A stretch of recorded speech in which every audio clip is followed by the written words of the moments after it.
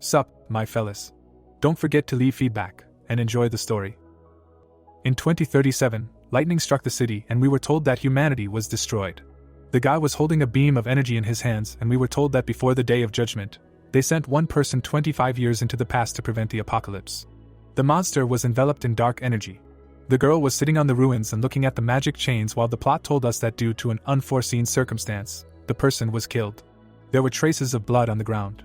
The app icon was burning on the phone and we were told that, no matter what, there was still hope.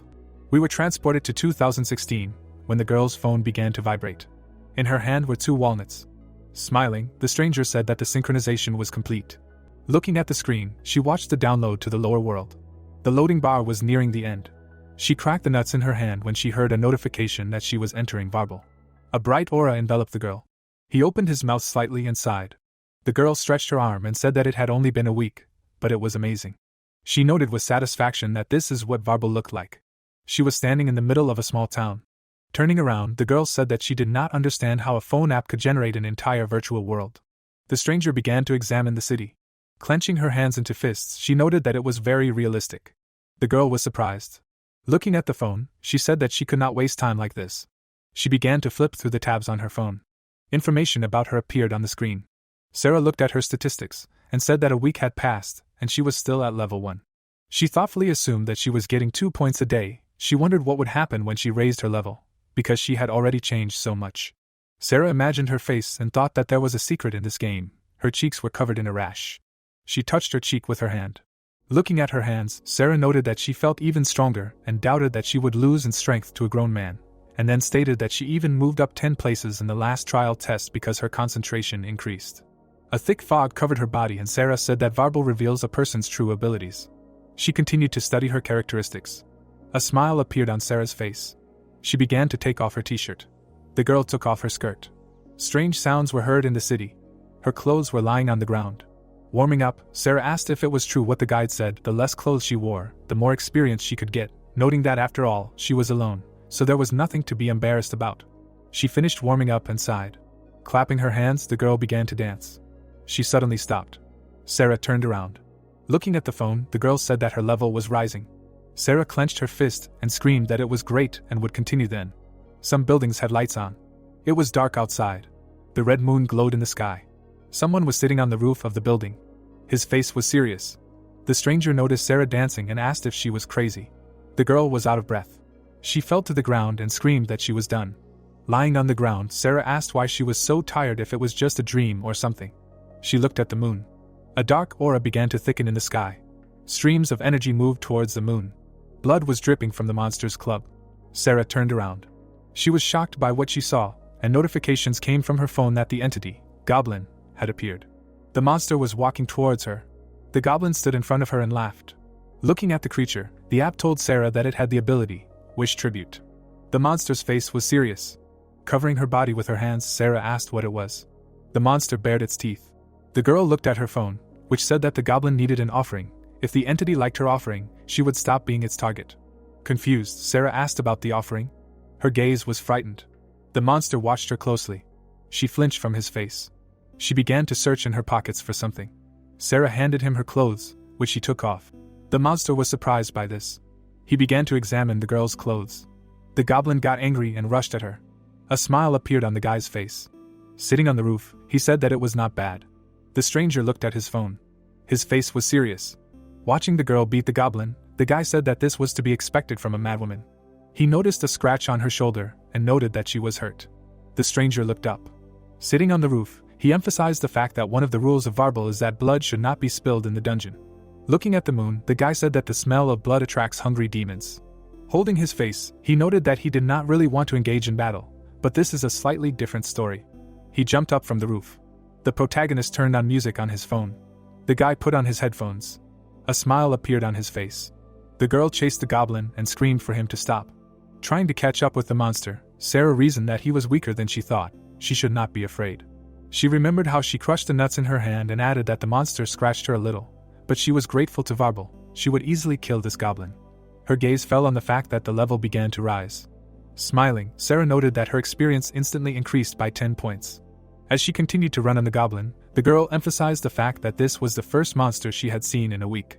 The girl held out her hand, saying that she couldn't let it run. She almost reached the monster. Sarah said with a serious expression that she had caught it. A powerful stream of energy suddenly destroyed the goblin. The girl was shocked by what she saw. Her hand lay next to the remains of the monster. Sarah was surprised by what had happened. A huge monster stood in front of her. Standing in front of the giant, she heard from her phone that the essence of Yoten had been spawned. Sarah looked in horror at the angry face of the monster, and the app told her that the monster's peculiarity was hatred of beauties. Huge claws were flying at her. The girl couldn't move from fear. The demon pierced her body with claws. Sarah's eyes went empty. Her blood was flowing down the claws. Yoten opened its mouth. The monster began to absorb the girl. He stopped when he heard Jake's voice asking if he was having fun. The demon turned around. The protagonist was running towards him. A powerful explosion was heard. The monster's face was puzzled. It was staring at the protagonist. Jake was running towards him. He swung his leg. The protagonist destroyed the demon with a powerful blow. His face was satisfied. The monster was cut in half. Notifications popped up. The Yoten entity was killed. 1,000 Yoten ether and the Yoten claw were obtained. In front of Jake, the demon's body disintegrated into particles. He lowered his gaze. He stood in front of dark particles. The protagonist smirked. Looking at the Yoten claw, the protagonist said that he could make a weapon out of it. He took the phone in his hand and ordered to assemble it. His phone began to vibrate, and he was told that the claw was transferred to the inventory. Dark energy flew into the phone. Jake smiled and looked at the app icon. Sarah's hand was lying on the ground. The protagonist noticed it. His gaze fell on the girl's corpse. The protagonist's gaze was thoughtful. Jake walked up to her and kicked her. His face was serious. Standing over her, the protagonist noticed that she was dead. He stared at her empty eyes. Holding the phone in front of him, the protagonist ordered to summon the breath of Hades. A black lou looked out of the phone. A black vial appeared in Jake's hand. The protagonist lowered his gaze and opened the vial. He began to pour the potion onto the girl's corpse. Smoke began to rise from it. The guy said with a serious expression that he could not resurrect the dead, but it was practically the same thing, so. Sarah was lying on the ground. Standing in front of her, the protagonist waited for her resurrection. The girl suddenly woke up. Sarah woke up and started screaming loudly. She was lying under a blanket. The girl's face was scared. She touched her chest and said that she was alive. She touched her other hand. Looking at her hand, Sarah said that the demon ate it. The protagonist sat next to her and said that it could have been worse. She turned around. Sarah's mouth fell open in surprise and she thought about her heart. Touching her chest, the girl cried out that it was not beating. Jake calmly replied that it was, because she had become a zombie. The protagonist looked at her. Looking at her phone, the protagonist asked where she got it. There was a skull icon on the phone screen. Standing in the rain, the guy said that it was easy. His face was satisfied, and the plot told us that this was Carl, a level 2 person.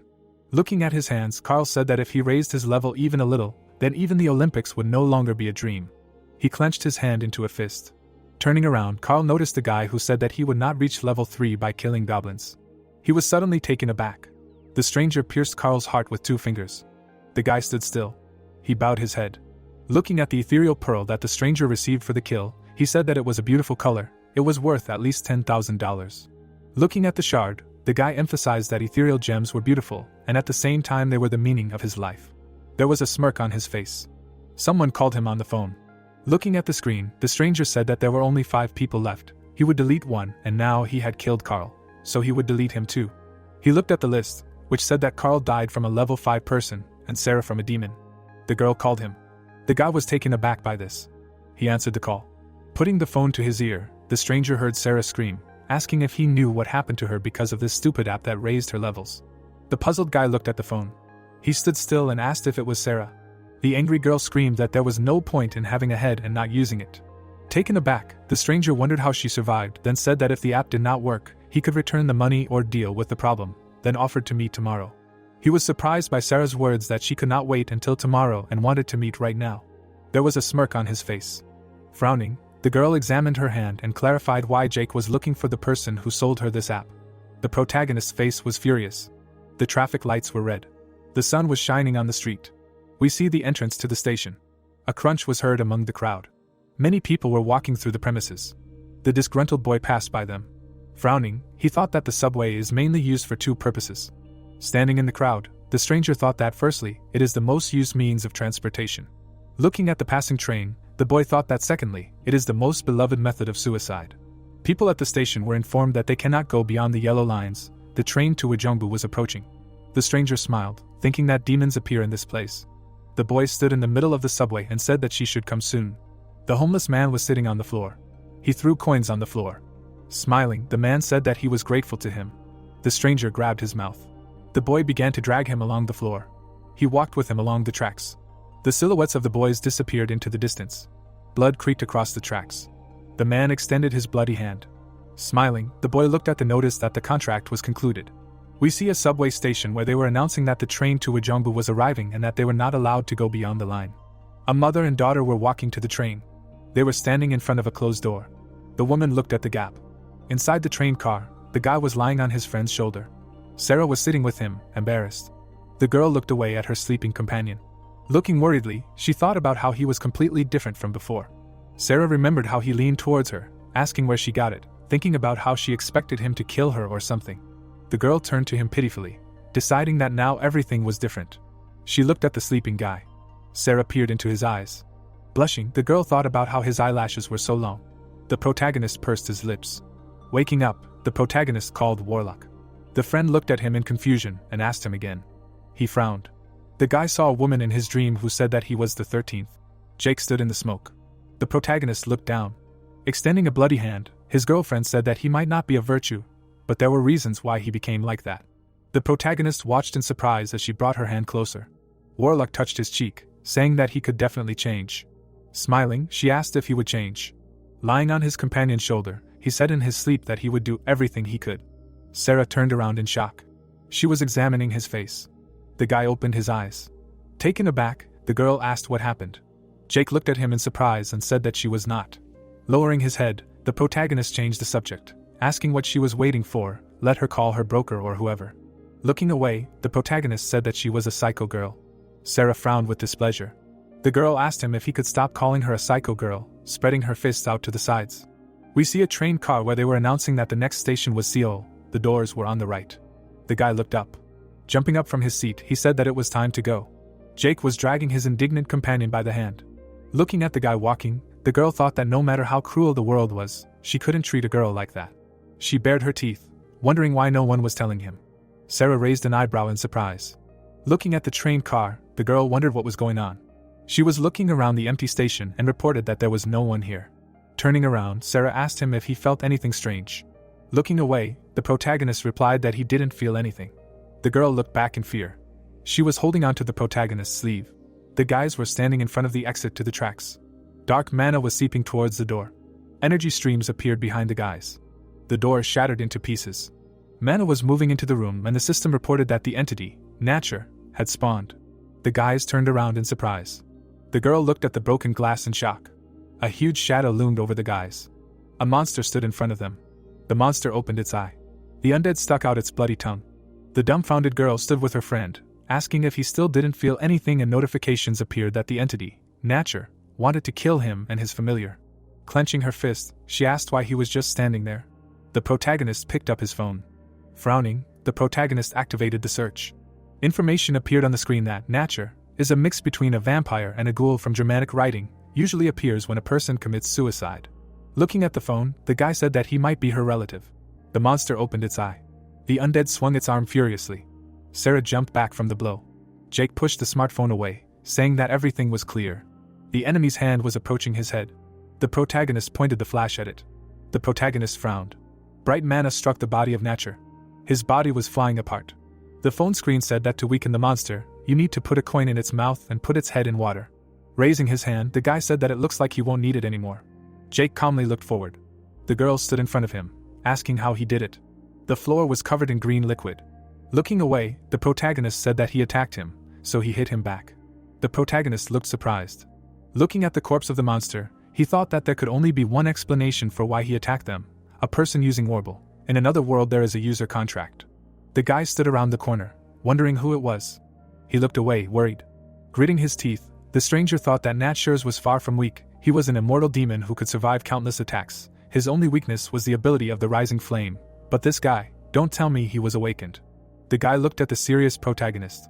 Grinning, he thought that he was definitely awakened, and he was very strong, not some weakling that a level 5 could handle like him. It would take at least one performer to beat him. The stranger looked down tensely. Looking at the phone screen, The guy thought that he needed to run, he needed to quickly get out of here in the ordinary world. He turned around in fear, hearing the protagonist say that he wanted to summon the item. Yoten's claw. The protagonist raised his scythe. He frowned. Jake swung his weapon. The stranger looked back in fear. The protagonist cut the pillar into many pieces. The opponent's severed legs flew off. The guy looked away in confusion. The protagonist quickly twirled the scythe. Grabbing the severed limb, the stranger screamed that his leg was gone. The guy walked towards him calmly, saying that he was not an apostle. Raising an eyebrow, he said that of course, because an apostle could not be that weak. Grinning, the opponent asked if he knew who he was. The furious stranger crawled towards him. The guy picked up the phone with a scream. The protagonist looked at him arrogantly. Blood was flowing from the wound. The protagonist kicked him. Putting his hand in his pocket, he said that if he was level 5, he probably knew that the smell of blood could attract a whole swarm of demons here. Jake looked down in surprise. The opponent was lying with his head on the floor. Raising himself, the guy asked what he wanted. The protagonist smiled. The protagonist stood before him confidently, answering that his boss wanted to crush him. Looking at the injured opponent, he thought that besides him, only 12 apostles had Warble. This fool was probably weaker than any of the apostle clan, but judging by his actions, it did not seem like he wanted to keep the peace. The moon illuminated the foggy sky and a shout was heard calling for his brother to get up. The light reflected in the windows of the building. A girl walked along the floor, saying that it was already morning. Wiping her cheek, she said that he had training this morning. The child came to the door and shouted that it was time to get up. The girl stood in front of the empty room and asked if he had already left, why he did not turn off the TV. She looked at the chest of drawers with dumbbells and shouted to her mother that he was not home. The news was on TV, where the anchor reported that about 100,000 people had gone missing in Korea this year. It had become a bigger crisis than the Korean Civil War. Experts believe that there are many more victims who have not yet been reported missing. Where could they be? In a frame was a photo of Carl with his sister. Clouds covered the moon. The car was driving fast along the road. It was passing by trees. The headlights illuminated the dark path. The guy's severed leg was growing back. The car slowed down. The car was parked near a construction site. The main character looked out the window. The protagonist was examining the building on the street. He was sitting in the back seat, checking if this was it. The stranger turned around in fear. Looking at the guy asked if he could go. Jake turned away. Sarah looked at him sadly. The stranger frowned. The car door swung open. The girl was getting out after her friend and shouting for him to wait for her. She looked at the guy driving with concern. He looked at her with fury. The car started to drive away. Sarah put her hand to her chest tensely. The protagonist was examining a building under construction. The protagonist frowned. He put his hands in his pockets. The guy turned around and said that they were there. Strange sounds were coming from the building. The car was driving fast down the road. Gritting his teeth, the stranger thought that he should get out of there. He shouldn't get involved with these kids. The car was driving away from the kids. The guy smirked and thought that he was dead anyway. Lowering his eyebrows, he thought that there were more than 10 awakened here and the storm was on a completely different level. What kind of fool would come here without a plan? Imagining a phone with a game icon, the stranger thought about awakening. Imagining a man surrounded by mana, the guy thought about how someone once reached the 10th level in Warble. He was called and awakened. He looked at the guys in the distance, thinking that the abilities of the awakened were far from the abilities of an ordinary person. The stranger pressed the pedal, thinking that this guy was most likely also awakened, but he was alone and would not be able to defeat so many opponents. The protagonist looked at his phone and said that he wanted to summon the item. Yoten's claw. The guy was taken aback. He looked at his injured leg. The limb was cut again. A piece of the leg flew off to the side with a scream. The car was darting from side to side. The stranger looked at the bright stream outside the glass. Mana filled the space. The car was smashed to pieces. The headlight flew to the ground. Blood splashed across the broken glass. The protagonist's phone reported that a person was killed. The ethereal pearl was received and was in the inventory. The guy looked away. Looking to the side, he told his companion to wait outside. It could be dangerous. Sarah stood nearby in fear, asking him to stop. She asked, frowning, what this Warble was and who it was. Jake looked at her seriously. Turning away, the protagonist said that it was a tool sent into the past to prevent human collapse. The girl looked at him in confusion. The protagonist walked along the ground, saying that he should not worry her. Sarah watched him go. She looked at the building in the distance. The entrance to the room was glowing. The man was sitting among the crowd, asking if it was a failure again, why they had not found a single worthy user. He looked forward seriously, shouting that it was again. There were splashes of blood on the floor near the tanks. The workers were dragging the guys, shouting that they wanted to be released and not killed. The girl tried to pull her hand away. Looking at the people lying on the floor, the man said that they had a good mix of women and men. Murder, after all, does not distinguish between genders, let them begin. A frightened guy was lying in a pool of blood. We see the building from which the scream came. Sarah looked away in confusion. The woman was sitting in some unknown place. There were several other people next to her. In her gaze one could see only fear. There were several more people sitting in front. Suddenly the door opened, and someone was happy that the boss had returned, and he asked if the people were there, to which he received a positive answer. Then the door opened even further. Looking into the dark container, the man asked to be transferred. Looking at the huge number of people kneeling right in front of him, the man in glasses declared that they had a good mix of women and men, and murder, after all, does not distinguish between genders. The guy with the scar, smiling slightly, noted that this was well said. The people who were hostages, with fear on their faces, begged to spare them and not to kill them, and the mafioso asked that they agreed with him after all. The man with glasses and a menacing expression stated that it might look like that, but he was giving his all to his studies, and they didn't have much time, and time was money, so they had to end it. Hearing the order, the bandits bowed and listened to their master. After everything that had happened, the hostages were extremely scared and awaited their fate. A huge number of wires stretched to some equipment. Next to the music system, two people stood and turned it on. The music was playing at full volume. A loud sound was coming straight from the speakers. The woman looked straight ahead with fear in her eyes. The speakers continued to play loud music while people asked to stop. A stream of sound rushed straight to the hostages with great force. An unknown energy, bursting straight from the music system, destroyed the people around. Each of them experienced torment from pain, rushing through their entire body while the music continued to play. The music system continued to emit sound with great force, while it was all covered in blood. Loud sounds coming from the speakers destroyed people's bodies. The body of that very girl barely kept from tearing itself apart, while she was stretching her hand towards the mafioso. The hostage with hope in her eyes asked them to stop. The bandit was sitting right in front of her on the box, when she suddenly disappeared. Looking at the empty place where people had just been, and now only a pool of blood, the mafia boss noted that they knew that this was his favorite part to watch how they, like hands, crawl, begging for mercy. At such moments, he feels more alive than all the living. Suddenly, right on the stairs behind them, an unknown silhouette appeared, who declared that he was still wondering what he had planned. Slowly descending, Jake asked if this was really just training, noting that this was just his style. The bespectacled male subordinates pointed their clubs straight at him, asking who he was and where he came from. Without giving them any answer, the boy simply silently moved towards them. The bandits were ready to engage in battle, holding weapons in their hands. Suddenly, the protagonist looked to the side. There he noticed a music system, which was all splattered with blood. At the same moment, there was also a huge pool of blood on the floor. The mafia boss only silently glanced towards the intruder.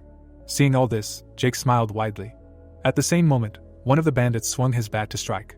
When he was already bringing his weapon to the enemy, he suddenly declared that he would make them feel all the pain that they caused them. At that moment, surprise could be seen in the mafioso's gaze. A moment later, the second half of his bat flew to the side. Immediately after that, the boy rushed forward, making his way through the opponents. Suddenly, he noticed a bat right in front of him. At that moment, the owner of this weapon was extremely dumbfounded. A piece of his bat instantly flew to the side, and the enemy ran past. Watching as the protagonist was rapidly heading towards him, the mafia boss told his subordinates to kill this bastard. Jake rushed through the bandits at great speed, disarming each of them and dodging blows. His speed was on a completely different level, and the opponents could not keep up with him. In the end, the boy managed to reach their leader. Noticing the enemy approaching, the man in glasses abruptly stood up from his place. Immediately after that, he clenched his hand into a fist. With a deft movement of his hand, the mafia boss struck right in front of himself. At that moment, the protagonist grinned maliciously, telling him to wait, because he would be back soon. Seeing that he suddenly disappeared right in front of him, the man in glasses was very surprised. Only unknown particles were visible from the front. Looking straight ahead, the mafia boss didn't understand what had happened.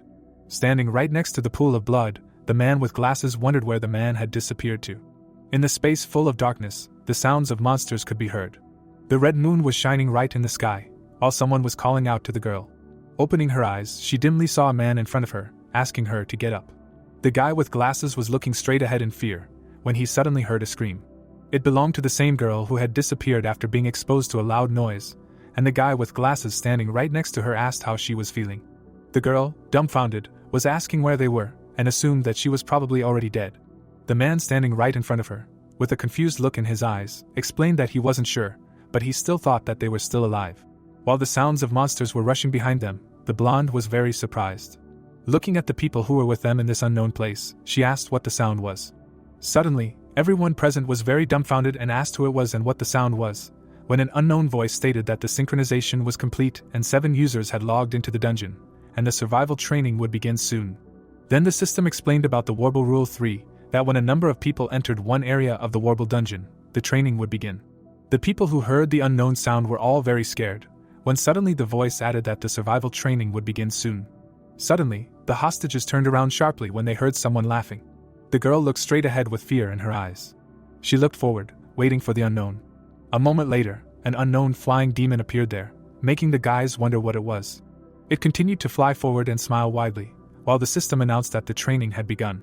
At that moment, the people present in the dungeon were very surprised, looking straight ahead, while an unknown voice said that the accessible radius was 100 meters and the border would prevent strong monsters from entering the training zone, and the goal was to destroy all the monsters in the area or survive. Immediately after that, the red demon deftly cut off the guy's head with a paw. Towering over the battlefield, he held his head in his hand.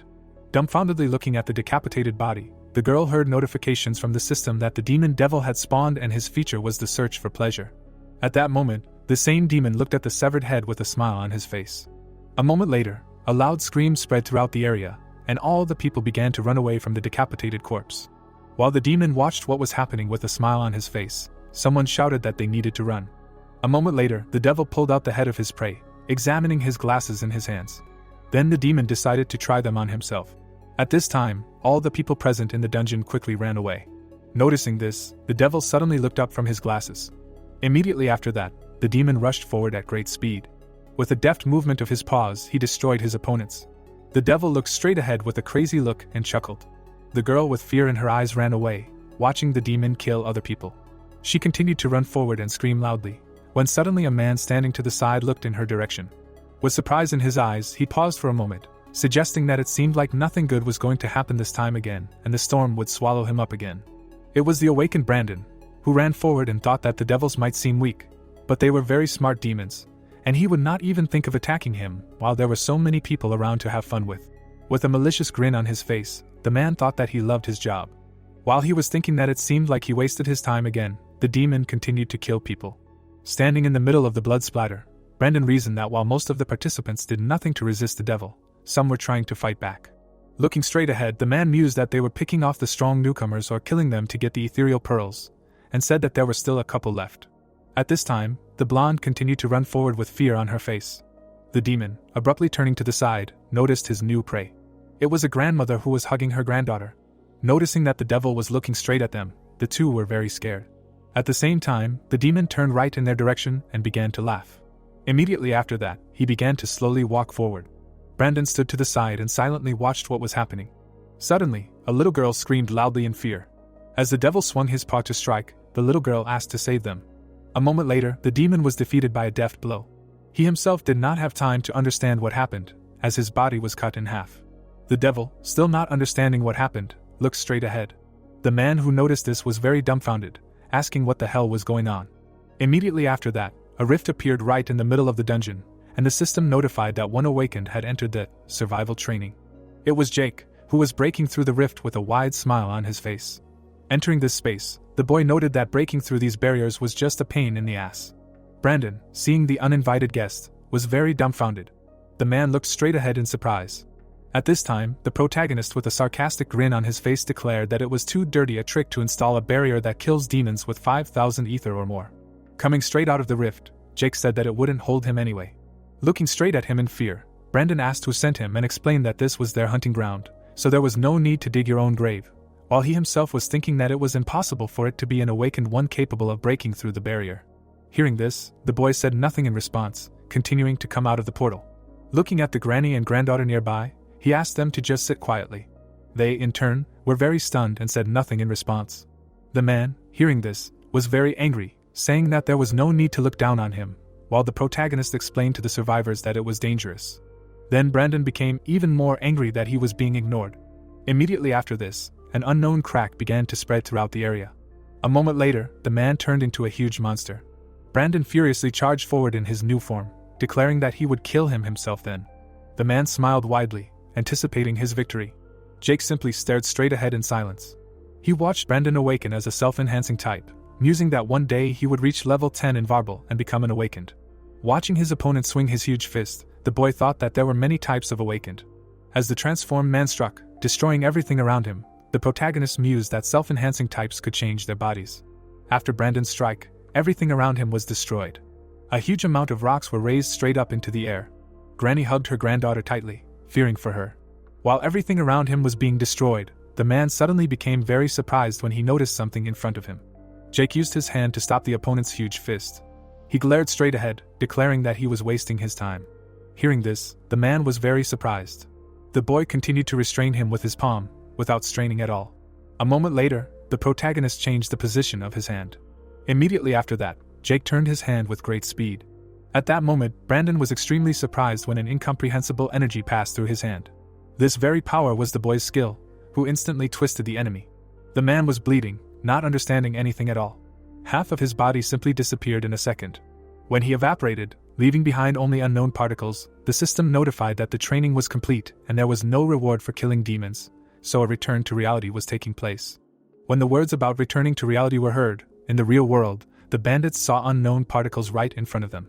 Standing behind his subordinates, the mafia leader said that he had returned after all. Immediately after that, a grandmother with a granddaughter appeared from the particles. Noticing their appearance, the bandits were very wary. A moment later, Jake appeared there too. Seeing him, the man in glasses, flexing his fist, declared that now he was finished. Grinning maliciously after hearing this, the boy noted that it was very nice of them, and asked if they had really been waiting for him all this time. Gritting his teeth in displeasure, the mafia boss declared that he was just a punk, so he was going to tear him apart. Suddenly, the mafia boss noticed a bloody man standing to the side. It was Brandon, who was holding his bloody hand, asking him to save him and give him the ether pearl. After his request, the man with glasses just looked at him silently. After a moment, he raised his hand a little. Brandon called him his brother with hope in his eyes. At that moment, he saw an unknown light right in front of him, which surprised him greatly. At that moment, the mafia boss struck him. Looking at the corpse of his subordinate, the man with glasses called him an idiot, asking why he would save such a person who could not even handle a child. Then he told the subordinate standing behind him to make sure he took the ether pearls, and this ether pearl may not be the ether pearl of an unawakened person, but it will not stop them from selling it for $50,000, and he obeyed him. Suddenly Jake, who was standing to the side, laughed. Smiling widely, he called his opponent a complete loser, suggesting that killing them would not seem to affect his well-being. Turning to the old woman and her granddaughter sitting behind him, the boy told the two of them to wait outside. Immediately after, one, holding a metal pipe in front of him, was about to say something. When he wanted to say that he was still dealing with the mafia, his pipe and legs were instantly cut off. Holding a huge dark scythe in his hands, the protagonist asked where he thought he was, stating that he was standing in his way. Immediately after, Jake grinned maliciously. Noticing this, the mafia leader gave the order to the subordinates standing in front to quickly kill him. Seeing this, the bandits grabbed their weapons and were about to begin the attack.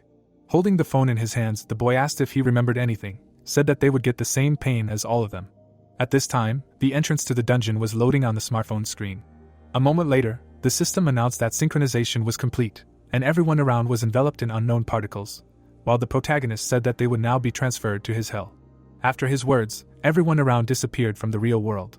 Then the system announced that they, 9 awakened and 10 people, were authorized in the dungeon. After the notification from the system, unknown particles began to appear on the platform, which people wondered what happened at all. The bandits were transferred directly to Warble, looking around in surprise. At this time, a red moon was shining right in the sky. This same light illuminated the tiles on the ground. Looking straight ahead, the man in glasses asked that he really dragged them to Warble. He stood right in front of Jake, who was simply silent. After a short pause, the boy smiled widely, giving a positive answer. With a clearly angry expression, the mafia boss suggested that it seemed like he was serious about saving them, but it was useless. The protagonist looked straight at him with self-confidence as he added that he would kill them all when they returned to the real world, and the longest time someone could be forcibly transported to the dungeon was only 30 minutes. Flexing his fists, the bespectacled man stated that they would not escape. Hearing this, Jake only continued to stand there silently. He then smirked maliciously, confirming everything his opponent had just said. Very angry at his reaction, the mafia boss paused for a moment and asked everyone not to interfere. He then took off his jacket, explaining that this idiot was his. Taking off his glasses, the man explained that he seemed to think that he was an ordinary awakened, but he was very much mistaken. After taking off his glasses, the mafioso closed his eyes. A moment later, the man opened them, and an unknown energy burst out. Enveloping himself in flames of different colors, the man declared that he was a magic type, but this did not bother the boy at all. Releasing fire from his hand, the mafia boss explained that this is the highest type, which less than 10% of awakened possess.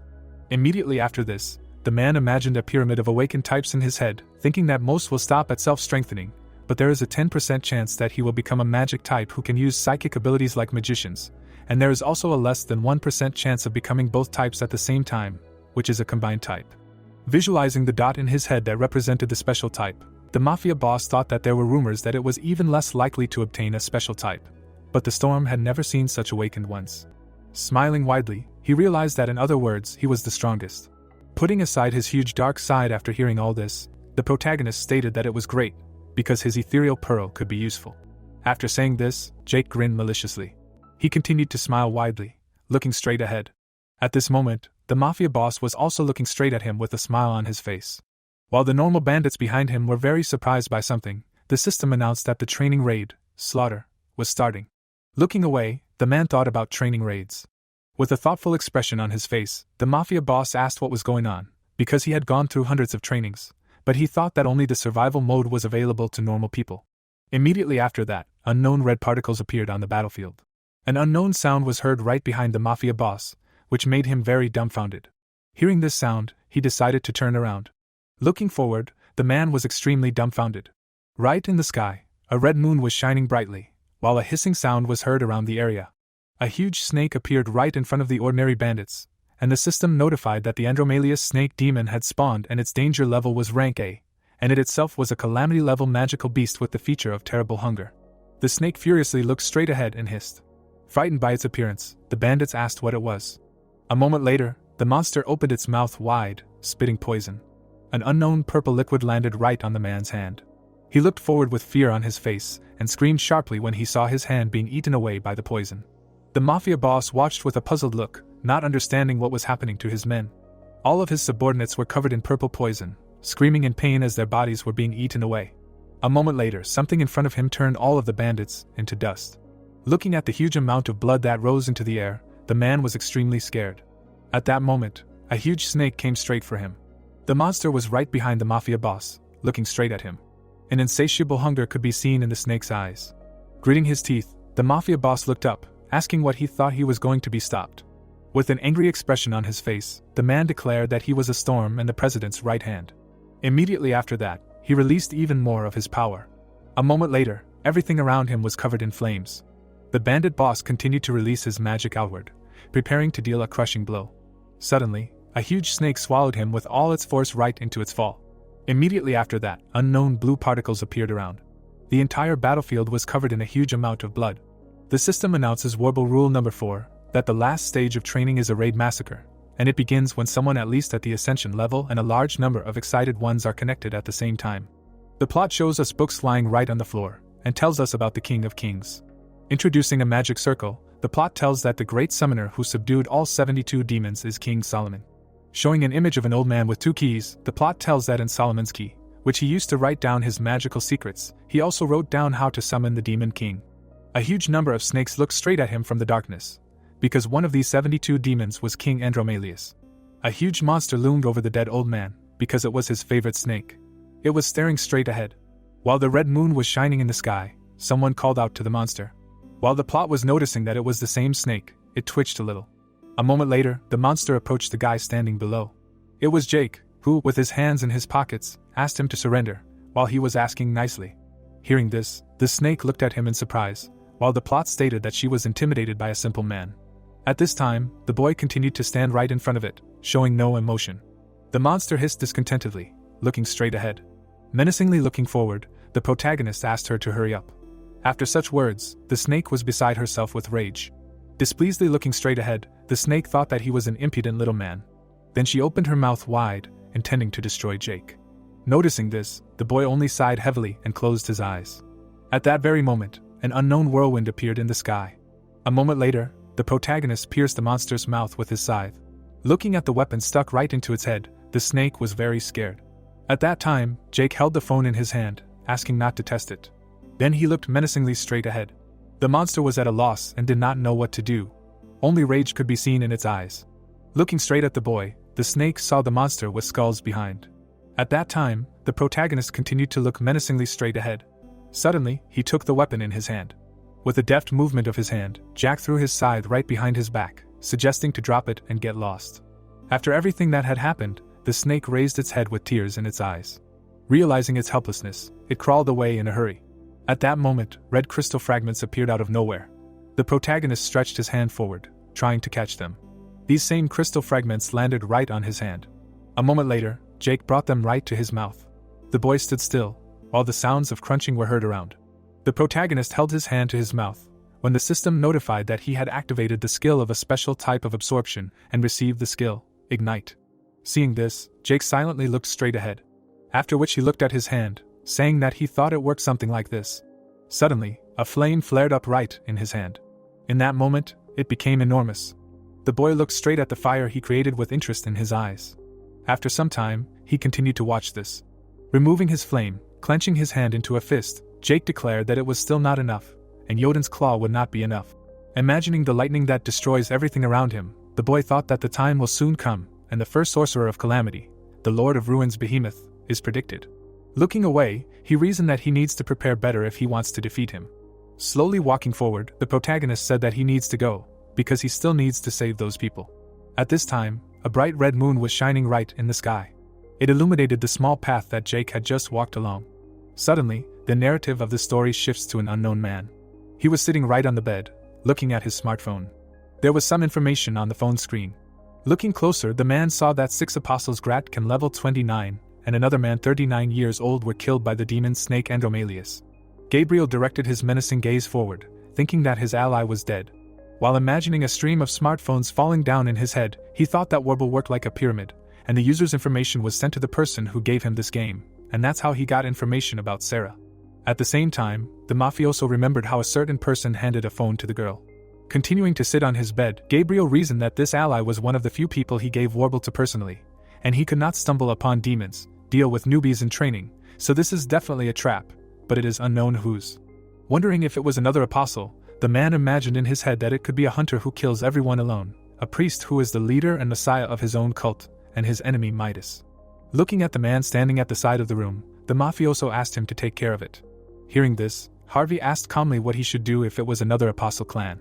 Gabriel, looking straight ahead with a menacing expression, explained that he didn't care, because he would tear apart anyone who laid a finger on his property, and if it was another clan, he couldn't handle it alone, so he had to use the Devourers. Looking at the phone on the nightstand next to the bed, the man added that he didn't care how, but he had to find the allies' killer, to which the subordinate said that he understood the order of the president. At that moment, a woman came straight to him, calling him by name. Looking straight ahead, she asked if they would have fun tonight. With a wide smile on her face, the girl declared that she had been waiting for this for so long, and asked him to eat her.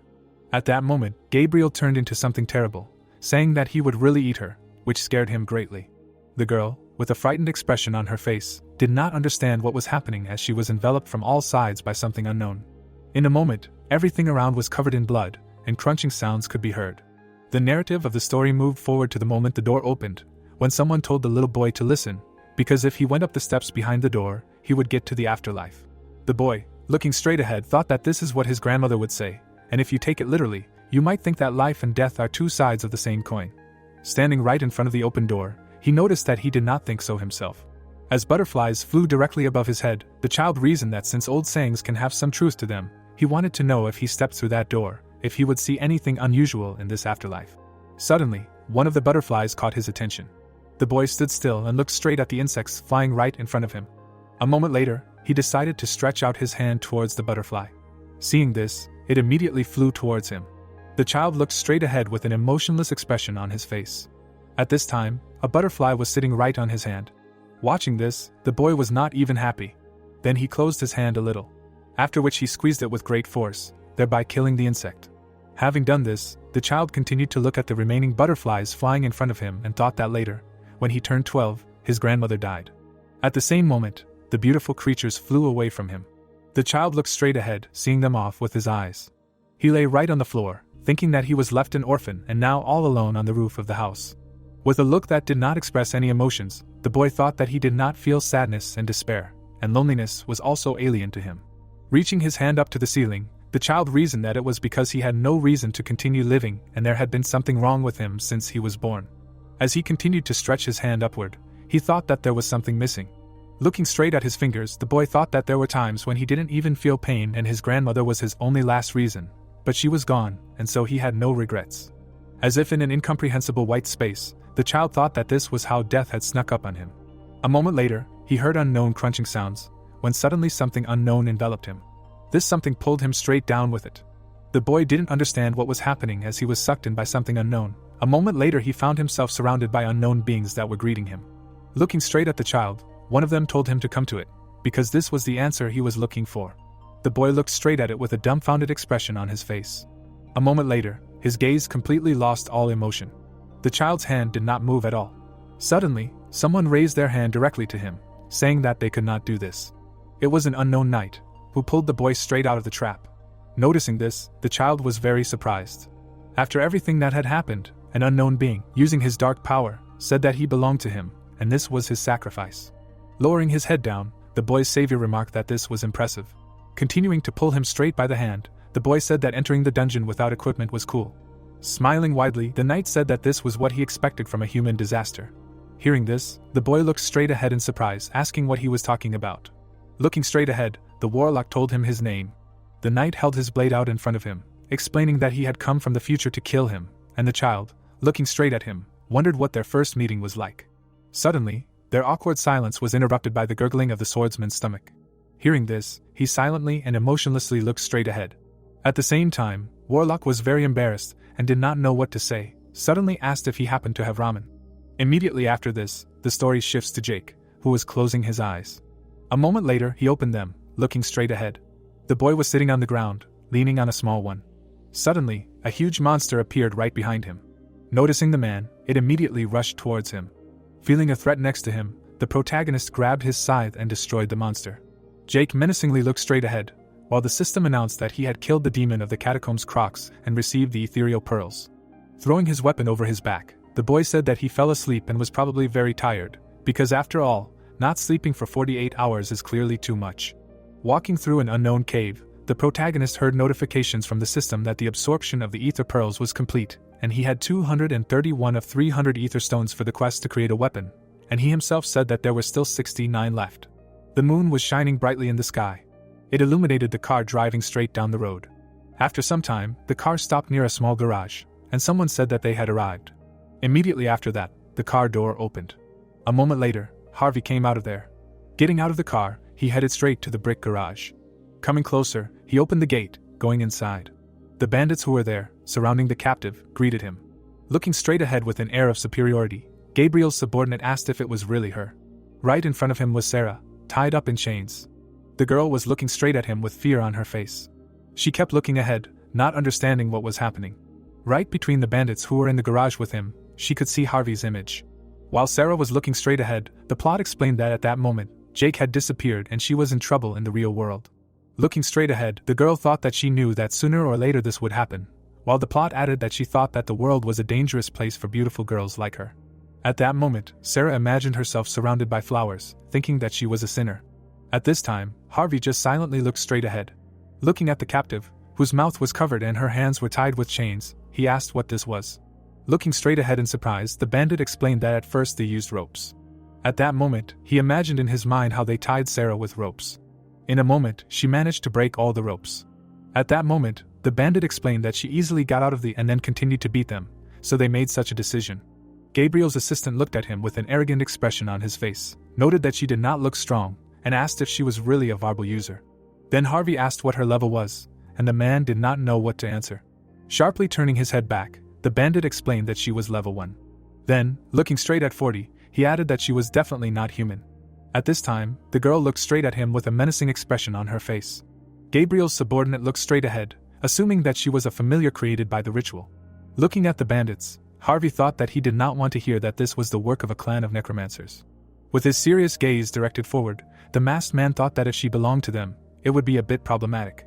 Visualizing the image of the man with glasses in his head, Gabriel's subordinate reasoned that there were not many people in the necromancer clan, but each of them had countless people under their control, and there were so many that anyone could create their own clan.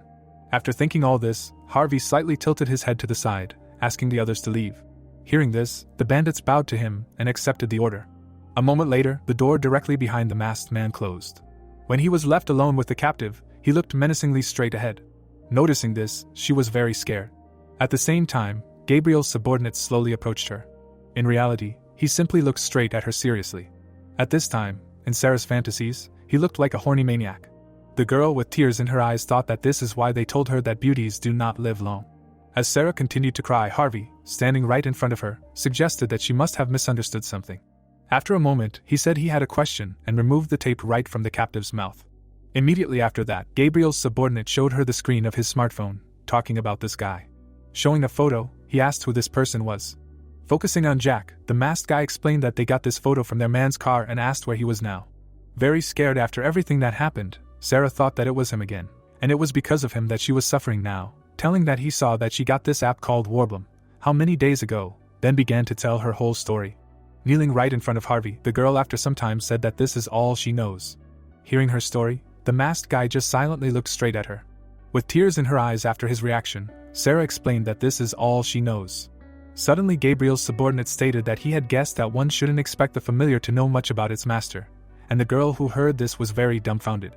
Starting to cry, she declared that she was not lying at all. Fixing his serious gaze forward, Harvey noted that she was already dead, so torture would not work, which frightened the girl even more. The guy in the mask continued to stand in place, menacingly looking straight ahead. Suddenly, something began to appear in his shadow. A moment later, strange hands burst out of there. Then, unknown monsters crawled out of the darkness, growling loudly. Coming out of captivity, they tried to stand up to their full height. Standing right at the head of this small army of undead, Harvey asked if she could find him. Suddenly, the dead man, looking straight ahead, said that he had an idea. At that very moment, a huge number of hands rushed straight towards Sarah. When they had already come as close to her as possible, the girl was very scared. Around her, the most dead monsters had been erased. The leader of these monsters, turning back, asked if they could eat her. Then he added that he needed food before he began to rot, and Sarah, listening to all this, was crying from fear. At this time, Gabriel's subordinate calmly looked straight ahead. Sharply waving his hand from top to bottom, he gave a negative answer. Having received a blow directly to his body, the dead man was very surprised. At the same moment, he was cut straight into two halves. His subordinates, noticing this, turned around sharply, tears.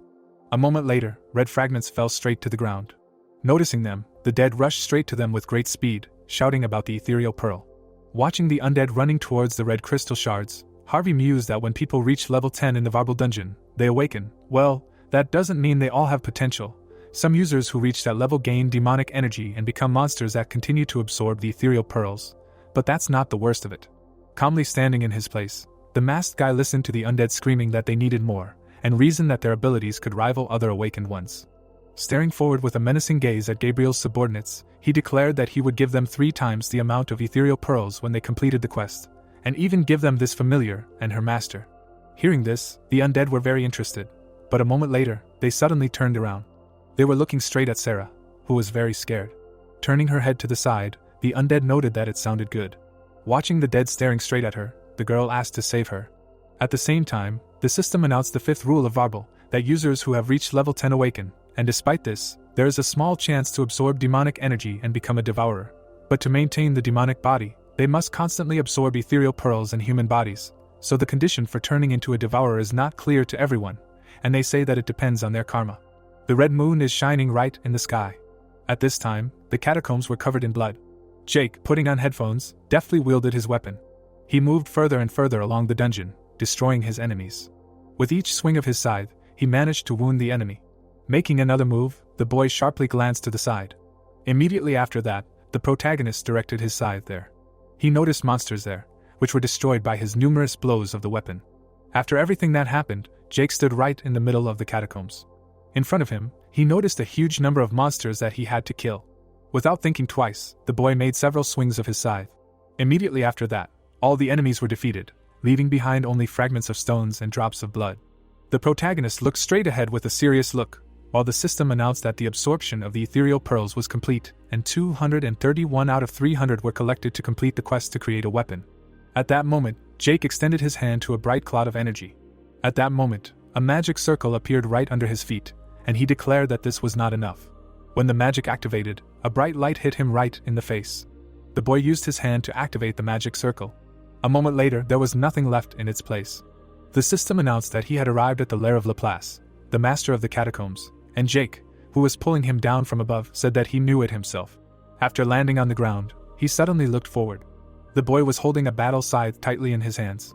In front of him was a huge monster, and the system announced that it was the master of the catacombs, the noble Laplace, who had just spawned. Then the system announced that the monster's level was S, the type was air miasma, and its specialty was that it fed on the dreams of those who seek the master of the universe, and preferred sages. And the monster itself, looking forward, said that it was he, the one who was sent to the past in order to prevent the end. Laplace then added that he knew he was from the future, 10 years later, and the boy just remained silent, holding the weapon in his hands. Staring forward with a serious look, the protagonist asked after a moment. "So what?" The huge monster suddenly soared into the air right above him, declaring that he could not destroy him, because he knew everything.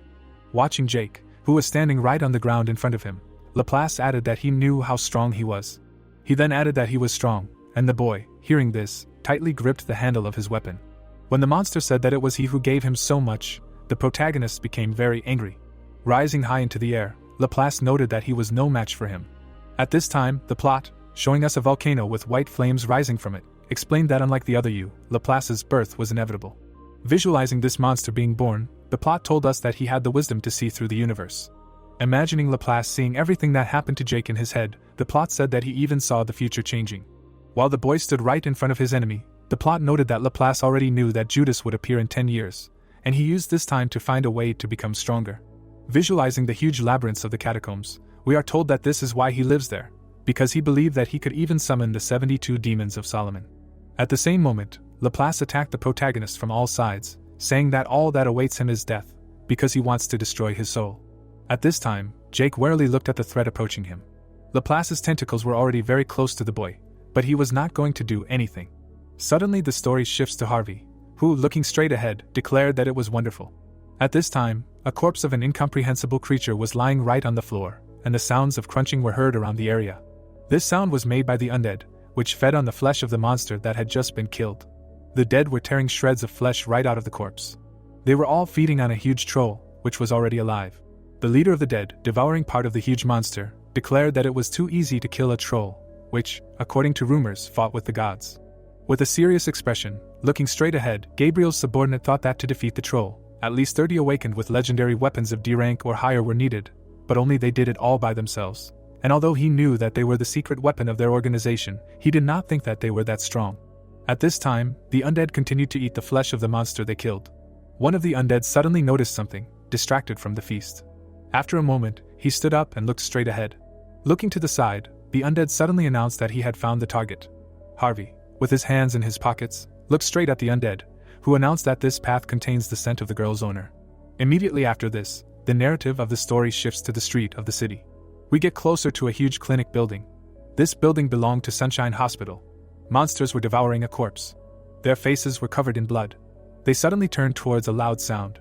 The monster with a burning mask on his face said that he had found the target. Harvey stood behind and listened to the monster say that he could smell the girl's owner in that direction. Their gaze fell on the city. The hospital building was illuminated by a bright light. The hospital windows were dark. Squinting, Harvey asked about the hospital, after which he thought that the Warble dungeon was a mirror image of the real world. The city was the same as in the real world. He stood in front of the hospital and added that there was one difference. This world was not inhabited by people, but by demons. Dark energy emanated from the buildings. Harvey began to walk towards the hospital. The monster raised his hand and asked him to wait and not move. Harvey stopped after these words. He silently examined the ally. The horde of demons turned around. Standing behind, Harvey clarified what was wrong, noting that the chairman wanted to finish this matter quickly. His face was serious. The monster examined the hospital and said that there were catacombs there. With his hands in his pockets, the boy thought that there were places in Warble with a high concentration of ether. These places are called catacombs. Looking down, he reasoned that the catacombs are a great place for those who want to get good items. They are also home to demons much stronger than those on the surface. Looking at the monster, Harvey said that catacombs hidden under a hospital is unusual, after which the demon said that wherever there are catacombs, there is death. This is the most logical location of catacombs in the city. He crouched to make a dash. Frowning, Harvey clarified if it was true that the master of the familiar was now in the catacombs, and what they were waiting for, even if there were demons in the catacombs. Touching the ground, the demon replied that the pests inside the catacombs do not let them in. These catacombs are the home of a demon from the nobility. There is a very strong etheric smell. This is at least a baron. The monster's mask began to glow even more brightly. Harvey stopped. Looking at the monster, he stated that there was no chance that the familiar's master had entered alone, then asked how many there were, to which he was told that there was only one. The demon looked at the hospital and said that he was blinded by greed, or he did not sense any noble there. Confused, Harvey stood still and thought that this was problematic, since the chairman wanted to know who did this. Turning around, the monster said that now that he was inside, he would either die or run away scared. They suddenly turned to the sound of a blow. Streams of energy were emanating from the hospital. The building began to crack. Harvey was shocked by what he saw. The hospital was collapsing. Confused, the demon said that something was coming there. The hospital windows collapsed. The building began to shake. It disappeared. The catacombs appeared before them. Harvey was shocked. Watching what was happening, the monster said that the one who angered the noble was there, and the noble was leaving. Turning around, Harvey said that they needed to leave, and the monster replied that it wouldn't help, because this demon was stronger than him. The guy was surprised by these words. Harvey's eyes widened when he heard the words that it was coming. Their faces were serious. Smoke rose around the catacombs. In the dark space, the outline of a man was visible. He was walking towards the exit. His image was becoming more and more visible. Stunned, Harvey asked if this was a Baron rank demon. Looking at this, the monster replied that it was impossible. Jake appeared in front of him, dragging the demon along with him. He came out of the catacombs. Dark mana emanated from the protagonist. The protagonist's face was serious. Jake stood in front of the horde of monsters and thought that the sixth rule of Warble was that the catacombs contained an unnatural amount of ether. Countless demons and evil spirits lived in the catacombs, and in the very center lived high-ranking demons called nobles.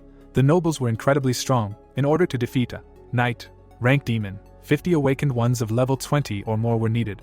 The protagonist averted his gaze. Jake stepped out of the dust cloud and threw the item off his shoulder. The trophy quickly fell to the floor. A powerful thud was heard from its fall. The protagonist looked at the opponents with a serious expression. The monsters were taken aback by what they saw. They were staring at Jake. The protagonist's eyes began to glow. His gaze fell on the demon holding Sarah. The protagonist covered his face with his hand.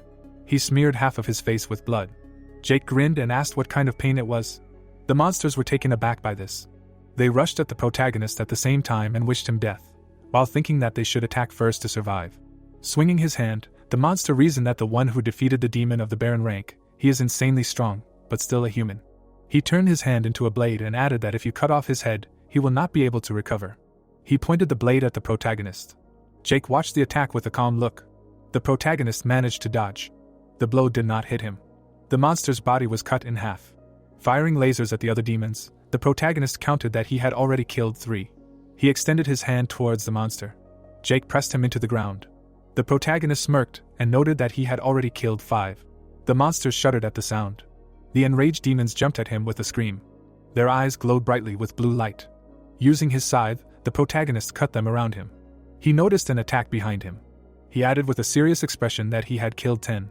Harvey asked with a dumbfounded expression how that was possible. He was standing in front of the protagonist.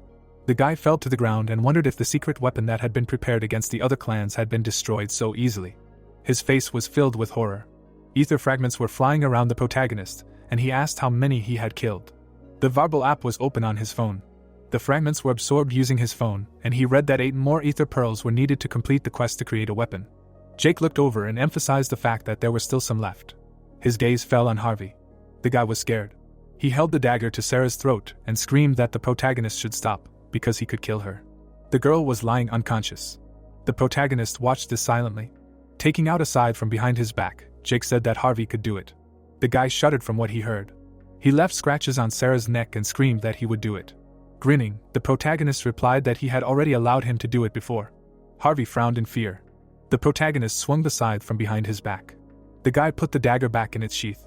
He threw Sarah to the protagonist. Jake caught her. His face was puzzled. He looked at the moon. Looking around, the protagonist emphasized the fact that Harvey was fast, and this could be his ability. The monster behind the protagonist ran away and asked for help. Jake's face was serious. He held the phone in front of him and ordered to catch him. The demon was sucked into the phone. He was absorbed into the skull icon. The protagonist stood still and heard that the capture was complete. He looked at the sky. Sarah woke up and said that she was caught by a strange man. She was taken aback when she saw the protagonist. Looking at the phone, Jake also ordered to catch her. The girl's body began to glow. Dark energy absorbed her. She also found herself in the application. Looking at the screen, the protagonist read that the capture was complete. The moon shone brightly in the sky and illuminated the floor stained with blood. Thick clouds covered the sky. Closing his eyes, Jake thought that he loved silence. Perhaps this is the only thing he loved in this world.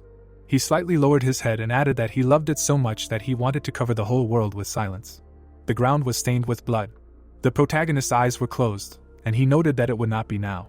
The protagonist looked straight ahead, and the plot told us that he would meet Warlock. Jake began to leave the battlefield. It was raining outside. The girl held an umbrella over her head. She looked at the moon in the sky. The stranger walked past the hospital. A car drove up to her. It began to stop. The girl stood in front of the car. Someone reached out to her. The bandit covered the girl's mouth. He dragged her into the car and slammed the door. The umbrella and glasses were left lying on the wet sidewalk from the rain. The girl began to wake up. She noticed Gabriel, who asked her if the drug was too weak. The stunned girl shuddered at what she saw. She noticed with a frightened look that her leg was pricked with syringes. Gabriel's body was enveloped in dark mana, and he asked her not to be so scared, because he could look like he liked it. He reached out his hands to the girl, saying that he was going to save the world. Her sacrifice would not be in vain. There was a smirk on his face. Gabriel remembered kneeling in front of the girl and thinking that he was not evil, he was its opposite. 4 years ago, Gabriel was sitting in a barrel, bloody. His face was beaten. With his head down, the guy asked them not to kill him. The bandits asked with a satisfied look if he was asking for his life. Gabriel raised his head. Looking at the bandits, the man said that he would do whatever they ordered. Holding the club on his shoulder, the criminal asked them to stop and just accept it. The girl approached them. Walking to the barrel, she asked if it was Gabriel, the 43-year-old leader of the gang. Gabriel, dumbfounded, opened his eyes wide and asked who she was. The girl stood still and congratulated the man. Streams of energy were moving towards him while she said that he had an ability. Her face was calm. Gabriel was terrified. Pulling out the blade, the girl emphasized that it has the ability to save the world, and we were told that Warlock met one person in the dungeon. Smiling, the man thought that he is the Apostle Gabriel. His destiny is to save the world from destruction. Dark mana moved towards the girl, while the man reasoned that they should be glad that they are part of his body. The frightened girl began to be absorbed by energy. Harvey burst into the room. Gabriel paid attention to him and clarified what happened. The guy tried to catch his breath. Frowning, Harvey said that she. Taken aback, the chairman asked what happened to him. A surge of energy appeared in the room. Space began to open a portal. Harvey was taken aback by this. A dark portal opened. Jake came out of there and grabbed the guy. Harvey was terribly scared.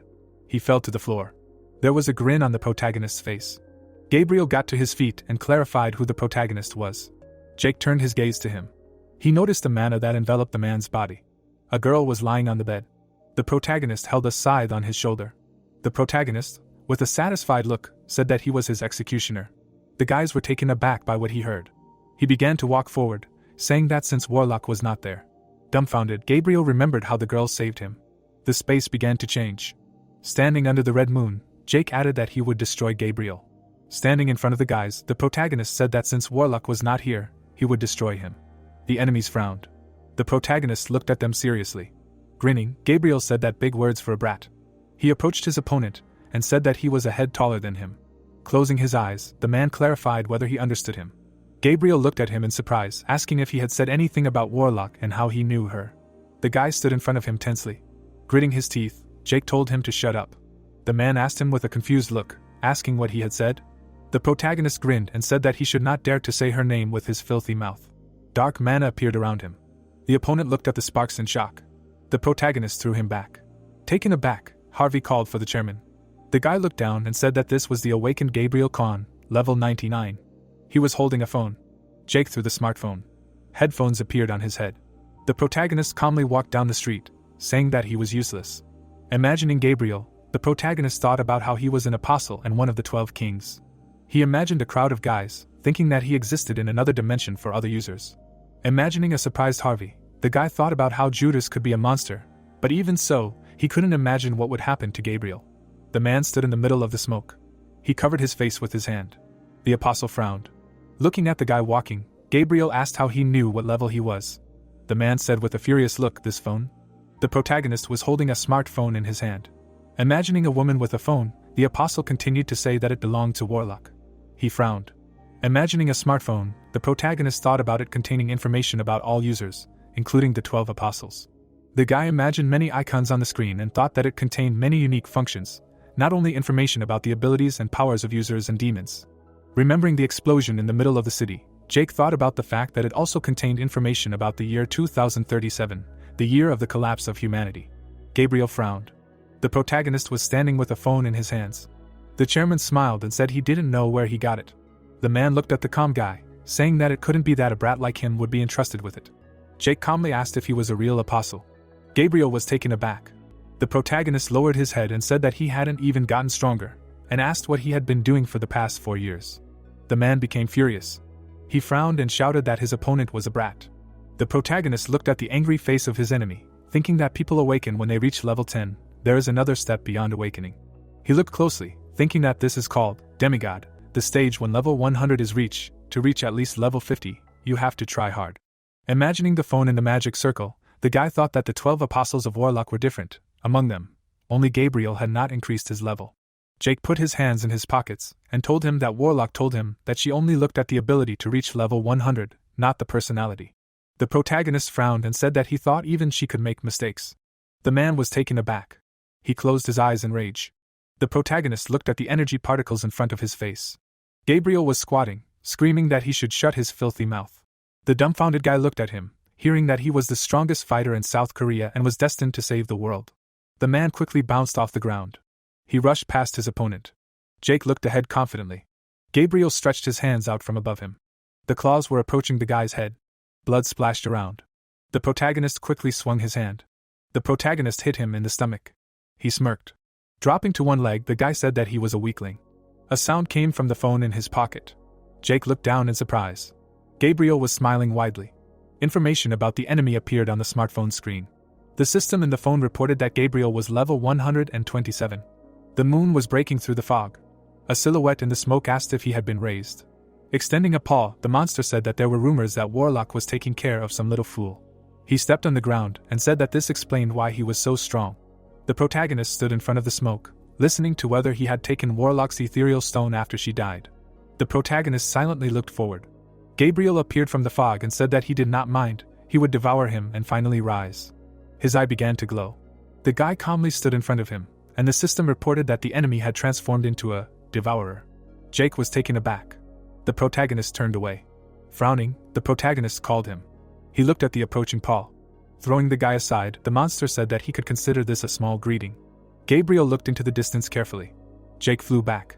The devourer released another attack. He quickly spun the enemy. The beaten protagonist flew to the side. The protagonist desperately opened his mouth. The monster flew up to him. The demon dealt a powerful blow to the ground, asking if he was alive. Gabriel swung his paw. Hitting the guy on the floor, he screamed that he told him that he should get up, but he himself could not survive after this. The devourer stood in the moonlight. Spreading his paws, the monster laughed. Gabriel stood over the beaten enemy and asked who in his opinion was weak. Smiling, the protagonist said that it seemed that now, it would be a little more interesting. Taken aback, the monster clarified what he said. The protagonist got up from the ground and said that it was time for payback. The devourer looked at him in shock, thinking that there was not a single scratch. How was this possible? Clenching his fist, the boy said that he should try to survive this. He was accumulating mana behind him, saying that if he could, he would spare his life. Jake rose into the air. Taken aback, Gabriel said that this skill couldn't be. The protagonist swung his fist. Accumulating energy in his hand, the protagonist said that this was a destruction skill. Sparks flew from his fist. Looking at the furious boy, the devourer thought that he belonged to Warlock. The dumbfounded monster looked ahead, wondering what was going on. He couldn't fight such a monster. The plot moves us to the past, when Gabriel, in human form, frowned, screaming that he couldn't fight him. Grinning, the girl said that a step to the side is hers. The stranger closed her eyes, saying that in a fight with a hunter, the chance of dying is 100%. A huge monster loomed over the city.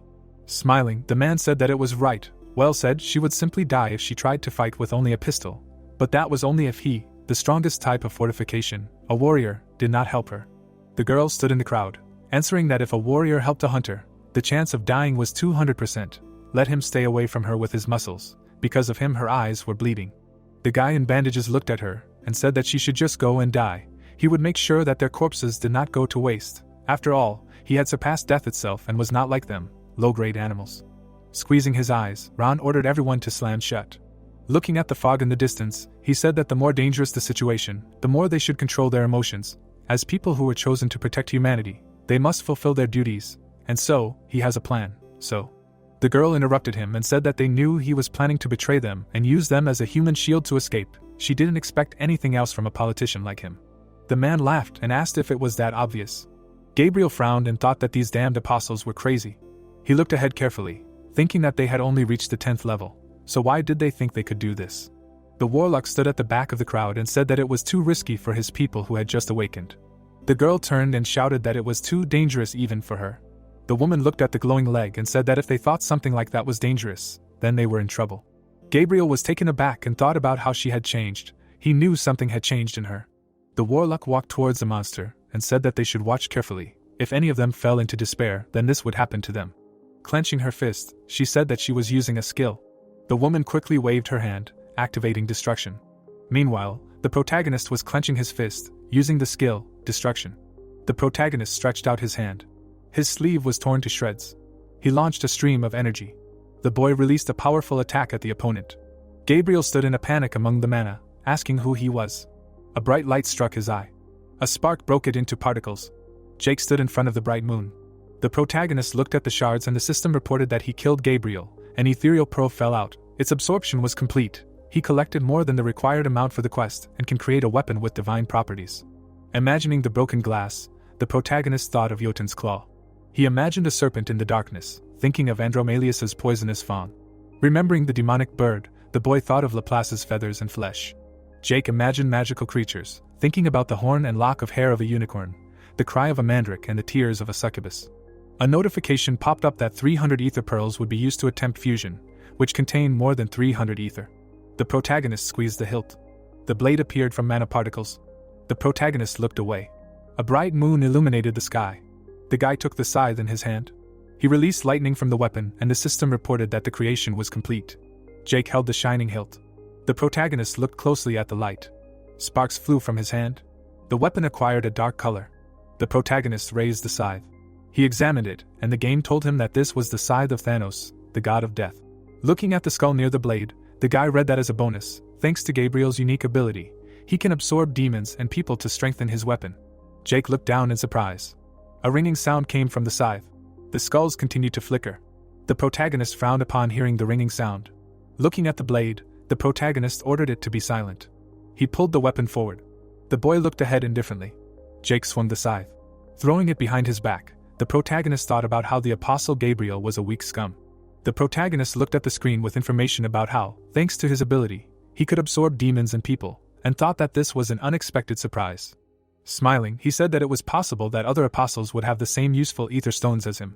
Imagining the woman in front of the monster, the boy thought about how this was a great idea and logical enough. If he killed and got their ether stones for himself, he would be able to defeat the enemies of the warlock, the horsemen of the apocalypse. Especially the fool who killed her. Jake remembered his smiling girlfriend. The protagonist looked at her in surprise, saying that it was impossible. The protagonist imagined Warlock smiling and calling him. He imagined looking at her intently, listening to her say that he shouldn't kill people without a reason. The guy remembered standing next to her, hearing that he should kill those people who need to atone for their evil deeds or to protect themselves.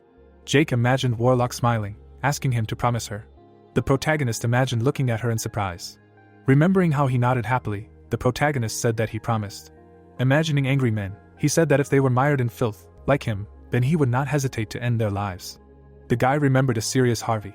Swinging the scythe behind his back, Jake said that in the end, this place should be clean, after all. A ringing sound came from the skulls on the scythe. The plot takes us to the Sunshine Hotel, where a rumble was heard. The doors suddenly swung open. Cracks were spreading across the walls. The boys were looking at the ceiling in panic. Frightened people were running along the corridor. The girl was running away in alarm. The protagonist looked calmly. The protagonist was standing in the room. He turned around in surprise. The guy looked ahead relaxedly. He watched as dark mana spread across the room. The girl was desperately lying on the bed. Jake was standing in front of the corridor. The destroyed building was flickering. The moon was illuminating the foggy sky. The protagonist looked seriously. The protagonist was sitting on the roof of a building in the city. Looking at the hotel, he turned to Warlock. Watching the multi-story buildings, the guy asked when she would finally be born. Jake calmly thought that the woman would soon arrive in this world, but if this happened, he would feel Warlock came from 2037th year. Based on her age, she would be born in the next 1 or 2 years. The protagonist remembered looking at her as a child and calling her name. The woman looked at him in surprise. She was sitting on the floor and said she was busy, asking what was wrong. The protagonist imagined himself looking sadly ahead. There was a pot of noodles on the floor. Magazines were scattered nearby. Warlock was happily chewing her food, listening to the boy ask what she said about being born in Korea, like her mother, if she lived here. Smiling, the woman asked why he was asking. The child watched intently, listening to him say he was planning to kill her mother because he couldn't defeat her. Warlock closed her fingers and said that it was a good idea. If he killed her, she would not be born. The woman threw away a piece of noodles. The protagonist dodged the noodles. Looking away at the broken wall, the boy said he wondered what kind of woman she was. Warlock rested her hand on her cheek and said that it was not like him, asking if he still had such feelings. Jake lowered his head and said that he wanted to know who gave birth to such a dirty, strange and unpredictable daughter like her. The woman smiled. The child stood in front of her in the room. Warlock frowned. Her scream was heard in the room that she would kill him. The protagonist sat on the roof, saying that the stupid woman, if only she had told him then, he would not have to worry about all the women who look like her, did she plan it. Closing his eyes, the protagonist said that if he knew who her mother was, he would protect her. He looked into the distance carefully, thinking that even if the world collapsed. The guy turned around. Sarah was sleeping next to him. Jake watched the bright moon, wondering if he turned away from someone who could be her mother and ultimately could not meet her again, would he be able to bear it? The main character leaned his hands on the roof. Raising his head, the protagonist said that he missed Warlock. He threw his hand on his knee. 4 years ago, June 6, 2012. Opening her mouth, the girl began to say that she was a warlock and came from the future to kill the guy. The hero's eyes looked forward in fear. His mouth was slightly open in fear. The hero's body began to slowly fall into a black hole of the unknown. The abyss continued to quickly absorb everything it saw in its path.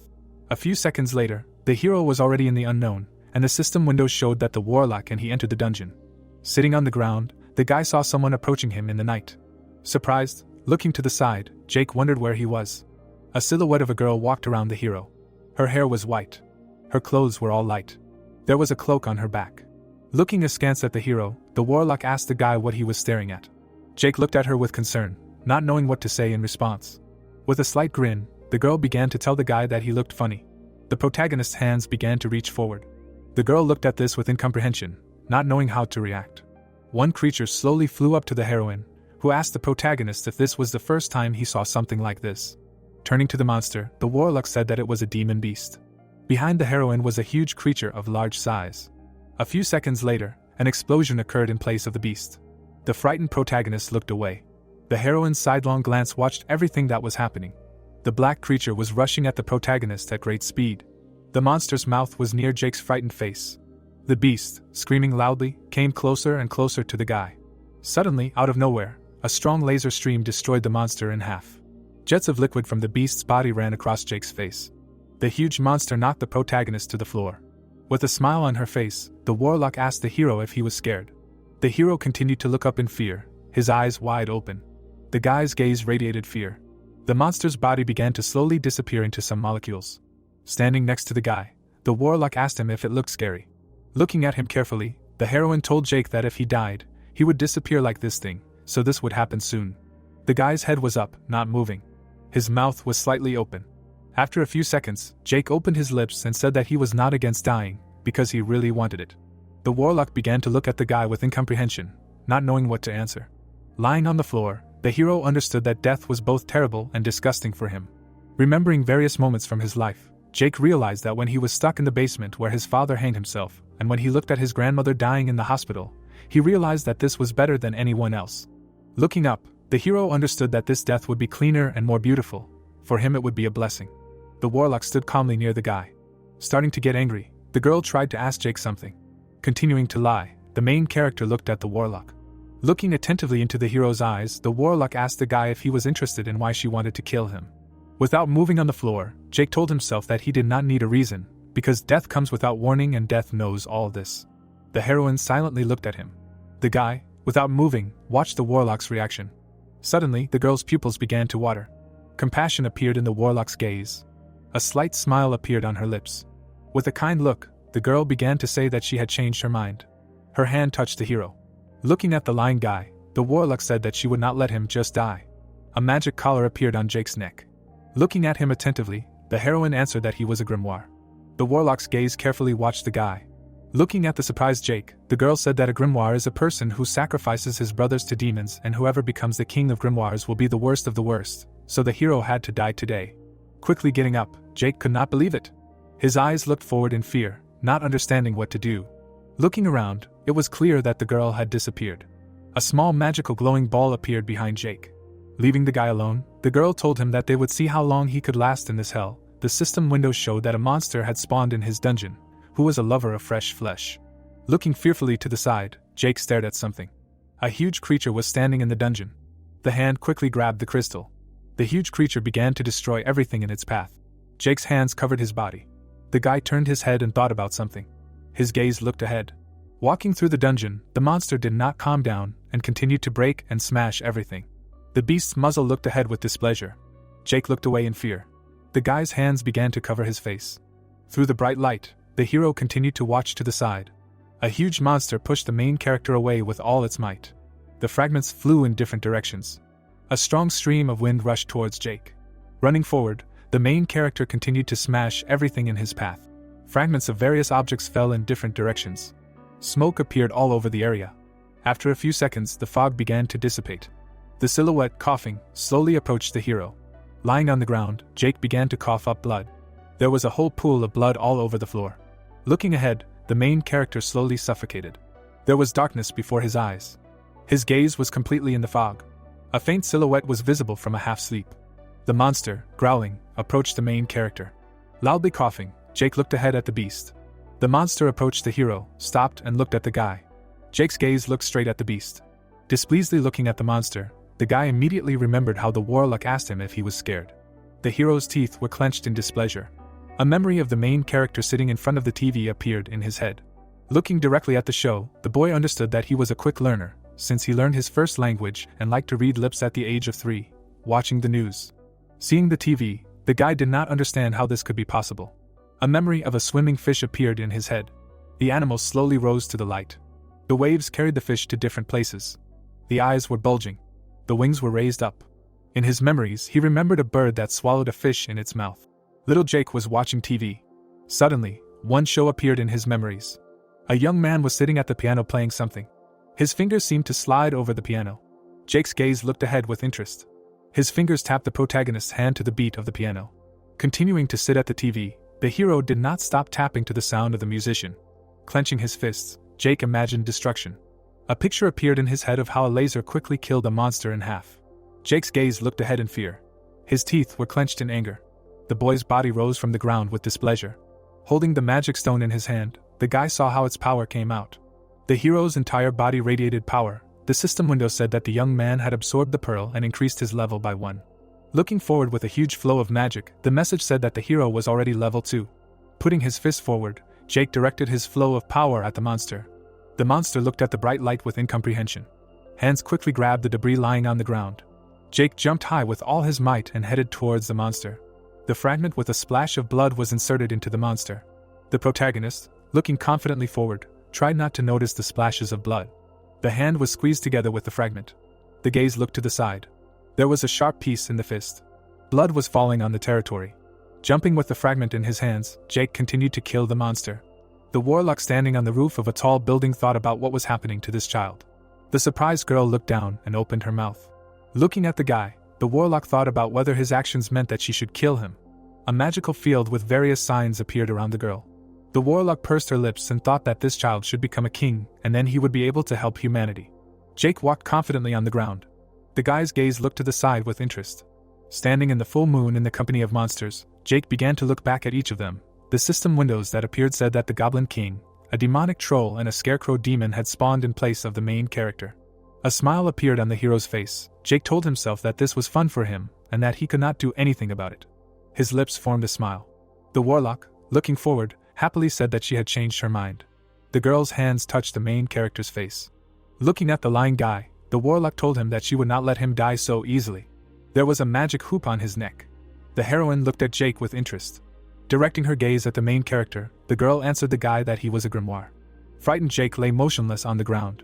The picture with the guy suddenly became cloudy. A cloudy hand appeared in the field of vision. A few seconds later, Jake's hand appeared on the horizon, on the wrist of which there was a magic hoop. The guy directed his gaze at her. Leaning against the wall, Jake said that he used to be very small. Imagining all the moments with the main character, It was clear that he was weak, and that is why he loved battles so much. Seeing the sly grin of the hero, it was clear that Jake never experienced emotions and a fierce battle was the only entertainment for him. Leaning against the wall, the main character continued to remember all the moments. His gaze looked forward. Touching his hands, the guy understood that the fight with the apostle was much more boring than he imagined, and no one thinks that battles with other apostles would have been much more fun. Lowering his gaze to the side, Jake understood that this was all he was waiting for. A memory of the first disaster arose in his head, in which the demon of gluttony said that he would swallow everything. All the buildings collapsed and exploded. The heroes looked around with interest. The protagonist and the girl looked back at this in surprise. Various ideas appeared in his thoughts. Jake, looking to the side, heard a rumbling. The hero's stomach asked for food. The dissatisfied protagonist looked around, as if looking for something. In front of Jake stood an empty dirty saucepan and various books. The lying phone began to ring. The hero's gaze was directed straight at it. His hands were an inch from the gadget. Opening his mouth, Jake began to look to the side. His hands touched the switched-on phone. After a few seconds, the gadget began to glow brightly. With loud screams, the girl began to quickly fall out of the phone. A few seconds later, the heroine was already lying on the ground. Jake looked at her with interest. The frightened person looked away, biting her hands. Sarah, her eyes wide open, continued to bite her fingers, thinking about what she was doing here.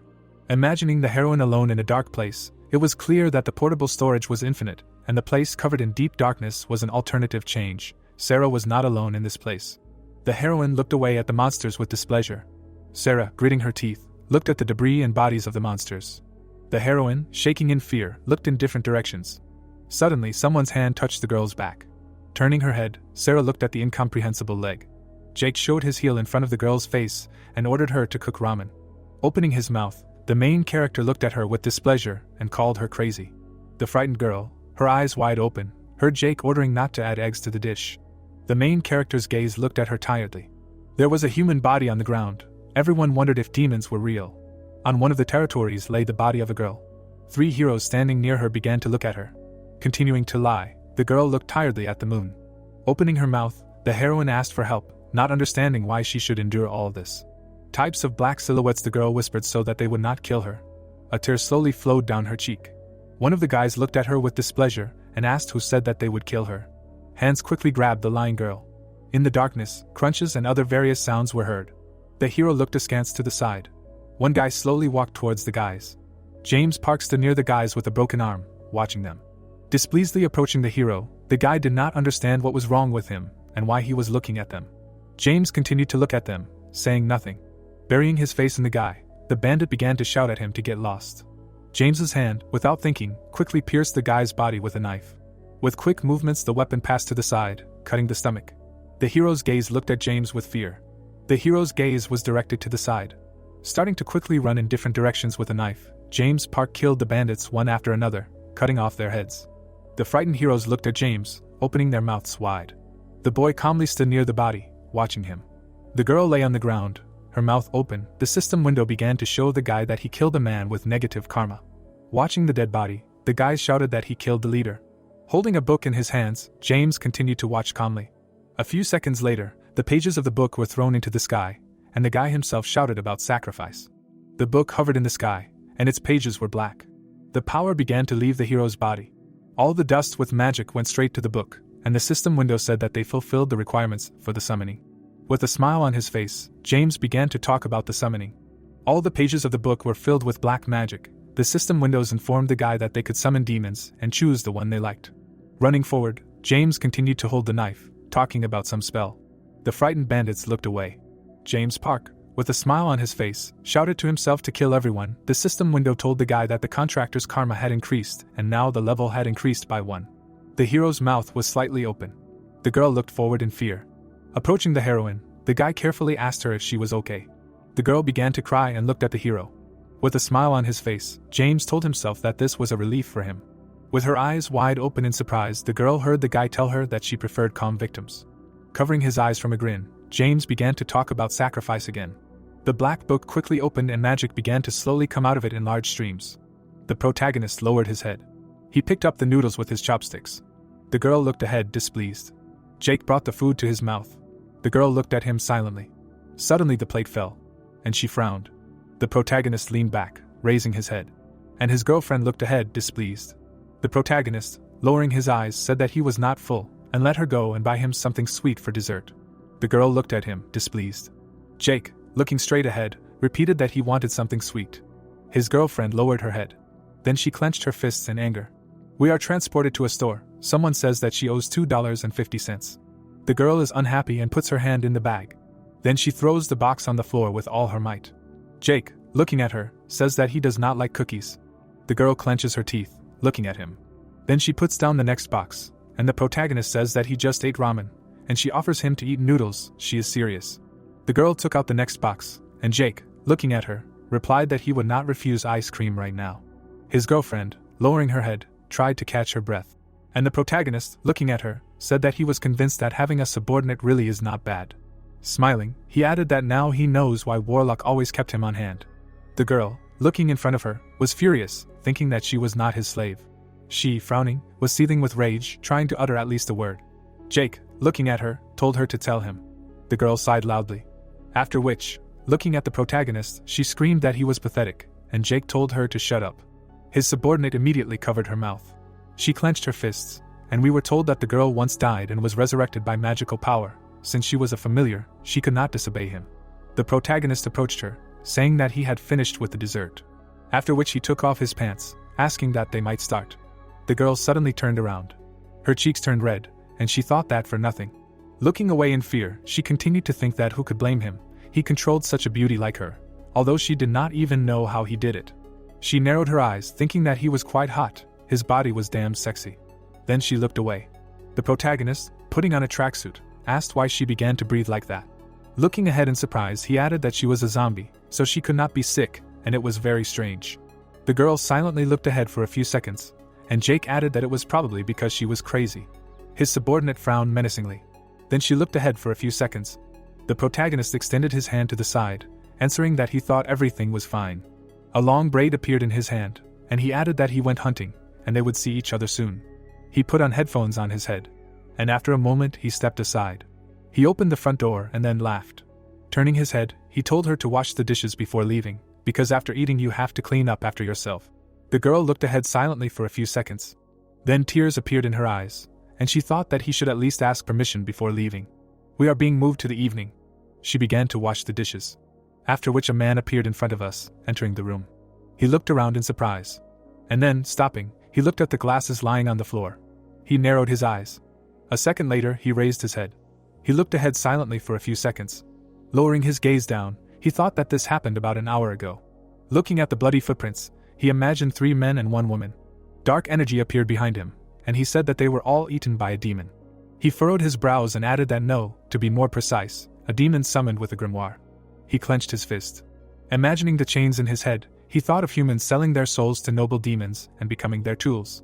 Looking at the moon, he said that Warlock said that they were trash that was bringing the end of the world closer. Then his attention was drawn to the glasses. He picked them up from the floor. Looking down, he laughed. Then he raised his head to the sky, telling him to just wait. A moment later, he crushed the glasses in his hand. Looking forward, he added that when he goes his. He then began to absorb the glasses, saying that he would devour him no matter what. A boy appears in front of us. He looks away in surprise. And then he smiles widely. The image of a man appeared, and we were told that demons and human desires are physical and mental. A monster appeared behind the man, and we were told that for them, humans are the best delicacy. The guy looked ahead menacingly, and we were told that this is why when people get into the dungeon, the demons rush at them like a school of piranha. Hands reached out to the guy. The protagonist closed his eyes. He twirled his weapon in his hand, and then quickly cut the air in front of him. The monster surrounded him. Jake swung his blade. He delivered a quick blow. But suddenly he saw an attack from the side. He narrowed his eyes. Particles appeared in his hand. A second later, there was a strong explosion. The protagonist looked ahead menacingly. He saw a huge number of demons. Then he turned around sharply, seeing several opponents.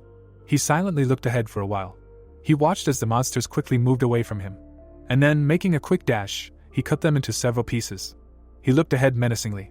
Many multicolored stones appeared in front of him. And then his weapon absorbed them. His side began to turn scarlet. Jake looked at his weapon, seeing its characteristics. Lowering his head, he said that he seemed to be missing some change. Then, narrowing his eyes, he thought that he couldn't feed her the Laplace he had already killed, he still needed it. Lowering his head, he added that there had to be another way if his scythe ate a person. Frowning, he continued that he would have to feed it about 300 people. Widening his eyes, he added that he could evolve it. After that, he said with a slight smirk that Warlock wouldn't do that even if it was necessary. The girl he knew wouldn't neglect anyone's life. She was an idealist who was trying to save all people. Raising his hand, he said that was why she died. Then, clenching his fist, he added that she was trying to save him, and that was incredibly stupid. He looked up in silence for a few seconds. And then, taking a step forward, he said that he was not going to sacrifice people. He promised her to live the way she wanted. Suddenly, he narrowed his eyes. He waved his weapon. Looking ahead, he asked, "What are you waiting for?" Several dark silhouettes appeared in front of him, and a system message that demons had appeared. Seeing this, he smiled and said that they should all come at once. He was in a hurry. A tablet appeared in front of us, on which it was written that the room administrator Midas had created a conversation. The system message showed that several people had joined the chat.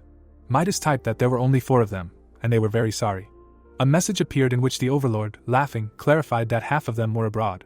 The man, lowering his head, added that the necromancer did not like this.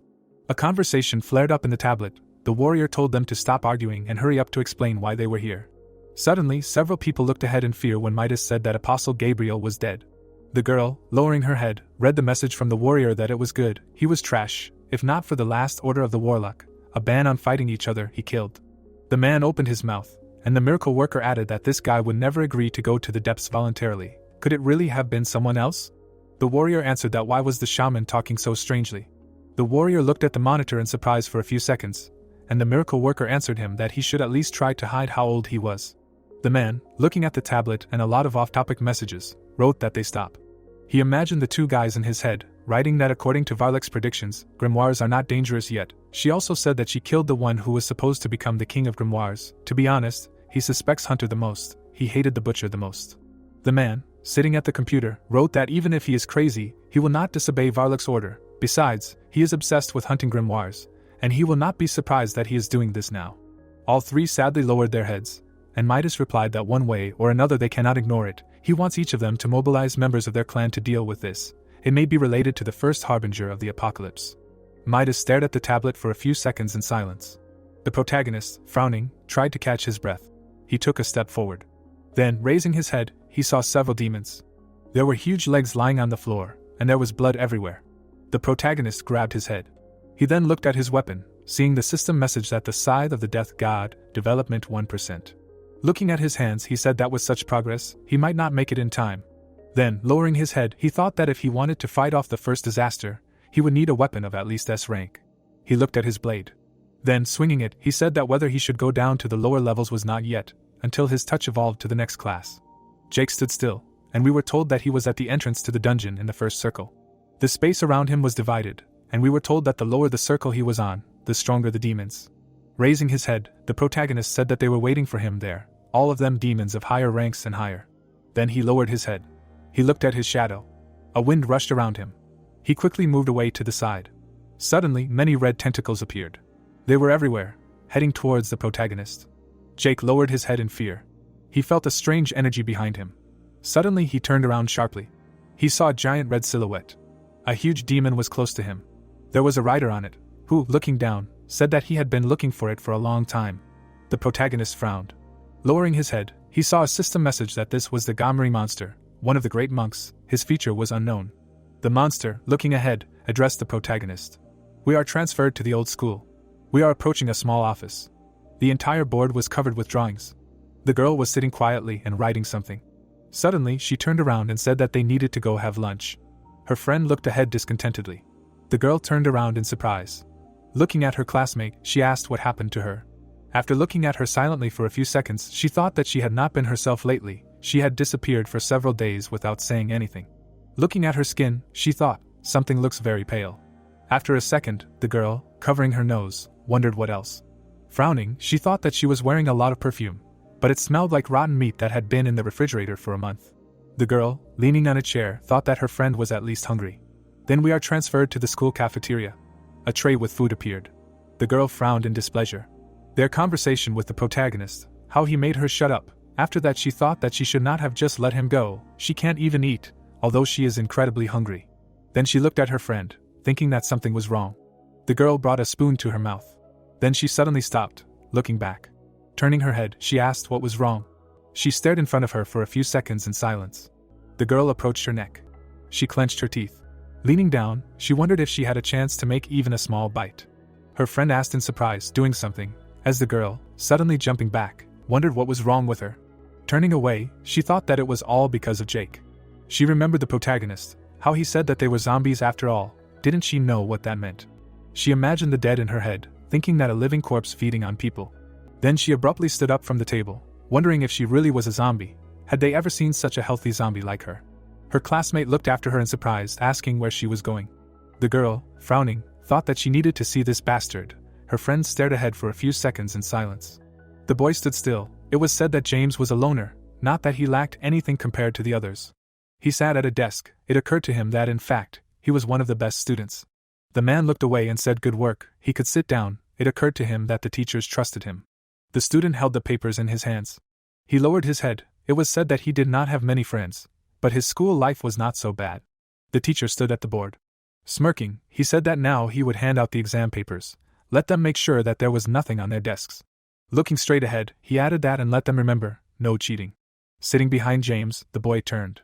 Frowning, he said that he should write down the answers and give them to him. Turning around, James asked again. Wide-eyed, the student answered that he did not ask. Looking at them, the teacher asked what was going on there. The boy's eyes widened in surprise and he replied that nothing, to which he was told to focus on the exam. The students were sitting at their desks. James was looking straight ahead. He shuddered in amazement when he heard that damn. Memories came back. It was said that James's school life had turned into a living hell. At first he told himself that he was just unlucky and that it would all end as soon as he graduated. The boy's eyes widened. It seemed that he was trying to console himself by telling himself that these bullies ultimately meant nothing in society. He looked at his reflection. It was said that he had reached his limit. The boy looked in fear when he heard that they should look at the face of this bastard.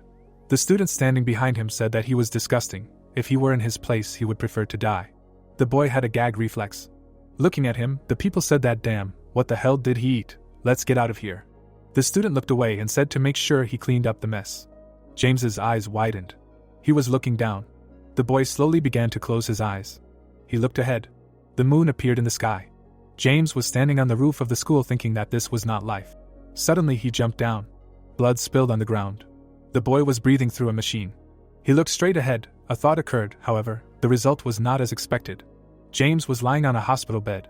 The boy looked away. A thought occurred that the bully, who was the son of a politician, was only given a month's suspension. The news appeared. It was said that it was not on the TV news either, perhaps because they were pulling the strings.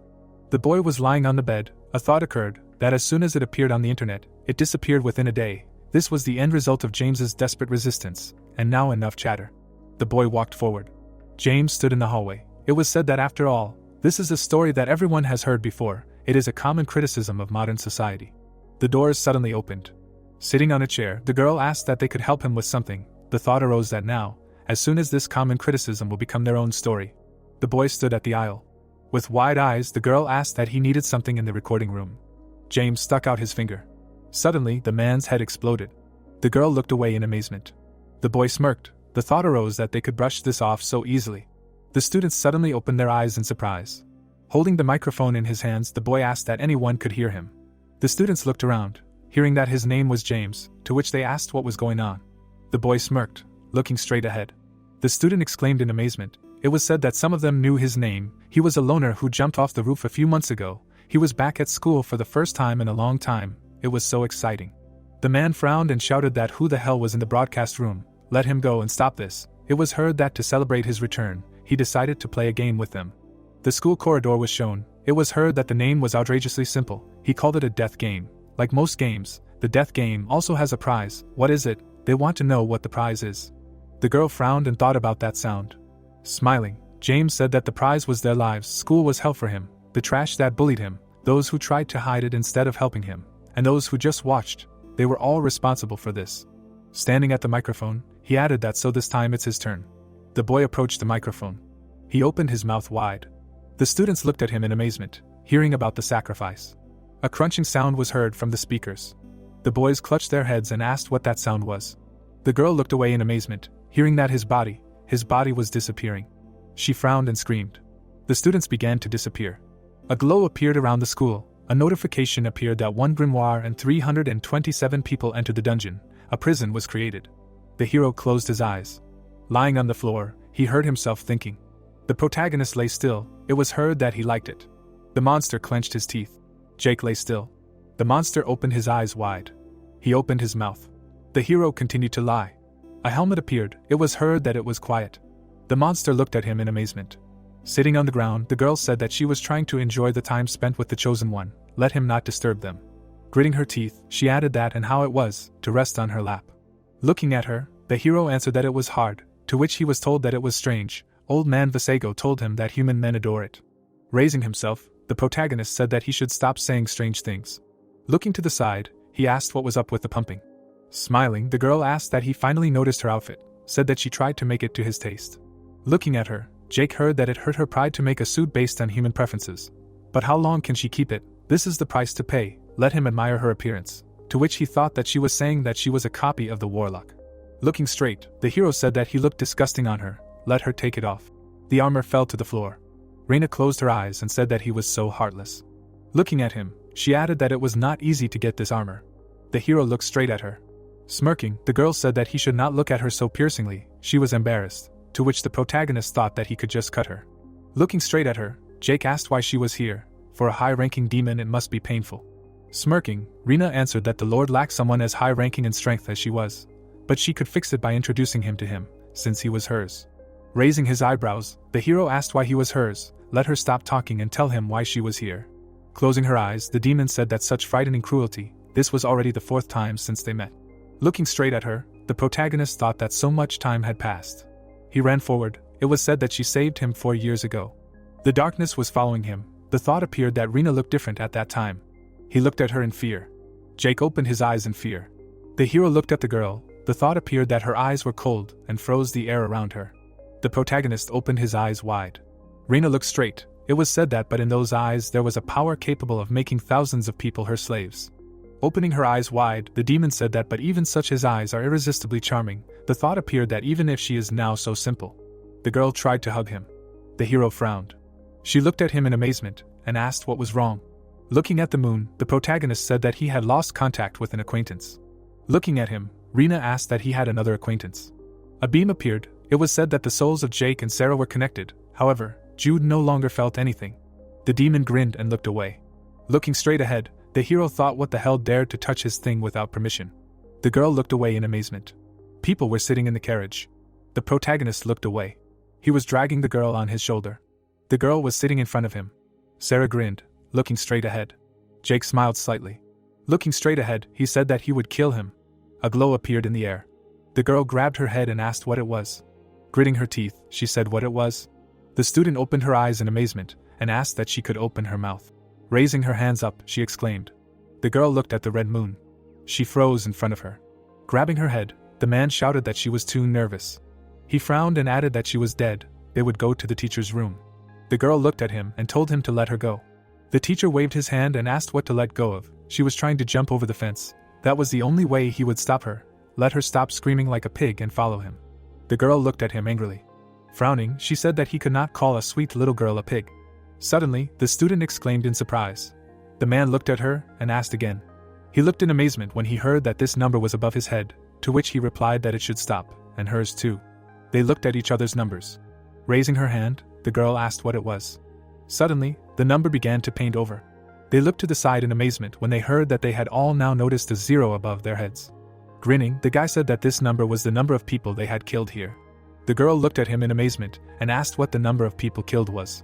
Leaning on the table, James said that when they killed a person, the number on their head would increase, and now.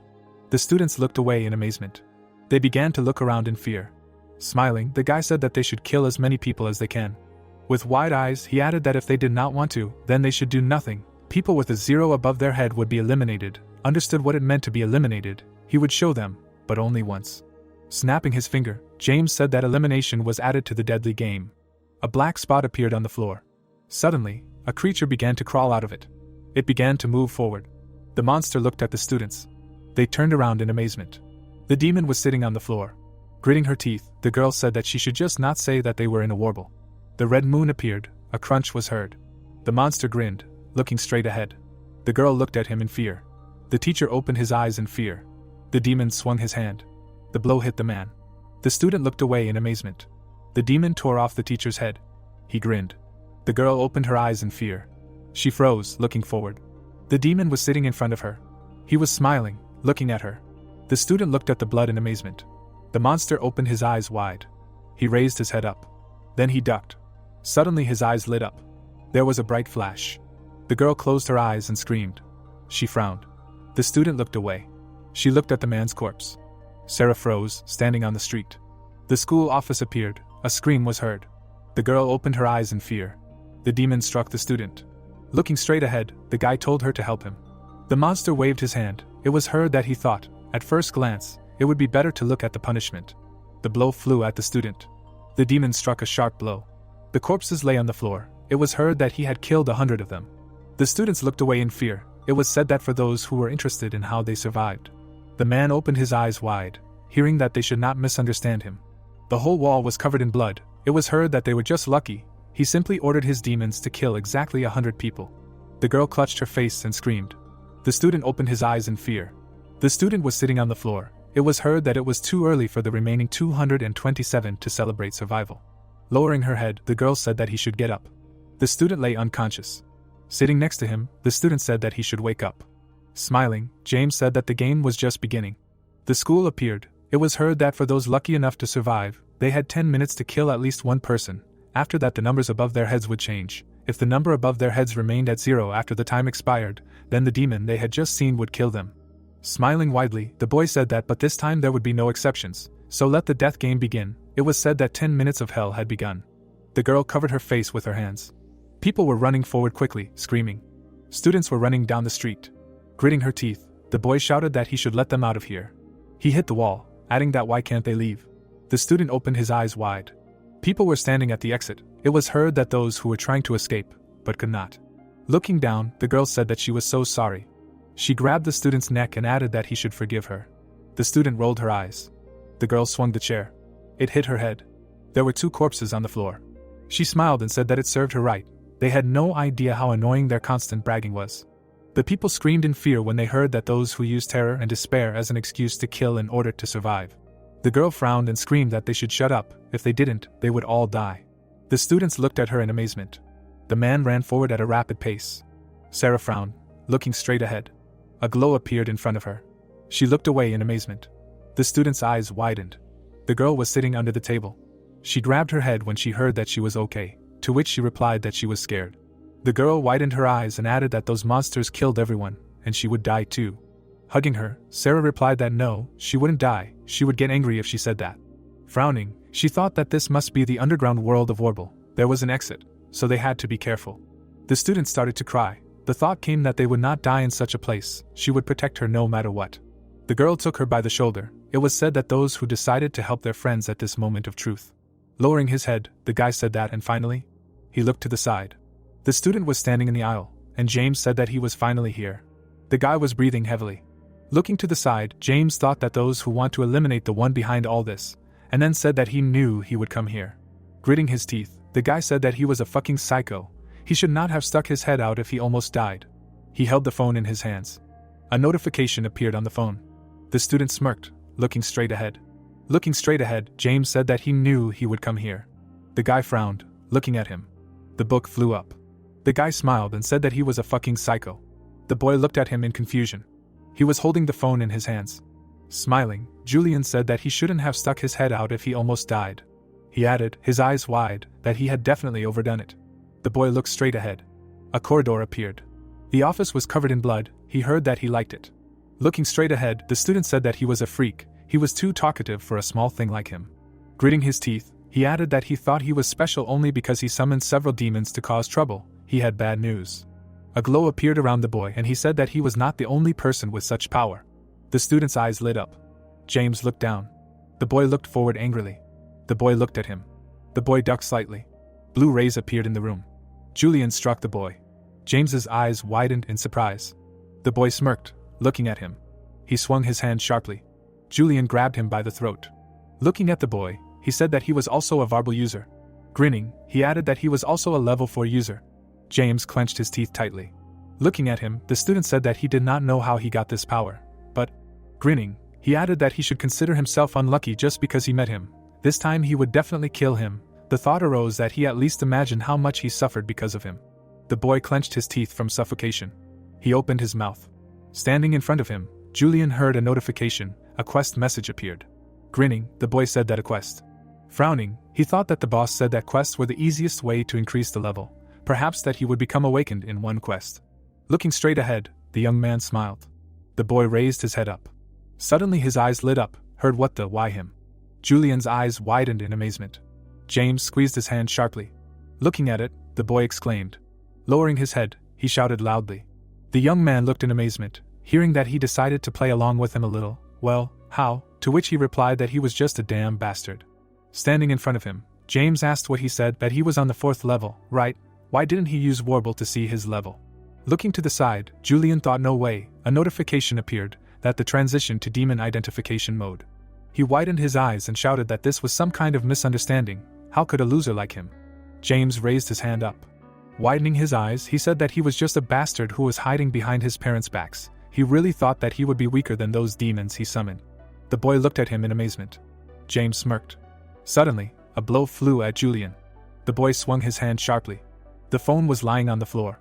James lowered his head and said that the reason the demons didn't kill him. The boys looked in amazement when they heard that it was because he told them not to touch him. The students exclaimed in fear. Looking straight ahead, the boy said that they themselves came here of their own free will to die, and then asked that it was funny, wasn't it? His eyes widened. Standing still, the boy laughed loudly. The boys rushed forward screaming. He put his hand to his face. James lowered his head and thought that he never thought that revenge and killing could be so much fun. Smirking, he said that this was just the beginning. A timer appeared, saying that it would not be funny if he continued to kill the demons. The timer showed 0 seconds. The students looked around. A thought appeared that, and as soon as their numbers exceeded 0, the world began to whisper ominously to them. A notification appeared that time was up. Looking straight ahead, the students heard that time was up. Elimination was added to the death game. The girl opened her eyes in amazement. Standing behind her, the girl asked what happened. Jasmine raised her head up. People looked at her in fear. The girl sat down. It was heard that she was fine. Looking at the wall, Jasmine was breathing heavily. She looked to the side and said what she felt. Suddenly, the girl smiled widely. The girls looked at her in amazement. A bloody splash appeared. People looked at the monsters in fear. It was said that they tell the demons to corrupt people. The guy fell to the floor. A thought appeared that the grimoire makes a pact with these demons, and is their embodiment.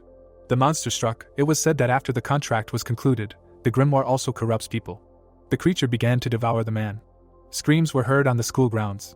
Sitting on the floor, the girl said that he should not kill her. They are friends, aren't they? With her eyes wide open, she added that they are friends. The monster opened its mouth. Suddenly, a blow flew to the monster's head. The student looked in amazement. She froze, looking straight ahead. Cracks appeared on the wall. Suddenly they began to grow. The guy raised his weapon up and said that he found it. Smiling, he added that it was a damn grimoire. A blue crack appeared. It was said that the hunter got into the warlock's cage. A red beam rushed forward. It flew straight at the monster. The girl opened her eyes in fear. She froze in amazement. The beam flew past her. The guy went back into the crack. Suddenly he disappeared. The portal suddenly disappeared. Sitting on the ground, the girl exclaimed. Shots flew to the sides. The guy looked away in amazement. Looking at the portal, he heard that it would not work. James looked in surprise and asked how. Pulling his weapon forward, the hunter said that he found it. Smiling, he added that he was a warlock. Suddenly, he was pierced through. Stretching his hand forward, James asked how this was possible. He fell to the floor. The man looked at him. Lowering his head, he asked if there were any fallen. Suddenly, the hunter disappeared. With his eyes wide open, the guy thought that he really was. Looking straight ahead, he added that he was going to just die. Walking forward, the monster said that he had very special abilities. Most Warble users would not be able to defeat him. His eyes lit up and he added that, but let him never forget. A circle of the best Warble users appeared. The hunter smiled. It was heard that he should avoid the apostles at all costs. The guy looked at the office. His eyes began to slowly close. He was lying on the floor. Notifications appeared that a tribute was offered. Contractor James's karma increased by 1. He rolled his eyes. It said that James's karma exceeded 300. He was reborn. Suddenly, James's eyes widened. The monster grabbed the girl. His eyes glowed red. Frowning, the girl screamed for him to let go. Gritting her teeth, she repeated the same thing. The monster looked at her. It began to slowly open its mouth. Sarah narrowed her eyes. Swinging, the girl screamed for him to let her go. She abruptly struck the monster. The creature looked at the girl. The student was breathing heavily. The demon looked to the side. Suddenly, he rushed forward. The girl exclaimed in fear. The monster turned his head. A glow appeared near the tentacle. The girl flew to the side. She hit the wall. Blood dripped onto the floor. Looking to the side, Sarah turned. She opened her eyes in amazement. The student was lying on the floor. The girl's eyes widened. She silently looked straight ahead. Her eyes were furious. The monster's eyes lit up. The girl glared at him furiously. Suddenly, her fangs appeared. She bit the monster. The demon looked at her. The girl jumped to the side. Sarah's eyes widened. Looking straight ahead, she heard a loud scream. The girl clenched her teeth furiously. Her eyes lit up. A notification came from her phone that the level had increased. She opened her eyes in amazement, hearing about the status window. The girl put her hand to her face. Looking down, she asked what was that. Looking to the side, Sarah addressed the girl. The student was lying on the floor. It was heard that she was okay. The girl was unconscious. Looking at her, Sarah asked what to do. They needed to take her to the hospital. The monster looked at them angrily. Suddenly, a bright glow appeared. A blow flew at the monster. The girl looked to the side in amazement. Looking at the hunter, she thought that he saved them. The hunter lowered his head and said that it meant there was another one. Suddenly he pointed his gun at them. Looking straight ahead, the hunter said that he should let this girl go. Sarah looked at him in amazement. Frowning, the hunter asked that she did not understand him. Keeping his finger on the trigger, he added that in that case, he should just die. A glow appeared behind him. Sarah was holding the apprentice in her arms. A notification appeared that they had entered the warlock's cage. A blue crack appeared. A bright light appeared. The girl looked at the light. She froze, looking at it. Suddenly, someone cut the glow. The hero grinned, looking straight ahead. The hunter looked at him in amazement. The protagonist smiled widely. Sarah looked at him in surprise. Standing in front of the hero, the hunter asked who what. Jake looked away. Gritting his teeth, the man asked who he was and why he was protecting it. Putting his hand on the girl's shoulder, the hero asked again. Looking straight ahead, he said that he was the owner of this. Turning his head, the protagonist added that it was his. Let him not touch her. The hunter silently looked ahead. Frowning, he thought that the demons should be destroyed immediately. Jake looked at him. Smiling, the man laughed. Extending his weapon forward, he asked that he dared to protect the demon in front of him. His eyes lit up and the man said that then he could die with her. Suddenly, the hunter fired a shot. The beam flew towards the hero. The hero stood still. He grabbed the weapon tightly. The protagonist swung the weapon. He held the scythe in his hands. The hunter opened his eyes in amazement and asked that he blocked it. Looking straight ahead, Jake turned to him. Extending his hand forward, he said that he did not care who he was. The hero smirked and said that anyone who touched what was his would die. The girl's cheeks turned red. Sarah looked at the hero and thought, damn, she must be going crazy. The protagonist smirked and thought, he's so cool. A glow appeared around the weapon. The hunter looked straight ahead. Looking straight ahead, Jake thought, the hunter is blind. The man looked at him silently. Their outlines appeared and thought, he might have lost his sight, but he can perceive things with his other senses. Of these senses, his most developed sense is the ability to perceive ether. A red sphere appeared and it was said that Warble users have ethers that glow red all over their bodies. Ethers appeared and thought, demons and warlocks have ethers that are pitch black and tend to look unpleasant. Looking straight ahead, the hunter thought, but his ether, half black and half ruby red. The hero looked at him in confusion. The thought arose that he was a Warble user. Red rays appeared on his body. The thought arose that either he had made a contract with a demon and became a warlock. A weapon appeared. It was said that his weapon was not even scratched by his demonic bullets, which means it was at least a legendary rank B+. A glow emitted from the weapon. The thought aura appeared. Suddenly, someone appeared behind the hunter. Looking straight ahead, the hunter thought that the one called a heretic among the apostles because he gained access to forbidden powers in the vice, and then asked that he killed the butcher. Looking at him, the hero asked again. He smirked when he heard that the apostle Gabriel, to which the protagonist asked that this trash, yes, he killed him. The man lowered his head. Holding the weapon in his hands, the hunter said that he was right, he was a piece of shit. Smiling, he added that he and the clan were going to be a valuable asset in the battle to save humanity, a necessary evil, but he killed the butcher and even turned him into a weapon. Looking at him, Jake asked what so what.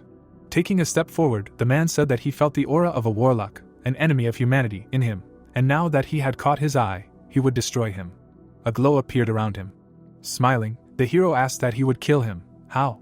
Adjusting his hat, the hunter said that he would show him why he received the name Hunter in this forgotten world. Wide-eyed, the protagonist asked what he was a hunter. It was heard that the ability.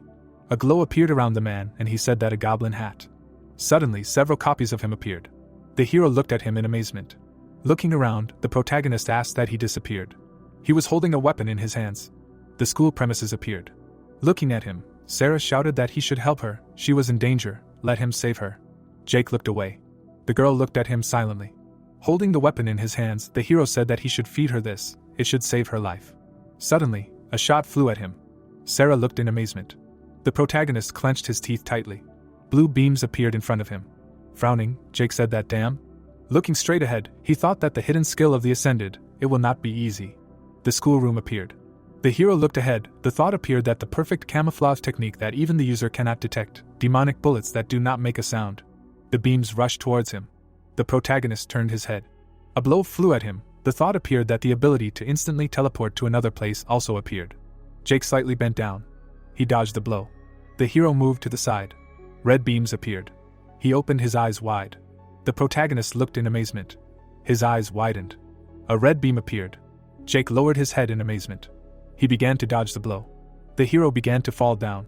Looking at him, Sarah asked if he was okay. Dark stones appeared. The protagonist was lying on the ground. The girl rushed towards him. Looking at him, she exclaimed. Sarah opened her eyes wide. Jake raised his head and grinned. Suddenly, his eyes lit up. The girl looked at him in amazement. Smiling, the hero said that he was okay. Holding the weapon in his hands, he added that they would try again. The protagonist looked forward. He looked at the moon. The girl was unconscious. Sarah handed her the crystal. A glow appeared around the girl. She opened her mouth. Suddenly, the blood on her body evaporated. Looking at her, Sarah turned around and then thought that she looked much better now. Grinning, she added that thank you very much. Turning her head, the girl addressed the hero. A red moon appeared in the sky. The hunter looked straight ahead. Taking a step forward, he asked what was going on. The man thought, his demonic bullets were not weak, his eyes wide. The hunter aimed his gun, the thought appeared, each shot was strong enough to leave a hole the size of a human head in the body of any demon or grimoire. The monster looked at the man, it was said that it had enough power to kill anyone. Suddenly, the demon disappeared. Adjusting his hat, the man said that but after the shots were fired. The hero stood in front of him. The hunter aimed his gun in his direction. The protagonist stood still. He deftly dodged the shot. Gritting his teeth, Nate thought that he was starting to dodge them. Each time he fired, he got more accustomed to them. Looking straight ahead, he added, it was a skill. No, then he would have dodged from the beginning. The hunter adjusted his hat. Crouching, the hero said that so this is where he was hiding. The man clenched his teeth. The protagonist smiled, looking at him. His eyes lit up. Nate looked straight ahead, a thought appeared. How did he find him? Let him just not tell him that he read the trajectory of the bullets. The hunter opened his eyes wide. Jumping up, he shouted, what the hell, the ability to shadow step. Jake stretched his hand to the side. The man looked at him in surprise. The hero waved his hand. Looking straight ahead, Nate thought that this was a monster. The protagonist held a gun in his hands. Frowning, he thought, what the hell is he? The man lowered his head. His hands trembled. He took his hand. Lowering his head, Nate thought about why he was scared now. Extending his gun forward, Jake asked that he was out of bullets. Lowering his head, the man thought that because of these punks. Gritting his teeth, he added that he was an apostle of warlock, a hunter. A glow appeared around him. The thought arose that he exists to save humanity, the hope of humanity. He exists to erase them, who threatens the apostles, apostle, warrior, miracle, joker. Protecting them from the enemy is the very reason for his existence, and then said that the ultimate ability. Nate gritted his teeth and said that a hidden bullet. The protagonist opened his eyes in amazement. The man stood still. Then he pointed the gun at him. Jake froze in amazement in front of him. A bright beam appeared. It was heard that there was nothing in this world that he could not hunt. The hero opened his eyes in amazement. He turned his head to the side. A blow flew at him. The protagonist looked down. The beam pierced him through. Frowning, Jake said that for? A bright glow appeared on his body. The girl was sitting on the floor. Sarah opened her eyes in amazement. Turning her head, she turned to the hero. A notification appeared that the use of the ability was detected. The level was increased. A wound appeared on the hero's body. He began to fall backwards. The protagonist began to fall. Jake fell from the roof. Nate looked forward. Suddenly, a glow appeared behind him. He turned around in amazement. Standing behind him, the demon asked what he was looking at. The man's eyes widened. The monster smiled, looking at him. The demon waved his hand sharply. Nate looked at him in fear. Looking straight ahead, the monster laughed. Looking at him, the hunter thought that he needed to keep some distance between them. Suddenly, the demon looked in amazement. Gritting his teeth, the man said that he was a bastard. This is a form. Standing in front of him, the demon heard that the goat's Sabbath, the dirty grimoire, he finally became a demon, yes. The monster's eyes lit up. Suddenly a shot flew at him. Aiming the weapon, the man thought that he was very fast. The hunter gritted his teeth. A wave of his hand appeared. A blow flew at the hunter. Looking straight at him, the demon said that he tasted delicious. He smirked slightly. Gritting his teeth, Nate said that he was a fucking disgusting grimoire bastard. He pulled the trigger sharply. The man jumped up. Gritting his teeth, he thought, damn. The monster stood in the smoke. The thought came that he used all his ether on a hidden bullet. Grinning, the demon said that an apostle fighting for his life, how pathetic. Looking at him, the hunter said that a damn parasite. Gritting his teeth, he added that he would kill him even if it was the last thing he did. Looking at him, the demon said that he saw that he was still talking. Smiling, he added that perhaps he would show him. The demon raised his hands up and said that his power was in the form of an nephilim. His eyes lit up. A bright red beam appeared. The hunter clenched his teeth tightly. He began to be consumed by a black glow. The man flew into the portal. A scream was heard. The 10th rule of Warble was said. The girl looked straight ahead. Looking out the window, Sarah turned. A doll appeared. A thought arose that Cheese's familiar had activated the passive skill puppet. Due to the effects of the skill, any harm done to its master would be transferred to him. Sarah opened her eyes in amazement. Looking down, she exclaimed. A wound appeared on her body. The girl slowly fell. The hero frowned. He was lying on the floor. The red moon appeared. The protagonist looked away. The girl was unconscious. Jake put his hand to his chest. Frowning, he thought that it lasted for a few seconds, but he killed him. Raising his hand up, the hero added that even if he limited his strength to prepare for a fight with disaster. A glow appeared around the hunter. He clenched his teeth tightly. A shot flew at the hero. Looking straight ahead, the protagonist thought that he never thought that he would actually be killed by a human. Jay slightly opened his mouth. He smirked. Looking straight ahead, the hero thought that this was not bad at all. He extended his hand forward. The protagonist slightly crouched. Suddenly, he jumped up.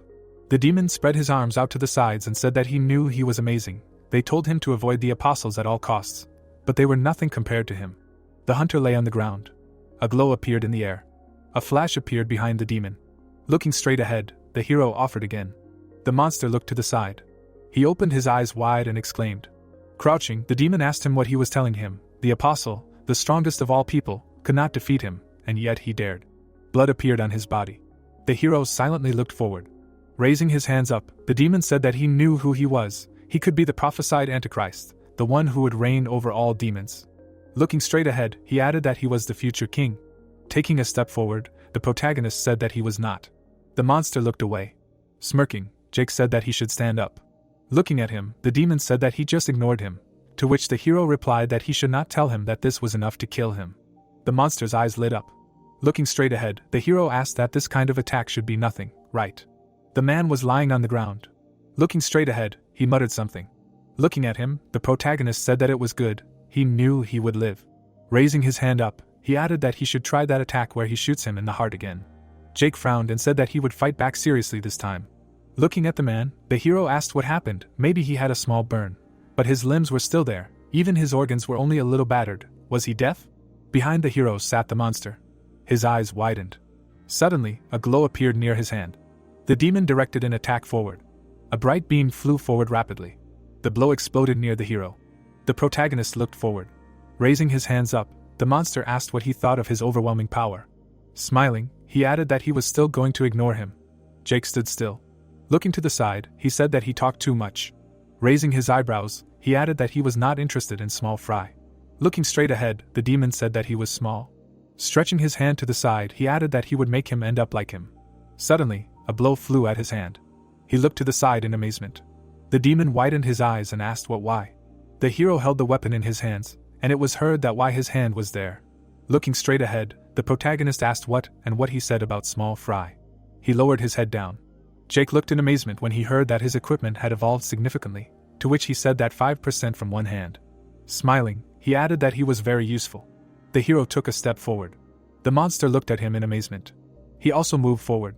Looking straight ahead, the demon thought that it was impossible. How could he be afraid? The protagonist stood still in front of him. The monster widened his eyes. The demon stretched out his hand to the side. Flames appeared around him. Opening his mouth, he shouted that let him burn in hellfire, the flames of the abyss. A bright sphere appeared in the air. The sphere began to grow rapidly. Looking straight ahead, the hero said that he did not think he could block it. He stood quietly in front of the sphere. The protagonist smirked, thinking that at least not now. He picked up the phone in his hand. Looking straight ahead, Jake said Warble, limit. Frowning, he said red break. A glow appeared around him, saying that his red limit was broken. The hero swung his weapon. He began to swing his scythe. Many blue beams appeared in the sky. Looking straight ahead, the demon asked what he did. His eyes widened, thinking that this guy was much stronger than any apostle. A bright glow appeared around the hero. The protagonist held the phone in his hands. His status appeared on the screen. Jake smirked, hearing that his level had changed due to his broken limiter. Looking at him, the demon shouted that it was impossible. This can't be, he is the king. His hand began to grow back. It was heard that the king of all grimoires. Looking straight ahead, the monster shouted to let his demonic minions come to him. Black beams appeared around him. It was heard to let them fall on this place. The hero looked at him. The protagonist watched the demons. A notification appeared that a group of demons had appeared. Looking straight ahead, the monster shouted to destroy this bastard. Dark beams rushed towards Jake. It was heard to let them not leave a piece of him. The hero looked ahead in amazement. The protagonist frowned. He smiled widely. Clenching his fist, Jake said that this reminds him of the old days. A glow appeared around his hand. Looking straight ahead, the hero said about the skill. A bright light appeared behind him. A beam flew at the demons. It was heard to destroy. A bright beam struck from the sky. The demon looked ahead in amazement. His body was cut off. The monster opened his eyes in amazement. The protagonist looked at him. The demon looked at him in fear and yelled at him to move away. Jake looked away. He stood still. The monster held his hand out and said he was so sorry. His eyes widened and he added that he just wanted revenge on the people who treated him like an insect. He even reported it, and nothing happened. That's when he realized he had to get revenge himself, and did everything they told him to do. But he knew he had gone too far. Sitting on the ground, the demon said he couldn't suppress these urges. Even since he became a demon, he felt like he had stopped being himself. He was wrong. He should just forgive him this time. Looking down, the protagonist said he really didn't think everything he did was right. The monster looked at him in fear, hearing that revenge was up to him. The protagonist wounded him with a scythe, and the demon said that then he would let him live. Looking away, Jake said that he would die because he was weaker than him, that's all. A glow appeared behind the hero. Grinning, he said that it was not bad. Putting away his weapon, the protagonist asked what it meant. It was a grimoire, yes. He looked straight ahead. Raising her eyebrows, the girl said that it was because it was a grimoire. The hero closed his eyes. Putting his weapon behind his back, Jake said that he hoped he would meet a few more of them. His scythe appeared. Lying on the floor, the man said something. The hero looked away. Holding his wound, Nate said that he should forgive him for not protecting him. He slightly opened his mouth. The protagonist looked at him in amazement. Smirking, the girl said that if you think about it, there was a guy who said he would give his life to protect her. He was sullen, but very cool. Looking straight ahead, she asked what he thought. He was jealous. Looking at her, Jake replied that the world was bigger than he thought. Warlock put her hand to her face and asked what that meant. She smirked when he said he was just surprised that someone was crazy enough to protect her, like an ant protecting a gorilla. A blue beam appeared. The protagonist looked away. Looking straight ahead, he asked what the crazy guy's name was. The girl smirked and said the hunter Nate. Looking at the hunter, Jake heard him give him the demon gun. Looking down, he told her to cool his ass. A portal appeared behind him. Smirking, the demon said the barrier was disappearing, as expected of her servant. Looking straight ahead, she asked why he didn't kill him. The hunter was lying on the ground. Looking at the hero, Rina asked if he wasn't his enemy. Raising his eyebrows, the hero asked what the point of killing someone who was already dying was, saying that he wasn't even the one who killed him. Looking away, he added that he wasn't his enemy either, he was just a crazy old man. Putting her hand to her face, Rina asked what was crazy. With wide eyes, she added that if he wasn't going to kill him, could she take him? She hadn't eaten anything tasty in a long time, meaning she wanted him. Frowning, the hero said that if she ate him, he would kill her. The girl looked at him in amazement, hearing that he was going to fight him later, so he shouldn't touch him. Flying up, Rina said that he got it all wrong. She stopped eating people since she met him. To which the protagonist asked if that was true, and she expected him to believe it, to which she added that he doubted her love for him. He was serious. The monster appeared. It was said about the time before the great catastrophe. Jake was going down to the basement. He was slowly walking down the stairs. The hero was looking straight ahead. He was going lower and lower. A glow was radiating from his hair. The protagonist approached the door. He took hold of its handle. The doors in front of him opened. Jake was standing in the middle of the passage. A room appeared. The hero was looking forward. The coffin was lying in front of him. A glow was radiating from it. The protagonist frowned. The girl was lying in the coffin. She slightly opened her mouth. Looking at her, Jake said that it looked like she had already eaten enough ether. She thought she needed life force now. He stretched his hand out to the side. A weapon appeared in his hands. A glow was radiating from the scythe. The hero pricked his finger. Blood began to flow down. Blood was dripping onto the girl. The protagonist looked down. The girl was lying unconscious. A glow appeared around her hand. Suddenly Sarah opened her eyes. A notification appeared that the missing life force was being replenished. The zombie was being revived. The hero put his hands in his pockets. The girl clenched her teeth. The protagonist looked straight ahead. Sarah raised her hand.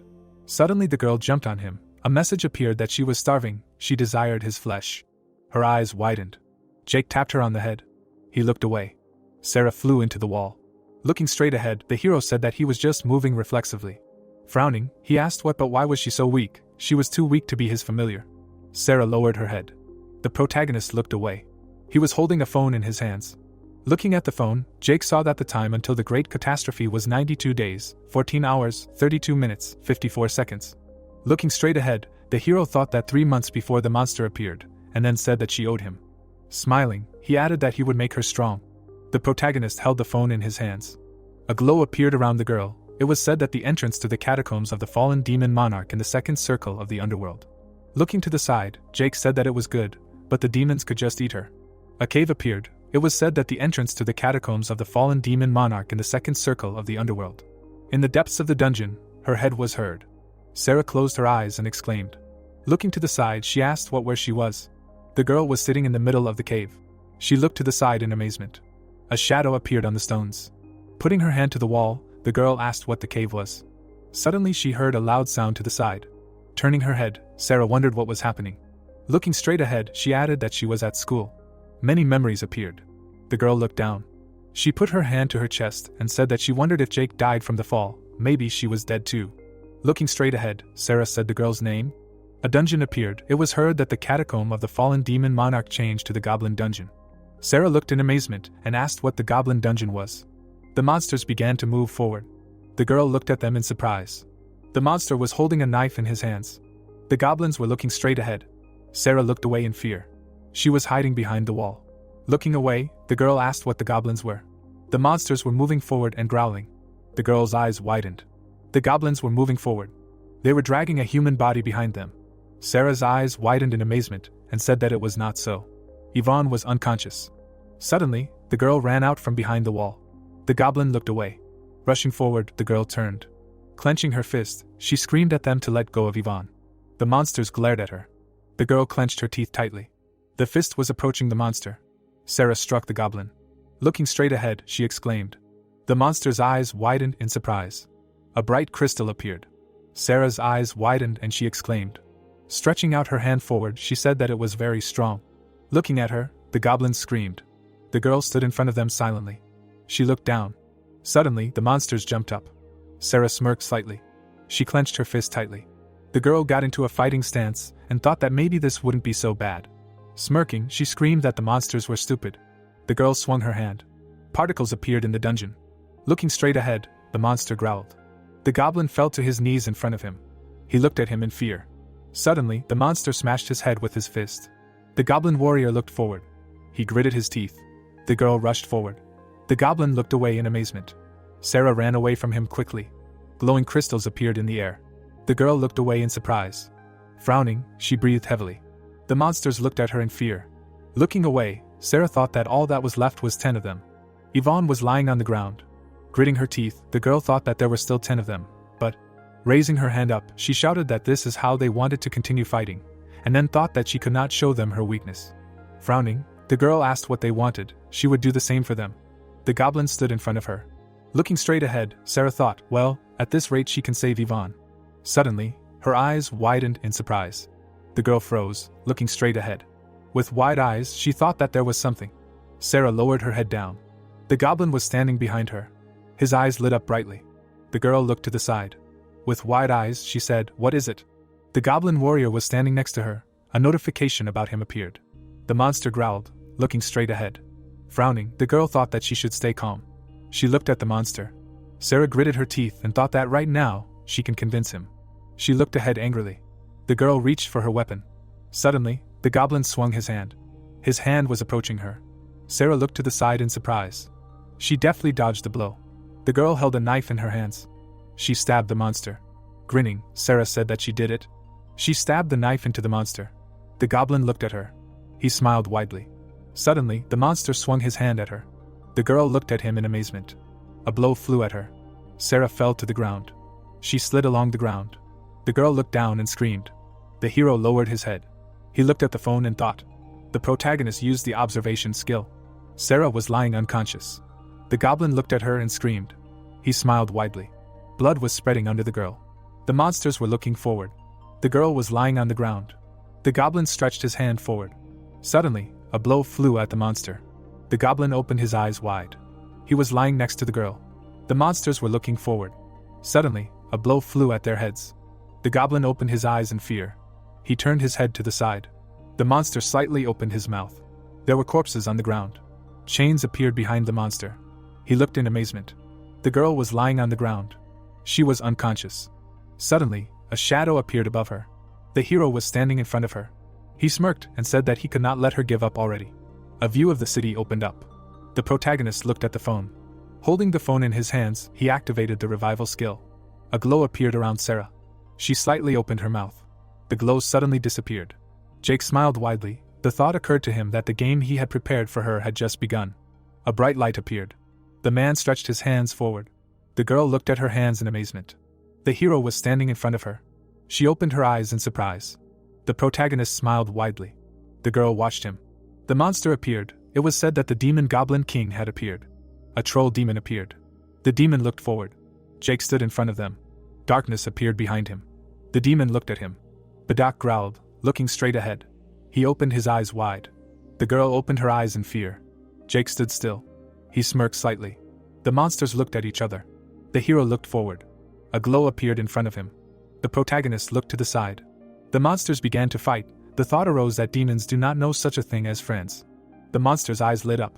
The protagonist looked to the side and thought that this was a hand-to-hand fight for their prey. Suddenly, he looked to the side in amazement. Jake deftly dodged the blow. He ducked slightly. The hero closed his eyes. His hair glowed. The protagonist stretched out his hand forward. He looked to the side. Multicolored rays appeared around him. Jake looked to the side. Suddenly, he opened his eyes in amazement. The demon waved his hand. The goblin held the weapon in front of him. The hero dodged their blows. Looking straight ahead, the girl said no. Looking down, she added no way. How could that be? The girl looked surprised and thought that the boy was a second level. The protagonist ran forward quickly. He looked to the side. Cracks appeared near him. The warlock looked in amazement. Jake turned around in surprise. A notification appeared that the great ruler of Yoten, Rina, had chosen a young man as a tribute. Looking straight ahead, the girl asked again in surprise. A thought appeared that the tribute would now be eaten. She opened her eyes wide and asked that the ruler of Yoten, this is impossible. Looking straight ahead, the girl thought that a demon of the highest rank should not affect this place from the abyss. Jumping up, she added that she cannot let the demons take him. The warlock moved forward quickly. She was approaching the portal. The girl was getting closer. The hero extended his hand out of the portal. He opened his eyes in fear. The warlock opened her eyes wide and thought, damn, she was too slow. Frowning, she yelled at him to take it. The protagonist looked at him in surprise. The girl threw him the phone. Jake caught it. The hero began to be pulled into the portal. Frowning, the warlock yelled that she needed him to survive until she got to him. Got it. Opening her eyes wide, she added that if he died, she would kill him. The hero began to be pulled into the abyss. He fell down. He heard a voice say, let him live, no matter what. The protagonist looked at him in surprise and thought, yeah, she was a strange woman. Stretching his hands forward, he added that she would kill him if he died. That must be a threat. Jake smirked and thought that, but for some reason he didn't hate her. He began to sink into the abyss. The demon's eyes lit up. It was said that the young man had arrived in the catacombs of the great ruler Rina. Water dripped from the ceiling of the cave as the notification said that a young man had arrived in the catacombs of the great ruler Rina. Drops fell near Jake's hair. He was unconscious. His eyes were closed, and in his hand was a phone. The eyes of the monsters were glowing brightly. The bugs were moving towards the protagonist, while the application said that a herd of hell bugs had appeared, parasitic souls of sinners who live in the catacombs. They are hungry for human flesh. The monster bared its teeth. They stood above Jake. Surrounding the protagonist, the bugs began to make terrible sounds. They rushed at him. The monsters began to bite into his body, while the voice from the phone said that the installation of Warble was complete. The monsters covered his hand more and more. The phone opened the Warble app and a notification said that Jake was accepted as an additional user by the order of the main user, Warlock. The additional user is the protagonist. The additional user cannot use the main user functions such as inventory or craft. The protagonist opened his mouth and heard that the additional user's life is in danger. The survival mode was activated. A bright light began to emanate from Jake. A powerful aura enveloped his body. The light began to spread throughout the cave. Sarah was surprised. He was also lying in the cave. The girl began to look around. She sat up. There were corpses of monsters on the floor. Stunned, Sarah silently examined her surroundings. While the girl was in the cave, the plot told us that about 3 days had passed since Sarah dreamed of the protagonist's past. She held the phone in front of her and read that this was the catacombs of the fallen demon monarch of the second circle of the underworld, the Goblin Dungeon. She sat against the wall while we were told that Sarah was stuck there, forever. There was light coming from her phone. The girl opened her eyes wide and started looking around, and the story told us that Sarah still wanted to save Yvonne, but it was already hard for her to survive alone, as the goblins kept attacking her. Her face was scared. The goblins' faces were pleased. The girl hid from them, and we were told that she began to despair, but there was something that gave Sarah strength in this darkness. The girl saw Jake in front of her. While we were told that this was her dream about a little boy, she didn't just dream about it before. The main character waved his hand, and the story told us that the little boy who was dragged into the dungeon never gave up, despite being in a worse position than Sarah. Jake began to fight the monsters, while we were told that he was like a weed, unbending and surviving to the end. The protagonist was killing bugs with his bare hands. Sarah was sitting over the goblin, covered in blood. Tears welled up in the monster's eyes. The girl's gaze was pitiful. The monster was holding a broken blade in his hand.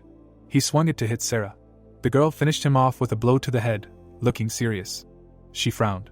The dagger fell from the goblin's hand, while the plot was saying that Jake's #1 rule of survival was to never pity his defeated enemy, and to end his life, pity would eventually hurt him. Sarah stood up and read that the goblin demon had died, and an ether stone had been obtained. She sighed in horror. The ether fragment was lying on the ground. The monster had disappeared from the ground. Sarah, dumbfounded, saw a notification that the goblin shaman demon had appeared. He understood how ether worked, and could cast spells. Turning around, the girl saw the monster. A green aura was heading towards her. Sarah covered herself with her hands from the magical blow. The shaman looked at her and laughed. The girl stayed on her feet. The monster was taken aback by what she saw. Sarah flew into the wall, along which the liquid was flowing, and remembered that Jake's second rule stated that a reddish liquid flows through the living tunnels of the catacombs. It tastes disgusting, but it can be consumed without any harm. In addition, it can be used to extinguish any fire that is on the body. Sarah was stained with red liquid. She said with an enraged look that it was painful. She brought her hand to the blade. Standing in front of the goblin, the girl wished him death. Sarah rushed past the shaman and cut his throat. Sarah frowned and clenched her teeth. Green blood began to splatter, and the girl read that the demon died. An ethereal stone was obtained. A fragment of the stone lay on the ground. Sarah stood in front of the corpse. She approached it. The girl began to gnaw on the ethereal stone.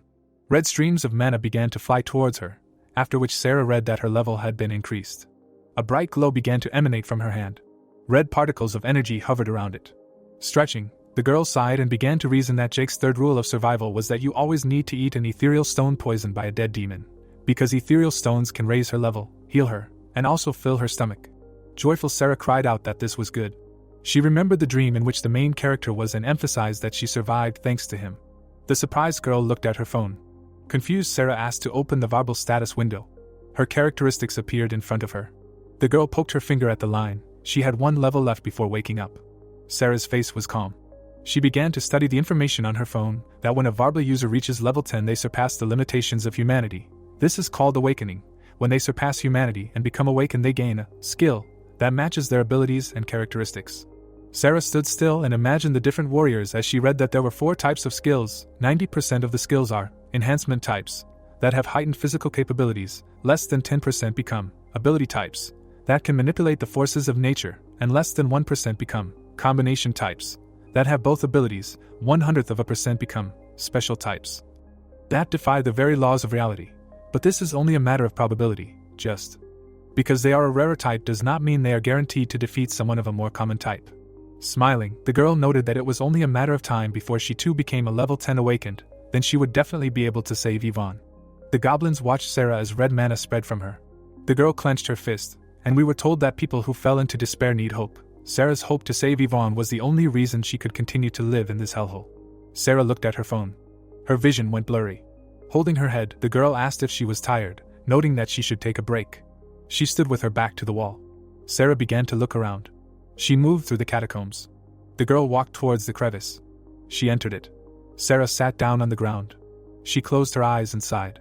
Next to her lay a phone. Touching the screen, she reasoned that simply sleeping there was too dangerous. A bright aura began to emanate from the phone, and we were told that this was a hidden function of Warble, which Sarah learned from her dream about young Jake. The aura began to spread. The girl closed one eye. She fell asleep and said that she hoped that she would have this dream again. Enveloped in light energy, Sarah began to sleep. A dark sky surrounded the settlement, and we were told that the people of Wales believe that children who misbehave will be eaten by a bugbear. One of the demons sent with the protagonist was one of those bugbears. The monster's face was angry, and we were told that this time it was not a child that was eaten, but quite the opposite. The protagonist sat with a corpse that was gradually disappearing. The protagonist devoured the bugbear's meat, after which a notification popped up that it had a disgusting stench and paralyzing poisons that made it inedible for humans. Looking away, Jake said that it was not bad, for his first time making a trap. The demon completely disappeared. The protagonist looked at the bloody ground. Continuing to eat the meat, Jake read that the meat had a disgusting stench and was inedible for humans, but the poison dulled his sense of taste. A vein appeared on his arm and the protagonist heard that bugbear's meat was being absorbed, his muscles and skin becoming slightly stronger. Taking another bite of meat, the protagonist said that he didn't care about the taste and added that there were 2 left. We were shown various demons and told that 4 demons were sent to the catacombs with him. He was physically weaker than them, but Jake especially used dungeons and traps to hunt the troll and bugbear. The protagonist was sitting on the ground. He rose to his feet. Smiling, the protagonist asked if there was one left. He turned his gaze. The monster was watching him from behind the wall. He began to growl. The demon stretched out its paws towards Jake. The protagonist began to gnaw on the ether shard. A red aura enveloped him, after which a message popped up that his level had been raised and his body had changed due to consuming the demon's flesh. Jake grinned and said that it didn't matter that he hadn't awakened yet. The protagonist began to walk towards the monster. The demon was scared by this. Holding a sword in his hand, the protagonist asked if the monster was afraid. The guy called him a fool with a satisfied look. Dark energy was directed towards him. Jake, covered in blood, sat against the wall and tried to catch his breath. In front of him lay the corpse of the monster, after which the system said that the demon, Bada, had died, the ether gem and loot had been obtained. He closed one eye and read that he had reached the 10th level, he had surpassed the limitations of humanity and awakened. The awakening time would take 28 hours. No human had ever awakened in this short time, and after killing 3 mid-level monsters, he obtained a new title from the underworld. As it stores and allows it to transfer to a part of his body, the title was changed to Demon Eater. While continuing to rest, Jake learned that he had obtained a special skill, Demon Eater. His skill is to devour skill and stats. The protagonist closed his eyes. Sarah woke up. She looked at her feet. Smiling, the girl said that it was cool. Jake killed those scary demons himself. She noted with a satisfied look that she also needed to work hard. A goblin appeared in front of her. The monster held onto the wall with his hand. He moved towards the girl and heard her say that it was her turn. Sarah frowned. A smile appeared on her face after reading that the demon, Goblin Warrior, had appeared. The monster appeared before her. His face was furious. Sarah stretched out her hand. A broken blade appeared in front of her hand. Swinging the knife, the girl screamed that her friend should be returned to her. She got into a fighting stance. Sarah dodged the monster's attack. Looking at the phone, the protagonist watched Sarah's fight. He held his hand to his face. The girl cut off the goblin's hand. The monster turned his gaze to the lost limb. Sarah was suddenly taken aback. She covered her face with her hands, from the magical blow flying at her. The girl flew to the side. The goblin looked at her. Sarah stood in a cloud of dust. Grinning, she said that it would not work on her anymore. Watching the fight, the protagonist noted that she had become quite strong. Squatting, Jake added that she was not strong enough. He remembered how he found himself surrounded by monsters and emphasized the fact that Sarah should be even more desperate, just like then. Looking down, the protagonist wondered if he should increase the difficulty. Jake extended his hand and ordered the item. Summoner's Crown. He waited for the item to appear in his hand. Dark mana moved towards him. The crown began to glow. Examining the item, the protagonist said that they hadn't seen each other for a long time. The protagonist remembered how 4 years ago the crown was lying on the ground. Jake walked towards it. He stopped and thought that the monster was much more cowardly than Badak, who followed him everywhere. His regenerative abilities were nothing compared to the troll and he was much weaker than the mighty bugbear. But despite his weakness, for him it was the worst opponent he could face. A smile appeared on Jake's face. He bit his finger. The protagonist began to drip blood onto the crown. A bright glow began to come from it. Sitting on the roof, the protagonist ordered the Goblin Lord to come. The demon's eyes were shining brightly. Dark energy was coming from the crown, and we were told that if we give the Goblin King our ether and life force, we can summon him as our servant. Sarah, covered in green blood, was trying to catch her breath. She stood in front of the goblin's corpse. A blade was sticking out of his head. The girl thought with a happy face that just a few days ago she did not have enough strength to defeat him. The monster began to disappear. Sarah fixed her hair and said that this was good. She said with a puzzled look that if this guy appeared there, it must mean that Yvonne was nearby. Clutching the stone in her hand, the girl asked Yvonne to hold on, because she would save her. She examined the dead goblin. A dark space surrounded her. Sarah turned around at the loud sound when she read that the demon, Goblin King, was summoned to the dungeon. She was shocked when she learned the information that with the help of the royal power, 100 goblins appeared. The dumbfounded girl began to look around. She was surrounded by green energy. Goblins were standing around her.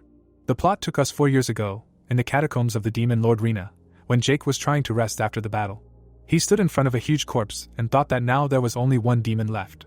Closing one eye, the protagonist imagined the monster and noted that it was the Goblin King, for him, who destroyed Badak, the strongest of the 4 demons. He should not have been a threat at all. The protagonist opened his eye wide. The Goblin King appeared in front of him. He began to fill the crown with dark mana. Watching what was happening, Jake received a notification that the goblin army came out in full force. 200 goblins appeared, 20 goblin shamans appeared, 10 goblin warriors appeared. The protagonist received many cuts all over his body. His shorts were cut. Standing in front of the monsters, the protagonist came to the conclusion that he could not defeat them and had to kill the king. The guy's face was serious. The monsters looked at him with an evil look. Jake's face was serious. Looking at the demons surrounding him, the protagonist asked how he could do it. The protagonist turned around. A smile appeared on his face. Sarah's face was furious. She killed the monster with one blow. The goblins attacked her from behind. The girl turned around. An object was flying at her face. She was wounded. Her gaze was empty. The demons were running at her. Sarah lost consciousness and asked Yvonne for forgiveness. The goblin stretched out his hand. The monster nodded back. He grabbed Sarah by the leg. The girl was dragged from there. Her eyes were closed. Sunlight was shining through the windows. Yvonne looked at the girl and asked what she was thinking so hard about. Sarah was suddenly taken aback. She looked at her friend. Holding her face, Yvonne asked if something had happened. Closing her eye, the girl replied that it was not so, she had just fallen. Smiling, Yvonne asked if Sarah had played all night again and asked not to tell her that she had fallen completely. Looking at her friend, the girl began to justify herself by saying that she had only played one game, to which she received the answer that she always said that when she played all night and that meant that she had not slept until late after all. Smiling, Yvonne asked to get some sleep, noting that she would wake her up when the teacher arrived. Sitting at her desk, Sarah replied that in that case she would sleep a little more. She was a light sleeper. Yvonne smiled and asked not to worry and to sleep peacefully. There was a smile on Sarah's face. The girl woke up. She was lying on the ground. She was examining the catacombs. Sarah turned around. Yvonne was lying in front of her. She smiled and said that she was glad that she was safe. Yvonne's body was covered in blood. Sarah saw that half of her friend's body was missing. The girl was stunned. She looked at Yvonne's face. Lying on the ground, Sarah began to scream loudly. Her gaze was empty. She was in despair. The girl opened her mouth wide and continued to scream. She looked at her friend and heard a voice that asked if she really didn't know why. Sarah's eyes widened. A dark entity stood in front of her. The man with glowing eyes said that it was because she was late, and if she had come a little faster. Smirking, the man said that Yvonne would not have died if the girl had not been so weak. Tears came to Sarah's eyes. She began to cry. Sarah stretched her hand to her friend's head and asked for forgiveness. The entity stood above her and asked if the girl regretted not being able to save her friend. An evil Sarah appeared before her with a smirk on her face. Saliva flowed from the girl's mouth. She meekly looked at Yvonne's corpse. The evil copy of Sarah rose to her feet and asked her to just be honest with herself. The girl's eyes began to glow. Streams of dark energy began to flow out of her. Sarah began to turn into a demon. The goblins were taken aback by what they saw. Dark mana surrounded her. The goblins were frightened by what they saw. A demon appeared before them, who said that he would kill them all. Sarah had a smirk on her face. The energy began to spread. The girl stretched out her hand to the goblin. She tore off the demon's head. Sarah began to eat the monster, saying that it was delicious. The girl crushed the remains of the demon and noted that she should have done this from the very beginning, after which a notification popped up that a passive skill, madness, was added. When she loses self-control from rage, her body becomes possessed by a demon. Her physical and magical abilities increased by 200%. The Goblin King watched the carnage. Sarah mercilessly killed the monsters one by one. Red energy emanated from the battlefield. The dumbfounded monster wondered if it was really a human. He noticed the girl's face and concluded that it was a demon. Sarah turned around. She killed 2 goblins with one blow. The Goblin King watched the battle silently. His minions trembled with fear. They ran to save themselves. The demon turned around. He swung his blade. The monsters were cut down. He asked with an enraged look what his warriors were doing. Noting that they were afraid of a simple man, he ordered them to kill her immediately. The demons headed for the girl. Her face was pleased. Tears appeared in the goblin's eyes. His hands were shaking. He looked pathetic. Sarah cut him down with one swing of her hand. The Goblin King went on the attack, saying he would crush the human girl. He licked the blade. The girl lowered her head. She was devouring the flesh of the monsters again. Sarah turned her gaze to the enemy. They looked at each other. The goblin and the girl rushed into battle. Jake walked through the catacombs. The ground beneath his feet was stained with green blood. He came across the corpse of a demon. The protagonist lowered his gaze. His gaze fell on many corpses. The bodies of the demons were mutilated. Jake noticed human blood. The protagonist's face was serious. In front of him lay the wounded Sarah. The protagonist waved his hand. He stood in front of the girl. Her eyes were empty. The protagonist put his hands in his pockets. Jake turned around with a thoughtful look. Looking at the corpse of the Goblin King, the protagonist noted that in the end, she could. A smile appeared on his face. The girl started to emit streams of red mana, after which the system started to say that she had reached the 10th level, she had surpassed all the limitations of humanity and awakened. His familiar had acquired a new skill. The protagonist remembered how the girl devoured the flesh of goblins and read that the more she ate, the stronger she became. In addition, she could make 10 abilities from what she ate herself. We were transferred to 4 years ago, when the wounded Goblin King said that he could not have guessed that Jake was hiding in the warrior's stomach. The protagonist stood in front of him. His face was serious. The goblin disappeared, saying that the protagonist was the same as them, a demon. A grin appeared on his face. Holding his head, Jake said that it was fun. His body was stained with blood. Streams of energy were directed towards him. The protagonist reached his hand down. He took a shard of ether. The protagonist felt a gaze on him. He was scared. Jake was dumbfounded, thinking that the demons up until now were nothing compared to this. The protagonist was terrified out of his wits. He turned around. His face was serious. The girl stood in front of him and asked him to show some respect. The protagonist suddenly knelt down. He lowered his head. Frowning, Jake asked what it was. Looking at the girl, the protagonist received a notification that Rena, one of the 72 demons of Lemigiton, had awakened from her sleep. Rena, with a smile on her face, said that it had been a long time ago. She stared at the protagonist and asked if he was the offering that her catacombs had brought. Jake began to tremble.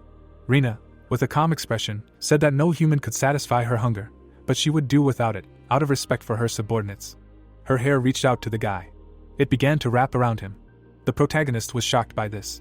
He gritted his teeth. The protagonist waved his hand. A dagger was flying at Rena. She closed her eyes and said that it was useless. Looking at him, Rena said that people were so weak that she would only need one look to kill them. Continuing to look at the protagonist, the girl said that a dagger thrown by such a creature would simply bounce off her skin. The knife flew past her. Taken aback, the demon asked how he did it. Rena opened her eyes wide and clarified how he broke through her defense and wounded her. There was a scratch on her face. Lifting the guy off the ground, the girl ordered him to answer her. Jake frowned at this. Standing in front of him, Rena continued to ask him to answer her. Looking at the furious face of the protagonist, the girl was surprised. She threw her head back. Rena was in shock. Rolling her eyes, the demon thought that Jake wanted to kill her. He wanted to tear her apart with his tiny hands. The protagonist frowned. His face was furious. Rena stepped back. The protagonist looked down, surprised. Rena looked at him and said that it was absolutely incredible. He was the first person since Bathsheba who could hurt her and make her want something. Rena extended her hand, introduced herself, and asked to be her pet. The girl approached him. There was a smile on her face. Jake's gaze began to go blank. Someone suddenly cut her hair, saying that Rena had been found. The girl in armor landed between them. The warlock frowned. Rena asked with satisfaction if today was a special day, and then began to think that first she met a child who could hurt her for the first time in 1,000 years, and now another person who could cut her hair, which could not be cut by anything in this world. There was delight on her face. The warlock caught the protagonist. She took him in her arms and ordered the demon not to touch him. Warlock looked away and said that she didn't let him live to give him to someone like Rena. Smiling, the demon said that she felt the distortion and time travel from her. She stood in front of her and noted that this was a man who shouldn't exist in this world yet, defied the laws of the universe to get there. She felt sorry for him. If Warlock were a man, she might have fallen in love. The girl listened to her in silence. Rena walked away from her, saying that she would let her live. Her abilities were valuable. She should leave the child and return to her own time. Warlock frowned and told her to stop talking nonsense. She was the one who took what was hers. Warlock turned and spat on the floor. Looking at her, the demon asked what she just said. Furious, Warlock asked if she knew how long it took her to find this place. Just thinking about it pisses her off. Rena smirked and asked if a normal human wanted to fight against the demon lord. They looked at each other while Warlock said that Rena was just a pervert who liked little children. They started to hit each other many times. Rena put on a white dress. She had a smile on her face. She looked at her hand. Clenching her hand into a fist, the girl thought that after her defeat, she lost both her mature body and the powerful mana that gave her the right to call herself a demon lord. If she hadn't met these two 4 years ago, this would not have happened. A smile appeared on Rena's face. She stated with a satisfied look that she did not regret anything. The girl shifted her gaze. With her hands on her hips, Rena said that she put a lot of effort into making this fake, and it was a mess again. There were many corpses on the ground, among which was Yvonne. They turned red. The corpses turned into Rena's hair. Shifting her gaze, the demon asked if he said he would do whatever she said if he helped. Raising her hands, Rena cried out that she asked him to convey his love to her. It embarrassed her. Harvey tried to catch his breath. He turned around and wondered how many of them were there. Many skeletons appeared in front of him. The protagonist was walking down the steps. The protagonist was carrying a girl in his arms. He looked down. The guy was putting her in a coffin. Sarah was lying in a splash of blood. Holding out a glowing object, Jake said that this was her reward. The particles shimmered on her stomach. The girl's face lit up. Smiling, the protagonist thought that the psychological training was over. The protagonist imagined his girlfriend clenching her fist and the system showing a status window, saying that when she loses control of her anger, her body is taken over by a demon. Looking happily, he said that her new skill is madness, she is a psychopath. The guy raised his hand, saying that, but still. Jake looked down attentively. The protagonist stroked her head and said that she did a good job. Sarah slept peacefully. Turning around, the protagonist said that it was time to take care of unfinished business then. He took the phone. The guy looked at it seriously. Jake brought his hand to his face. Suddenly, a scythe appeared. The protagonist stood in front of the fog and the system reported that he had entered the second circle of the dungeon. The protagonist threw his weapon over his shoulder. The moon illuminated the clouds. The floor was flooded with green liquid. Holding out the phone, the guy said that he needed equipment, a Laplace cloak. A cloth appeared behind him. It was approaching Jake. The protagonist was enveloped in a cloak. Information appeared on the screen that the clothes were made of the flesh and feathers of the Laplace bird sage. It interferes with the perception of demons, as it contains magical power. Raising his weapon, the protagonist said that he should get out of here as soon as she becomes stronger. Looking at the side skulls, he thought that this was the second circle of the dungeon. Usually he could only go to the entrance of the dungeon. Remembering how he was surrounded by monsters as a child, the boy thought that every time he approached the center, he became a target not only for ordinary demons, but also for lords who coveted him. Jake looked down, saying that if he did not have this cloak, he would never be able to come here.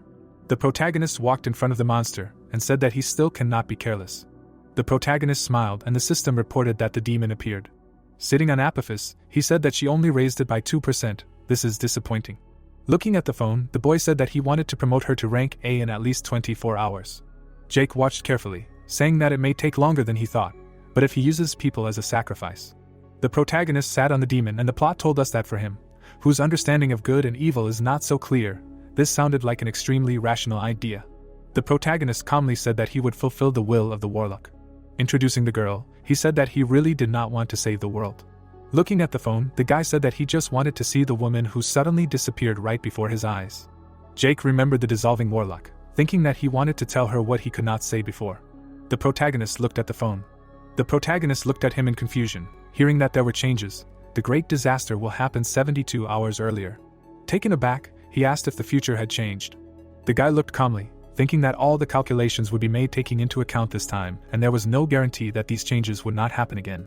Jake walked forward and asked what kind of fool was doing this. The future is not so easy to change.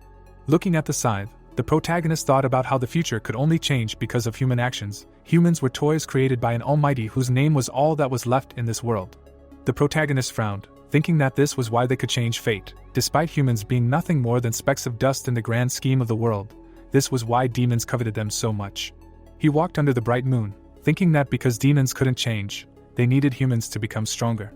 The boy said with a serious expression that he needed information from the real world. An idea flashed through his mind. Jake imagined Gabriel grinning. The protagonist remembered the man transforming into a monster. The protagonist imagined Harvey sitting on the floor. He imagined the boy holding a knife to Sarah and saying that he would kill her if he came near. Jake smiled and thought that he was a weakling who ran away before Gabriel died. He looked like he had something up his sleeve. Looking down, the protagonist used the skill, Young Dog. A cracking sound came from his hair. The protagonist's hands made a sound. Dog ears appeared on his head. The guy smirked. He closed his eyes. Jake stood surrounded by sparks. The protagonist looked forward seriously. The protagonist imagined Harvey grabbing his hand. Jumping off the ground, he thought he was caught. The plot moves us to the real world, to the port of Incheon. The guy in the hood sighed heavily. Harvey desperately held his wounded hand. He quickly ran forward. Bloody footprints remained on the ground. Several skeletons appeared in the port. Hiding around the corner, the guy thought that this was a curse. How many of them were there? Frowning, he read that there were only 30 skeletons. Harvey pictured Gabriel in front of the crowd, thinking that this stupid necrophiliac couldn't believe that he came right after the death of the boss. There was an unwritten rule that apostles couldn't fight each other. The guy remembered a lot of people and thought that as soon as the leader of the Butcher clan died, the other apostles and the necromancer also showed their true intentions. He imagined several skeletons. Harvey imagined how the monsters stretched their hands towards the guys. Remembering the crowd of skeletons, the guy thought about the necromancer clan, the user of familiars created from corpses. The quality of the familiar depends on how much power the corpse had before death. Imagining how the monsters crawled over the corpses, he thought that the necromancer was desperately trying to create familiars from the awakened. Harvey imagined the man turning into a skeleton. Frowning, the boy wondered if they really thought he had shed blood, sweat, and tears helping Gabriel for it to end like this. Looking at the necromancer skeletons, he decided that no matter what happened, he had to get out of here. Harvey looked at him seriously and used the silhouette skill. The boy was squatting.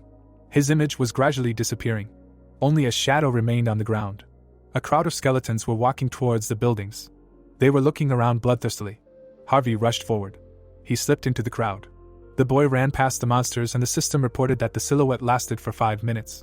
Running ahead, Harvey decided that everything was fine, he could do this. He frowned.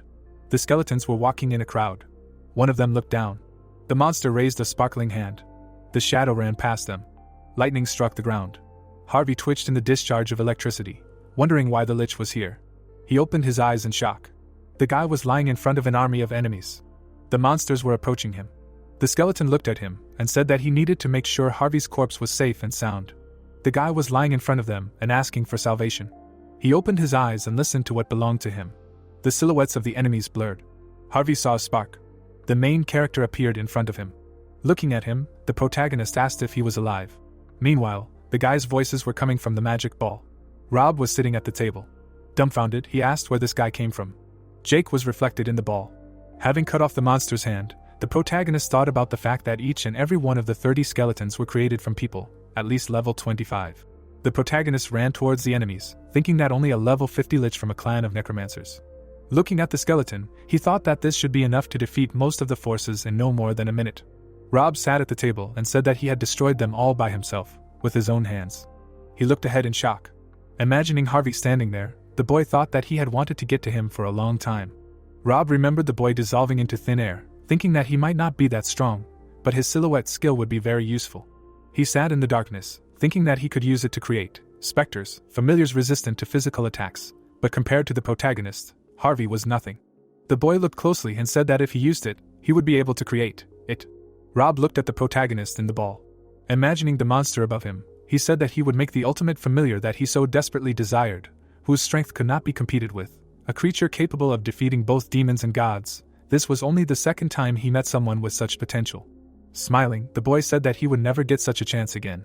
Rob raised his hands and said that his beautiful warlock, a being the likes of which had never been seen in the history of mankind, was his first. He rolled his eyes and said that if only he had killed her before she died so suddenly, he could have created an absolute dead using her body. The boy hugged his arms, saying that Warlock was concerned about the safety of mankind. If he had an absolute familiar, her wish would come true. Rob looked up and thought that wasn't granting someone's wish the very meaning of true love. In the orb, the protagonist stood before Harvey. The boy held out his hands to him and said that he wanted this. He loomed over the orb, repeating that he wanted this. Rob looked at them seriously and commanded his clansmen to rise. Monster arms appeared from the floor. An army of skeletons crawled out of the darkness. The boy stood before them and said that they would go. It was time to create one who would be their ruler. He looked ahead confidently, thinking that the apostle, who is both one and many at the same time. The protagonist stood in front of Harvey. He calmly lowered his gaze, hearing that the necromancer had advanced. We are transported to the year 2016, to a children's room where toys were lying. The boy screamed loudly. He was sitting on the floor. The mother propped her cheek with her hand. She calmly looked ahead. The woman was looking at the laptop. Frowning, the mother listened to the child scream. She turned around in her chair and asked why he was crying. The boy looked sadly, hearing that she even bought him a toy, and the plot told us that there was an application that took over the world. Howard desperately ran to his mother and called her. The woman angrily lowered her gaze. She brought the phone to his face. Frowning, the mother said that he should watch. If he continued to misbehave, this monster would take him away. The monster on the screen said that it seemed like he was being naughty, and if he didn't stop crying, he would take him away. The boy looked at the phone in fear, which was telling him that Badak would grab him and eat him alive. The woman looked at him with displeasure. She put the phone down and told him to just play on his own. The mother turned back to the computer, saying that she would play with him after she finished some things. The woman was plugging in headphones. Howard began to cry. Sounds were coming from the phone. The monster was dancing on the screen. The boy looked down in fear. A tear was running down his cheek. The monster from the phone asked if he was crying. A light appeared from the smartphone and the system announced that the contract was concluded. Suddenly, the monster's paws stuck out. The entity dragged the child into the phone. Looking at the screen, the mother called her son. She looked at the smartphone. Turning around, the woman called Howard again. The mother looked thoughtfully at the door. The monster was glowing on the screen and she asked where he had gone, that he should stop joking and come out. The car was driving down the road. The wheels were spinning fast. The car pulled into a parking lot. The door opened slightly. The protagonist stepped outside. Harvey held out his hand and said that they had arrived. The guys were standing in front of a nightclub. The protagonist looked away and asked if this was the place. The guy nodded and said that it was inside. They were walking toward the entrance. The disco ball was lighting up the dance floor. The girls were happily raising their hands. The strangers were dancing vigorously. The guys were walking through the hall. Jake put his hands in his pockets. The guys were walking forward. Harvey turned around and said that it was here. He was standing at the entrance to the basement behind the club. The guy was walking down the steps. The protagonist was walking next to him. The guys stopped in front of a dead end. Harvey held out his hand to the wall and said that they were almost there. He knocked on the bricks and asked them to wait. The wall began to dissolve and the system reported that the hideout of the Butcher clan had been accessed. A room appeared in front of them. Looking at the man behind the bars, the guy said that it was here, the one he was looking for inside. It was the grimoire that they captured alive. The stranger was bound in chains. He sat with his eyes closed. The protagonist looked at him thoughtfully. The protagonist stood in front of the camera. His eye lit up and he activated the skill, Analysis. Jake looked at the sitting man and the system reported that this was the chain of St. Peter. Turning around, Harvey said that he was strong. During his capture they lost 3 awakened. The protagonist looked away and said that it was good. If he really was strong, he would not have been caught so easily. The guy looked at him in fear. The door to the cell opened. The grimoire was taken aback, asking who it was. The protagonist approached him, saying that he had a couple of questions. He looked at him calmly. Leaning forward, the man shouted that he would tell him everything, so he should not be tortured. Looking down, the guy thought that this was stupid, did not expect much when he asked his companion about grimoires. Remembering how he stood in front of the wounded Harvey, Jake thought that he said that the Butcher clan had a living one. The protagonist imagined how the monster raised its paws, thinking that the grimoire was a person who received power after concluding a contract with a demon. Imagining how he sat on the monster, the protagonist thought that this was the main reason for the fall of humanity. He expects that this sudden decrease in time until the apocalypse is connected with it. He looked down, thinking that if so, what could this man know, and said that the countdown to the apocalypse was shortened. The guy stood in front of the prisoner, asking what he knew about this. Confused, the man looked at him, clarified what the apocalypse was. Frowning, Jake thought he knew it. Grimoire looked at him seriously. He was sitting in front of the guys and asking if he could agree to the apocalypse. The protagonist looked at him in surprise, asking what kind of apocalypse. Looking down, the hero said that the report before the apocalypse had been changed. There was even less time left. Looking at the man, he asked what he knew about it. Looking at him, the man asked again. Frowning, the protagonist thought that he knew it. Looking straight ahead, the man asked what it was really him. Sitting on the floor, he added that he meant the apocalypse from the Revelation. Looking at him, Jake asked again. Raising his head, the man said that yes, according to the sacred text of the grimoire, the messenger of God will descend to earth from the very bottom of the abyss in order to cleanse this world. The hero lowered his head. The man raised his eyebrows and asked what he was talking about. The protagonist looked at him in confusion.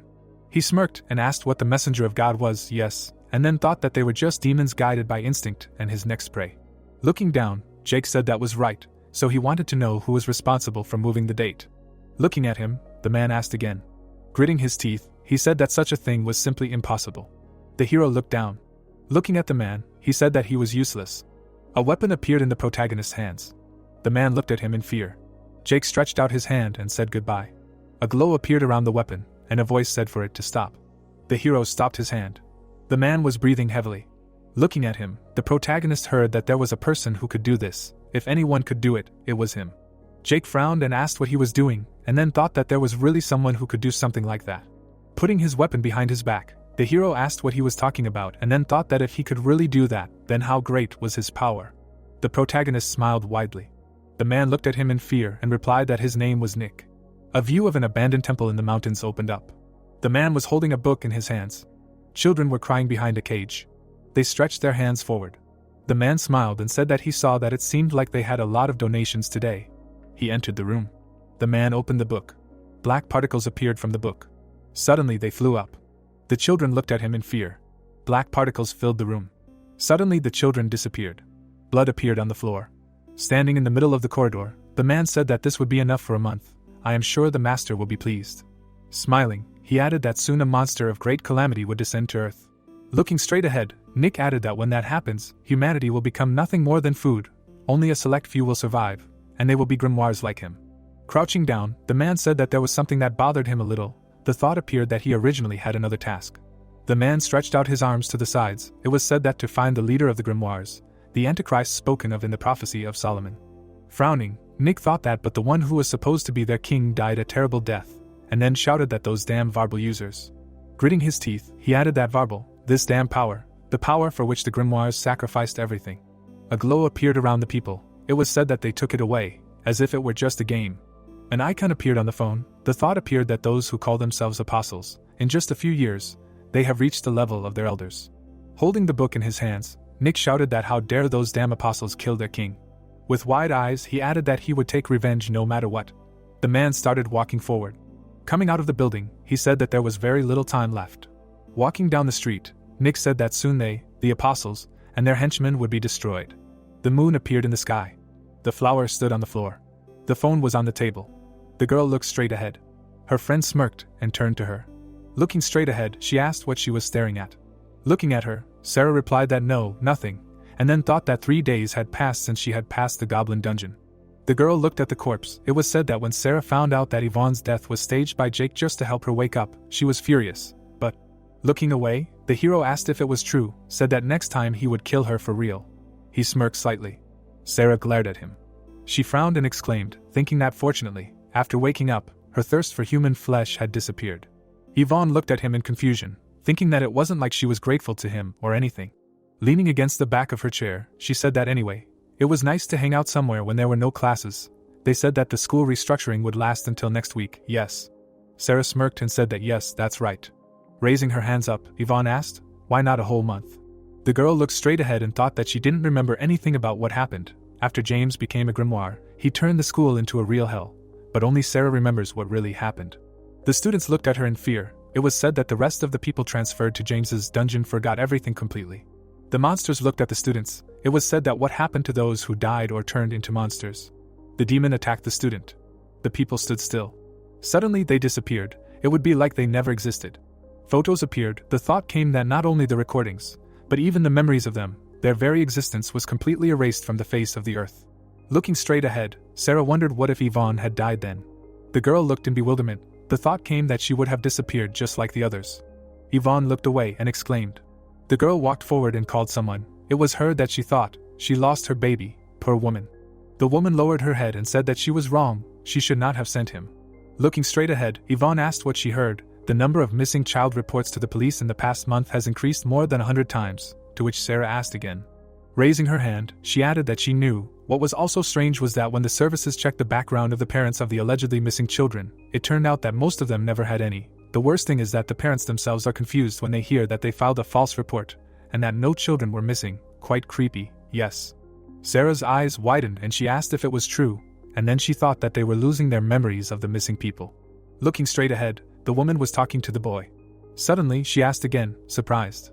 Wiping away tears, the girl asked why was she here? She didn't know what came over her. Sarah's eyes widened. She wondered if this could be connected with Warble, and Yvonne asked if something was wrong. The headlights appeared. The car was moving forward. It was moving through the woods. The boy was sitting behind the wheel. He frowned and looked away. The hero closed his eyes. The thought came, This fucking monster. Harvey looked in the mirror and thought, where the hell did this come from? The protagonist was fighting. A shot came at him. The guy frowned. He looked to the side. The image of Jake was reflected in the mirror.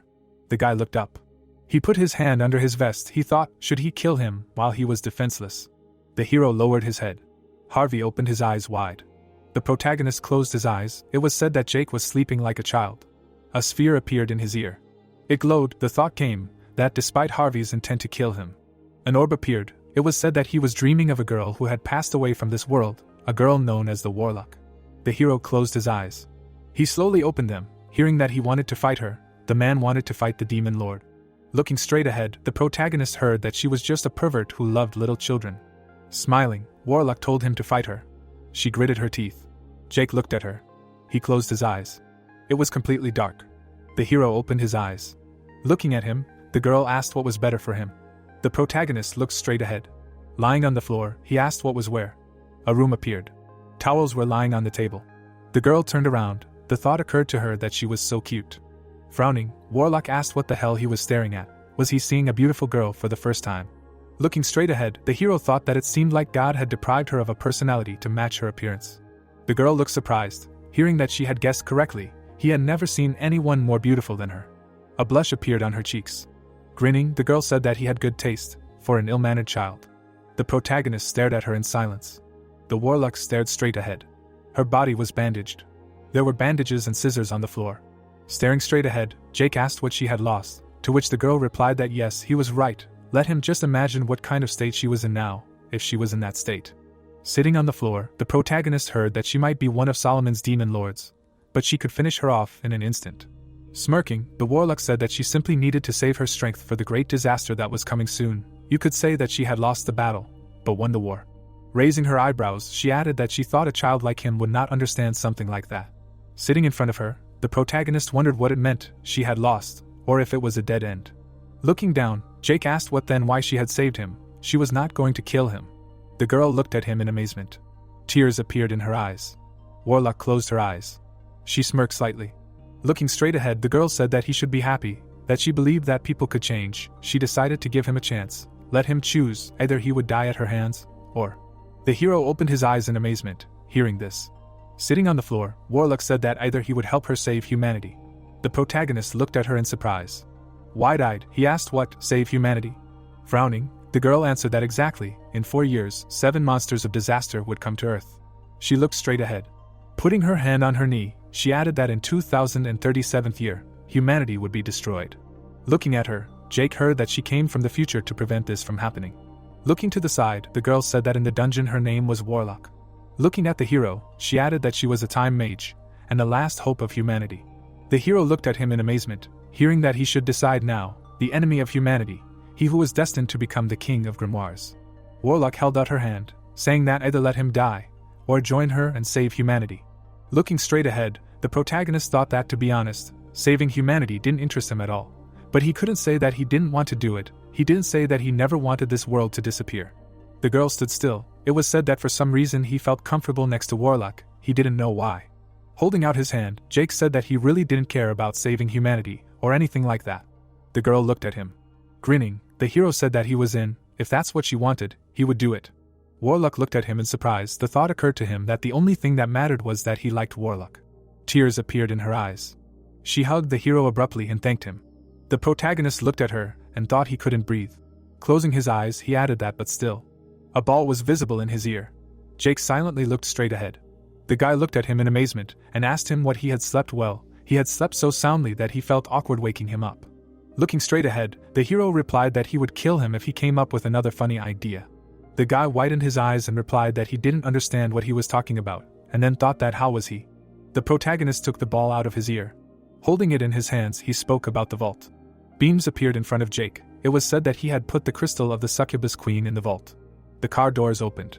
The hero looked at the phone and activated the search. Looking straight ahead, he thought that it was a little higher than the rest of the territories.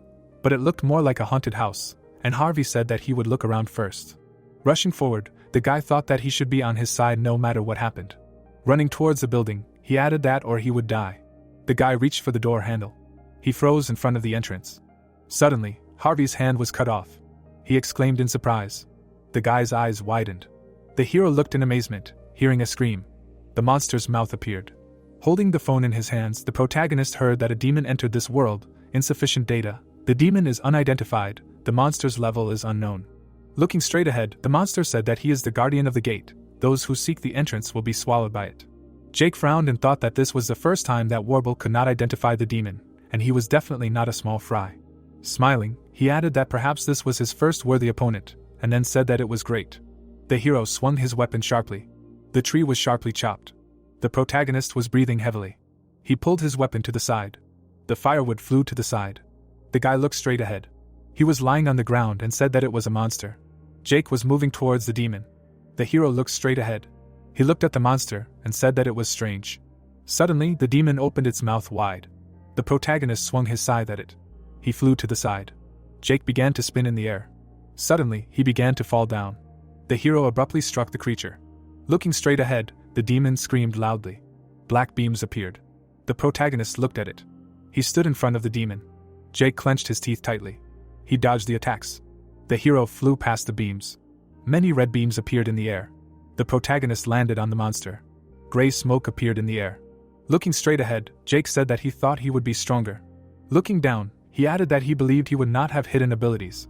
The hero looked at the monster and said that if there were any, it would be better to use them now, or he would finish him off right there. Looking down, the protagonist thought about the man who dared to threaten a monster that was tens of times bigger than him. The monster looked straight ahead. A thought appeared that the dragon looked at Jake and studied him carefully. Burning candles appeared. There were strange drawings on the floor. Light from the candles appeared. The man was sitting on the floor. Nick closed his eyes. Suddenly he opened them wide. The man was sitting in front of a huge gate. He was looking at the book. People stretched out their hands forward. It was heard that let him help enough. People looked at him in fear. It was said that someone, please, food. The man was sitting on the floor. It was said that Nick called them the gates of hell. Each grimoire has an ability associated with the demon with whom they made a contract. The wax on the candles was melting. The book emitted a glow. It was said that the power that Nick possessed was related to the apocalypse that was destined for humanity. The power to speed up and postpone the date of the apocalypse. Looking straight ahead, the man asked what he said, that he tucked his tail. He widened his eyes in amazement. Stretching his hand forward, Nick asked what the hell this apostle was. He took a step forward and said what a pleasant surprise. A notification appeared that the spell to speed up the coming of the apocalypse was 80% complete. Smiling, the man said that the apostle had come to meet his doom. Looking straight ahead, he added that they could easily deal with several apostles, with so many offerings that they had already offered. The man's eyes lit up and he added that now look at his face. He opened his eyes wide. The image of the hero appeared. Nick looked forward in bewilderment. Looking at the protagonist, he asked what the boy was. Jake frowned and said that he should use his hidden abilities if he had any. The man opened his eyes in surprise and muttered something. Tears appeared in his eyes and he said that it couldn't be, it was impossible. Lowering his head, Nick said that he was alive, his king. The thought appeared that in the holy scripture of the grimoires, there is a record of a king who will lead them during the apocalypse. The hero looked at him. The protagonist stretched out his hand to the side. It was said that during the chaos, from the far east a shining protector will come, who made a contract with the Lord of Hell, will lead the grimoires and cleanse the world from chaos. Looking straight ahead, Nick said that it was really him. He can feel it, he knows, it is him, this boy. Opening his eyes wide, he added that their protector, the thought appeared that the king who will lead the grimoires during the apocalypse, their savior, their true king. Raising his hands up, the man shouted that of course, no human apostle in existence could hurt the great king, begging him to forgive him for believing those lies. That was blasphemy. Now was not the time for that. He must hurry and greet their king.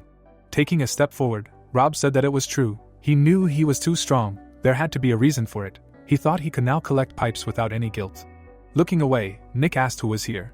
Holding the sphere in his hands, Rob said that guilt had never burdened him. The man looked at him in surprise and asked how did he get here? He frowned angrily. Looking away, Rob said that the air in the abyss of the dungeon was worse than he thought. Now his head was spinning. Wide-eyed, he added that he apologized, but what did he just say? The man looked at him in amazement, hearing that he could kindly repeat, pest, to which he asked what pest he called him.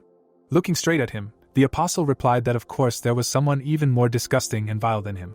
Frowning, Nick said that he was a bastard, he would kill him. Putting his hand to his face, the apostle asked what would kill him. Trash like him, he dared to threaten someone who had the power to control death. Looking straight at him, he added that he really thought a simple cur could bite off a piece of the huge moon. He was just a vile dog.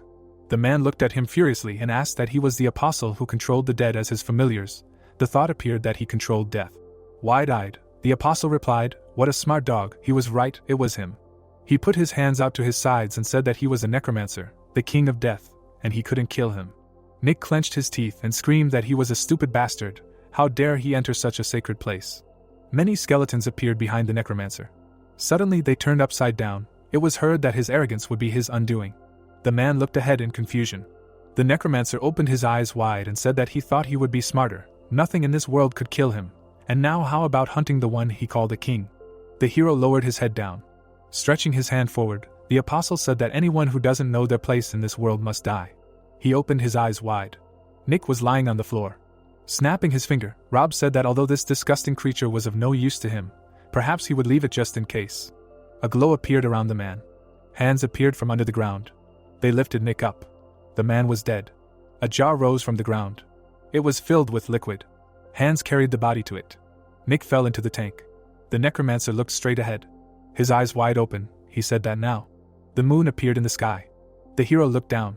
Holding the weapon in his hands, he said that he believed that no. The protagonist put the scythe behind his head. Suddenly, he swung it sharply. Jake's eyes widened. There was a pool of blood in front of him. Suddenly, a glow appeared in the air. The hero swung the scythe. Taking a step forward, he asked that he really believed that he could escape from him. The protagonist lowered the weapon down. Pressing the screen, he said that the connection. Jake stood still. Looking to the side, he asked that he escaped into the abyss. An empty valley appeared. Looking straight ahead, the hero said that to retrieve the item, the cloak. A glow appeared behind him. The protagonist rushed forward and said that he would regret making him go this far. He would not let him die a clean death. Grass appeared. It was said that he entered the third circle of the dungeon. Jake held a scythe in his hands. He opened his eyes in amazement. The hero looked away. Hearing that finally, he was too late. The protagonist stood in front of him. His eyes widened in surprise. He thought that this was the gates of hell. The necromancer looked at him silently. The man was lying in a jar. Looking straight ahead, Rob asked if he knew the grimoire body could be very useful. If he used it, he could create a familiar whose abilities would be much higher, compared to what Warble users could have. With the help of a special liquid that he created, the dead can preserve their bodies even in this world, where corpses decompose after death. The hero looked at him silently. He raised his eyebrows, hearing that he should look at it. Looking straight ahead, the necromancer said that since this is where he would be now. Standing in front of him, the protagonist asked who he was, how he knew about this place. Looking at him, the necromancer answered that for sure they hadn't met yet. He put his hand to his face. Sitting on the bones, Rob said that he was one of the 12 apostles. His name was a necromancer. He had been watching him. This guy, Harvey, had been marked long before he came. Looking straight ahead, the hero heard that it wasn't hard to find him at all. The hero frowned and wondered if this could be the familiar master who attacked Harvey.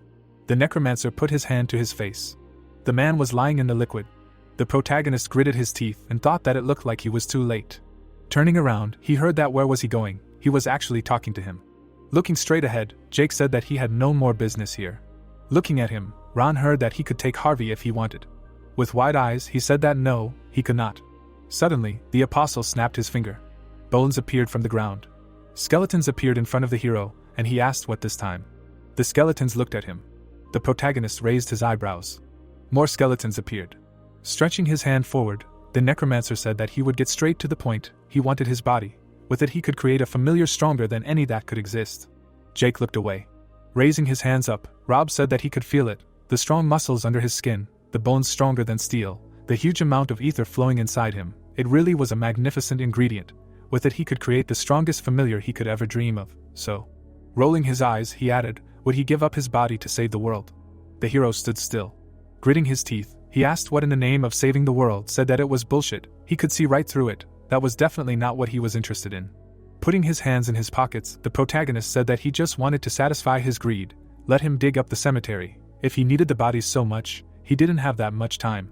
The necromancer, looking straight ahead, grinned. Stretching his hands forward, he shouted that he wanted him. He didn't ask his opinion. Rob raised his hands up. Purple beams appeared in front of the hero. He frowned. Stretching his hand forward, Rob said that he should say hello to the Dark Knight. This is a masterpiece that he created from 20 corpses. Looking straight ahead, the monster heard that he should kill him. The protagonist looked ahead. Suddenly, the Dark Knight rushed forward. Jake's eyes widened. The skeleton grabbed his leg. The knight grabbed him. A devastating explosion occurred. The necromancer smirked, looking straight ahead. A beam flew at the knight. It was heard that he was serious. Raising his leg up, the hero said that he could not even come close to saving humanity with this toy, not to mention the first disaster. The necromancer looked at him in amazement.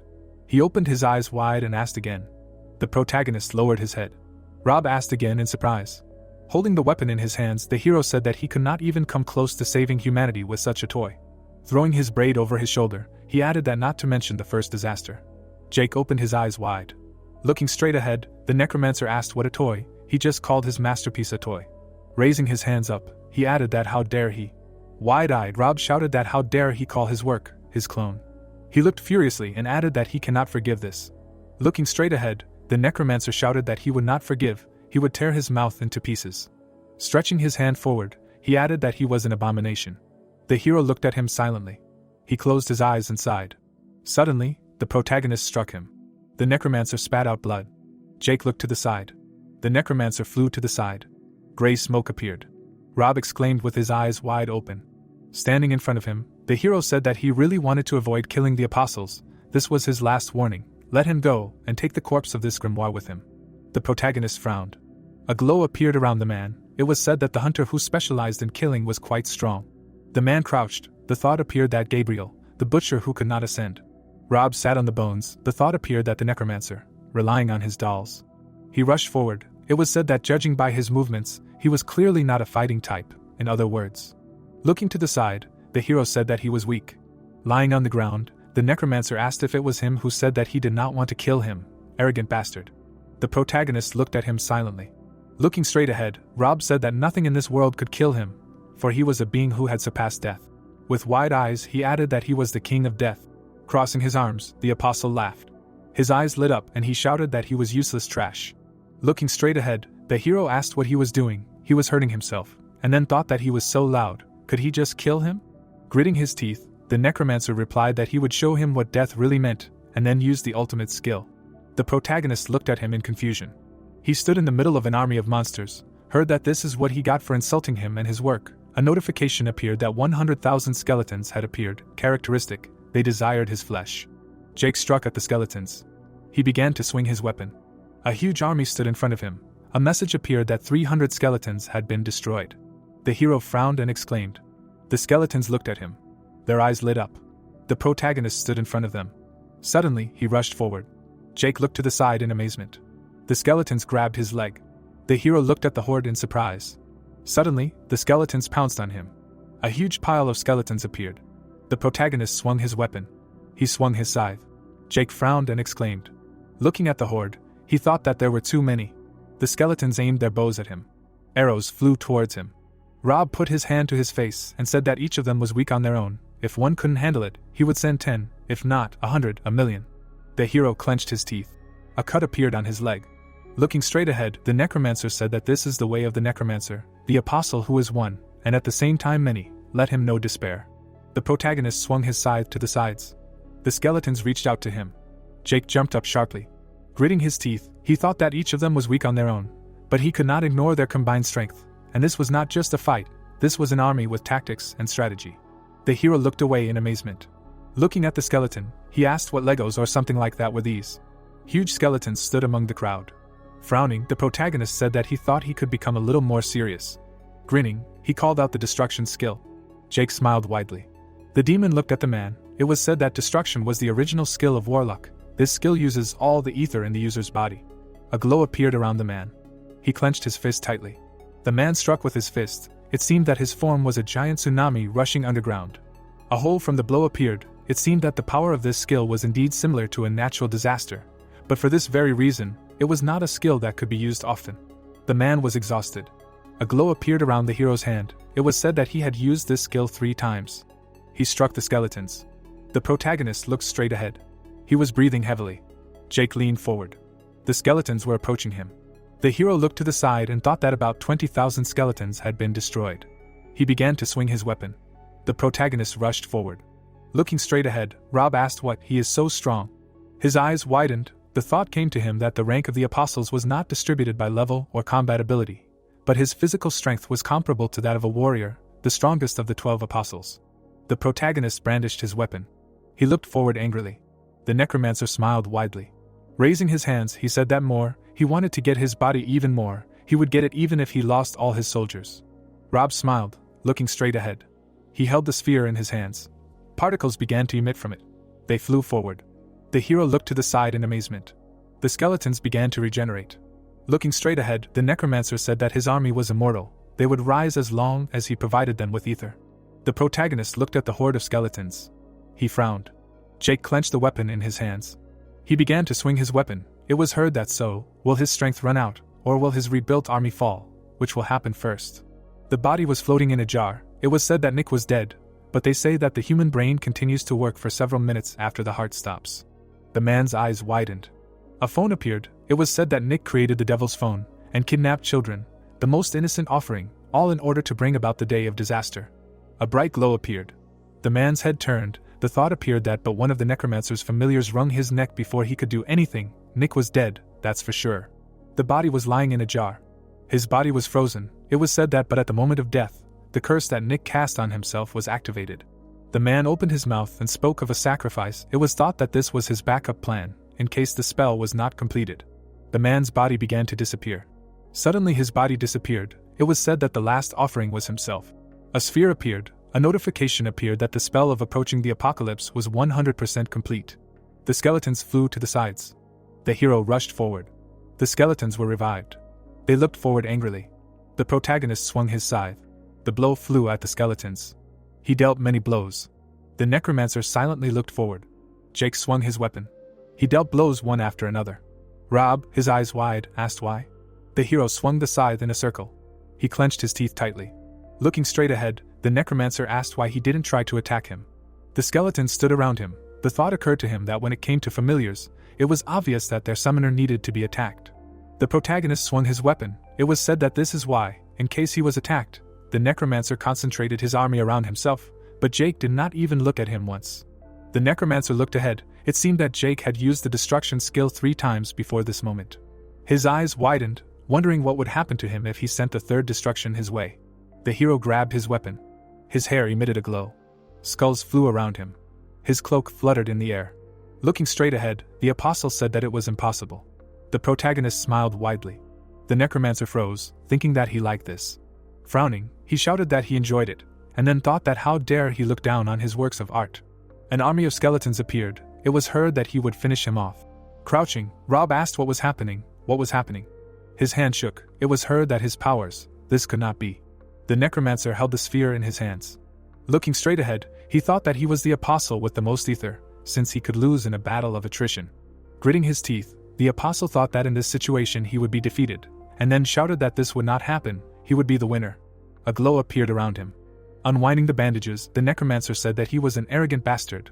Let him see the true power of death. The bandages fell to the floor. Stretching his hand forward, the apostle used the highest skill. A glow appeared above him. It was heard that the Death Eater. Red rays appeared. The hero stood still. He looked forward. Suddenly, the protagonist turned around. He opened his eyes in amazement. Red smoke appeared above the necromancer. It was heard that the spell of approaching the apocalypse was 100% complete. The gate opened slightly. It said that a warning, a demon entered this world, insufficient data, the demon is unidentified, the level of the monster is unknown. The necromancer looked in amazement. Turning his head, he asked what the... Suddenly the demon swallowed him. Jake looked in amazement. He froze in surprise. Only legs remained of the necromancer. The hero looked to the side. The skeletons looked straight ahead. They stood around the hero. Suddenly they rushed forward. A horde of skeletons stood in front of the demon. The monster's eyes lit up. The skeletons were walking towards the gate. The demon swung its tail sharply. The skeletons lay on the ground. It was said that 12,738 skeletons had been destroyed.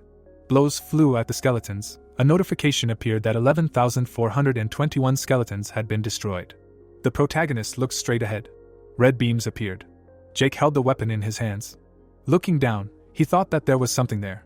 The demon's eyes lit up. An idea appeared. What was behind the gate? A roar was heard from behind the gate. Looking at the demon, the hero heard that a change had occurred. The apocalypse was brought forward by 444 seconds. The Cerberus demon appeared. The protagonist looked in surprise and thought that now it was clear why Warble could not recognize this dragon. The demon looked ahead. The thought arose that he was only the tail of the Cerberus. The protagonist stood in front of the monster. Cerberus raised its head up. Jake looked at him in amazement. The monster opened its mouth. The demon looked ahead. Suddenly it screamed loudly. The hero covered his ears with his hands. The scythe flew to the side. The protagonist clenched his teeth tightly. The demon looked at him. Frowning, Jake thought about it. Tentacles appeared from the back of the Cerberus. They flew up. Screaming people appeared. They cried out in disappointment that he would behave better, promises, let him forgive him. The thought arose that sacrifices. The hero stood still. Looking straight ahead, he heard about the king. Looking straight ahead, Nick asked what he saw. This humble servant destroyed his enemies. Smiling, the man said that the great king of grimoires. The protagonist looked straight ahead. Nick's eyes widened in amazement, and asked what his king was. Jake gritted his teeth when he heard what he was so sad about, His Majesty. Nick looked down. Looking straight ahead, the man asked that he was not happy with these simple children as an offering. The hero held a weapon in his hands. Frowning, the man said that his king was. Looking at the hero, he added that he, who should be cold-blooded and heartless, cannot allow extraneous emotions to control him. Let him be disappointed in him. Looking straight ahead, the hero heard that he was asking to say that he was wrong, to which he replied that he should stop yapping. The man looked in amazement and asked what he just said. Trash, he told him. Standing in front of the Cerberus, the protagonist said exactly that. He was deaf, he should stop yapping and get lost, he was not his damn king. Nick froze, looking at him. Tears appeared in his eyes and he objected. Looking straight at him, the man asked if he knew how long he had waited for this moment, asking him to tell him what he needed to become their king. The hero held the weapon in his hands. Looking straight at him, he said that he should stop talking nonsense. The man frowned. The demon rushed forward. It was heard that his king. Suddenly, a blow flew at the hero. The protagonist gritted his teeth. He swung his scythe. Looking straight at him, Nick said that he should give up. Even a great king cannot defeat the keeper of the gates of hell. He opened his eyes wide and added that he asked to show him his abilities as their king. Jake looked to the side. A blow flew at him. The protagonist chopped off the monster's tentacles.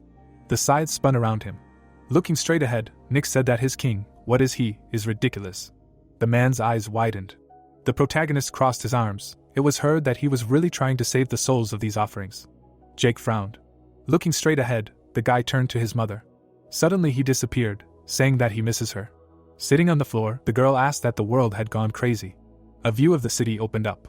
From the laptop, it was heard that paranormal phenomena were happening all over the world. A typhoon hit the country in the middle of autumn, the government on this occasion.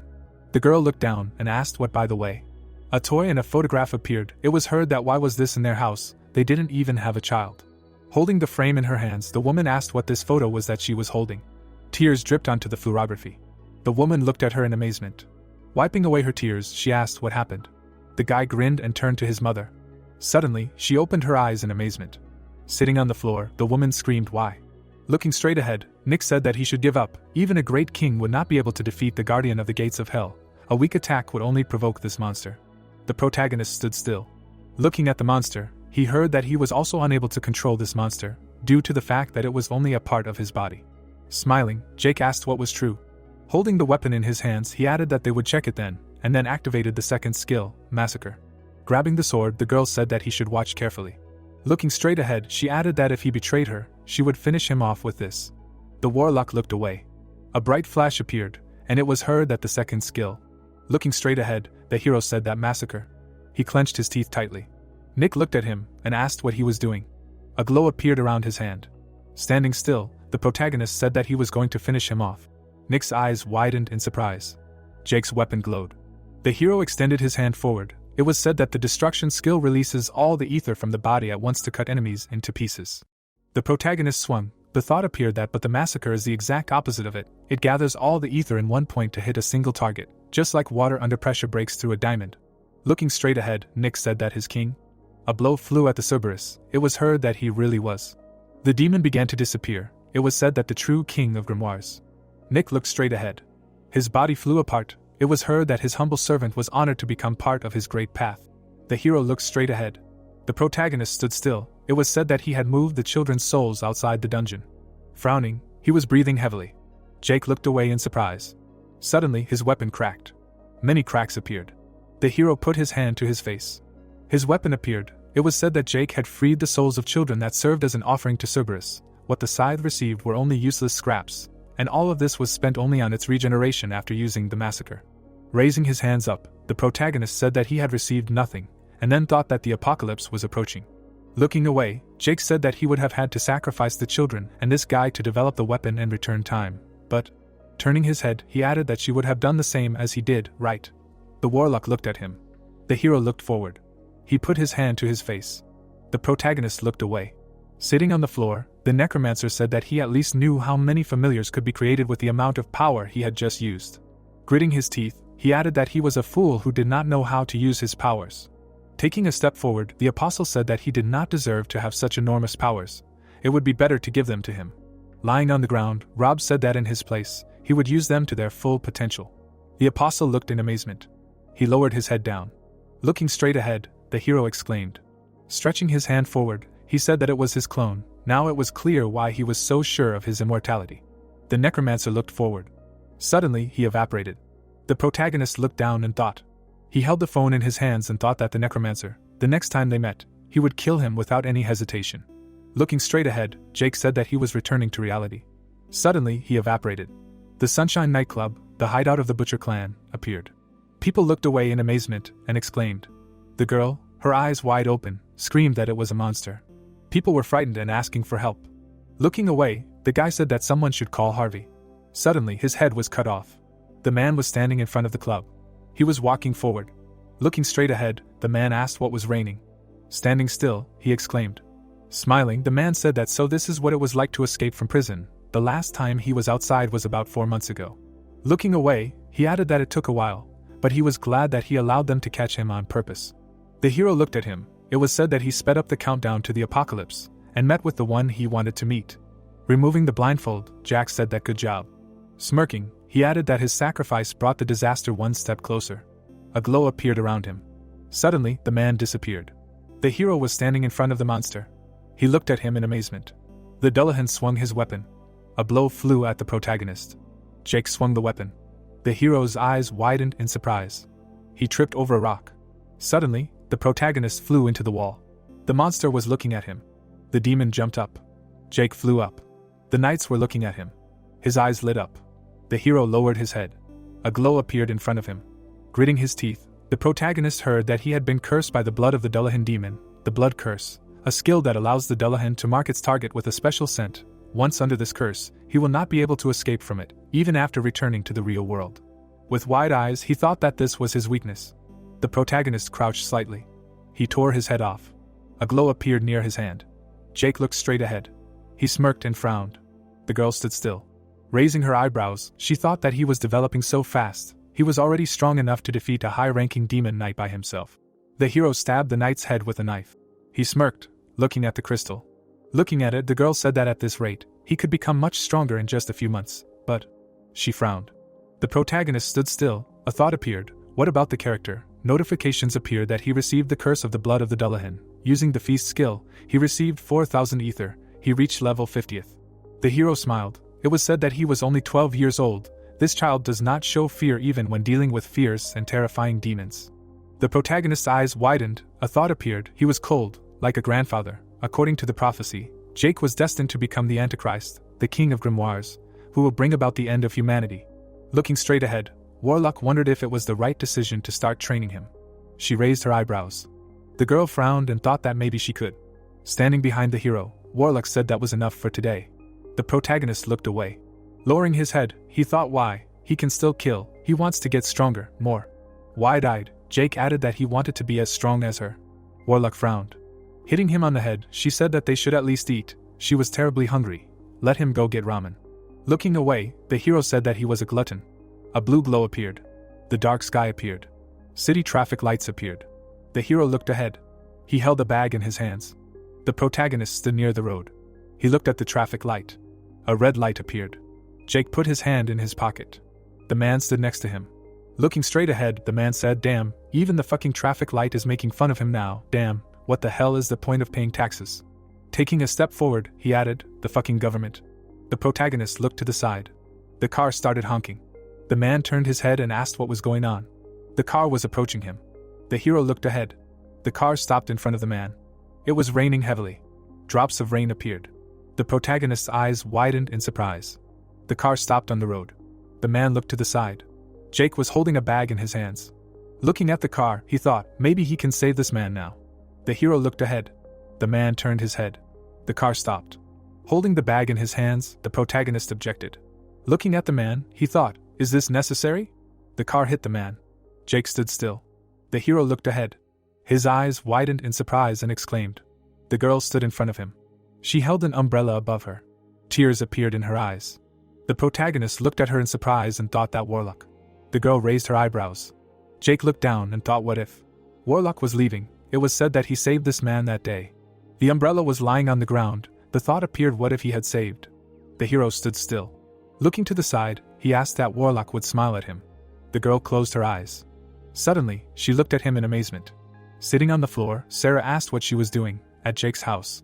Looking around, the girl shouted that she was sure that she had been sleeping at home a second ago. Looking at the doors, Sarah said how she got there. Suddenly, a portal appeared in front of her. The hero came out of it. Lowering his head, he said that she was here. Looking at him, the girl asked what happened to him. He was wounded. Sitting on the floor, she asked again. The protagonist looked at her silently. Sarah's eyes widened, wondering what the hell. Jake approached her. Sarah closed her eyes and wondered if it was too sudden. She wasn't ready yet, and the hero said that he was just a little tired. He was going to rest for a while. Let him protect him while he rested. The protagonist sat in front of her. Looking at him, the girl asked again. Sarah looked at him in amazement and turned. She opened her eyes in surprise, hearing that Sarah's familiar had received an order from the master, switching to defense mode. Taking a step forward, the girl asked what was going on. She couldn't control her body. Sarah stood in front of the exit. The Ganja station, Seoul appeared. The carriage pulled up to the station. The man opened the door slightly. He stood in front of the carriage. Looking straight ahead, the guy said that he had done it. Holding on to the carriage doors, he added, "Who the hell do they take him for? Why should he do this alone when they need to work in pairs?" Suddenly, the guy shuddered in surprise. Looking away, he said, "In any case." The man was sitting on a bench. It seemed that he managed to fall asleep even with such noise. He was a foreigner. He crossed his arms. His t-shirt appeared. Putting his hands on his hips, the guy said that he had a strange taste in choosing t-shirts. Adjusting his helmet, he added that he needed to stop thinking about all this nonsense and get back to work. The train would be here any minute. Black particles appeared around him. The man looked in amazement. Suddenly, he began to be dragged. The guy suddenly disappeared. The monsters looked at him. A notification appeared that the devilish mutant had appeared. Gritting his teeth, the guy thought that it couldn't be a monster. The man was sitting on a bench. Crossing his arms, he thought. The man smiled and said that he was right. Clenching his fists, he added that the prophecy about the future was true. Sitting on the rails, the boy exclaimed. Gritting his teeth, he asked for help. The monster looked at him. The creatures surrounded the boy. The man clenched his fist tightly. A typhoon appeared around the boy. He looked at him in fear. The man smiled when he heard that the devil died. The ethereal stone was obtained. Looking away, he said that although only this little thing appeared. The man raised his eyebrows and asked how he was. The boy looked at him in amazement when he heard that there was probably no need for this question, but he would keep it a secret if he patched it up. Sitting on the ground, he asked who he was, to which the man thought about it. The hunter lowered his head and said that if the conditions were changed, he would let him live, so let him keep what happened today a secret. The man walked forward. The guy held his hand out and asked who the hell he was. What was he, God? The man lowered his head. He smiled broadly. Clenching his fist, the man said that he was a warrior, the strongest man in the world. The view of the station opened up. People were looking forward. The guy was sitting on a bench. Looking at him, the man asked if he was okay. The man's eyes widened in surprise. Looking straight ahead, he said he was a warrior. The guy put his hands in his pockets and said he was the strongest warrior in the world, the strongest man in the world. The train moved forward. A dent appeared on it. Rick entered the dungeon. He stood still. The man lowered his head and asked what was next. He was stationed. Suddenly, a notification came to his phone. Rick held the phone in his hands. Messages appeared and the man asked that the hunter was in danger. A view of the Tehran combat training ground opened up. A bullet flew forward. A small explosion was seen. Several explosions occurred. The guy held a gun in his hands. The saber flew forward. The guy fired at it. It exploded. The man held a rifle in his hands. He was standing on the training ground. Looking at him, the guy said that he never misses. He is Nate. Nate looked away and turned. Smirking, Kyle asked, so, does he want to go out for a drink since he was done with training for the day? Nate closed his eyes and said that he should forgive him. He needed to go home. His younger brother was waiting for him. The guy frowned and said that he never agreed. Putting his hand behind his head, the hunter said that he was entering elementary school, so he had something to prepare for. The girl struck a blow, hearing why he had to do this, what his parents even do, to which she replied that he should forgive him for this. He did not know about his situation. Let him go home. Everything is fine. Smirking, the guy said that thanks, he will go. The man walked forward. He walked down the street. It was said that Nate's parents died in a car accident 3 years ago. The only family he had left was his brother, 10 years younger than him. Nate walked forward. A thought appeared, but he tried not to let the cruel world get the better of him. The guy grinned. It was said that now, he was one step away from participating in the Olympic Games. Buildings appeared. The guy looked down in amazement. Standing in front of the entrance, he asked why the door was open. Did he really forget to close it? Looking at the room, the guy turned to his brother. His shadow appeared. Looking straight ahead, Nate turned to his brother. Frightened, his eyes widened, he asked who he was, and then thought who this man was, and what kind of monster it was. The man was holding a book in his hands. He looked to the side. The guy looked in fear. Darkness appeared. Looking straight ahead, the brother said to let Nate help him. Nate turned to him, his eyes wide open. The guy stretched out his hand to him. The monster was devouring him. The hunter opened his eyes in amazement. Frowning, he shouted that no, let it stop. Many red rays appeared in front of him. The guy opened his eyes in amazement. He lowered his head and screamed. Sir closed his eyes and screamed at his eyes, where was he? A glow appeared in the darkness, and he heard where he was. Complete darkness fell. Looking at his hands, the guy asked why, what did he do to him? Frowning, he screamed that why was he doing this to them? Looking straight ahead, the man said that there was no reason, since he was asking. He held the book in his hands. Grabbing his face, the guy asked again. Standing next to the monster, the man said that he just needed to feed his familiar. You see, this artificial homunculus needs a lot of fuel. His brother was lucky enough to be nearby when he was looking for something to feed him, that's all. The guy lowered his head down. He heard that he shouldn't worry, he wouldn't kill him. Smiling, the man said that as he said, there was no reason, it wasn't pity, and not even mercy. Walking towards the exit, he added that he was letting him live, just like that. The guy was kneeling. Lowering his head, he said that he would kill him, no matter what. Gritting his teeth, the guy shouted the same thing. He was sitting in the middle of the room. A hospital appeared. Medical equipment appeared. The man was breathing through a mask. The guy was lying on a bed. The girl was standing in front of him. She closed her eyes and turned to the hunter. Looking straight ahead, the girl asked him what a bad dream he was having, what a pity. She looked down. A glow appeared around her hand. It was heard that he should not be afraid, because she would soon cure them. Amanda stood still. She stretched her hand forward. Suddenly, someone grabbed her hand and asked what she was going to do. The girl looked away in surprise. Rick frowned and turned. Looking at him, Amanda asked what does he mean by what is she going to do? Of course she is trying to perform a miracle for their hunter, poor Mr. Hunter who is on the verge of death. The man was lying under the mask. Looking away, Rick asked what said that he should stop talking nonsense and pretending. He knows too well the price of her miracle. The girl lowered her head. She looked away. Standing still, Amanda said that he still does not know his place. A glow appeared on the floor. Lowering her head, the girl turned to the warrior. The man smirked, looking straight. Amanda looked away, hearing that finally she will show her true face. Yes, she should have done this a long time ago. Suddenly they entered the second circle of the dungeon. Rick gritted his teeth and said that they must decide everything here, let him attack. The girl stood still.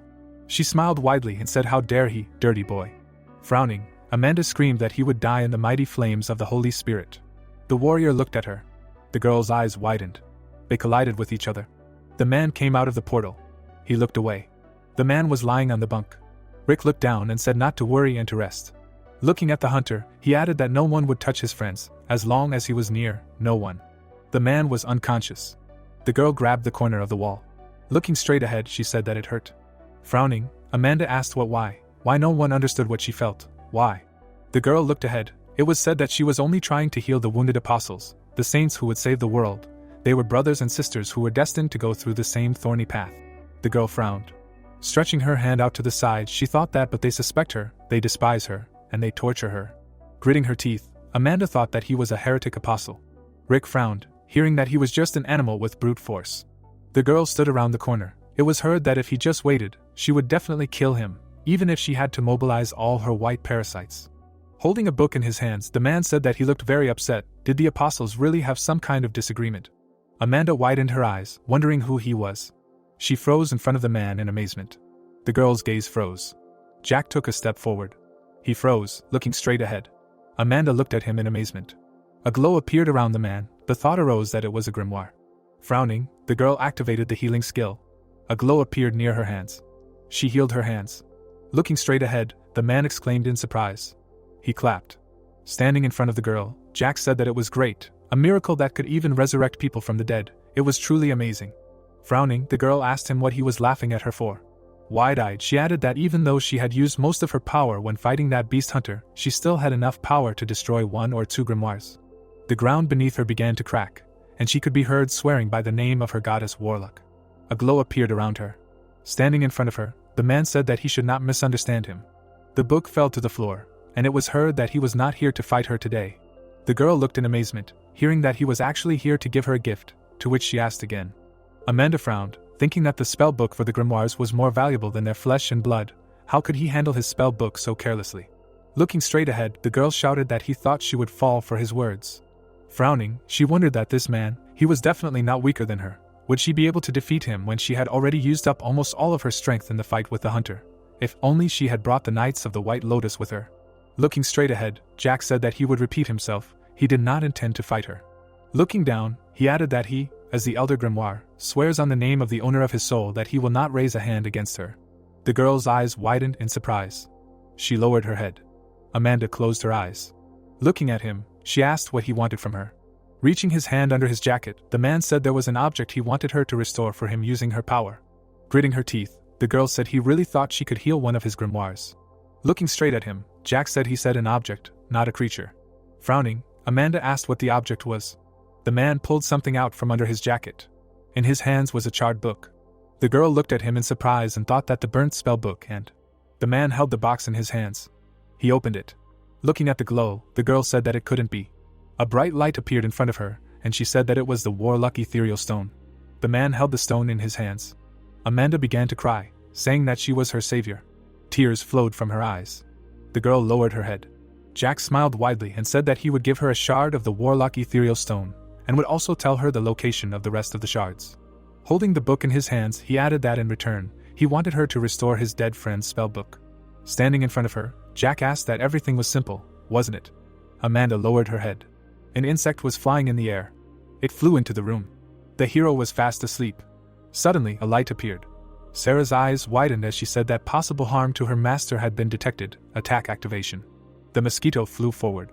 Suddenly, the girl struck it. She frowned. The girl stood still. Looking forward, Sarah wondered when this bastard would wake up. A notification appeared that the Guardian mode had been activated. Suddenly, she heard something. A man was walking forward. He knocked on the door. Looking at the exit, the girl heard a question that someone was here. She clenched her fist. It was said that the replacement function was activated. Sarah opened her mouth and asked who it was. The door appeared. It opened slightly. It was heard that someone was there. Excuse me. The girl clenched her fist. Adjusting his cap, the policeman asked that Jake lived here. Looking at him, Sarah thought it was the police, and then replied that he had the wrong address. This person does not live here. The man looked at her and said that it was strange. He was sure that this was the address. He raised his eyebrows. The hero was lying on the floor. The man suddenly pulled out a gun. He fired a shot. The bullet was flying at the protagonist. Sarah looked away in surprise. Jake was holding the gun in his hands. He looked forward angrily. There was a bed of skeletons in front of him.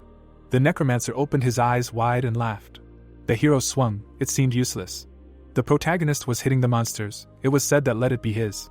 Many skeletons were walking forward. Jake was spinning in the air. He looked up. The hero grabbed the weapon with both hands. Suddenly he swung the scythe. A blow flew at the horde of skeletons. An explosion occurred. The protagonist looked away in surprise. A bright beam was flying towards him. He parried the blow. Several beams rushed at him. The man aimed the gun and shouted that he would kill him. Jake jumped up. He dodged the shots. The hero looked at the monsters in amazement. The protagonist opened his eyes wide and thought that it was quite difficult to fight 2 apostles at the same time. The necromancer looked forward angrily. The hunter pointed his weapon. Jake smirked, thinking that it was only because of his current state. Clenching his fist, he added that he would not be able to come close to defeating the monsters of the apocalypse if he could not even cope with this situation.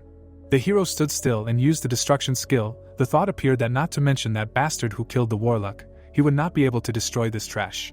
The protagonist opened his mouth. He was lying on the floor. Standing behind the door, the man asked if there was anyone here. Opening the door slightly, he said that there was someone. Let him excuse me. The girl clenched her fist tightly. The officer adjusted his cap and asked if Jake lived here. Sarah looked at him in amazement and thought it was the police, and then said that he had the wrong address. That person didn't live here. The policeman standing in front of her said that was weird. He was sure that was the right address. He looked ahead. The protagonist was lying on the floor. Suddenly the man pulled out a gun. He fired it sharply. The girl looked at the bullet. It was flying rapidly towards the protagonist. Suddenly a hand appeared in front of the bullet. Sarah stopped the shot. The man looked at her in amazement. The girl frowned. It sounded like she had caught a fly. Sarah looked ahead angrily. She ducked. It said that a threat had been detected, suppression mode activated. Suddenly the girl struck the policeman. He rolled his eyes. The man lost consciousness. Sarah looked ahead. She extended her hand to him. The policeman lowered his head down. His tattoo appeared. It sounded like a white lotus flower should bloom all over this rotten world. Suddenly the flower lit up. The girl opened her eyes in surprise. A glow appeared around the man. Sarah looked at him in surprise. The man smiled widely. The girl was holding the phone in her hands. There was a devastating explosion. A glow appeared in the air. They sat in the smoke. The thought appeared that it was close.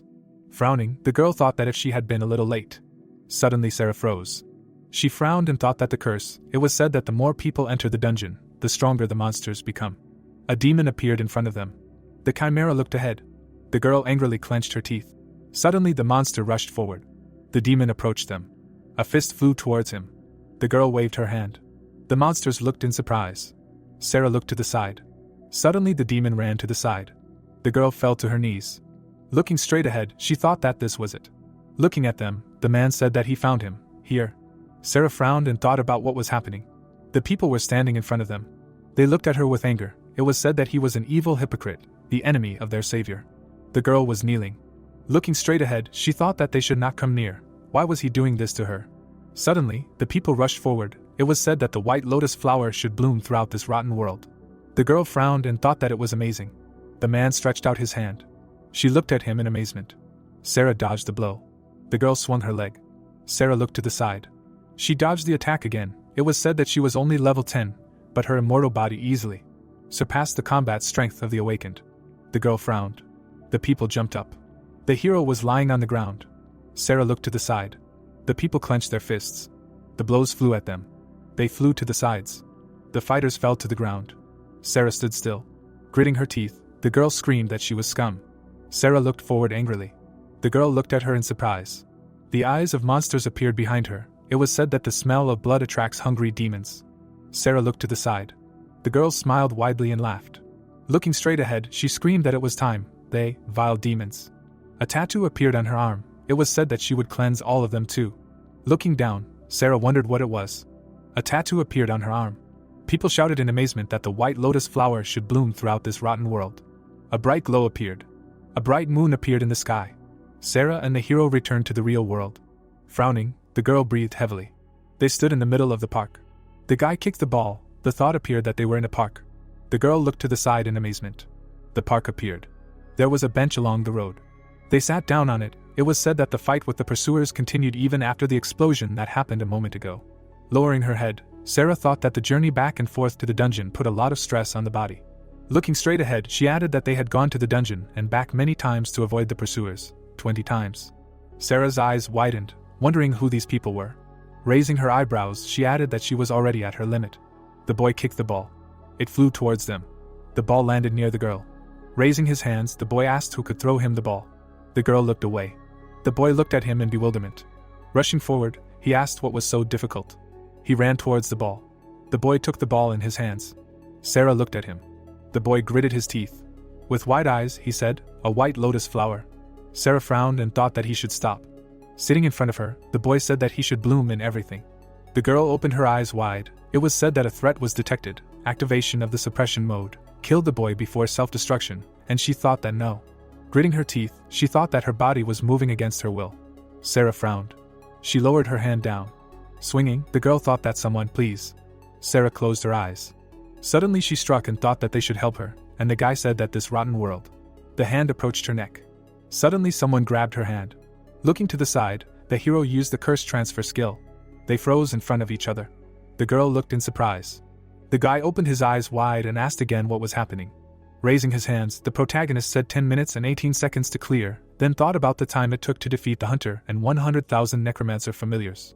Closing his eyes, Jake said 18 seconds longer than he thought. The girl looked at him. The hero looked away in confusion. Stretching out his hand, he asked what it was. The protagonist examined the tattoo. Standing still, he said, "Let it show." Particles appeared behind him. Looking away, Jake turned to the guy. Looking at him, Harvey asked what he called him. The girl looked surprised and asked who it was. Harvey began to get nervous. Looking straight ahead, Sarah said that she looked familiar. Suddenly, she stretched her hand forward. Harvey closed his eyes, hearing that he was that guy. Looking away, Jake turned. A tattoo appeared and he asked what it was. The guy's eyes widened in shock and he shouted that it was the White Lotus mark. Where did he get it from? Harvey's eyes widened, the thought that anyone with the White Lotus mark would die. The hero raised his hand. It was said that this was a well-known rumor among all Warble players. Looking straight ahead, Harvey thought that there were no exceptions to this rule, at least until now. Standing in front of the hero, he said that it was the symbol of the White Lotus Council, the Apostle Priest clan. The protagonist frowned and asked what another apostle. A flower appeared. It was said that the curse of the White Lotus, known as the symbol of the Dark Reaper, would work on a monster like Jake. The girl sat on the steps. She smirked slightly. A cross appeared. It was said that the White Lotus Council has about 100,000 believers. The boy looked at the papers. A thought came to mind that their influence began to spread from Korea to other parts of the world. An image of a man appeared. It was said that their faith and teachings were similar to Christianity with one important difference. A man was hanging on a cross. A thought came to mind that this was related to a savior who came from the future to save this rotten world. Amanda closed her eyes and said that he could open his eyes now. A glow appeared around her hands. The man was unconscious. Suddenly, he woke up. The man stretched his hands out in front of him. Looking at his hands, he said that he can see. The man opened his eyes wide and said that he can see. Looking at him, the crowd heard that his savior. The people looked at him in surprise. The boy stretched his hand forward. The knight raised his hand. It was heard that they saw the miracle of their savior. Lord Savior, she is truly the savior who will save them from this world. The people shouted joyfully. Amanda stood still. She closed her eyes. Looking to the side, the boy said that for the day would come when the noble will of their savior would spread to all nations and save all the little lambs of the world. They would conduct a baptism for their new believers. The boy looked at him in amazement and asked again. The knight grinned and replied that it was true. Only after the baptism would they be free from the saints of this rotten world, and would be ready to fully accept the noble teachings of their Lord. The girl stood still. Stretching his hand to the side, the boy said that they should now follow him. People passed between the columns. Amanda grinned slightly. Sounds were heard behind the walls. It was said that the survival training mode had been activated. The girl closed her eyes and said that it seemed that all the believers they had sent had failed. Walking forward, she added that the bait was just bait. Amanda lowered her head. She said, her eyes wide, that her goddess, her savior, Warlock. Looking straight ahead, she added that she would see her again soon. The man was hanging on a cross. The moon appeared behind the clouds. Standing on the roof, Harvey said that they were here. Looking straight ahead, he repeated the phrase. The hero froze and thought. Frowning, he asked who they were. The people were sitting on the floor. Standing next to the hero, Harvey said that these people were the remaining members of the Butcher clan. They were the ones who did not participate in the training mode. The protagonist looked away. The man was kneeling. Sitting in front of the hero, Harvey said that this was their humble request for him to accept them. Jake's eyes widened in amazement. The guy closed his eyes and shouted that he should accept them. The girl behind him exclaimed. The hero looked away and said that he was not interested. The boy raised his eyebrows and shouted that if he didn't accept them, they would all die. Looking straight ahead, he thought that all the members of the Butcher clan would either be killed or captured by other clans. All they needed was this. The protagonist stood in front of him. The thought appeared that a strong leader who could protect them, Jake, who was not one of the apostles, easily killed Gabriel. Lowering his head, the hero said that he should take care of himself. Putting his hands in his pockets, he added that they were a bunch of trash. The protagonist looked forward. The girl looked at him in amazement. Harvey closed his eyes. Looking at the boy, the girl turned. Looking at her, Harvey responded. Stretching out her hand, Sarah asked that she could take care of this child until they returned. The boy was sitting in the car. It was heard that he could handle it, right? They looked away in amazement. With their heads down, the squad shouted that they would protect the child with their lives. Gritting her teeth, Sarah asked what ma'am, how old do they think she is? The hero suddenly froze. The girl looked around. She rushed towards the hero.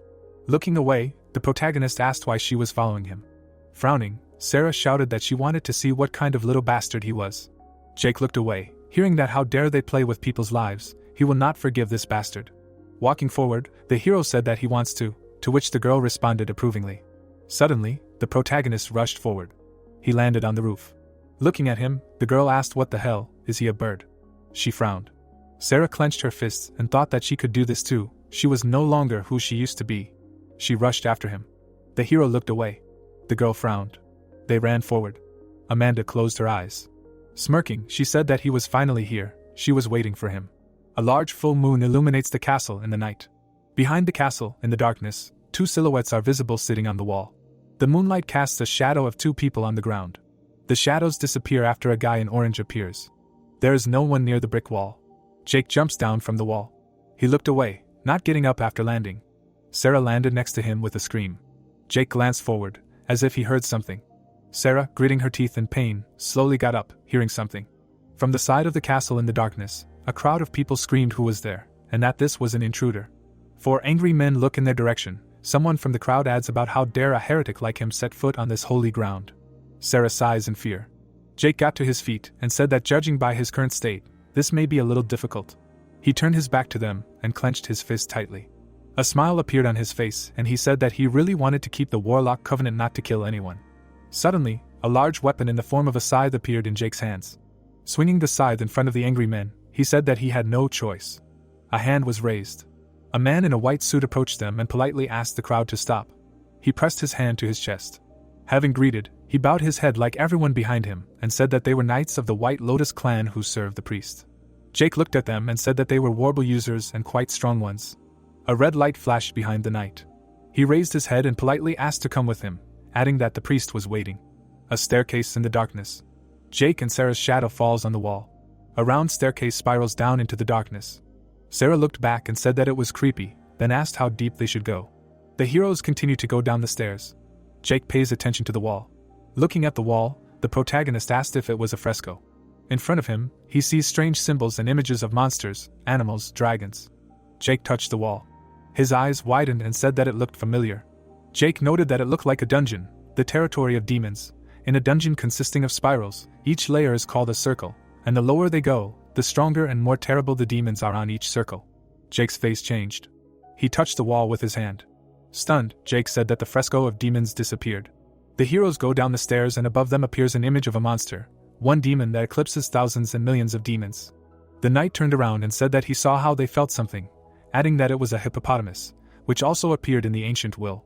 Looking into his eyes, the knight continued to talk about how this was the first disaster that humanity would face, as well as the source of evil that they must destroy first. Jake looked away and thought about the hippopotamus. The knight continued walking and added that it seemed like they were currently hostile to their religion, but once they saw the miracle of the priest, they would come to join the Council of the White Lotus, and asked that in the end, weren't all Warble users chosen by the Savior to prevent the end of humanity? Jake lowered his head and replied that he shouldn't get cocky. He was here to kill their boss. The knight turned around. Frowning, he said that no one could kill the priest. Jake grabbed Sarah and said that he was tired of listening to this nonsense. He picked Sarah up and said that he had enough, he was going to go down first. Jake and Sarah jumped down, the knight could only watch. They flew down and Sarah screamed loudly. Jake said that she still had a long way to go before she would be useful, then used the grab ability. The girl closed her eyes. The girl in white, her hands pressed to her chest, addresses her dear warlock. She sits as if praying, in front of the cross. Jake lands behind her. He smiled and asked if she was a priest. The girl continued to pray and replied that she had been waiting for him. Jake was taken aback. His gaze fell on the wall. He saw someone familiar crucified on the cross. Flashing red, Jake reached for his scythe and asked what kind of stupid joke this was. Jake looked very angry. The girl turned around and asked what God was to him. He turned away and replied that he did not know any gods, and said that everyone he knew was a demon. The girl, throwing her hands to the sides, said how sad it is that he does not know what it means to love and that she feels sorry for his heart, which is filled only with hatred. She closed her eyes and spoke about the goddess and her savior. Warlock was surprised. Warlock looks at the guy sitting on the girl. The frightened girl begs for help, turning to the Lord. Warlock looks at the girl asking to save her. Closing her eyes, she says that she has talent. The guy sits on the girl. Warlock stretched out her hand and said that the girl will be her first apostle. The creature crucified on the cross pronounces the name Warlock. The girl in white, wiping away tears, says that she heard his story. She asks if it is true that he has the holy relics of Warlock. Surprised, Jake asked about the holy relics. The girl with a calm look told about the ethereal stone and added that she knows that he was the only witness to the death of Warlock. Someone appeared behind her. She said with a serious face that they should give her the relics. Opening her palm, the girl had a stone that she wanted to give him in return. Jake looked at it. The Lord asks what he will say to this. The plot says that it was a huge ethereal stone with the amount of which one can easily create 1 or 2 users who could be as strong as Gabriel. Jake frowned and asked how many she killed to get hold of such a stone, assuming there were 10 or maybe 20,000. The girl with a serious face answered that he misunderstood her, that she was not a killer. A crowd of people gathered behind the hero. Jake with a calm face said that she smelled of blood. Knights approached from behind Jake. They asked if Amanda was okay, shouted at Jake that he was a heretic and must be killed. Jake, holding the scythe in his hand, thought that there were about 10 awakened ones, the average level of which was 50. Getting ready to act, he reasoned that it would take to kill them. Jake flew up, finishing the thought that it would take 1.5 seconds. The protagonist swung the scythe. The priest screamed. She screamed for everyone to stop. Jake looked at her questioningly. She replied that he had misunderstood everything. The priest lifted Jake off the ground, telling him to see it with his own eyes. Let him see the honorable sanctuary of the White Lotus Council. Before his eyes stood a brown monster with glowing eyes, and a message popped up that this was the training stage, anthill. The number of training rooms created was 500, 9,999 people were participating, and the person, Han Kim, was participating in room number 191. The guys were shouting that it wasn't a fake, and what kind of monster it was. A notification popped up that the demon, Golem, wanted to kill for the sake of flesh, after which the guy turned around and screamed that it was a fake that he had to defeat in order to be reborn as a member of the White Lotus Council, and told him to gather his courage and face his fears. The monster struck. Blood flew in all directions. The guy screamed for help. Something happened to his leg. He was shocked and spoke about help and did not believe that he was missing part of his leg. The knight calmed him down, telling him that he would not die. They were all protected by the holy blessing of the priest and that he should pay attention to this miracle. The knight showed the guy how the monster was being attacked. He felt strength in his hands, screaming in surprise. The crowd chants that they are worthy of their savior's warriors who will save this world and that they are going to crush this demon with the sacred rod of God, continuing to advance on the monster. The screen shows the messages that in training rooms number 12, 191, 235 missions are completed. Jake and the Lord look at each other, and the priest asks Jake what he is thinking. Now he knows that she is not like that vulgar butcher Gabriel, continuing that all lives are important. As long as the believers of their council are under her blessing, their wounds will heal if they are not instantly killed. Jake smirked and said that it was funny and quite effective. Amanda smiled and asked if this cleared up the misunderstanding. Jake looked away and answered her question in the affirmative. Amanda raised her hands and asked if he would become one of them, the one who adheres to the desire of their messiah, the warlock. Jake thought about it. He looked at the faces of the smiling knights. Closing his eyes, he answered that why not. Amanda with a warm smile said that his savior warlock would bless him. She looked at him in surprise and said that Jake was wounded. He shows that he does not attach importance to it. The girl closed her eyes and asked if Jake would mind if she took care of his body, so his wound would disappear in a second if she used her ability. Jake answered approvingly. She closed her eyes and continued saying that she blessed him in the name of the Lord. Stretching her hands to the wound, she activates the skill, healing. She uses red magic. The Lord said that everything is ready and asked how he feels. Jake checked his hand with surprise and answered that it is not bad. She smiled and answered that it is good. The girl's face froze. Jake's scythe seems to chop her in half. A blow from the scythe, blood in different directions, and she slowly asks why he did it. The hero, splashed with blood, only smiled in response. This happened in front of the knights. Jake with a scythe behind his back watches the body. One of them said her name questioningly. Jake smiled. He put on his headphones. The hero flipped through the playlist and chose the music he wanted. While the knights were shouting, not understanding what was happening, they called to destroy the killer right now. Jake, with his headphones on, turned half around and saw the knights attacking him. The warriors were running at him. He gritted his teeth and grinned. The knights attacked him in a circle. Jake swung his scythe and hacked everyone around him. Sweeping the scythe down, he exhaled. Blue balls began to appear above Jake's head. Watching this picture, he said that they were getting on his nerves. Streams of dark energy began to rise near the protagonist, and he summoned someone. The snake soared upward. The snake's eyes glow brightly. The protagonist and reptile look in one direction, and he orders the snake to devour them. An inscription appears on the screen stating that the anthill tutorial consists of more than 500 training rooms. The man thought he heard something. A snake with glowing eyes is about to attack. A real hell has fallen upon them. The heroes, gritting their teeth in fear, look into the eyes of the snake. Blood and particles fly in different directions. People screamed and did not understand what was happening. The snake attacks with its tail, cutting the man in two. The rest try to escape, but to no avail. She kills one after another. Blood splashes on the man, after which he turned to God. The snake looks away.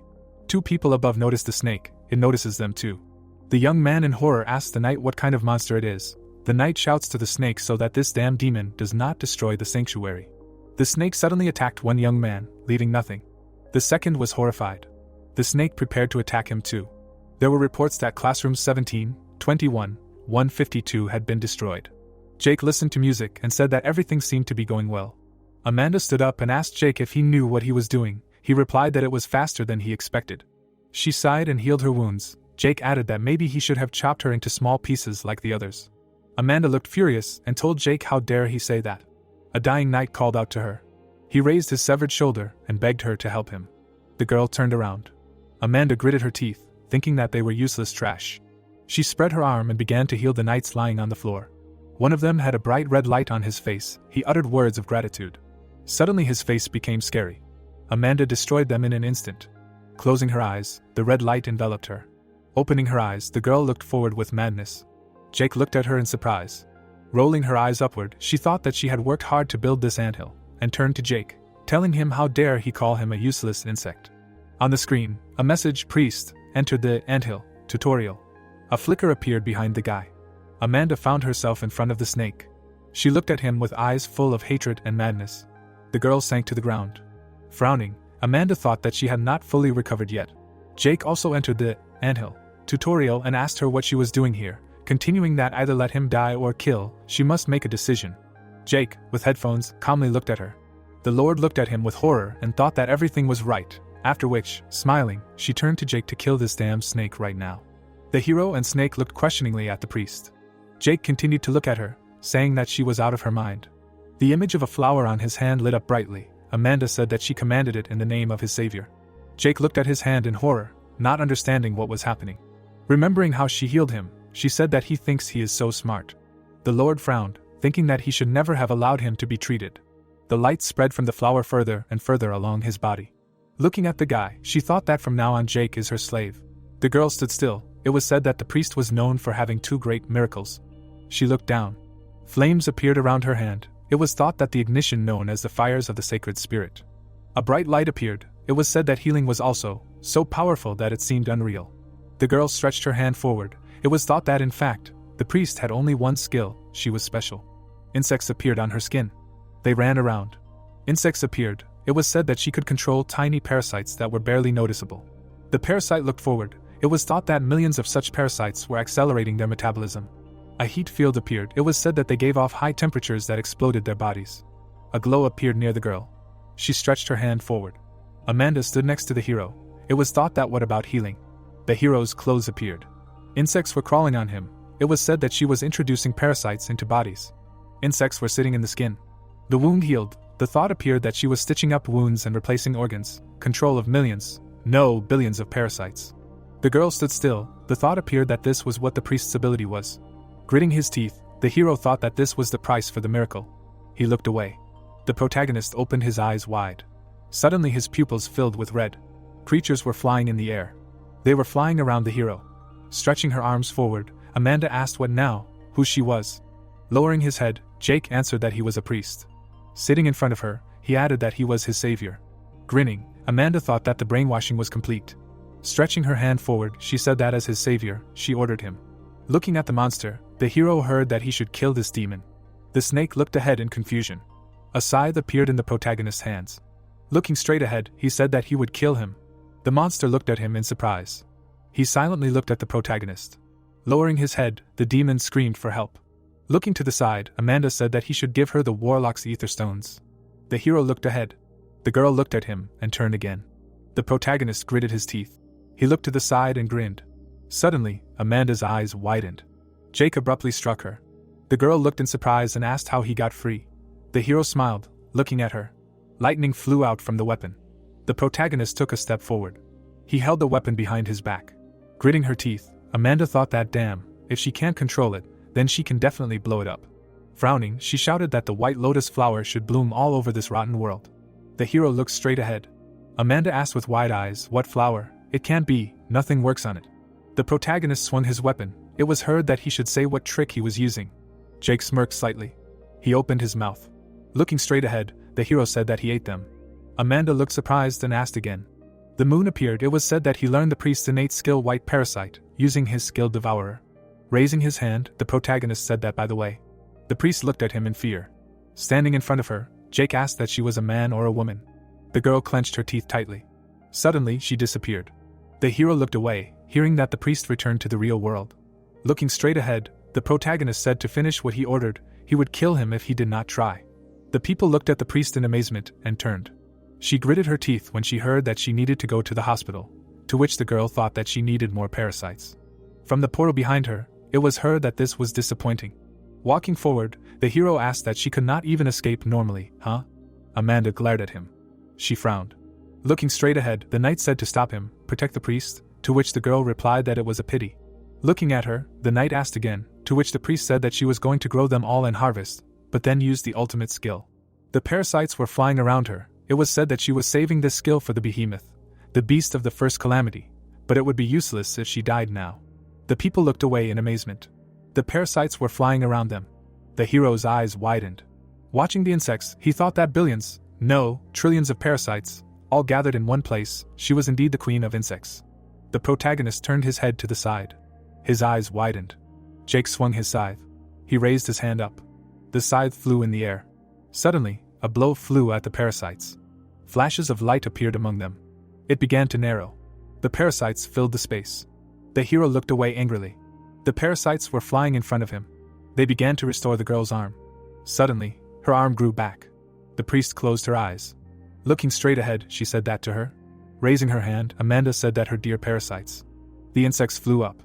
A glow appeared around the girl. Stretching her hands forward, she asked what was that. Amanda smirked and added that the true meaning of God. Looking away, the hero said that she looked more like a queen bee than a priest.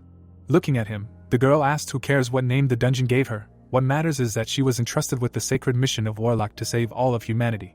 Frowning, the protagonist said no. He looked angrily and added that she should not pronounce the name warlock with his filthy mouth, he would kill her.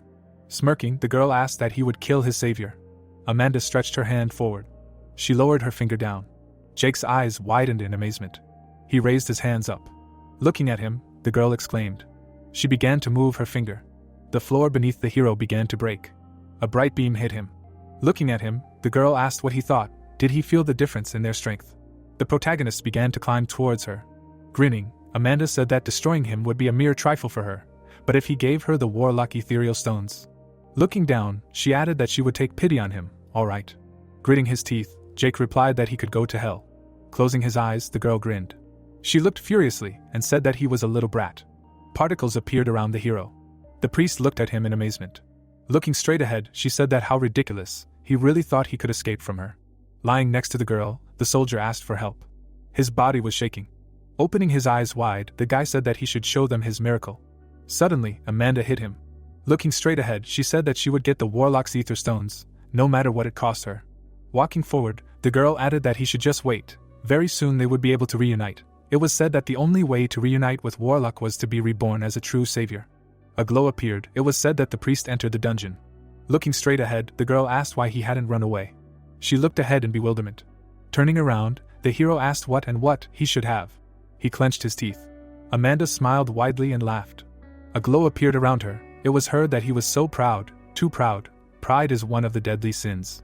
Looking at her, the protagonist said that she should shut up and fight him. He frowned. The girl smirked slightly. Suddenly, Jake looked in amazement. A bright beam appeared in front of him. The hero flew to the side. Turning her head, the priest asked him what he dodged. Let him try to dodge it then, and then use the highest skill. The protagonist opened his eyes in amazement. Complete darkness appeared.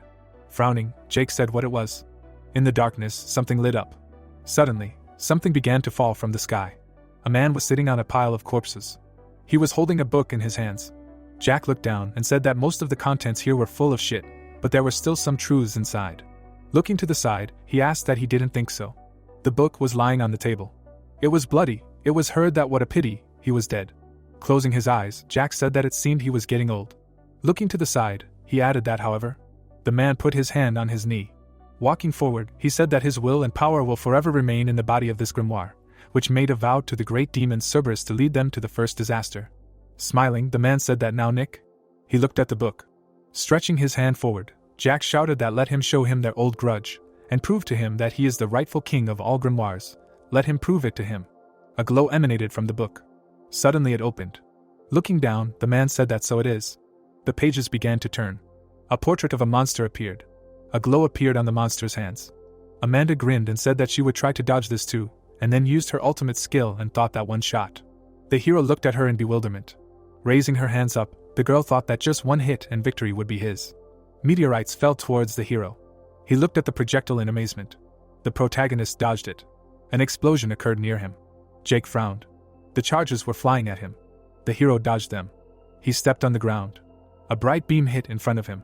Looking to the side, the protagonist thought what it was. There were pits from the explosions around him. A thought appeared that it was quite impressive. Jake smiled widely. The priest silently looked at him. Frowning, she said that why did this not affect him at all? The hero dodged the blows. The thought came that at least he was 99 levels higher than him, didn't know what was going on. But besides the big difference in levels, this little trash seemed faster than her. The girl gritted her teeth. The protagonist looked at her in fear. Rushing forward, Jake asked that she was already tired. Suddenly, Amanda used the ultimate skill. The hero jumped to the side. He slid along the ground. The protagonist frowned. Suddenly, he heard a notification. Jake looked in amazement, seeing that there was a change.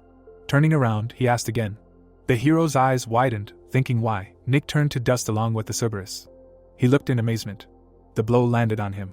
Smiling, Amanda shouted that he got it. She finally got him. He let his guard down, didn't he? The protagonist gritted his teeth in pain. The girl stretched her arms forward and screamed for him to die. She smiled widely and screamed. The blow flew to the ground. Loud laughter was heard. Everything began to fill with a red glow. The glow passed through the ground. Shards flew up. The hero fell down. Standing still, the priest said that maybe she overdid it a little, but she thought that this meant that Warlock's sacred relics were now hers. She stood on a ledge. Amanda looked down. Suddenly, she trembled in fear. Looking to the side, the demon thought about what kind of monstrous energy. It looked like the beast of calamity that Warlock spoke of. Looking straight ahead, the girl said that, but this can't be. They have about 3 months before the first beast appears. She opened her eyes in amazement. Looking to the side, the demon asked that he survived the skill, and then thought that no way. Lowering his head, the hero said that they do not have time. His eyes lit up and he added that this is how it would end. A glow appeared above him.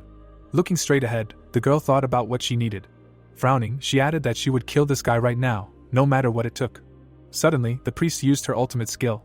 The protagonist looked at her furiously. She slowly began to disappear. The girl disappeared from sight. She smiled and said that he should see. A bright light appeared. It was heard that her ultimate form was the form that would save humanity.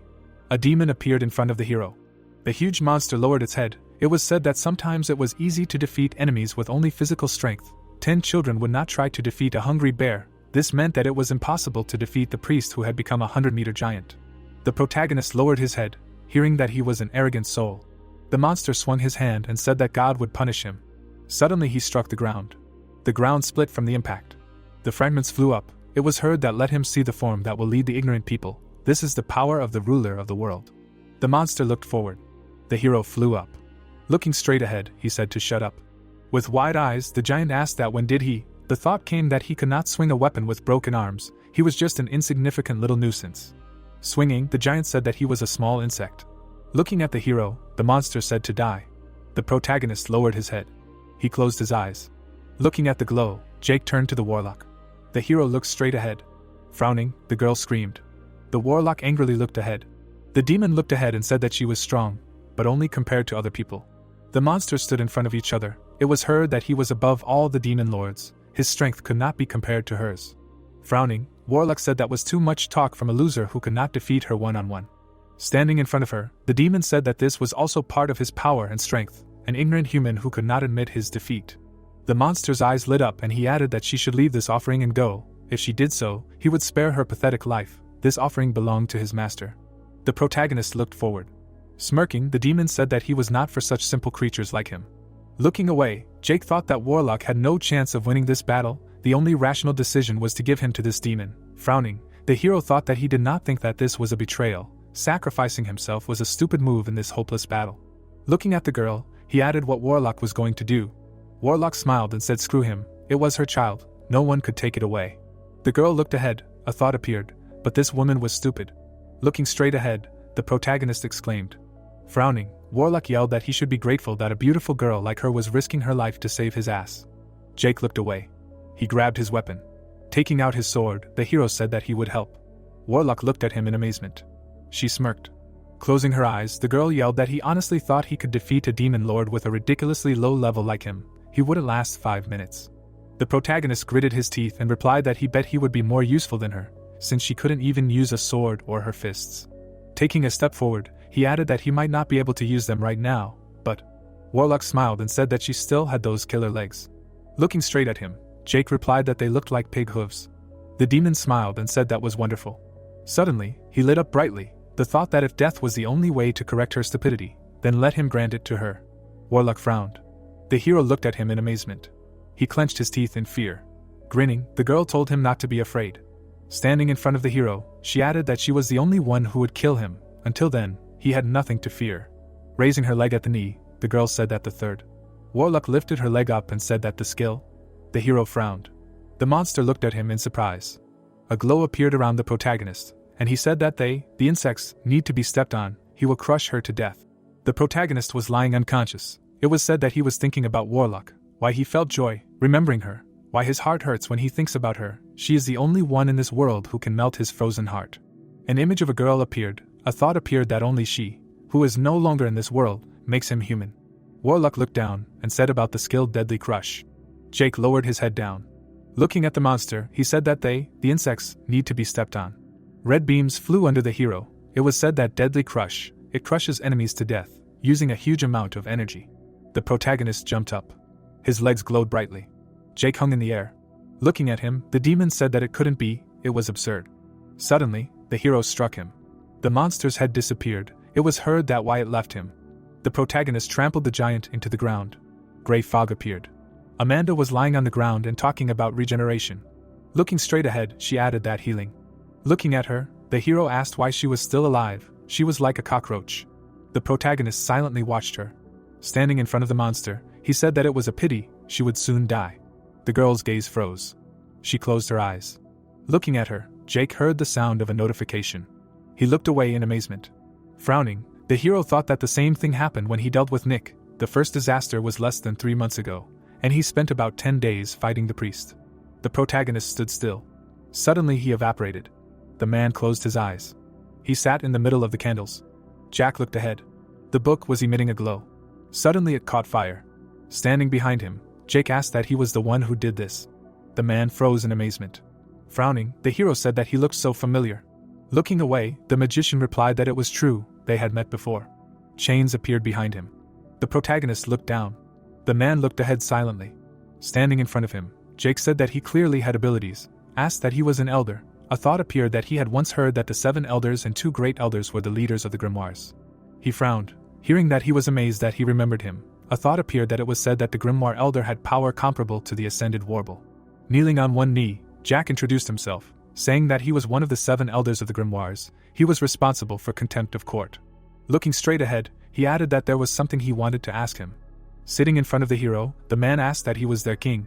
The hero looked at him silently. Warlock looked down and said that he was a grimoire and the worst of them all, destined to become the king of grimoires, and he asked what if that was the case. Jack shuddered in surprise. Smiling, he said that if he was their king, he should have received the symbol of a king, asked if he would be so kind as to show him this sign of glory. The protagonist smirked and replied that he should come closer, he would show him. Jake lowered his head. The man widened his eyes and asked again. A glow appeared around the hero and he asked why, was he afraid of him? The protagonist looked at him coldly. Closing his eyes, the man thought that this was a test. Sitting on the ground, he said that as he wished. Walking forward, the elder thought that this man, who could be their king, was testing his potential. The protagonist looked at him silently. The man stopped. They stood in front of each other. Jake smirked slightly. The elder closed his eyes and turned. He froze and said that the king. The man froze in fear. His head was cut. The hero put the weapon behind his back. There was a corpse on the floor. Looking at it, the protagonist smirked. He silently looked forward. Taking the phone in his hands, Jake said that he did not have much time. Looking straight ahead, the hero wondered if he would be able to pump this scythe to Class S over time. The protagonist looked down. He looked surprised to hear that a huge change had occurred. Memories appeared. Standing in the middle of the dungeon, Jake heard that the master of gluttony had descended, to which he asked again. Lying on the ground, Amanda said that her savior. Smirking, she asked that she had come to take her. Standing in front of her, the girl said that her dear first apostle priest. She smiled and said that she was not ready to ascend to heaven yet, she still had a noble mission to fulfill to save all of humanity. The man looked at the girl, a thought appeared, does God really exist? If God really exists, then why did he leave the world to plunge it into chaos? Kogan came to one conclusion after many doubts, God does not exist. After all, religion is a tool created by people to control them. The girl stood by the portal. It was heard that he was Kogan. The woman was unconscious. Looking to the side, the guy asked who was here. The warlock stood still. She looked down. Gritting her teeth, the the girl exclaimed. The warlock looked to the side. The man looked at her in fear. Looking at them, the apostle asked that of all people, this bastard is suitable for ascension. Frowning, the man shouted that she even knew who he was. If she touched him even once, she would be punished. The girl waved her weapon and said, "Let him go to hell." The blow flew at the man. He froze in pain. The man bent down and screamed loudly.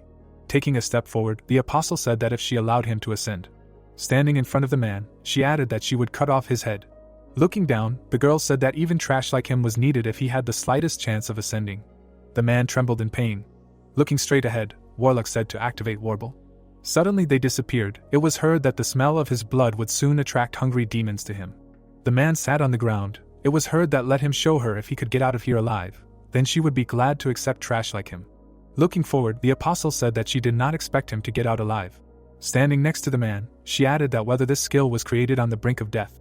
A glow appeared around them and the girl said that he was indeed talented. She would give it to him. Warlock stood still. The man looked at her and thought that he really was an ignorant fool. A red moon appeared in the sky. A thought arose that he had lived this foolish life, pursuing only physical pleasure and denying the existence of God. The girl gritted her teeth and said that he was her first apostle. It was said that God punished him for his unbelief and opened his eyes to a new world. He was accepted by God. The man smiled and thought that he was happy that he was castrated. If not for this, it would be very difficult for him to restrain himself. Dave looked at him and turned. Warlock stood silently in front of him. Smirking, she said that he was not ready for ascension to heaven. Looking at her, the apostle heard that he still had a noble mission to fulfill to save all of humanity. To which he replied that he was too weak to resist the spawn of Satan, he could not do anything himself. Smiling, the girl replied that he should use it. Standing in front of the priest, she said that the time had come when they could unite. The apostle looked in surprise and thought that he, with Warlock. He was lying on the ground. It was heard that what was he waiting for? Finally they will be united. Let him use her ethereal stones. The priest opened his mouth and thought that he would use it, with pleasure. Suddenly, a crunch was heard. A notification appeared that the ascended priest was reborn as a behemoth, a monster of calamity. He was lying in the middle of the dungeon. Warlock looked at him. She smirked slightly. Suddenly, her mask disappeared and the man said that the body of the ascended was amazing. Removing the disguise, Jack said that this is the perfect body for a monster of calamity. He smiled widely. The dungeons appeared, and messages appeared that the master of gluttony, the behemoth, and the monster of calamity had descended into the dungeon. Jack stood still. The hero raised his weapon up. He clenched his teeth angrily and thought that he did not know how the behemoth had already freed itself. But a glow appeared near the monster's head, and the thought arose that billions of people would die if he allowed this monster to appear in the human world. He must stop it, no questions asked. The protagonist frowned.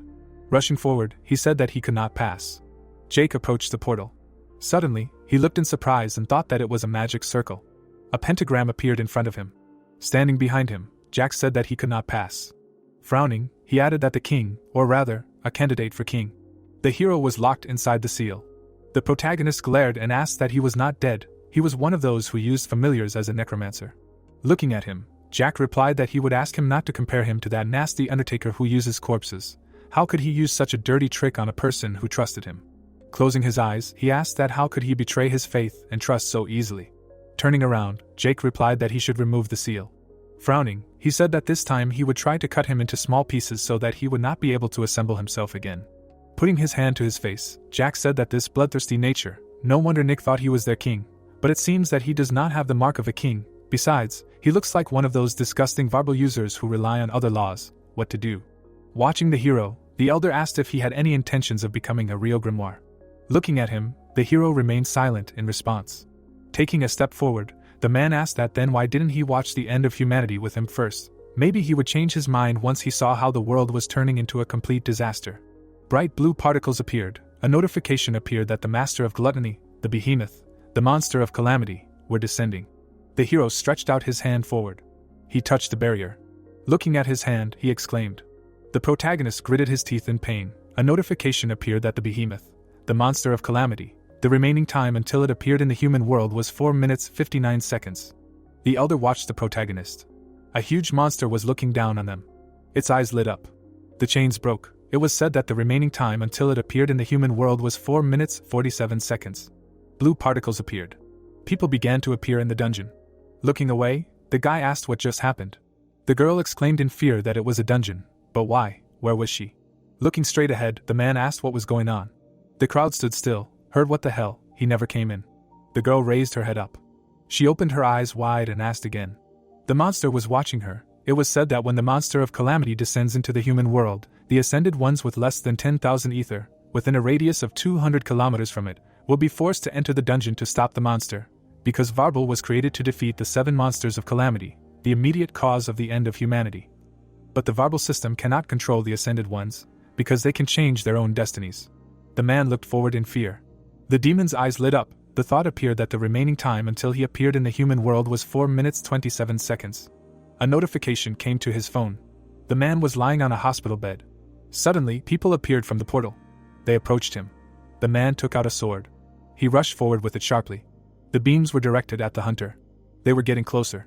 A bloody splash appeared. The window was broken. The masked man looked forward. He tensed his hand. The man rose slightly. Looking to the side, the warrior asked what they were doing. The thought appeared that the warrior, the strongest man on earth. Frowning, he added that he asked a question. A mobile phone appeared. The thought appeared that damn, what is happening? This is at least 3 months earlier than Warlock predicted. The masked man trembled. Suddenly, the warrior broke his sword. He struck with his fist. Looking at him, the unknown said that they are magicians who want to break free from human shackles and return to the primordial darkness. Angrily looking at them, Rick said that basically, he said, he is grimoire trash. He spread his arms and added that he hoped they were ready to face the consequences of threatening his friend. Looking at him, the magician shouted that they should not be afraid and create a seal, as Elder Jack ordered them. The man took out a book and answered approvingly. The man looked at them in amazement. The mages had put a seal on them. Gritting his teeth, the warrior asked what the hell this was. There was a seal around the hunter. Stretching his hands forward, the mage replied that they had not come here to fight him. They were only following the orders of their Elder Jack. Smiling, Rick asked that they really thought they could keep him here. Looking straight ahead, he thought that this dark seal had at least the power of an aristocrat. No, maybe even more. This was not a seal that ordinary grimoires could use. The man clenched his teeth tightly. The mages held their hands in front of them. Suddenly, their fingers began to wither. The thought occurred to them that the price of this power was their lives. Rick looked at them furiously, and thought that he had to hurry. He clenched his fists tightly. Standing in front of him, the mage said that it would not help. Even the apostles could not break this seal. The man looked at him. Holding the detonator in his hands, he said that the number of patients, nurses and doctors in this hospital was no less than 3,000. Rick's eyes widened in amazement, and he mumbled something. Standing in front of him, the magician said that if he tried to break the seal, he would kill them all. The warrior glared at him. The hospital appeared. It was said that the behemoth, the monster of disaster, the remaining time until it appeared in the human world was 4 minutes and 2 seconds. The man frowned and said that if this thing exploded, they too might not be saved. Looking at him, the black magician asked what he thought. Were they afraid of death? The warrior gritted his teeth and wondered if he really had no choice but to count on the other apostles in Korea. Stretching his hands forward, the magician said that he should not hope. Only 6 of the 12 apostles were in Korea now. A bright light appeared. It was heard that but the apostle Gabriel was dead. The man was lying on the bed. It was said that the hunter and the necromancer were injured. Rob was sitting on the ground. The image of a man appeared. It was heard that the priest was also sacrificed to the behemoth lord. Rick froze in amazement, thinking that the priest was sacrificed, and this undead, the necromancer, was injured. Holding his hands in front of him, the magician said that they will win, even if when he fights, they can finally unite this twisted fate. Rick gritted his teeth and thought how much these freaks know about Wendy. The girl was standing on the path. The thought appeared that they know what will happen if something happens to her. The masked man smiled and said that therefore, they only need to stop him and the ruler, and when the ruler is caught by their brothers, they will not be able to stop the disaster. The man stood still. Carl closed his eyes and said that, dear. Looking straight ahead, the magician said that it was night. This man's strength was ridiculously weak. It was hard to believe that he was an apostle.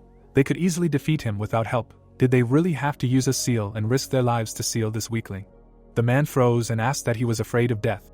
Nodding his head, the man replied that he was not. But he was just upset that they would have to sacrifice their lives for him.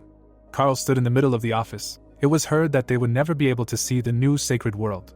Lowering his head, the black magician said that the orders of their elders were not discussed. There was no need to suspect him. Let him not doubt. Let him just follow his orders. Looking at him, the subordinate responded approvingly. They held their hands in front of them. Grinning, Carl said that this was not very good. Later he had a golf game planned with the investor. Sitting on the ground, the monster said that it was her again. Let her get up. Looking at him, the girl asked who he was. Sitting in front of her, the demon answered that she had already forgotten him, but he would let her know his name again. He was Laplace, the demon of omniscience, the ruler of this universe. Looking straight ahead, he added that he would show her the coming future. Sarah looked at him in amazement and asked again. Suddenly, she opened her eyes wide and exclaimed. The demon looked straight ahead. His beak appeared. Sitting in front of him, the girl asked what a bird. Closing his eyes, Laplace answered that he was not a bird, he was the demon of omniscience, the ruler of the universe. Opening her eyes wide, Sarah asked what it meant. Sitting in front of her, he answered that it meant that he knew everything. A clock appeared behind him. It was heard that he had the ability to see the past, present and future. He could easily see her miserable life. Looking at the girl, the demon said that 10 years ago he knew that she would return to this damned prison. Sarah looked at him in surprise. Looking away, she asked again. The girl froze, looking at the corpses. She slammed her hand on the ground and screamed that this bastard had locked her up here again. Gritting her teeth, the girl thought that she would kill him. Closing her eyes, Laplace replied that it was too early to be disappointed. She would be locked up in a more disgusting prison 3 more times. By then she would think that this place was heaven. Lowering her head, Sarah thought that it was a curse. Frowning, she turned to him. Laplace looked at her in surprise and asked that she never learned anything. Right, she had said the same thing last time. Smirking, the girl asked that he said that he knew everything. How would she know that he was not lying? Sitting in front of her, the demon replied that she had said the same thing last time. A stupid familiar, she could test his great abilities again. Looking straight ahead, he added that then. The girl looked at him carefully. Lowering his head, the demon said that 162 centimeters, 51 kilograms, was born on the 21st of December 2002 at 305, favorite group BTS, breast size. Sarah shuddered, sitting in front of him. She stretched her arms forward and shouted that stop, to which the demon asked that she finally recognized his powers, and she added that she also weighed 49 kilograms. Looking at him, Sarah asked what then, why was he locked here? Since he knew about everything, he should have known that he would be locked here. Turning his head, Lapa said that the hippopotamus's gluttony had descended, to which she replied that he should not change the subject. Looking at her, the demon said that millions of people would die, but she did not think about it at all. Her father in Canada and her friend Yvonne were one of those people. Sarah widened her eyes and asked again. Frowning, she said that he shouldn't lie, millions of people can't just die. Pulling out a feather, Laplace said that she was his familiar, and yet she didn't know anything, then let him show her. Throwing the feather up, he added that he should see the beast that would descend into the human world and put an end to all mankind. Frowning, the demon said, the Lord of Gluttony, a hippopotamus. The girl's eyes widened in amazement. She froze, looking at the feather. Sarah widened her eyes and said what it was. The man smirked slightly. Looking straight ahead, the girl asked what Jake was. The guy put his hands in his pockets. The man grinned widely. Walking forward, he turned to Nick, to which he responded. Looking straight ahead, the guy said to come. The man closed his eyes and replied that he would gladly follow his orders. He stretched out his hand. Suddenly, the young man cut off his hand. The man was cut in half. Looking straight ahead, the hero said about the sacrifice. A glow appeared around the body. He was standing on the roof of the building. A glow appeared above the city. Smiling, Jack said that finally, their ancient cherished wish was finally coming true. He had waited for this day for so long, more than 2,000 years. Tears appeared in his eyes and he added that he could not believe that he was seeing this with his own eyes. He simply had no words. Looking straight ahead, the protagonist said that he should shut his mouth, to which the man replied that he should forgive him. He forgot his place and interrupted him. Raising his head, Jake addressed. Putting his hands in his pockets, he said that he should swallow the whole world. A monster appeared in the sky. The demon stood in the middle of the city. It was said that after this day, the world changed quickly. The demon was smashing buildings. The thought appeared that less than 2 years after the appearance of the hippopotamus, buildings were falling down. They were covered in flames. The planet appeared. The thought appeared that 500 million people on Earth died. Closing his eyes, Laplace said that this was the future he saw. If Warlock had not come at this time, then it would have happened already on December 31st, 2016. Sitting in front of the girl, he added that this was the original future, in which his master becomes the king of grimoires and destroys humanity. Looking at him, Sarah answered that but Jake will not become their king. Could this mean that such a future will not come? Raising his hand, the demon said that fate is not so simple. Daiji fate will try to return to its original path at any cost. The sphere moved down. Holding a pen in his hands, Laplace said that the end of humanity was predetermined from the very beginning, and now these lines of fate are intertwined with each other. The demon looked at the people. A quest appeared for everyone. People looked at him in fear and shouted, "What the hell? What kind of monster is this?" The guy gritted his teeth. It was heard that he would lose all his strength if he ran away. A glow appeared around the people. It was said, "What the hell, whatever?" The awakened stood in front of the demon. It was heard that they would kill this monster. They held weapons in their hands. Looking straight ahead, Laplace said that it was useless. These people would not be able to stop the disaster. People who have the power to change fate. People were sealed. It was heard that the ascended. The hero turned around. It was said that, but it seemed that they could not do anything now. Frowning, the demon thought that they really had no choice but to accept this fate. The protagonist silently looked forward. A small portal appeared. Grinning, Jake said that he was here. Gritting his teeth, the man thought what it was. The portal began to expand. The man smiled widely. The hunter held the weapon in his hands. Looking straight ahead, he thought that he had come to keep his word, and then shouted that he would shoot him. Rick looked away in amazement. He gritted his teeth. The bunk was empty. There were traces of blood on it. It was heard that this idiot. The man was scratching the wall, saying that he would kill him. The monster was devouring the man. The man gritted his teeth. Leaning against the wall, he thought that if no one could help him, someone should help him. Suddenly a portal appeared behind him. It was said that then, at least let them put this suffering out of his hands. The warlock watched him. The man was breathing through a mask. It was heard that therefore, they only need to stop him and the ruler, and when the ruler is caught by their brothers. Suddenly he woke up, hearing that they can't stop the disaster. Blue particles appeared. The hunter looked ahead. Red particles appeared. The thought arose that the warrior and the grimoires. The man was imprisoned under the seal. Raising his hand, he thought that he was wounding himself to lower the ether level to the limit. The man struck himself. Suddenly, he evaporated. Rick stood still. A notification appeared that the hunter was transferred to the dungeon. Smiling, Nate laughed. He began to strike. The demon looked at him furiously. Red beams rushed forward. Blows flew at the demon. The man looked away in amazement. Gray smoke flew around the monster. Suddenly, his eyes lit up. Gritting his teeth, the hunter used the shadow mark skill. Suddenly, the man disappeared. He ran forward rapidly. Nate fired his weapon. He moved rapidly. The hunter fired many shots at the demon. The monster opened its mouth wide and screamed. People froze in surprise in front of him. The man stepped on the demon's head. Pointing the gun, he said that it was not over yet, let it die. The demon's eyes lit up. The hunter pulled the trigger. A flash appeared in front of him. He fired many times. The man flew through the air at a rapid pace. He stretched his hand forward, thinking about agility. Nate pointed the gun forward. The girl's mouth opened in surprise and said that he was amazing. The guy closed his eyes and asked if this was the power of the Ascended, and the man added that he was on a completely different level. He killed it. The demon's head was crushed. Suddenly, its eye lit up. The hunter looked at it in amazement. The monster stood in front of him. Nate landed on the ground. Blood was oozing from his wound. Looking straight ahead, he said that this bastard. People looked at the demon. They heard that he was fine. First, he needed to heal. The hunter looked away and shouted that they should run if they didn't want to die, to which he was asked what he meant. The man glared at the monster. The demon's eyes were bright. It was said that he would help spread hunger in the human world. The man held his wound. A notification appeared that the behemoth recognized the hunter as an enemy among all hopeless people. Nate's eyes widened, thinking, damn. The demon swung its hand at him, and he shouted that they should run faster. The man frowned in anticipation. A blow flew at him. A bright beam hit the planet. Looking straight ahead, Jack said that everything turned out pretty well, but it could have been better. A behemoth is not something that one Ascended can handle. Standing behind the hero, he added that by the way. Grinning, the magician said that he was too silent, has he already given up? The protagonist stood still. He lowered his head silently. Watching him, the man said that it would be wise to give up something that cannot be changed. Closing his eyes, he added that but he does not think that he is such a person, he plans something.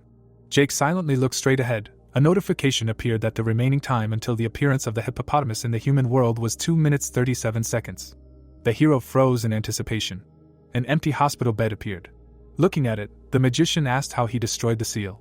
Looking straight ahead, the man said that their mission is to lock the warrior, let them not worry about the wounded and concentrate. He silently looked forward. Rick gritted his teeth and wondered what this crazy bastard was going to do with such a weak body. He frowned. A glow appeared around the warrior. Stretching his hand forward, the magician said that he should stand still. If he does something rash, he will blow up this hospital. The magician held the detonator in his hands.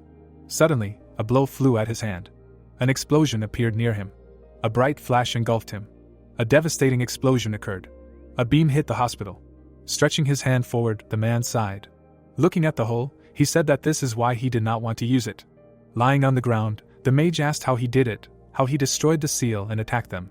Looking at him, the warrior replied that this is an advanced version of the warlock's destruction skill, called explosion. He created it by combining it with Chinese martial arts.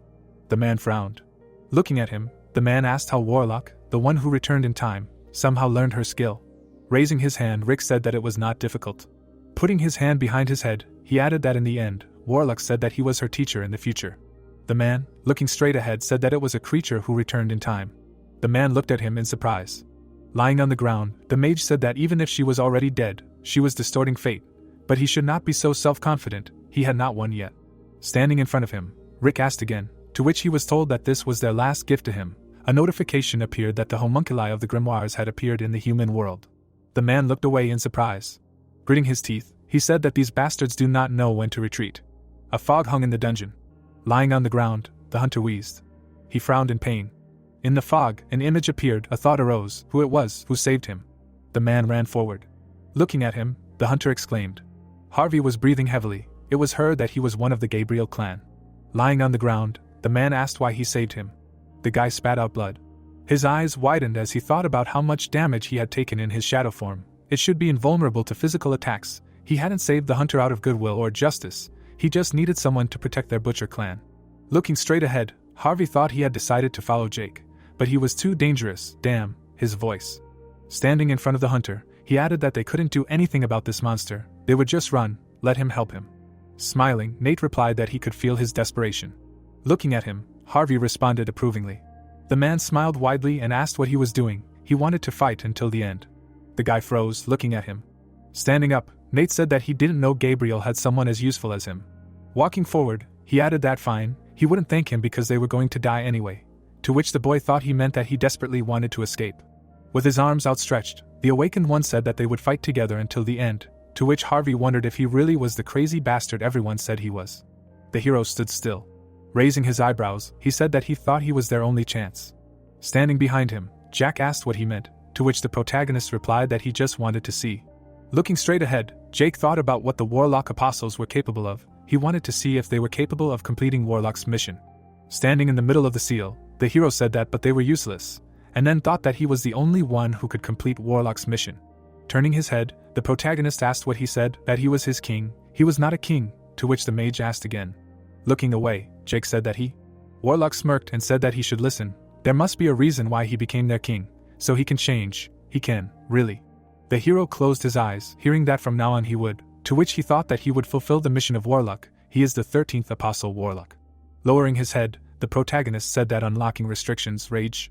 Yellow rays appeared around him. Suddenly the seal was destroyed. The man opened his eyes in amazement and asked again. He froze in surprise and said that he was an antichrist. The hero held a weapon in his hands. A gray fog appeared. The outline of the seal appeared. The protagonist looked forward. The hunter smiled widely. The demon's eyes glowed red. Looking straight ahead, Jake asked what he said, that he was his king. Looking at him, Jack asked what he was saying. Nate smiled widely and said that he would not thank him because they were going to die anyway. Harvey looked at him silently. Holding a gun in his hands, the protagonist said that he was not a king, he was the only one who would complete the mission Warlock. Walking forward, the man said that they would fight together until the end. They smiled. The man froze when he heard about the unlocking of restrictions. Harvey looked forward silently. Holding a gun in his hands, the hunter shouted that he would shoot him even if it killed him. The man looked straight ahead. The thought appeared that the apostle was a hunter. The chances that he would defeat the behemoth. The hunter stood in front of the demons. It was said that they were zero. He no longer had ether. The apostle held a rifle in his hands. The thought appeared that all he had left was his life. Bright beams appeared in front of him. It was said that he was channeling his life force into the gun. Looking straight ahead, the man thought that Warlock, his life belongs to Warlock. The girl took his hand. The thought occurred that since that day, the man sat against the wall. The thought occurred that he had sworn to grant her wish, no matter what it cost him.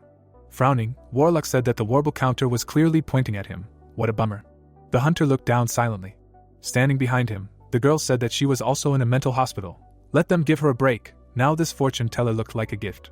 Stretching her hand forward, she added that she needed to go. Let her stop hurting herself, okay. Nate's eyes widened in amazement. Turning around, he shouted. Reaching out to Warlock, he thought that she should not go. Sitting on the floor, the man asked her to wait. The girl looked at him in amazement. He grabbed her clothes. Warlock was entering the portal. A bright light appeared. It was said that Warlock and one blind man entered the dungeon. Raising his eyebrows, the hunter said the girl's name. A glow appeared around him. A timer appeared. The demon was looking at them. Nate looked up. The monster's eyes were glowing brightly. The man had his finger on the trigger. He pulled it. Someone removed his hand, saying that he should stop. The hunter froze in amazement. Standing behind him, the hero said that he would die if he used it. Looking at him, Nate said that he was a boy from last time. The protagonist looked at him in confusion. Raising his hand up, he asked that they still had to settle things, right? How would he do it if he died now? Gritting his teeth, the man yelled at him not to interfere. Looking straight ahead, he thought that last time he was incredibly strong, but now he was on a completely different level. A glow flew around the protagonist. Jake lowered his head, his level increased. With wide eyes, the hunter turned. Suddenly, the hero hit him. The man's eyes rolled back. He lost consciousness. The protagonist put his hand forward and said that now was not the time to show off. Harvey was sitting behind him. He looked at him in fear and thought that Jake, this guy, was a monster. The hero looked away in amazement. The demon screamed furiously, to which the protagonist said to capture the hunter. The monster struck, and Jake said that the hunter was his. If anyone would kill him, it would be him, by the way. Looking straight ahead, he added that he was smaller than he thought. Standing still, the hero said that he thought it didn't matter, he would kill him anyway. He smirked slightly. Swinging, the protagonist said to show him what he could do, and then used the destruction skill.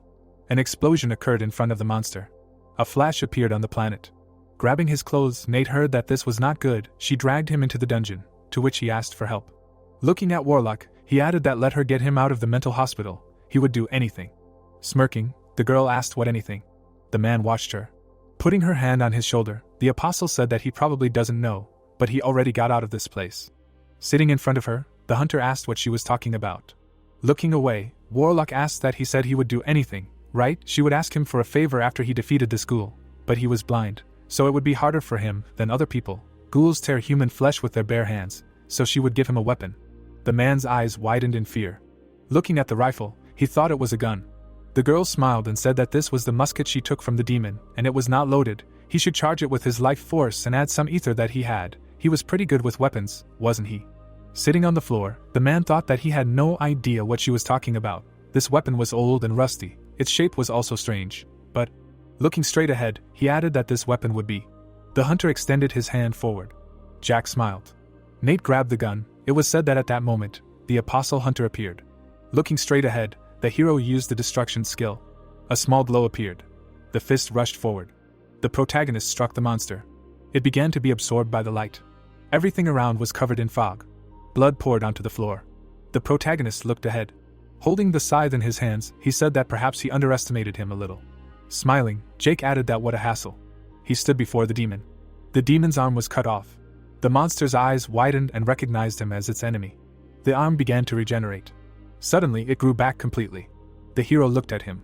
The behemoth watched silently. The protagonist gritted his teeth angrily. The monster's eyes lit up. Suddenly, a glow appeared in front of him. The protagonist swung his weapon. He cut off the monster's horn. The demon looked to the side. It opened its mouth wide. Jake looked in amazement. A bright sphere appeared in front of him. The hero began to spin in the air. A bright red beam appeared. The protagonist dodged the attack. He swung his weapon around himself. The demon's arm was cut off. It began to regenerate. The protagonist extended his hand forward. He cut off the monster's limb again. Jake suddenly jumped up. He grinned, looking straight ahead. The hero opened his eyes wide. Laplace raised his hand and said that this man couldn't stop the behemoth. Sarah's eyes widened and she said that he couldn't but let him look at him. The demon sat silently in front of her. The hero swung his scythe. It sounded like he was clearly beating him. The scythe pierced the demon. The protagonist began to cut the monster. He gritted his teeth. It sounded like this man had unlocked his limitations, so he was stronger than the behemoth because he wasn't in his full form. Jake frowned furiously. It was said that, however, the behemoth couldn't be stopped. The monster stared forward furiously. Its eyes glowed brightly. It was said that this was not just a creature, it was a myth, and a symbol of destruction. A glowing weapon appeared. Looking straight ahead, Laplace said that in order to kill this monster, he would need divine powers, but it seemed that this weapon was not ready yet. The hero held a scythe in his hands. His weapon appeared. Frowning, the demon said that at this rate, it was impossible to stop the plague of famine from spreading throughout the land. Looking down, Sarah objected. She opened her eyes wide and thought about the hero. The protagonist stood still. A notification appeared that the remaining time until the behemoth appeared in the human world was 32 seconds. Jake looked away. His weapon cracked, and he said that he should stop whining. Looking straight ahead, the hero said that he knew. The monster stood in the fog. A thought appeared that they could not defeat it like this. Looking at the scythe, the protagonist said that an A-rank weapon couldn't handle the behemoth. He needed a mythical weapon of at least S-rank to kill this monster. He looked away. Holding the scythe in his hands, Jake said that in order to improve this weapon, he needed to feed it demons, or... The hero froze, hearing the sound. He looked away, hearing the request for salvation. The protagonist silently turned his head. He stood in the smoke. Jake looked into the distance. Drops of blood appeared on the floor. People were injured. They were sitting behind the line. The awakened were in the crowd. The girl closed her eyes, asking for help. Looking at them, the hero thought about how millions of people would die if the behemoth appeared in the human world.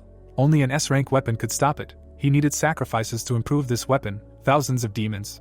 Or people were sitting on the ground. The protagonist looked ahead. A notification appeared that the remaining time until the hippopotamus appeared in the human world was 22 seconds.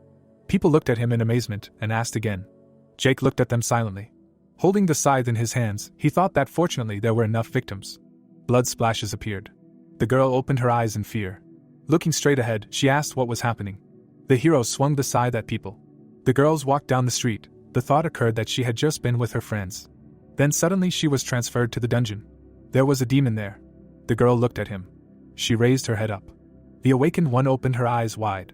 The hunter pointed his weapon. It was said that then a savior appeared. A glow flew around the hero. The girl looked ahead in amazement. Sitting on the ground, the man asked to stop. The hero smiled. It was said that this savior was now killing them. The protagonist struck the awakened ones. The weapon was covered in blood. A notification appeared that the scythe's growth had increased significantly. Jake dealt many blows. The girl looked at him in amazement. The hero rushed forward. A thought appeared that she thought that she had come to an end. Suddenly, he jumped up. The awakened closed her eyes in fear. Opening her eyes, she exclaimed.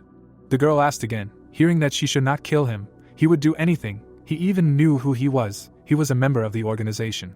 Sitting on the ground, she asked that he was leaving them alive. But why? The hero frowned angrily. Looking at him, the awakened said that the killer, they would kill this guy first. They suddenly jumped up. The protagonist struck them. A notification appeared that the scythe had been upgraded to rank A+. Looking straight ahead, Jake thought that this was not enough, he needed more. Swinging, he added that he did not have time, but he needed more victims. Frowning, the hero thought that more. Blows flew at the people. The protagonist crossed his arms. A blue crack appeared. The warrior entered the dungeon. He clenched his fist tightly. Suddenly, the man struck the monster. Its head exploded. Smiling, Rick said that he was not late. Frowning, he added that now, let him deal with it, and then thought that he needed a little time to take care of the demons in the hospital. The entire ward was covered in blood. The corridor was covered in blood. The monster stood without a head. Suddenly, it began to regenerate. Standing in front of him, Rick said that he was indeed a monster of disaster. Beheading him was not enough, yes. Smiling, he shouted that then let him chop him into small pieces. The man lowered his head and exclaimed. The awakened looked at him. Suddenly, a scythe was stabbed into him. With wide eyes, the warrior thought it was a demon. No. A glow appeared around the scythe. The hero put the weapon behind his back. He opened his eyes wide when he heard that a man. Looking straight ahead, the man said what it was. A pile of corpses appeared behind the hero. The rifle was lying on the ground. Gritting his teeth, Rick thought that it was a hunter's gun, and then shouted that he was a bastard. Smiling, the protagonist said that he made it just in time. Suddenly, the scythe leveled up. Black particles appeared around it. Jake raised it up. A notification appeared that he could use the skilled death god's power. The hero grinned when he heard this. Suddenly, he looked to the side in amazement and thought that someone was clearly thirsty for blood. A blow flew across the ground. The protagonist looked in surprise. The man frowned and shouted that the killer, what did he do to the hunter, and then thought that he had heard some rumors. The boy with the scythe who killed the apostle Gabriel, he was told that he could hunt other apostles too. Jake looked at him silently. Standing in front of him, the hero said that he did not have time for him now. Looking straight ahead, he added that he should use the weapon's skill. The man gritted his teeth and shouted that he should stop. He would kill him if he did not stop. Holding the weapon in his hands, the protagonist used the power of the god of death. Stretching his hand forward, Rick shouted that he told him to stop. A notification appeared that the power of the god of death is a sacred class skill. He will receive a penalty due to the difference in level. The hero looked forward. He closed his eyes. Grinning, the protagonist said that he should activate the breath of the god of death. A bright beam flew at him.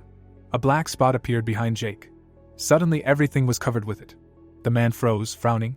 The demon looked forward. He raised his hands up. The hero looked at him. A glow appeared on the scythe. Looking at the weapon, the protagonist heard that the scythe was destroyed.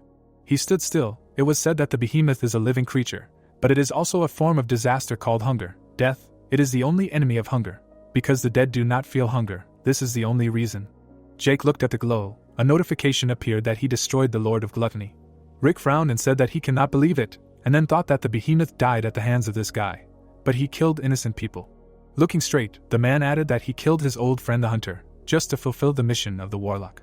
Gritting his teeth, the warrior said that he would kill him no matter what. The hero silently turned to him. Suddenly he came back to reality. Blue particles were flying in the sky. The protagonist grinned and said that he knew it was only once, and the warlock looked at him. Putting his hand to his chest, Jake said that he knew it could have delayed the end of the world for just a second, but he saved the world. He did not resign himself to his fate of becoming the king of grimoires. Blood was dripping from the machine. Looking at the girl, the hero said that he should smile for that reason. The protagonist was sitting by a tree. A notification appeared that he was punished for using a sacred skill. A huge dragon appeared. It was said that the next disaster monster was Leviathan. The man was holding a handkerchief in his hands. The cabinets were covered in blood. The corpses of magicians were lying on the floor. It was heard that blood stains were so hard to wash off. The magician lowered his head. Putting his hand to his face, Carl sighed. Looking at him, the magician thought that it was impossible, and then asked why he was leaving them alive. The man stood in the middle of the office. The thought of what had just happened appeared. Looking at the apostle, the man thought that it had happened in less than a minute. Pentagrams were flying around the man. A glow from them appeared. Suddenly, they began to collapse. The mages looked at the glow in amazement. Carl looked away. The man gritted his teeth and thought, how could a 100th level ascended do such a thing? The glow was absorbing them. Looking straight ahead, the man thought that he did not understand. If he was so strong, why did he not go down to the dungeon to stop the behemoth? The man closed his eyes and asked why he was asking. It was obvious, wasn't it? Smirking, he added that he was a politician, not a murderer, so why would he kill them? The mage looked at him in surprise. He opened his mouth in surprise and shouted that they, the Warble users, were their enemies. Carl smiled and replied that once again, he was a politician. War was a barbaric way to achieve one's goal. On the other hand, politics was a pin that people used to avoid such decisions. The magician lowered his head. Closing his eyes, Carl said that yes, they could be enemies, but he stretched his arms forward. The man smiled widely and asked that didn't he think that they could get what they wanted by just talking about it instead of starting a pointless war. Looking at him, the man asked that he was suggesting that they compromise. He was an apostle ruler, one of the strongest users, so why did he want that? Carl froze silently. Suddenly, he opened his eyes. Memories appeared. It was said that James, the one who killed the students of YJ's school, this boy injured a hunter who was also an apostle as a ruler. The demons fought. The monster smiled. The thought appeared that the hunter was one of the top 3 apostles, known as a natural-born killer, and the boy was just a newborn grimoire. The man looked straight. He smirked, thinking how interesting, and then said that he wanted to know more about him, for the sake of peaceful harmony between Warble users and grimoires. Carl extended his hand to him. The mage looked at him. He was holding his wound. The man extended his hand forward. They shook hands. Madrid, the capital of Spain, appeared. A red moon shone in the sky. City houses appeared. The monster's paw grasped a building. The dragon sat on a high-rise building. Its eyes glowed blue. Its wings appeared. It was watching the city. Suddenly, the monster rushed forward. The belt flew forward.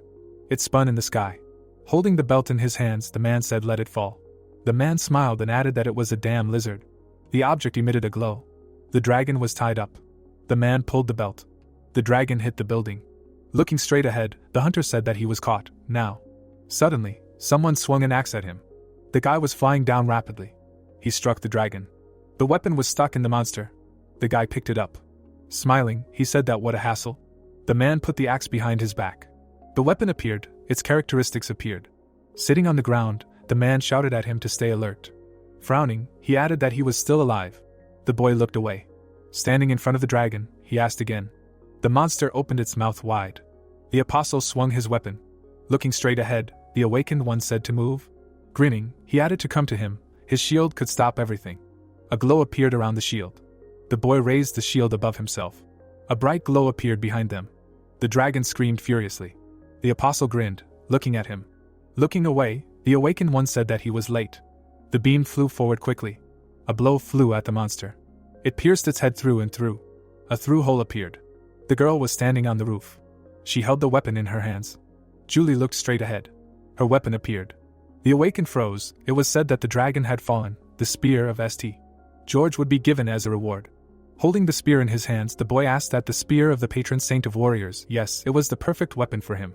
Gritting his teeth, the apostle asked how he dared call him a dwarf. He wanted to get it, to which he asked again, what was wrong with calling him a dwarf. By the way, he did not want to say anything to him, for saving his life. Frowning, the boy replied that he was already almost dead when he threw his axe at him. It was he who deserved the spear, to which the awakened asked that he would even be able to swing this spear with his short arms. Walking forward, Julie said that this spear was hers, since she was the one who killed the dragon. She looked ahead.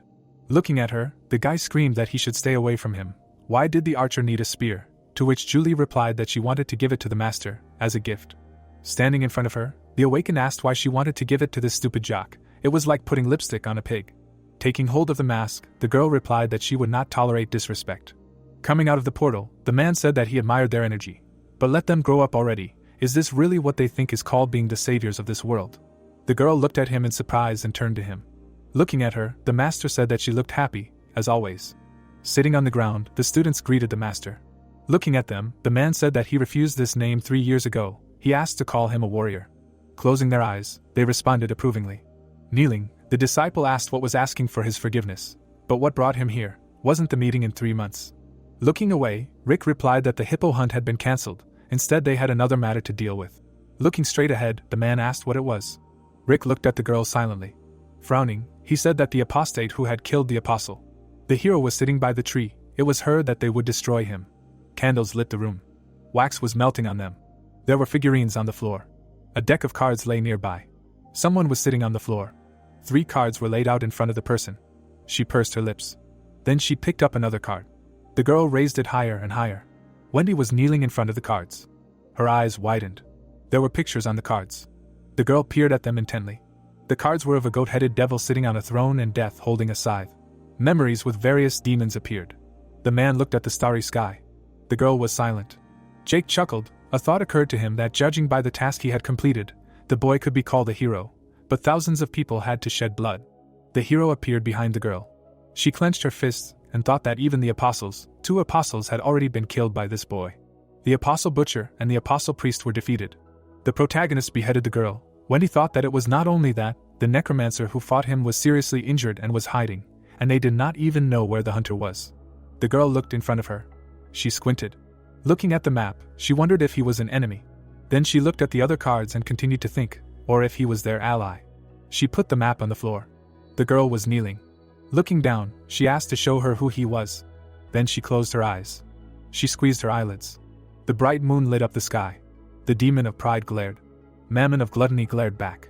Wendy squeezed her eyes and thought it was a disaster. A man was walking on the ground. He was holding a huge axe. The people were looking ahead with anger. The man clenched his teeth. Someone thought no. The guy's eyes narrowed. Something flashed nearby. The protagonist smiled. He walked confidently towards the people. Everything around was covered in blood and the thought arose that no. Blood splashed onto Jake's face. Wendy sighed in fear. Before her eyes were fallen bodies and she thought that a warrior, a necromancer, a hunter, a ruler, a monster, an emperor, an unknown. She closed her eyes and thought that they could not die like that. A hand in blood reached up. The man reached for the hero and asked for help. The protagonist looked at him. He widened his eyes and said what it was. Then he squeezed the weapon tighter. The man opened his mouth. He looked at the hero and thought about it. A blow flew at the girl. Blood splashes appeared. Wendy pressed the card to her chest. She opened her eyes sharply. Then she lowered her head and burst into tears. Tears flowed down her cheeks. She put her hand on the card. Wendy narrowed her eyes. In her thoughts was Jake, and she thought that the future of the man who controls the monsters of calamity. The protagonist narrowed his eyes. Wendy bit her lip and thought that this man was the king of grimoires, and said that the messenger of death. She raised her head. Opening her eyes, she thought that in the future, in 5 years, no one would be able to stop him, but he had not yet fully grown up. The girl pressed her fist to her chest and said that she could stop him. Putting her hand on the card, she thought that her combat ability was the most useless compared to other apostles, but she had an ace up her sleeve that she could only use once. Raising her hand, she continued the thought that whoever the opponent was, this would definitely kill them. The girl's body began to dissolve and she thought that even the beast of disaster that could destroy humanity, she heard that she would fulfill the will of the warlock, changing this damn future no matter what. The sign on the building was burning. The stairs were descending. Harvey sighed and said that this was killing him. He hugged himself. Frowning, he said that he would leave this country as soon as he recovered. He no longer cared about money. Images of demons appeared in front of his eyes and he said that these were monsters. He knitted his eyebrows and continued that first he needed to survive. His jaw stretched and the guy said that they were thinking about running away, weren't they? Suddenly, his eyes opened sharply. His body trembled. He began to turn and thought about that voice. Harvey looked at the door. The protagonist was standing in the doorway. He grinned and looked at the guy. The man screamed in fear. Suddenly he fell to his knees and called for the boss. The guy on his knees continued that he knew he would be okay. He couldn't believe he defeated that monster on his own. He was truly amazing. He admired his strength. The hero looked down and said that they had killed at least more than 1 or 2 people. One way or another, he knew who had the highest karma. Harvey looked up in fear and sighed. The protagonist raised his hand and waves of sparks began to appear in space. A weapon appeared in front of the guy. Jake pointed the weapon at him and said that it was him. Then he looked closely at the guy. The guy looked up in fear. The spear of gluttony was pointed at him. The tip was near Harvey's eye and he was pleading with him. The hero watched him carefully. Harvey was sitting on the floor and screaming at the boss not to kill him, and that he knew he doubted it but he could be very useful and thought that he couldn't die yet. Jake asked what useful in confusion. The guy nodded and said that yes, in the end, he helped him a lot, didn't he? Jake put his hand to his chin and thought. Then he looked away. Harvey's eyes widened and he thought, please. The protagonist raised his hand up. Then he extended it forward. After a moment, he closed his fingers around Harvey's neck. The hero lifted him into the air. The guy closed his eyes in pain. The protagonist looked at him carefully. Static appeared in the air, and notifications appeared that he was another awakened person entered the dungeon. Harvey closed his eyes from tension. Then he opened one eye. The protagonist was standing in front of him, and he asked the boss what it was. Suddenly, the hero removed his hand from the guy's neck. Harvey's eyes widened in shock. Hundreds of mutilated people appeared in front of them. Harvey frowned and asked who all these people were. They were sitting, holding their heads and crying. There were dozens, or hundreds of them. The hero looked ahead and answered that these were the survivors from the priest's training nest. The guy asked again and said that but he thought it was him. Jake continued to look ahead and said that he told him to eat them, but never told him to kill them. He emotionlessly continued that not everyone survived, but Harvey looked at him questioningly. Snake eyes curled in space. Jake looked at the snake and said to take care of these people and send them home. Harvey asked again, perplexed, what home? Then silently walked forward. He looked at all these people. Then turned to Jake and asked that he wanted him to send all these people home on his own. The hero turned away and answered that this was his chance to prove himself. Harvey looked at him silently. Jake grinned and asked that he didn't want to die, right? A moment later, the protagonist disappeared. The guy narrowed his eyes and asked that all these people on his own, and thought that it would be hard. The tall gates of hell stretched out before the protagonist. His cloak fluttered in the air. He silently looked ahead. On the gates it was written that through them lay the way to the city, through them lay the way to eternal benefit, through them the way among people was lost, justice incited their sublime creator, who created in them divine omnipotence, supreme wisdom and primordial love. Before them there were no created things, only eternity. Further it was written that he too was eternally the last. All hope would leave those who entered. The protagonist pursed his lips. The hero put his hand to the gates. After a moment, they opened. He walked right through them. Then the gates slammed shut. The horizon was visible in the distance. Vague waves appeared. Jake silently looked ahead. He squinted his eyes. Directly in front of him was a wide river, and he thought it was a black river. He looked straight at it, and thought that the boundaries between this life and the afterlife. The boy pressed his lips together and continued the thought that the Styx was the only way that led to the depths of the dungeon, and told the ferryman to show himself. Some figures appeared in the water. With each passing second, the shadow became more and more visible. Suddenly, someone's head emerged from the water. A huge creature rose before Jake. The demon Sharon sat in the boat, who told him to leave, and that no living person could cross this river. His eyes glowed red. Jake's eyes widened when the demon said that unless he paid a fee. The hero asked again about the fee, and said that he did not know that he would have to pay. He frowned, thought that if you think about it, when he came here with Warlock last time. In the memories, the girl was standing next to him. The hero looked at her questioningly. The girl was standing next to the demon, she handed him a bag, and the hero thought that she gave him something. Little Jake looked at her carefully. In his hands was a phone from which came that to search the demon Sharon. A notification about the demon appeared on the screen, and that the fee he could pay to the ferryman from the river Styx was 1 silver coin. Jake raised his eyebrows in surprise. He looked at the monster. Notifications appeared about what he could pay with. Jake looked at the phone and said that all these things were legendary items. Well, what a hassle. He was surprised when he heard the sound of the notification. The hero opened his mouth and said that there was another way. He smiled and continued that how simple. His eyes filled with anger. On the phone it was written that the silver dime of Psyche and divine bread, strength like Hercules. Jake looked at the monster and told him to come to him. The demon's eyes widened furiously. The protagonist smiled evilly. The demon clenched his teeth. A moment later, they flew at each other with a scream. Sharon angrily shouted that the hero was a little idiot. The protagonist smiled back at him. Fog. The waves raged violently in the river. The demon looked forward at the guy. Jack raised his head. The monster's knees were on the ground, and he himself told the protagonist not to pay. A slight grin appeared on the guy's face. His hands touched together. The monster holding the hero's hand said that he was alive. Looking forward at the monster, Jake asked him to show the way.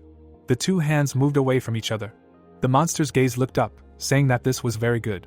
The hero's face broke into a satisfied smile. The boat immediately moved to the sea.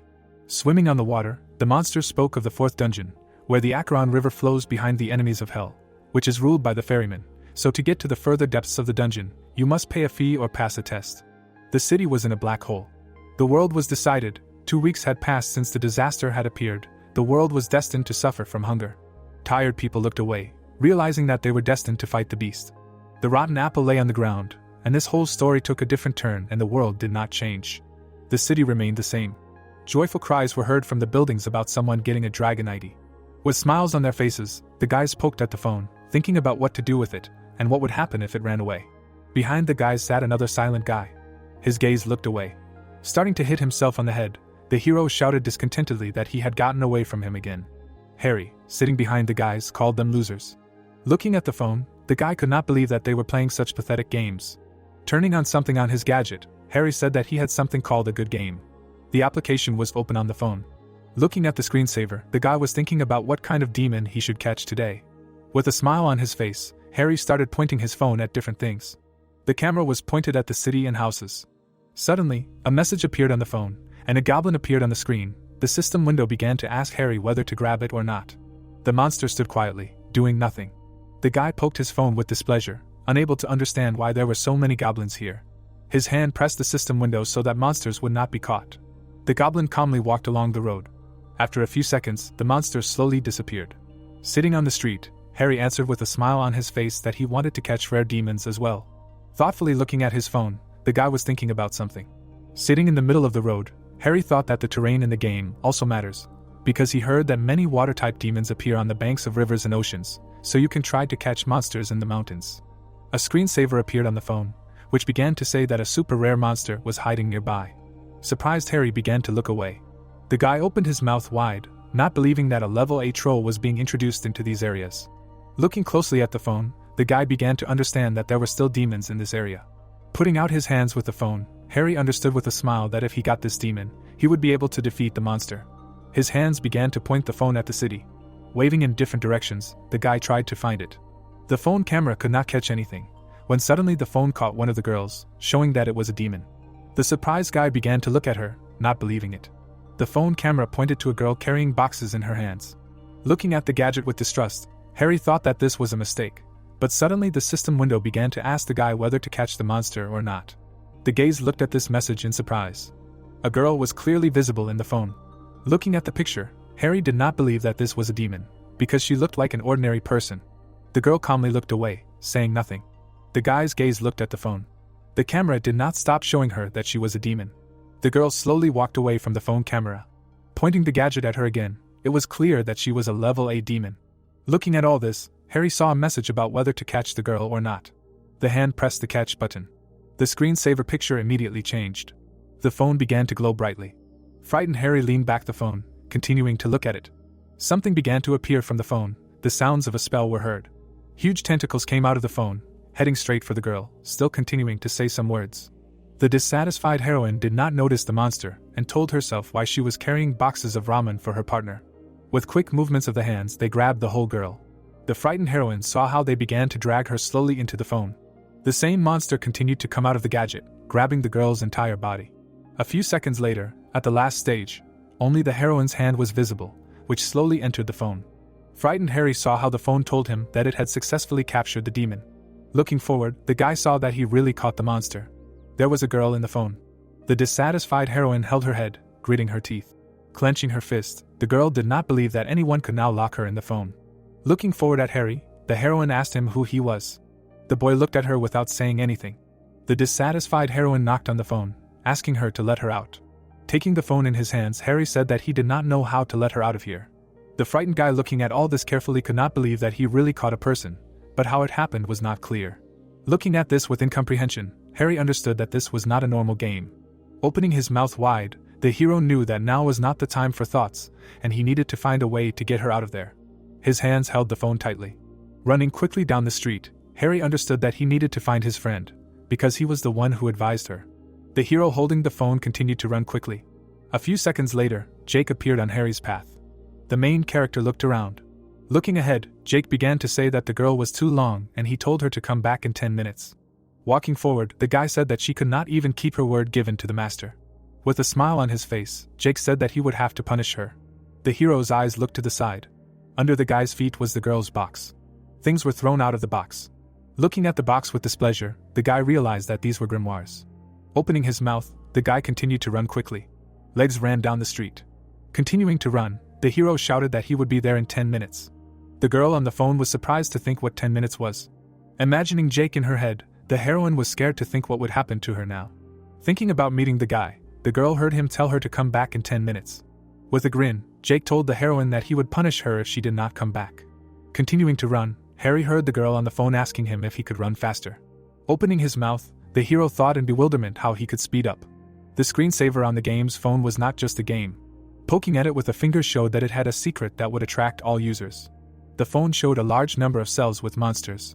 By pressing his finger on one of the goblins, Harry could thus use the demon's ability. The hero's body began to run even faster.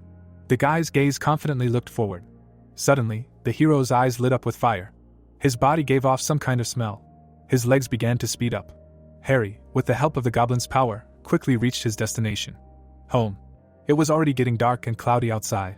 The tired hero stood near the house, holding his knees with his hands. Harry's body stood near the door. His hands pressed the bell. Standing near the door for a few minutes, the guy thought that no one was home. Raising his head to the door, the hero wanted to knock. His fist was moving forward. Grabbing the handle, Harry began to click it, trying to open the door. Looking into the house, the guy realized that it was open. Entering the house, the hero asked his friend if he was home. His eyes looked ahead in fear, not understanding anything. Looking around the corner, the guy continued to ask the hero if he was home, but no one answered. Harry's eyes widened and he began to look at something. Silhouettes were visible through the darkness, and the guy's voice was heard, asking Harry for help. Standing in the house, the hero looked into the darkness, not understanding anything. Hands grabbed the head of the disgruntled hero. Holding Harry by the canopy, the monsters began to talk to each other about something. One of the demons looked ahead attentively, telling the guy that his shadow seal was absolutely useless. Continuing to hold Harry by the head, one of the demons shouted that he had let in an uninvited guest. The frightened hero, with his eyes wide open, began to shout that it was not his fault. Turning to the hero, the monster began to ask him to stop talking like that. Sitting in the shadows, the guy calmly answered that it was his choice. The demon, continuing to hold the hero's head, shouted that he was also a victim and most likely for them this was some kind of unexpected gift. Trying to remove his hand, Harry shouted that it hurt. Looking to the side with tears, the guy realized that his head was about to crack. One of the demons quickly moved forward. Sitting to the side, the guy shouted that they needed more victims to restore the elder. The hero's hands tried to remove the guy's tentacles from his forehead. Harry decided to use the demon's ability by opening his mouth wide. His hands took out his phone. Goblin cells appeared on the screen. His finger pressed on the warrior goblin. The hero's body began to emit a smell. The demon wondered what was happening. Harry's hands began to fill with power. A few seconds later, one hand dug into the demon's skin with all its might. Harry began to claw at his hand with great force. The demon began to scream in pain, not knowing what to do. Running away, the guy wondered where to run. Suddenly, the hero decided to look back. Something quickly hit the hero's body. Blood began to flow from Harry's mouth. The demon's hand quickly approached the guy sitting on his knees. One of the heroes turned to the demon and began to call him pathetic, because a small child had managed to fool him. The monster, opening his mouth wide, shouted at him to shut up. Gritting his teeth, the demon screamed at Harry that he was going to kill him and it would be very painful. Harry turned his head and looked at the monster with tears in his eyes. Holding the phone in his hands, the guy decided to use the ability of the new shaman demon. A huge flame suddenly swept across the entire territory due to the fire spell. Surprised, Harry looked away. Someone began to appear from the fire. Coming out of the flame, the demon asked Harry if he really thought that this pathetic low-level ability could defeat someone like him, who had made a contract with a great demon. Raising his head, Harry did not know what to answer. With a sly smile, the monster told the guy that he would kill him slowly and he would let the hero taste the most terrible pain that only exists. The hero's eyes looked at the demon. A few seconds later, Harry closed them with tears. Near his hands lay a phone that offered the hero to use the demon's ability. With a smile on his face, the monster said that all these abilities would not work on him, so all that remained was to give up. The hero's teeth were clenched. The heroine on the phone began to call the zombies. Harry, with his mouth open, looked at this in surprise. The demon tried to say something with incomprehension. The surprised monsters heard the girl screaming at them to move away from the hero. The demon thought with incomprehension what to answer to this. Harry's body was filled with power and skill of level A. All the girl's power moved into the hero's body. Rods began to appear out of nowhere. With quick movements, the power of Harry and the girl tore apart the demon's hands. The hero's mouth began to bite all the tentacles of the monster. The demon, standing without hands, looked at Harry, starting to call him names. A few seconds later, the guy quickly jumped to the side and disappeared. The demon's frightened eyes tried to find him. Time passed. Harry was lying somewhere. The guy lying on the ground heard the girl on the phone starting to call him. There was a full moon in the sky. The frightened heroine tried to tell the guy that he needed to run because the monsters could find him at any moment. Looking to the side, Harry realized that he had actually bitten that monster, and then ran away. Lying on the ground, the hero calmly answered that he could not feel his legs. Raising his eyes, the hero heard that he needed to run. Someone's legs appeared on the horizon of his eyes. Jake was standing next to the lying Harry. Looking closely at the hero, Jake asked him about stealing his familiar. Behind the guy were the same demons who shouted at him that he could not escape. The dissatisfied monsters began to see something near the hero. Jake calmly looked at them, saying nothing. Looking at Jake standing next to Harry, the demons began to think about who he was and what he was doing here. The dissatisfied demon began to slowly approach forward. Jake was standing next to the hero. Looking at the guy, the demons began to think about who he was and what he was doing near Harry. Looking at him dissatisfied, one of the monsters began to shout that he would kill him too. Eyes touched to the side. The frightened guy, bulging his eyes, thought about the power that this child had recently used. The standing demons shouted that they were conducting research, so Harry's phone needed to be taken. Jake looked away. Turning to Harry, the hero began to shout discontentedly that his familiar was in the phone, and that it needed to be returned. Lying Harry did not know how to react to this. Looking forward, the guy realized that they all needed a girl in his phone. His eyes began to water, screaming that it was his fault. A memory immediately appeared in his head of how the guy first learned about the game, where he felt like the chosen one and thought that he would become a hero there who uses super abilities and saves this world. But in a large crowd of people, Harry was not the protagonist. Imagining the monsters, the guy realized that he was a secondary hero who was beaten by evil monsters like them. Gritting his teeth, Harry realized that even such people have pride. Holding the phone in his hands, the guy began to use the Goblin Warrior's calling ability. The demons looked at the guy discontentedly.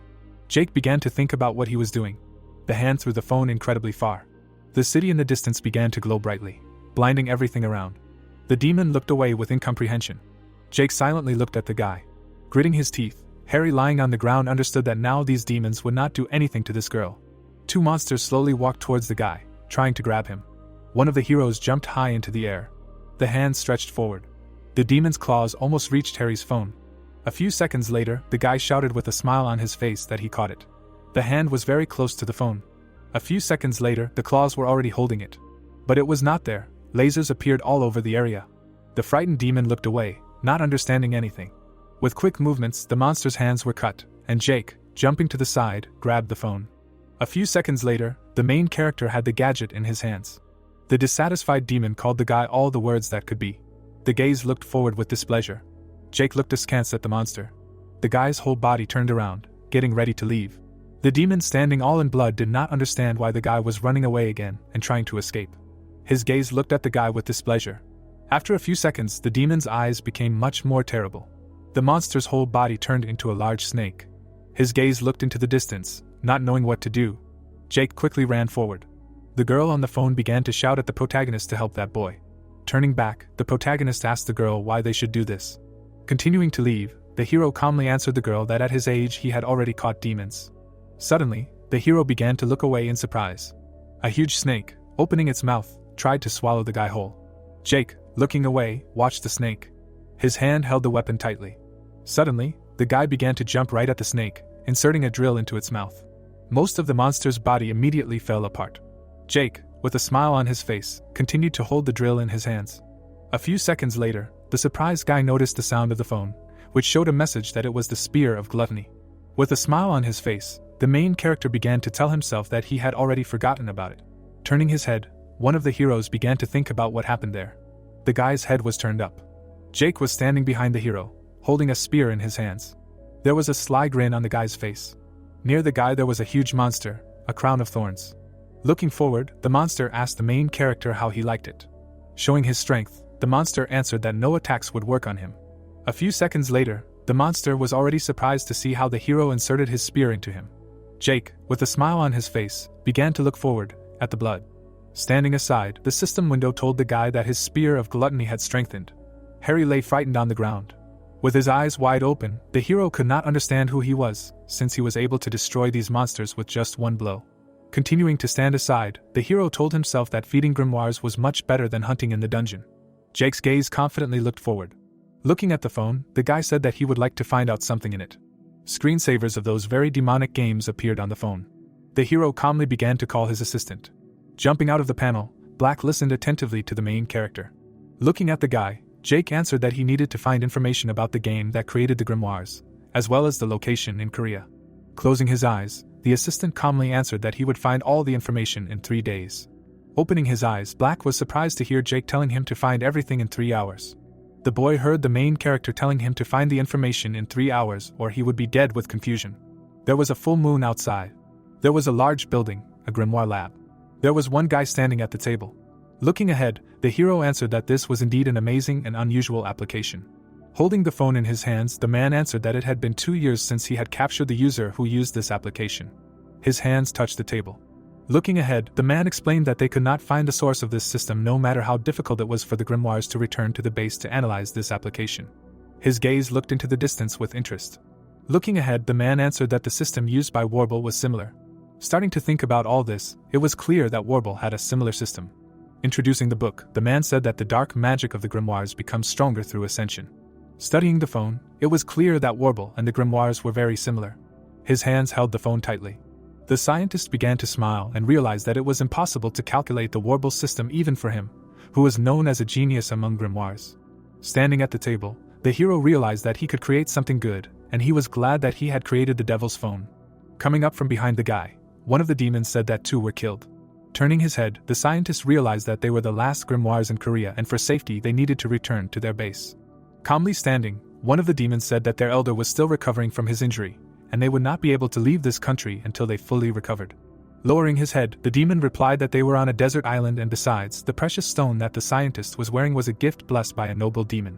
The hero looked ahead carefully, hearing how he was told that no harm would come even if an apostle came here. Looking ahead carefully, the demon said that the Lord was defeated and the fate of humanity had not changed in any way. 2 heroes stood aside, hearing some sounds. Standing with all his strength aside, the guy told his assistant that he was really useful. With a smile on his face, the main character calmly told all these guys to go to him, because they were total trash. 2 guys stood in the lab. These were 2 grimoires left in Korea. The demons looked away with displeasure. Jake, holding his spear behind his back, calmly looked at them, saying nothing. Glass began to break on both sides. New demons were already standing behind the guy. Jake began to look away with displeasure. 2 knights surrounded the hero, starting to want to fight him. Looking at all this, the guy realized that there were 4 grimoires left in Korea. Standing surrounded by demons, Jake said that one of them was not a fighter, and the rest were knight-level grimoires.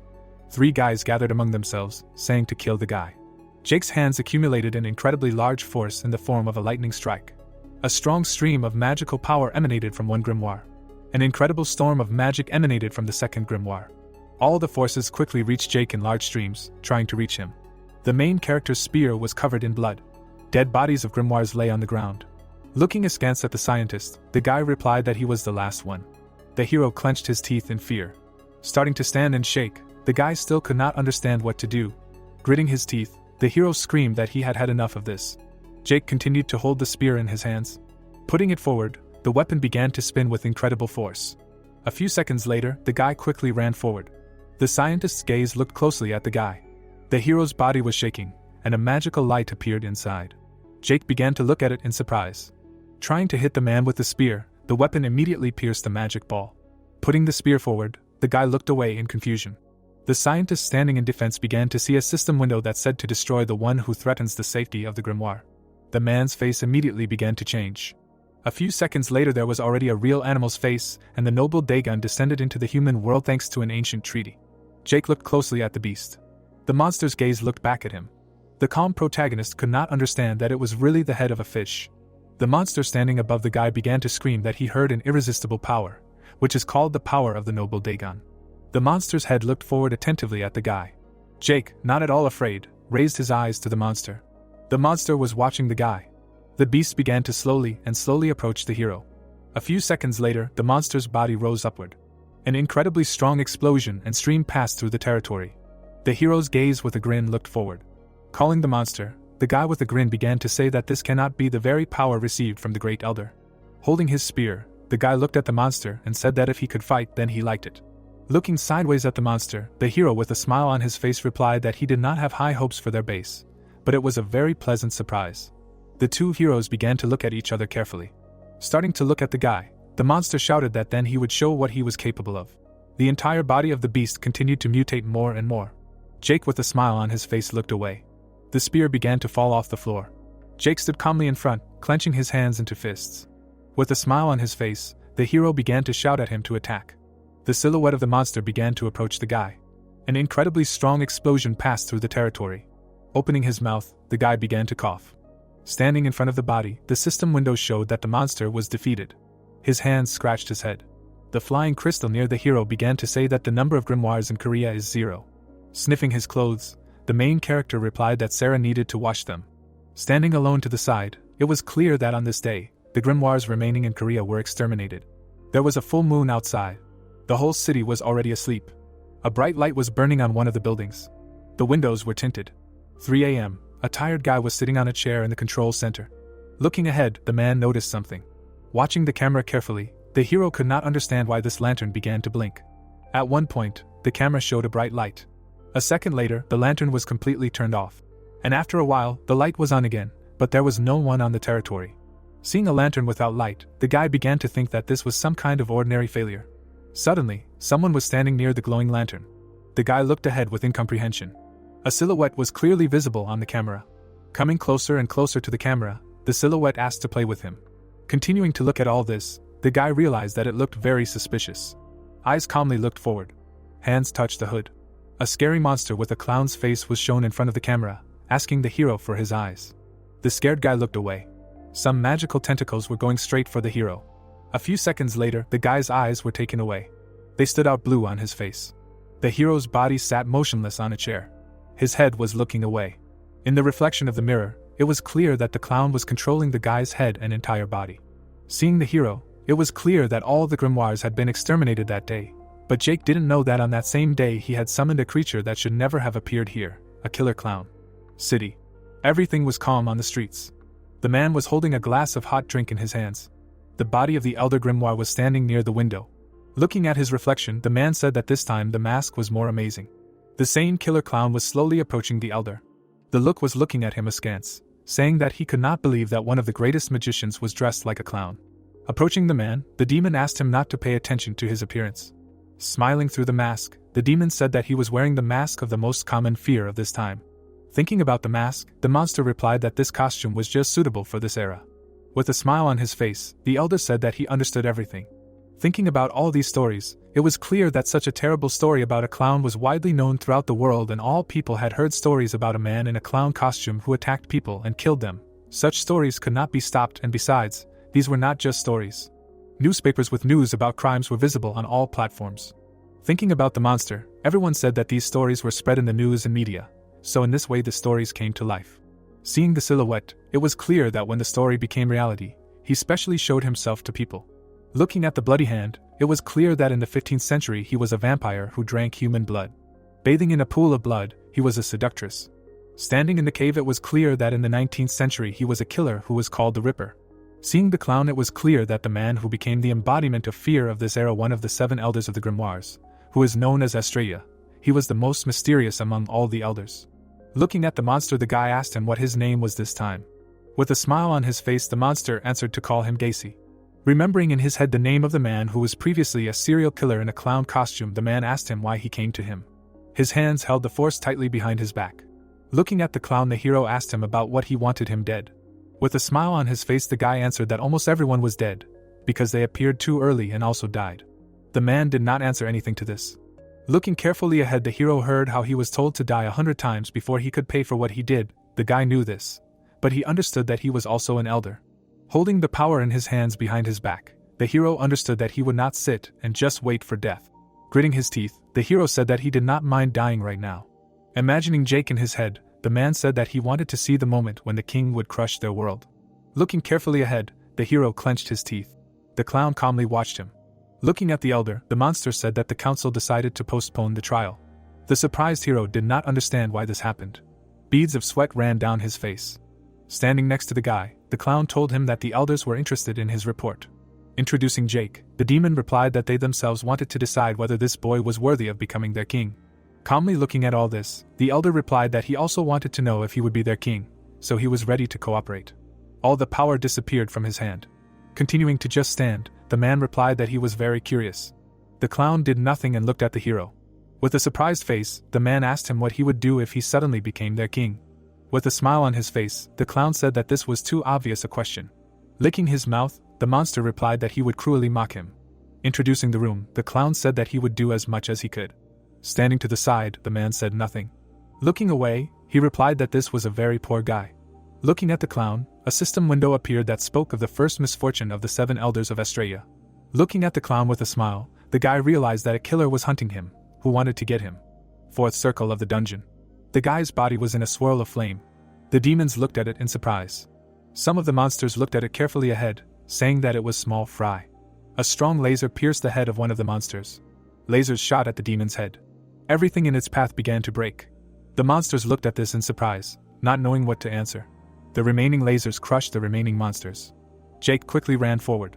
Not noticing the obstacles, the hero confidently ran to his goal. The guy's gaze looked carefully to the side. Jumping on the mountain, some kind of explosion occurred. Some big monster appeared in front of the main character. The system window responded that a salamander appeared that wanted to burn him. The monster immediately began to emit bright light and magic in front of the guy. The spear quickly went to the monster. The weapon was spinning strongly in different directions. The guy stretched out his hand asking it to return. A few seconds later, the spear immediately returned. Jake turned his head and said that they did not have time for all this. His gaze looked straight at the monster. Imagining all his battles, the hero answered that he had wasted too much time. Fiery pieces were carried out on the ground. Looking at the fire, it was clear that this place was called Naraka and only an endless flame filled the entire space. And also in Naraka the temperature went off the scale for 100, even if they came close to the fire. Something fiery lying on the ground began to make crunching sounds. Looking to the side, Jake understood that the feather of the stripe could hide him, but it was vulnerable to fire, and it would not last long. Running away, the hero understood that strong demons would come for him. Imagining monsters in his head, Jake immediately began to think about a fly, another monster of disaster and rulers of the depths of the dungeon. Running away, the hero said that this would not happen to him. Jake's teeth were clenched with confidence. Walking to the side, the main character understood that he would not be able to defeat it. In front of Jake was a very strange and incomprehensible creature. The system window showed that this thing was both a creature and a swarm. The whole girl was in blood. Closing her eyes, she asked for help. Gritting his teeth in anger, the guy said that he had a goal to kill this creature. Not noticing the laser and obstacles, the guy asked her to wait. Confidently looking forward, Jake said that when everything was ready, he would kill himself first. The guy's weapon began to spin quickly. Directing his spear forward, the man answered himself that he would swear about this.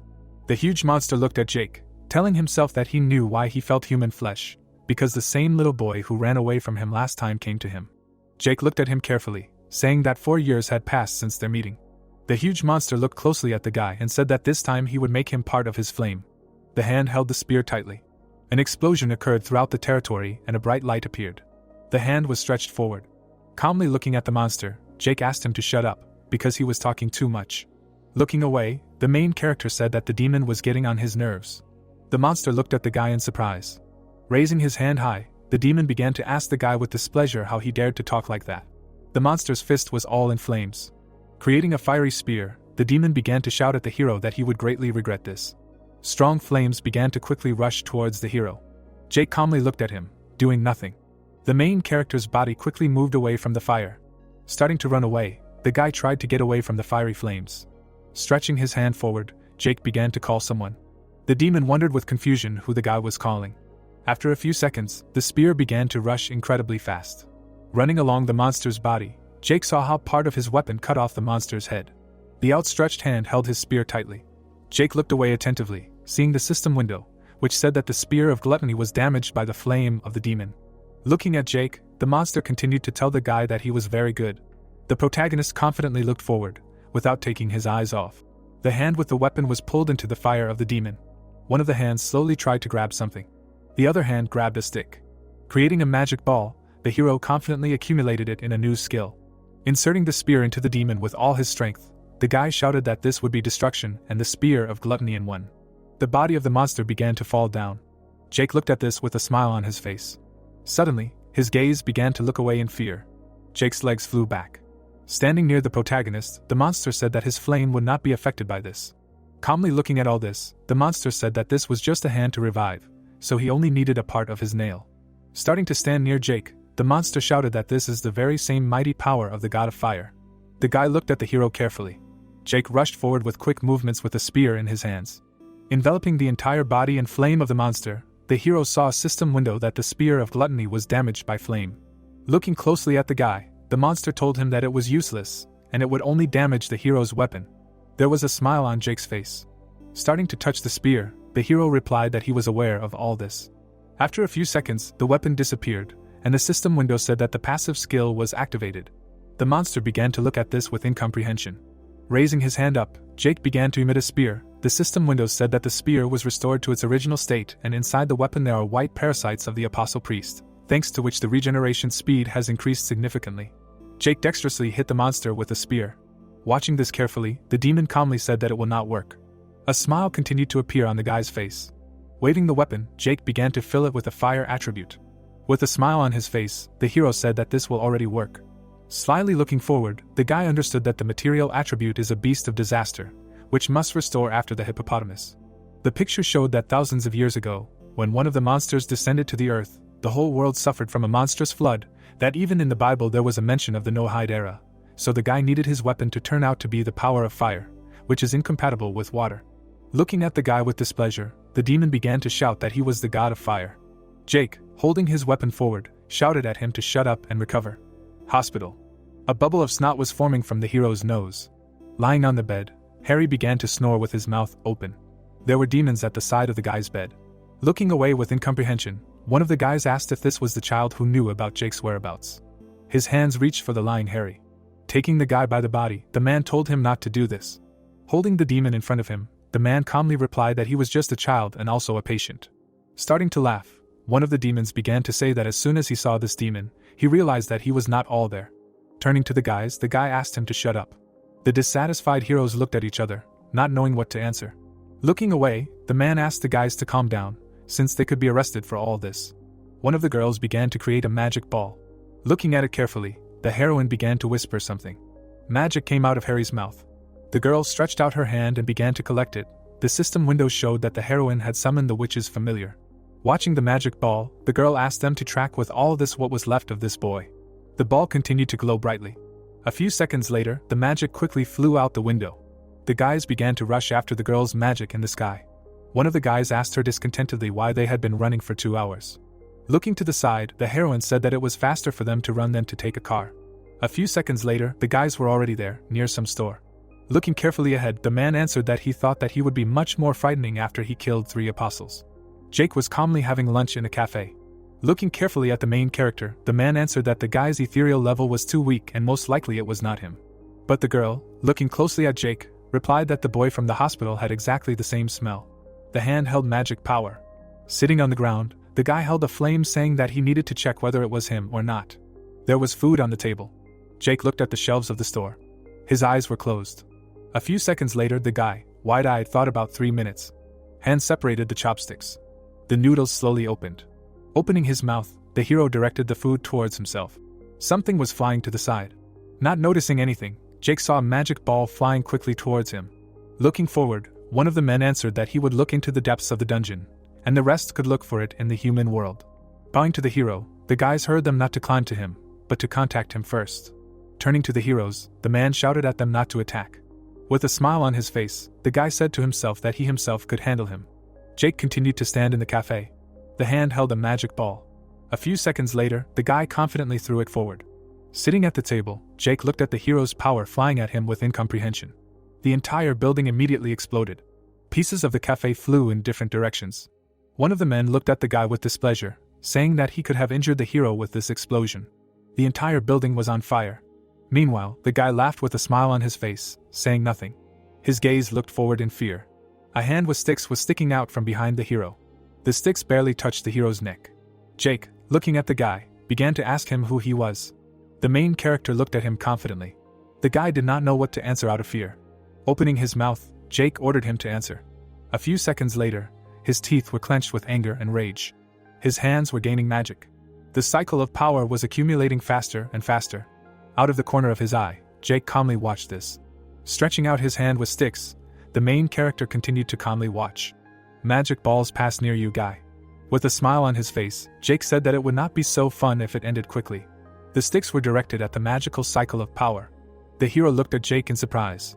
The guy raised his hand high up, breaking everything he had. The magic balls immediately rose high into the sky. Looking ahead in surprise, the guy answered that it was David's sling, where a kind of bomb was created from condensed flame. Looking at Jake, the hero realized that he had used the sticks to block it all.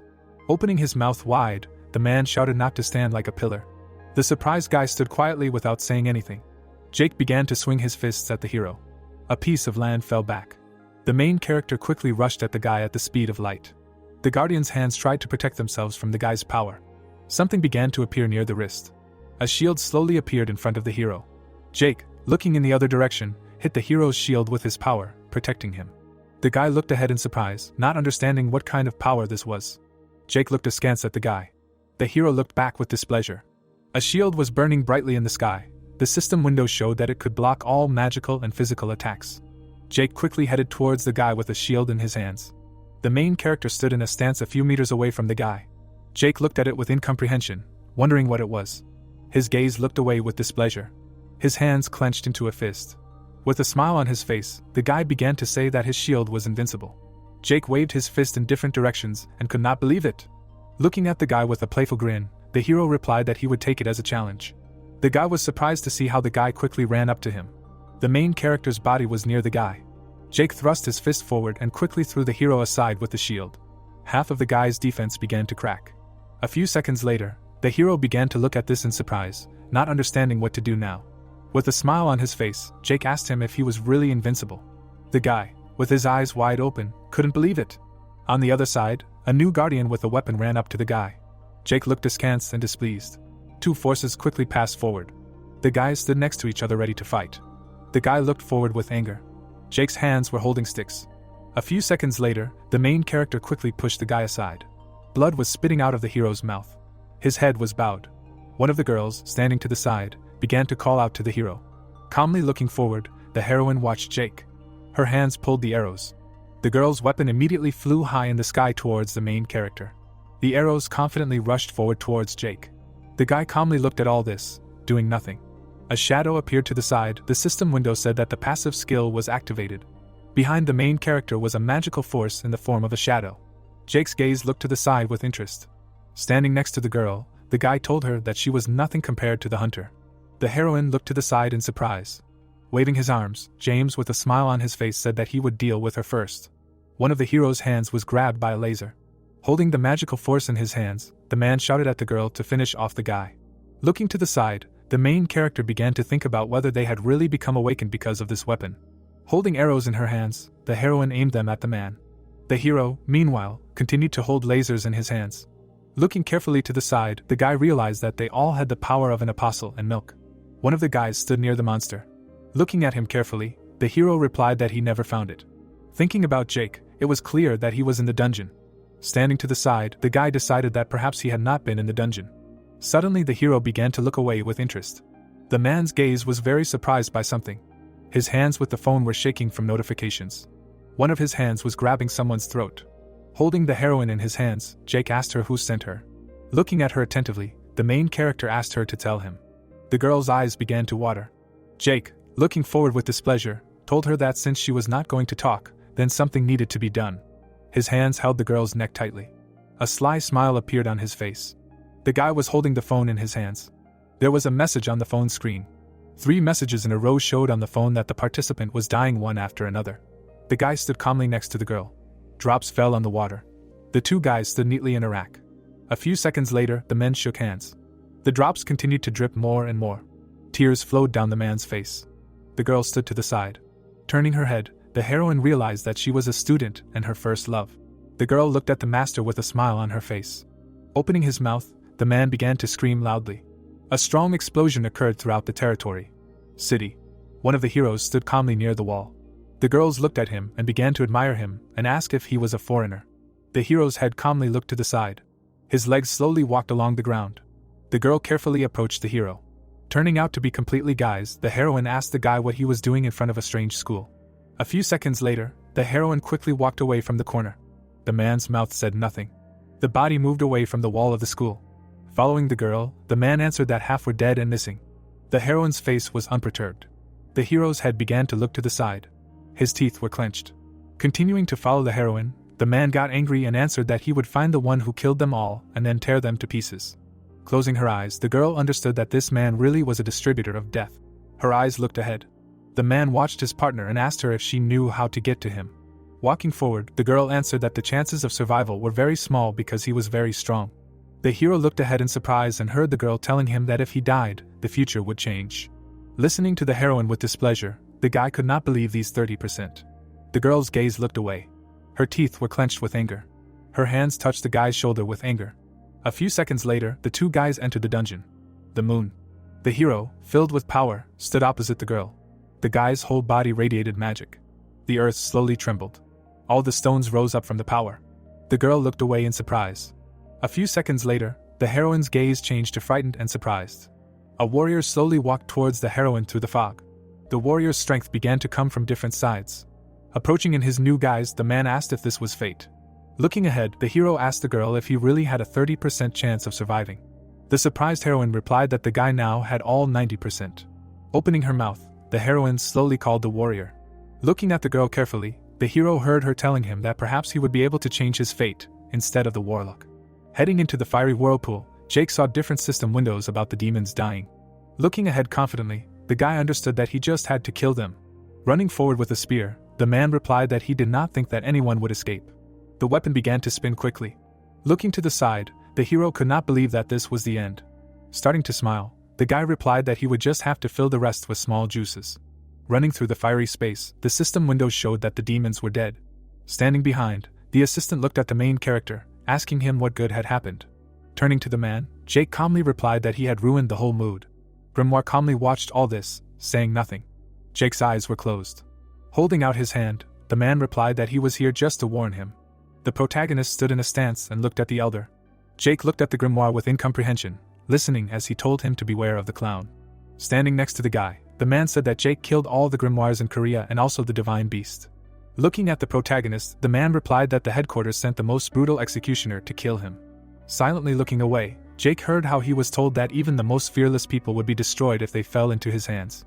Squeezing his eyes, the hero thought about why the elder was telling him this.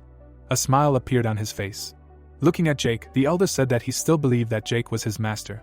The guy answered the hero with surprise that he was wrong, and it was not true. Slowly disappearing, the man said that the main character should beware of the warrior, since he would be next. Looking closely at Jake, the elder answered that he was very strong, since even the grimoires said not to touch the warrior and the emperor. Jake looked at all this with surprise, imagining that warrior. Opening his mouth, the hero said the last words that his level could be higher than the guy. The hero's eyes looked forward in surprise. Opening his mouth wide, Jake could not believe that this was true. Standing to the side, the guy did not believe that someone could have a level higher than him. His head looked forward. A slight smile appeared on his face. Walking on fire, Jake said that his level sounded funny and today was a very good day. His hand held the girl's throat. It was 10 minutes before the warrior was notified of the warrior's death.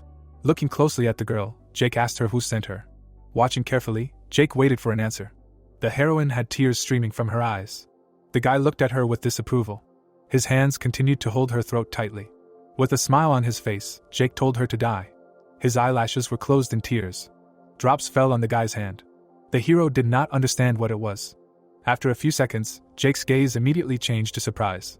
Looking at the hand, the guy decided that this could not be. The hand slowly approached the girl's throat. Opening his mouth, Jake tried to talk about the skill of observation. The gaze looked away in surprise. The hands reached for the girl's body. Something was burning brightly in the gap between the bodies. The entire food gap was clearly visible. In the stomach, Jake saw a child who was a huge amount of her life. The hand was moving away from the body. The hand slowly reached for the stomach. Looking at the body, Jake worriedly decided that there was a warlock in the stomach. The guy, watching the body with fear, realized that his heart had never forgotten even when he faced numerous enemies and crises. Holding the t-shirt, The guy decided that he had finally found it. The girl looked at him in surprise. Watching Jake, she could not understand why he had not been killed. The main character was kneeling in front of the girl. City. The clown, with a smile on his face, looked away into the distance. Hands brought stones to the heroine. Throwing them to the girl, Jake shouted for her to heal in this way. Looking at the hero with incomprehension, the girl asked him why he had not killed. His gaze looked away with displeasure. Jake glanced sideways at the heroine. A slight smile continued to appear on his face. His hand touched her shoulder. The guy, with a smile on his face, looked at the heroine. Opening his mouth, Jake began to laugh. His whole face spread into a smile. The heroine, meanwhile, stood in a stupor, not knowing what to answer. A few seconds later, the girl was shown by the system window that she had entered the dungeon. Her hand was touching her head. Looking ahead, one of the heroes answered that they had been defeated. Sitting in the cave, the heroes said that Jake was really strong, so the master had warned them for a reason. One of the guys angrily looked ahead, not understanding how Jake had shown weakness to him, and pitied him. The heroes looked at the guy and answered that it was their fault, and that he just needed to come to his senses. One surprised hero asked the guy what Jake had told him after he had disappeared. The girl calmly looked at the hero. A bunch of memories arose in her head. One of which was where Jake looked at his stomach, calling the child a warlock. His mouth slowly opened. Looking at the group of guys, the girl asked them if they were sure that he was that ruthless killer. The heroes turned to the girl and answered that he had killed 3 apostles and more than 100 War-Ble players. Looking away with concern, the girl answered that he did not look like a villain, since they attacked him first. Looking away, the heroine began to think about something. Opening his mouth, the man said that he had something in mind, because the hero had left them all alive. Keeping his hand on his knee, the hero said that he needed to pay for what he had done. The girl looked away with incomprehension. Touching her shoulder, the guy answered that they should look into this matter better, since they needed to fix everything if any misunderstandings arose. The hero looked away in surprise. The guy was shouting at his partner with displeasure. The guys were talking to each other, and said that they couldn't look him in the eye. The frightened heroes looked away because they heard someone's voice. A clown was standing in the distance, and he also didn't understand why Jake had left them alive. Looking down, the demon was calling all the guys. Looking at everyone, the man was asking the guys what value they each represented. There was a book in his hand. Looking closely at the man, everyone began to understand that he was a grimoire. The man looked away in fear. Standing next to the hero, the clown touched his body and said that he would need it more. His hands touched the hero's stomach. Looking closely at the clown, the man was shouting for everyone to run. A few seconds later, the guy's body immediately shattered. The heroes looked at the dead man in fear. The system window showed that the participant was now dead. The guy looked away in surprise. The heroes didn't understand what was happening. The clown put out his hand and began to show his magic. The man's body lay quietly dead. The demon's face radiated joy. A few seconds later, the guy was already standing at the counter, screaming loudly. Looking forward, the hero called the grimoire names. His hands were creating magic. In his other hand, there was a whirlpool of magic. Standing next to the guy, the clown was telling him that he was too noisy. The guy's gaze was looking to the side. His legs were slowly moving forward. Stabbing the hero's entire body with spears, the monster was telling him to die. Blood was splashing out from all sides of his face. The system window began to show that the participant was dead. The clown walked forward with a smile on his face. A few seconds later, someone was approaching the demon with quick movements. Holding the clown in his arms, the guy answered him that he was caught. Gritting his teeth, the hero looked away with displeasure. The clown with a smile on his face answered that he would crush the guy. His hands grabbed the clown tightly. With a smile on his face, the guy tried to do something to the clown. The demon's body suddenly shook. The hero's gaze looked away in surprise. The monster's body changed its shape. Opening his terrible mouth, the clown began to look at the guy. The demon, opening his mouth, tried to kill the hero. The mouth touched the body. After a few seconds, blood went all over the territory on the clown's mask. The system window began to show the participant that he was level 99, and now he was dead. The heroine looked away in fear. Standing near the dead hero, the monster began to ask him to show him something. The demon's head turned his gaze to the girl. Swinging her hands, the heroine wanted to do something. The girl's body was in the power of the monster in a few seconds. His whole face was incredibly pleased. Now the clown had subconscious access to all people. All the heroes walked around the city as if nothing had happened. One guy was sitting on a chair in the control center. His gaze looked away in surprise. Magic from the clown began to appear on his forehead. Looking at something on the cameras, the hero did not understand where it was. The head with a smile on his face looked away. Controlling the whole city, no one could understand where to find the clown. One of the heroes stood in the alley. His face radiated joy. His eyes looked into the distance. The guy's body stood next to Jake. With a smile on his face, the clown told himself that he found him. The girl looked into the distance with fear. Touching the heroine, Jake answered her to give the child a healthy life. The frightened girl did not understand how Jake understood this, because no one knew about it. Hands touched his side. The heroes calmly looked at the girl. Running in different directions, the guys heard how they were shouting at them to urgently absorb something. The moon. Present time, an ordinary city. The phone was lying next to the bed. A few seconds later, a loud alarm clock began to play. Jake slept peacefully, hearing nothing. Ignoring the alarm clock, the hero lay on the bed. The phone continued to ring more and more. The hand confidently touched the phone. Sleepily looking at the phone, the hero saw something. A game appeared on the screensaver, which said that it would show his fate. The raven in the phone began to tell Jake that thousands of people would be killed at the festival. A bloody clown would dance on nails to mourn their death. Looking at the phone with incomprehension, Jake heard what was said not to go to the southeast. Continuing to open his mouth, the beast told the hero that a great failure would await him that day. Looking at the phone, the main character did not understand what nonsense he had just been told. The hand immediately threw the gadget onto the bed. Jake, yawning, pulled himself up. New vibrations began near the phone. A girl was shown on the phone. The heroine was confidently fighting someone. There was a pack of monsters around her. Running forward, the girl asked for help. Clenching her mouth, the heroine could not believe that she was sent to this place again.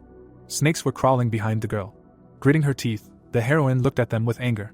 Her legs continued to run forward. A few seconds later, the heroine created magic with her hand movements. Opposite the girl stood a huge number of monsters. The dissatisfied girl looked at all this. Running away, the heroine asked to return home. With a smile on his face, Jake said that she was doing very well. His hands put the phone on the table. A few seconds later, Jake calmly got dressed. Warming up, the main character looked around, answering himself that today he would catch Ignis. With a smile on his face, the hero was sure that Ignis would appear if he stirred up his house. Looking at the door, the hero decided that he needed to eat. His hand slowly touched the handle. A scary clown's face immediately appeared near the hero. The guy looked away with incomprehension. His gaze fell on the door. Near Jake was some paper. On this paper was an invitation to the technical park. The hero looked at it with incomprehension. Looking at the paper, the guy saw again that it was an invitation. Jake looked at the paper with interest. The hands were holding the same invitation. A theme park, there were a lot of people in it.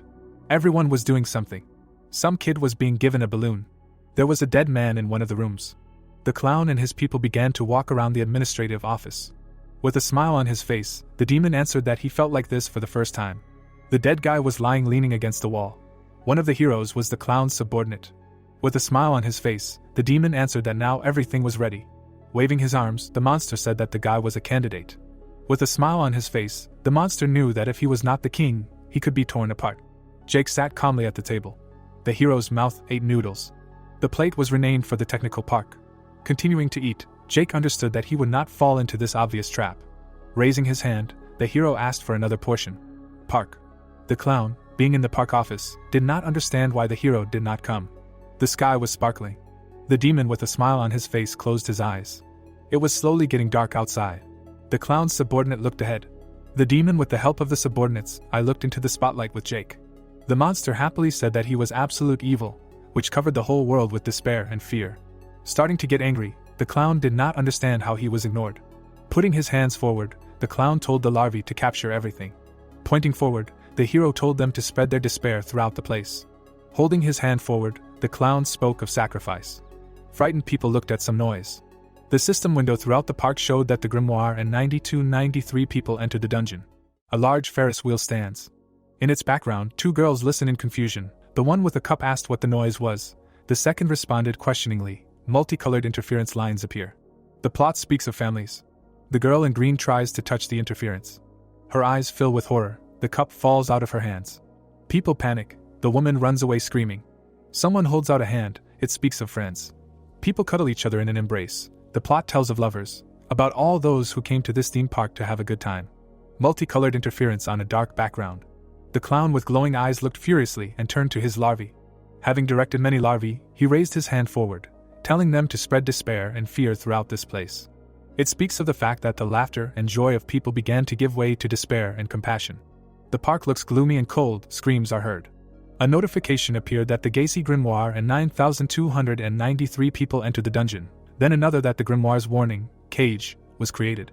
The man, with his head down, looked and asked a question what?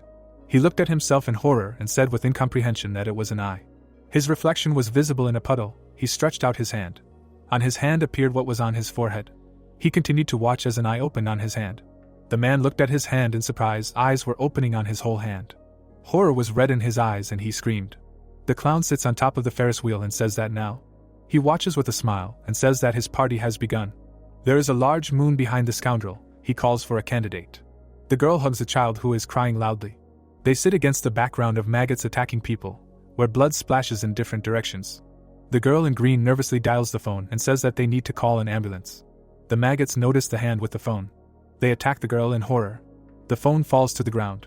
Her hand reaches to the side. The girl lies on the ground in blood. She is being eaten by maggots.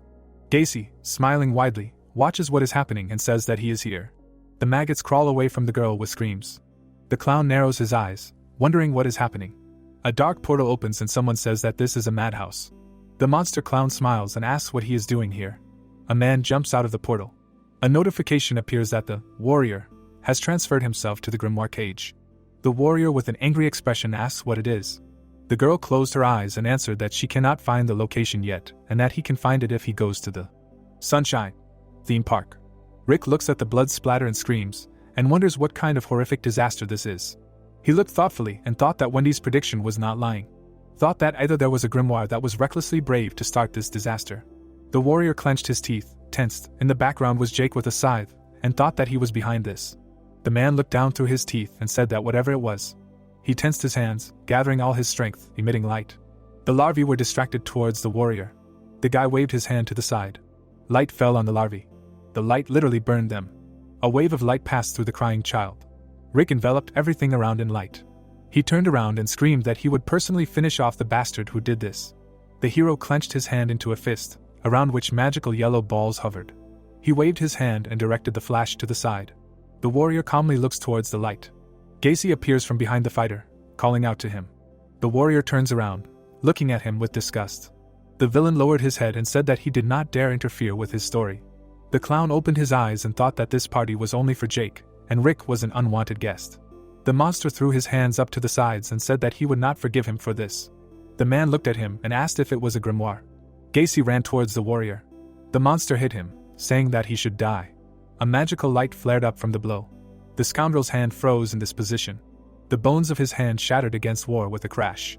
The monster closed his eyes and removed his hand with a crash. The warrior continued to stand motionless and asked if he was finished. The hero flew up. He looked down at the clown and asked how dare the dirty bastard grimoire appear in front of him and asked if it was he who caused the disaster. The clown continued to stand silently. The guy frowned and told him to prepare for death. The warrior continued to look at Gacy. The man, surprised, felt a blow from behind. He looked at his neck in fear, seeing a cut. The monster spread his arms to the sides, saying that it was the ghost of the White Chapel. Behind him was the silhouette of a man in a suit with a knife in his hands. A notification about the power of Jack the Ripper appeared. The warrior covered the wound with his hand and thought that it was a surprise attack, that he had never been wounded since he became ascended, and how could it scratch him when he reached the pinnacle of all types of defense? The clown said with a smirk about the Duke of Valeria. The warrior continued to stand, looking ahead, and spears burst from his back. A notification about the power of Vlad the Impaler. The spear pierced the man's body. The warrior's blood flew in all directions. The clown uses black magic and talks about the Black Plague that has engulfed Europe. A creature in a bird mask with a staff in his hands sat in the darkness. A notification about the power of the Black Death Knight appeared. The clown accumulated dark magic around himself and screamed for the warrior to die. The monster sent the Black Knight to attack Rick. The man watched tensely. He blocked the staff flying at him with his fist. The warrior's hand cast light from the impact. He held the staff flying at him with his fist. The Black Knight was enveloped in a dark cloud. The clown turned around and looked thoughtfully at the cloud. The knight finally disappeared into the darkness. The warrior tensely looked towards the black cloud. This cloud envelopes Gacy. The man is wounded, blood oozes from his body. The warrior crouched and screamed, activating the explosion skill. The hero aimed his fist at him. The villain closed his eyes and smirked, saying that he had already caught him. The warrior's wound continued to bleed, taking on different shades. The man screamed angrily. He looked at the clown, losing his bearings, and said that this was crap. The hero suddenly felt sick. He coughed up blood. Gacy cracked his fingers and said that if the warrior was one of the 3 strongest apostles, he was so weak. The guy, twisted in pain, was kneeling and the villain continued saying that the others must be nothing. The monster folded his palms and thought that his little vulgar trick was nothing compared to the spells of the grateful grimoires, which carried a long history. The clown said for the warrior to meet his destiny. The guy on his knees coughed up blood. After clearing his throat, he raised his head and declared that the only ones who would die now were him, a small dirty grimoire. The hero was enveloped in white light and the clown was surprised. On Rick's back, a silhouette of a lion with glowing eyes was visible. The clown said in bewilderment that this could not be. The guy was being torn apart, the lion's head was visible from his back. Gacy, observing, said that this was golden energy and explained that in the entire history of mankind, only two were able to achieve it. The warrior waved his hand radiating light towards the monster clown, and the plot says that a simple user of Warble cannot achieve this state. The guy attacked Gacy. His hat fell to the ground. The warrior stepped on it. Multicolored interference appeared. The hero looked away in confusion. He found himself in a park against the backdrop of a Ferris wheel. Cries for help were heard everywhere. The guy without an arm lay in blood and laughed. The girl calms the crying child. The warrior watched from the side and thought that he did not have much time. He closed his eyes and thought that he needed to find the source of this seal. The hero soared above the park and began to search. A beam of light pointed to the man with eyes in his forehead. The guy, frowning, said that he found it. A hand appeared in the background of Rick. The hero left this place, but the hand remained in place. It was a severed hand. The hand was moving. A second hand appeared, which was trying to grab the first. Notification of the power of the bloody Duchess Ursabet Bathory was received. The right hand tensed its fingers. The left hand prepared to attack and began to swear, saying that he was a little bastard, and that it would make him experience all the pain that only exists in the human world. The hand crawled and continued to say that it would tear his crying body into pieces, and throw the flesh to be eaten by dogs. A portal opened next to the hand. A notification appeared that they were in the birdcage of the grimoire. The hand under the portal told him to wait. Jake steps on the hand. He crushes it, it screams. The hero looked down questioningly. He saw crushed pieces of meat. Swinging his leg, Jake said that it was disgusting. Hearing the screams of the hand, he looked down and said that this was really, and that he did not have time for this nonsense. The guy turned around and screamed about how dare he. Jake looked away questioningly. He saw a folded piece of paper on the floor. The hero saw an invitation to the Sunshine theme park on the floor. The young man got angry and said that touching his property, Camilla should become the mother of the warlock, was ready to kill the bastard grimoire. Jake closed his eyes and thought that the warlock may never be born if something happens to her. He opened his eyes and was angry. A notification of a hunting dog appeared. He had torn clothes and animal ears. Jake concentrated on searching. Multicolored stripes were flying in the sky above the park. He looked to the side and exclaimed that he had found it. The hero left. There were traces of flesh on the floor. A man with an eye in his forehead was sitting on the ground. The warrior came out of the portal and asked if the man with the eye was the core of this vile seal. The warrior looked at him. The man sat motionless. The hero moved closer to him. He prepared to attack and cried out for this demon to disappear. The warrior strikes. The man remains motionless. The hero's fist almost reaches the man's face, but he does not react. Someone from behind told the warrior not to touch him. Jake was sitting behind the fighter. The protagonist, sitting, cried out to the fighter that the man with the eye belonged to him. The warrior recognized the enemy and turned around. For years ago. People are walking down the street. The young man yawned and said that it was a hassle. He walks down the street and keeps talking about how he can't believe he failed again, and how he's been studying for the exam for 2 years and wonders if it's time to give up. The guy looks ahead and wonders if he did well this time and if he should quit and find another occupation. He was wearing slippers. The guy stopped at a sign that said, "Boss and Claws." The young man looked and said that maybe the owner had brought in some new toys today. He expressed surprise by saying, Jake stood by the machine with his arm outstretched. The hero looked ahead. He stared at the machine. The young man wonders what this kid is doing here at this hour. The hands switch the joystick and press the button. The gripper moves to the toy. Jake watches carefully. He presses the button. The gripper moves down. The mechanism grabbed the elephant toy. The hero watches as the toy rises. The man thought it was going to fall. The tentacle opens, releasing the elephant back into the pile. Jake looked disappointed. He took money out of the envelope. The envelope says, "Pocket money, do not spend it." The hero put the bill in the machine. He grabbed the elephant toy. The grip weakened and the elephant fell into the pile. The young man approached the main character. The guy turned to Jake asking if he wanted this toy. The hero looked away, looking questioningly. The boy calmly looked at him. The guy grabbed the joystick and began to talk about how he knew a way to get it. He controls the machine and says, first, you need to move to those closer to the exit. Secondly, drag several toys and put them next to the exit, and then the elephant in the machine falls to the exit. The guy grabs the toy, showing it to the boy, asking if it's cool. Jake looked at him emotionlessly. The young man asks the hero why he wants this elephant. Don't children like him prefer them? There was a Pokemon and an octopus in the machine. Jake looked at them and replied that the girl who lives with him likes stuffed toys. The guy looks down and thinks about the girl living with him, assuming that she is his sister. Jake says with a serious look that lately she looks depressed because of him, and that is why he wants to give her this thing. The guy grins and asks if she is cute. He puts an elephant on Jake's head. The hero replies with a serious face that yes, but she has a bad character and throws her boogers. The young man looks thoughtfully. He smirks and thinks if she is really cute. The guy puts an elephant on Jake's head and Jake asks what he is doing. The young man throws a toy elephant into the hero's hands, saying that he can have it. The boy looks questioningly and asks why he is giving it to him. The guy looks at him and answers by asking what he means by why, clarifies whether he wants it, and adds that he should give this toy to his sister and make peace with her. The boy looked into his eyes and asked if he is a good person. The heroes looked at the toy machines and the guy answered that he was often told that. The boy muttered that this is what they mean by stupid people, and the guy asked him again, then adding that if his sister asks about the person who helped him get this toy, then he should tell her that he is a good person and a handsome student who lives nearby. Jake hugged the toy and answered positively. The guy smiled and suddenly seemed to move. The clown turns to the young man sitting on the chair, saying that he feels a connection between him and Jake. The clown smirked and asked if he wanted to help him. He stretched his hands out in front of him. Black magic flew out of Gacy's fingers into the guy's eyes. A scream is heard. The guy with eyes all over his body is sitting on the ground.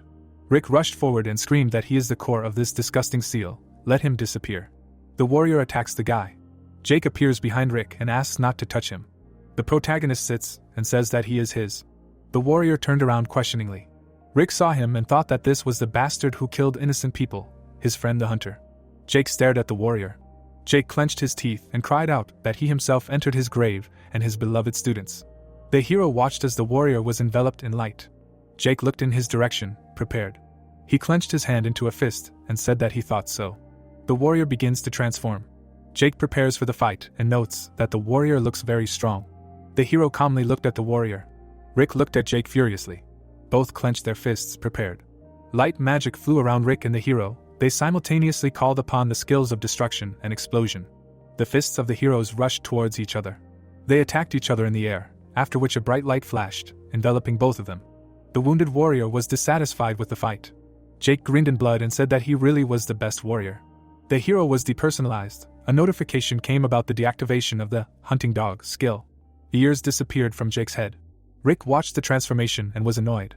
The guy looked at the warrior and exhaled. Rick angrily demanded to know where Camille was. The hero looked at him questioningly. The warrior got angry and screamed that if he touched her.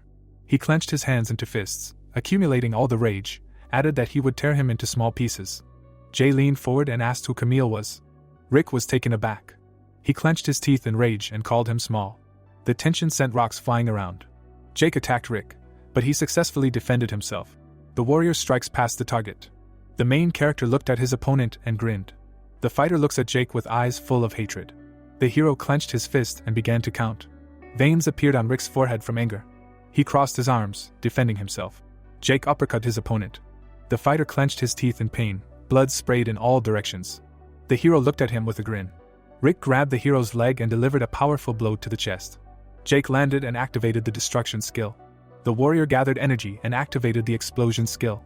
They looked at each other with madness. The eye in the forehead looked ahead. The heroes attacked each other, but suddenly the man with the eye in the forehead appeared between them. The sound of a notification. The man with the eye in the forehead smiled. A notification came that the target needed to be detained by activating the dream seal. Rick asked fearfully what it was. Jake silently watched what was happening. The man with the eyes all over his body laughed evilly. The red cube contains a park, and it talks about a dark spell that Gacy put into Sean called the dream seal. Rick turned and asked again about the seal. Rick dismissively objected, "No way, because this is energy." Scrolling through Carl's head, the warrior thought that he was definitely wrong, and that this could not be, because even though he was a cunning bastard, he was still an apostle. Rick examined Carl's facial features in his head and reasoned that he would never work with the grimoire alone. Jake turned his head to the side and listened silently. The notification said that in order to avoid the dream seal, it was necessary to fulfill the following condition, and if the condition is not fulfilled within 10 minutes, then a hidden restriction will be activated. It says that the penalty for the condition and the restriction are inversely proportional, but the condition also affects those trapped inside the seal. The heroes listened attentively and Rick asked about the condition. The system notified that the condition to avoid the dream seal is to sacrifice 100 lives. They stood listening and Rick asked again. The warrior was angry and asked about 100 lives. Suddenly, a portal began to open in front of Rick. He was taken aback and could not believe his eyes. The main characters are looking at the other side of the portal. There were many people sitting on the ground. Seeing the heroes, some reached out to them, saying something incomprehensible. Rick and Jake continued to stare intently. Rick called him a sick bastard. The warrior suspected something was wrong. The fighter looked at Jake, who was thinking about something at that moment. The main character was thinking about the fact that the energy of this seal was definitely a special type and would not be so easy to destroy. He drove out of his mind that the condition to escape the dream seal, sacrifice 100 lives. Rick calmly asked Jake if he was going to do this. The hero abruptly ran towards the portal. The dumbfounded warrior looked after Jake, who was slipping through the portal. He cursed and jerked after him. The protagonist found himself standing in front of the people. He raised his hand at them, probably intending to use magic. The fighter caught up with him and tried to block him. Enraged Rick held the hero's hand and asked what the bastard was going to do. Jake, not understanding, asked why he stopped him. The warrior was tense with anger and said that he knew it. Rick raised the hero's hand and declared that a killer like him should die today. He leaned towards Jake and asked if he was going to kill all these people. Turning his head in their direction, the protagonist asked about these people and they looked in their direction. Rick angrily called him a bastard and in response, Jake only smirked. It is said that one ascended life is equivalent to 100 lives. The warrior held his hand in a death grip. Jake looked away. Rick noticed this and squeezed his hand even tighter. The plot tells us that the purpose of this seal is to force Jake and the warrior to fight each other to the death, which they were already doing quite well. Rick said that he didn't care about the punishment and struck his opponent. The powerful blow threw the hero far away and Rick said that he was going to kill him no matter what. Jake landed with a crushing blow. Sitting on the ground, he called the opponent an idiot, wondering if he knew what they were. The guy smiled thoughtfully and said that he never backed down from a fight. He thought about how exciting it was and that the warrior, by far the strongest apostle he had ever met, then called the opponent an idiot and yelled at him to attack. Smiling, the hero said that he was an idiot, but he never backed down from a fight. The man glared at him, hearing that he should attack. The warrior gritted his teeth and replied that he was a bastard. The man clenched his fist tightly. The protagonist dodged his blow. Rick struck again. He swung his leg. Jake looked at him in amazement. His eyes widened. The leg was approaching him. A bright glow appeared around the man. The apostle swung his hand sharply. The warrior looked at the hero furiously. The hero gritted his teeth. Bright beams appeared. The man stretched his arms out to the sides. Frowning, he thought it was strange. The protagonist looked forward. Suddenly, a blue beam appeared. Jake struck a sharp blow with his fist. The warrior gritted his teeth and thought why. They both looked at each other. Rick frowned and thought why he didn't use his ability. The hero stood still. The girl closed her eyes. It was said that according to Wendy, this guy either has a special or combined type of ability. Blue beams appeared. The thought arose that but now this is hand-to-hand combat. A glow flew between them, and the thought came to mind that the warrior had a type of enhancement that was just right for such battles. Gritting his teeth, Rick thought how dare he fight only with his fists against him, a type of enhancement, and then said that it was useless. The protagonist smirked when he heard this. He stood silently in front of the man. Suddenly, Jake's eyes widened. Stretching his fist in front of him, the man asked why he didn't use his skills. Jake looked at him in confusion. Smiling, he said that it wouldn't be as fun if he used them. The warrior glared when he heard that judging by his condition, it would be a great advantage. Wounds appeared on his body. Gritting his teeth, Rick thought that he was underestimating him. Suddenly, he threw a punch and shouted that he was an arrogant little bastard. The hero dodged his punches. He stopped his fist with his foot. Looking at the warrior, the protagonist asked what then why he himself does not use his strongest skill. I am sure he can fight better than now. The protagonist gritted his teeth. The man looked at him angrily. Opening his mouth, he said that he was asking him for the last time, where Julie was. Grinning, Jake replied that he had no idea who it was. Swinging, the warrior said okay then. A glow appeared around him and he added that he thought there was no need for words anymore. He saw no reason to leave him alive. The hero looked in amazement, hearing that the ascended warrior had increased his level. The man abruptly struck. Rick grabbed him by the hair. The protagonist winced in pain. Throwing him aside, the warrior said that it was too early to be surprised. A clump of hair remained in his hands. Looking straight ahead, Jake breathed heavily. His eyes widened. Standing in front of him, the man said that Warble users need to overcome 3 walls: the Awakening Wall when they reach level 10, the Ascension Wall when they reach level 100, and the 3rd wall when the Warble user reaches level 500. A bright glow appeared around the man. Gritting his teeth, he said that even Warlock couldn't reach this state. His current body is beyond miracles. His fist rushed towards the hero. Many blows flew at him. The warrior frowned angrily. Standing still, he said that it was over. The protagonist was lying on the ground in front of him. A glow appeared around the people. It was said that a golden halo, in all of history, only 2 were able to reach this state. No, 3. Walking forward, the man said that in the end, he still didn't know any information about Julie. It looks like he'll have to rely on Wendy. Jake's eyes widened in amazement. He was lying on the ground. It was said about the 15th rule of Warble. The man sat on the ground. He grinned, looking straight ahead. The man sat up slightly. There was a movement on his back. Suddenly, black particles flew out of his back. The man appeared from them. He fell to the ground. Images of demons appeared. It was heard that how dare he make him reveal his true form. He will not get away with it. The man looked forward and said that he was the only one who controlled all human fears. It was said that even the clown, they were all just masks, part of what he had long desired. He appears under the mask of chilling horror, the true face of one of the 7 elders of the grimoires. With wide eyes, he added that he would show him what happens when he contacts him. A woman sat near the hay. It was said that 900 years ago a child was born in the stable. The baby appeared, the thought appeared, and the first thing he heard when he came to this world. The woman screamed in fear. It was said that it was his mother's cry. She looked at him with disgust. A glow appeared around the boy. The thought arose that he was abandoned by his own parents because of his disgusting appearance. He had no arms, no legs, no sense of smell. It was a miracle that he survived, but the child had a special power. The man stretched out his hand forward. It was said that it was a demonic power that allowed him to penetrate people's dreams and control their bodies and souls. Gacy was only a baby when he destroyed an entire city. In front of the demon lay a book. The thought arose that 10 years later, he made a contract, becoming a grimoire. From that day on he stopped growing up. The boy looked forward. The thought arose that Gacy collects people's fears and uses them for his own dreams. His eyes filled with blackness, and these dreams became not just dreams, they became symbols of fear. A blow flew at the hero. It was heard that this warrior seemed to have become stronger since he reached the sacred stage. The man stood in front of him. Gacy looked forward. It was said that the stage that only 2 people could reach. Smiling, the demon said that he was a threat, but the book rose up. It was heard that no matter how strong he was, he would not be able to defeat him until he was in his sleep seal. The man looked in confusion and said that he still did not find anything about Julie. He would just have to rely on Julie. The hero was lying behind him. He raised his fingers. The protagonist began to squeeze them. The warrior looked at him in amazement. Turning around, he asked that he was still alive. Rick's eyes widened. Standing in front of him, Jake exclaimed in surprise, to which the man asked again. Gritting his teeth, the hero said that not bad. The warrior froze, looking at him. Smiling, the protagonist added that for an idiot. Rick shuddered in surprise.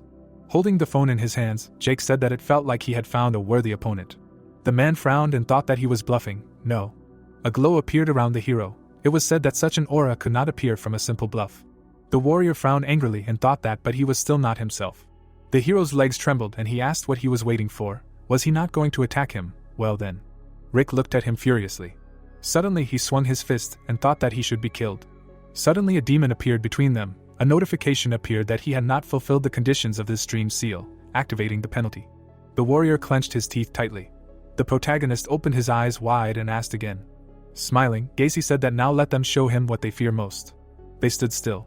Looking at the darkness, the man asked what it was. Jake stretched his hand forward and thought fear. His hand was enveloped in darkness. The thought came that his greatest fear was. Suddenly a girl appeared in front of him. The hero opened his eyes in amazement. The girl stood still. The protagonist froze and asked what Warlock was doing.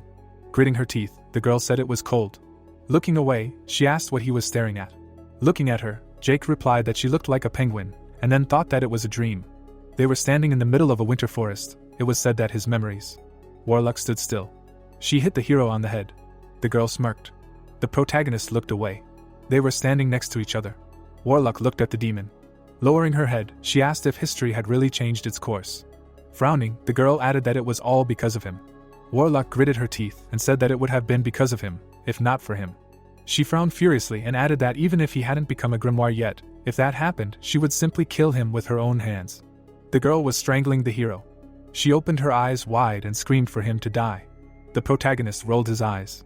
He turned blue from suffocation. It was said that his memories. Jake gritted his teeth and exclaimed. Looking at him, Gacy asked that, and that was all, being killed by the woman he loved, his greatest fear. The hero rolled his eyes. It sounded like how stupid. Looking away, the demon said that there was no way he could be their king. With wide eyes, he added that he was too. The man sat in front of him. It sounded like he was just a weakling. He couldn't believe that he allowed his apprentice to get the better of him. Rick gritted his teeth. hearing that and how such a weak little man could reach the sacred stage.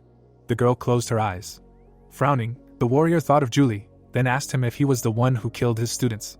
Smiling, the demon replied that he thought he would use the brat as a sacrifice, but she was too clever. Lowering his head, the warrior shouted that he would kill him. Looking at him, Gacy said that he would kill him, but he was inside this dream seal. How funny. The book flew in front of the man. It was heard that this was the world he had built for hundreds of years, collecting power. Everything he imagined here becomes reality. This is his dream seal. Frowning, Rick thought, damn, what to do now? Gacy smirked and thought that no one could hurt him here. Suddenly, behind him, he heard that release, the spear of gluttony. Looking straight ahead, the demon said that he was the one who was not their king. The hero held the weapon in his hands. It was heard that he was freed from his nightmare. Looking straight ahead, the protagonist asked what the nightmare was, and then thought that since it was a nightmare, that woman had told him from the beginning that she had come from the future to kill him. Warlock pointed her gun at him. It seemed like it didn't matter that Warlock was trying to kill him. Jake smiled and asked why her dream had to be his nightmare. A gray fog appeared. A notification about the activation of the dream seal penalty appeared. The man frowned. Looking straight ahead, he asked what it was, and then thought that it was his fear.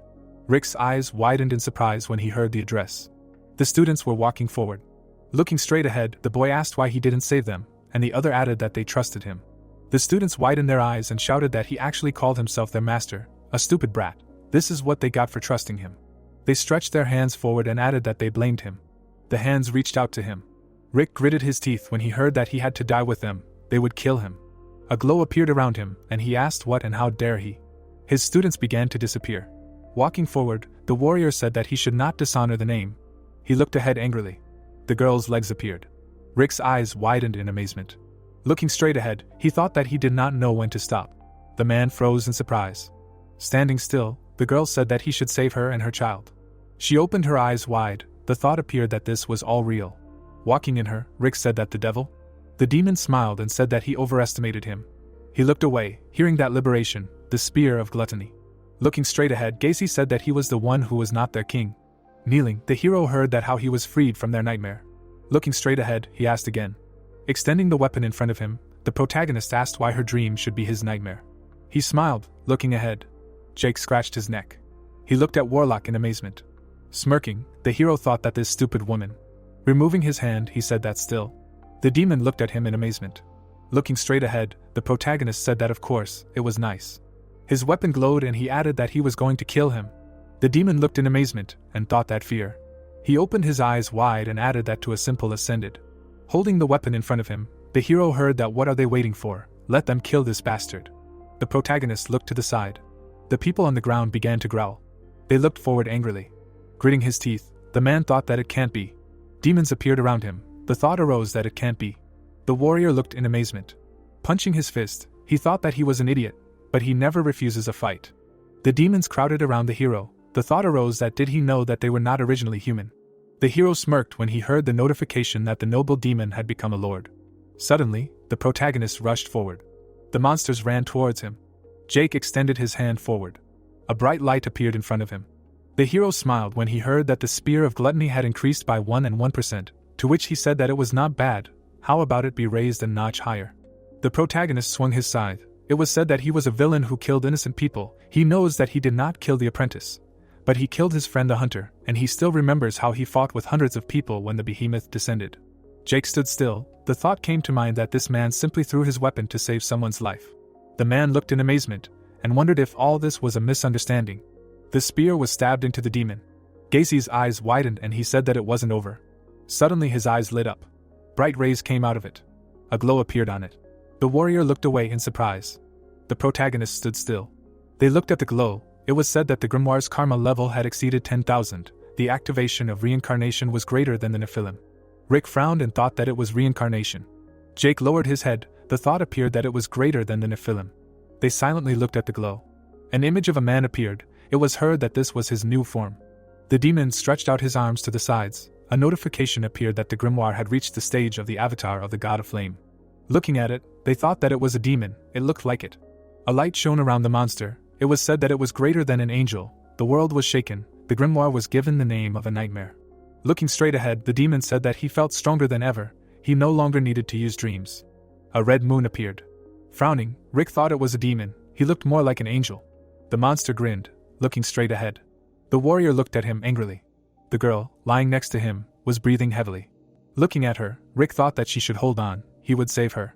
Sitting next to her, he added that he just needed to take her to Wendy, then she would be saved. The man looked away. Raising his hand, the demon said that he no longer needed to use dreams, but not before. The warrior clenched his teeth. The hero looked straight ahead. Sitting on the ground, the man heard, "Let them go, his children," crawling along the bottom of Gehenna. Worms appeared behind him. They began to devour the hero. Splashes of blood appeared around. The warrior looked at him in amazement. The worms stood in front of him. A piece of clothing appeared. It was heard that the candidate for king, who was saving a woman. Looking straight, the demon said that there was no way he could be their king, no. A glow appeared around him. A thought arose. Why were they always so obsessed with their king? They did not need a king. Smiling, Gacy thought that he had reached a state where he no longer needed to fear the gods. He smiled widely. Raising his hands up, he laughed. A bright light appeared behind him. The ground began to crumble under him. The man looked at it in amazement. The girl was lying unconscious. The beam hit the warrior's head. Blood was pouring out of his ears. Sitting down next to him, Gacy said that he did not need him anymore. Rick looked to the side. He put his hand behind his back. Suddenly, the man swung his hand. The demon looked at the fist. He stopped in front of him. The warrior flew to the side. He was holding the girl in his arms. Frowning, Rick thought, damn, if only he was not wounded. Raising his hand up, the demon said that he should see the real flames of Gehenna. A sphere appeared near his finger. Suddenly it began to expand. The sphere grew to immeasurable sizes. Looking straight ahead, Gacy said that he should disappear.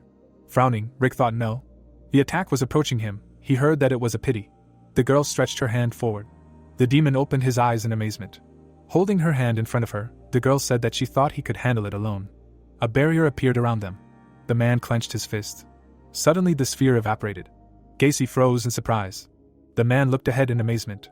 Wendy grinned. The thought appeared that she was the most wanted apostle they had to kill. Clenching her fist, the girl said that the guy. She grinned slightly.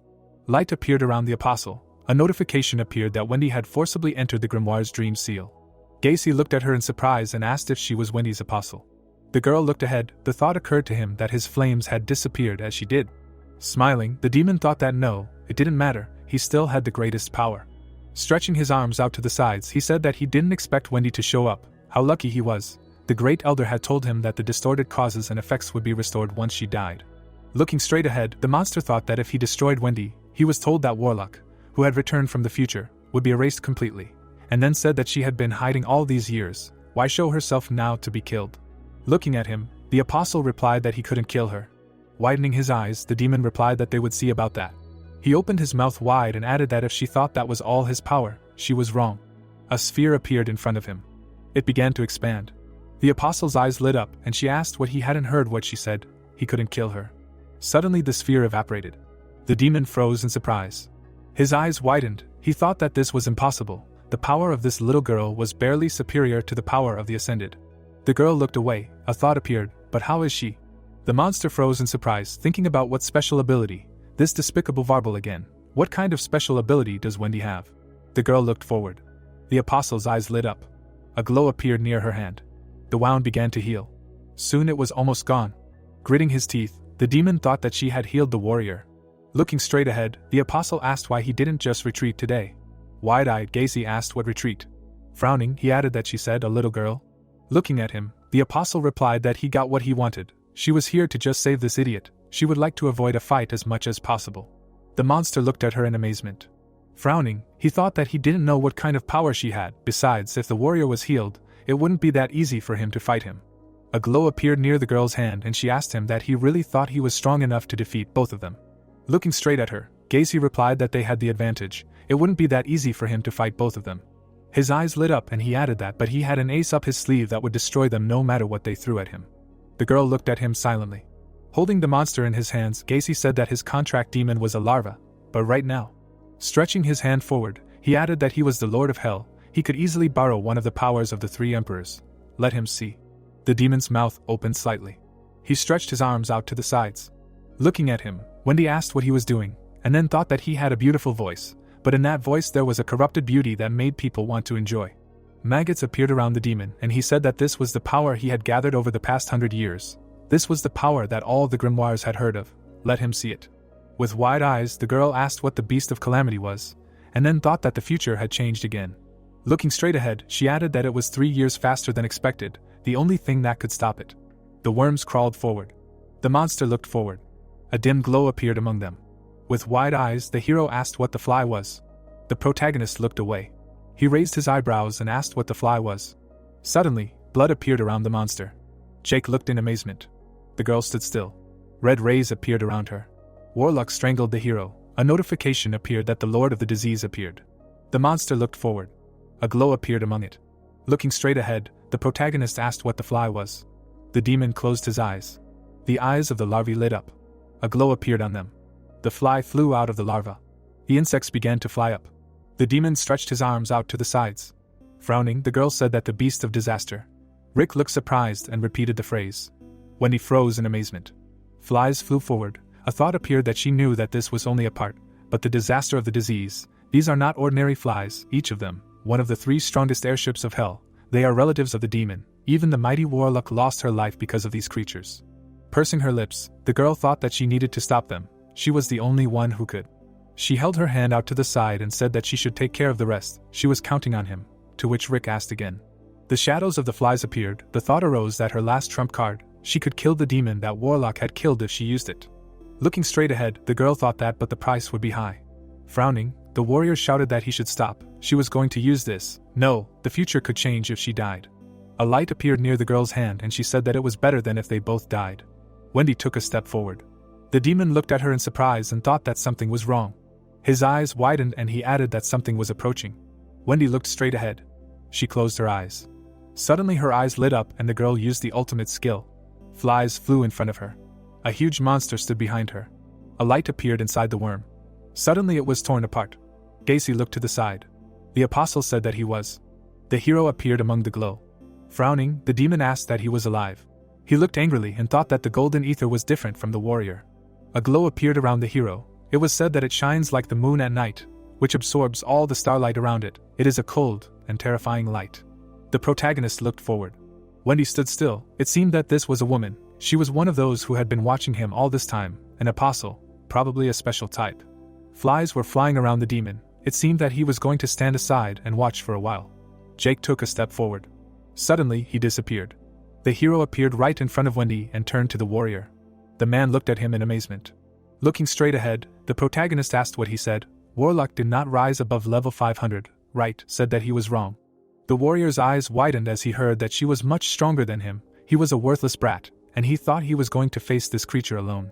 The girl's eyes lit up as she heard that he should see the true power of the warlock, which she thought was impossible. The demon frowned. He stretched out his hands, thinking that he should kill him now. A glow appeared around the hero and he said about removing restrictions, purification, and then thought that purification was ice cold. The warlock was choking the hero. The protagonist's eyes widened in amazement. Removing her hand, the girl said that she was sorry. Jake looked at her in bewilderment. The warlock began to cry, saying that she was sorry to capture. Gritting her teeth, she said that she was a special type. Her innate skill was to transfer through time and space. Standing still, the apostle said that she used this skill to return to the past. The demon stood in front of her. The thought appeared that today she was again transferred to the past. Frowning, the girl said about the rewind skill. A red glow appeared around her. Suddenly it died out. A bright white light appeared. Looking straight ahead, the hero said that the highest skill, removing the restriction of purification, the highest skill, destruction. Looking at the horde of flies, the protagonist said about the destruction skill. Suddenly he rushed forward. A skull appeared behind Jake.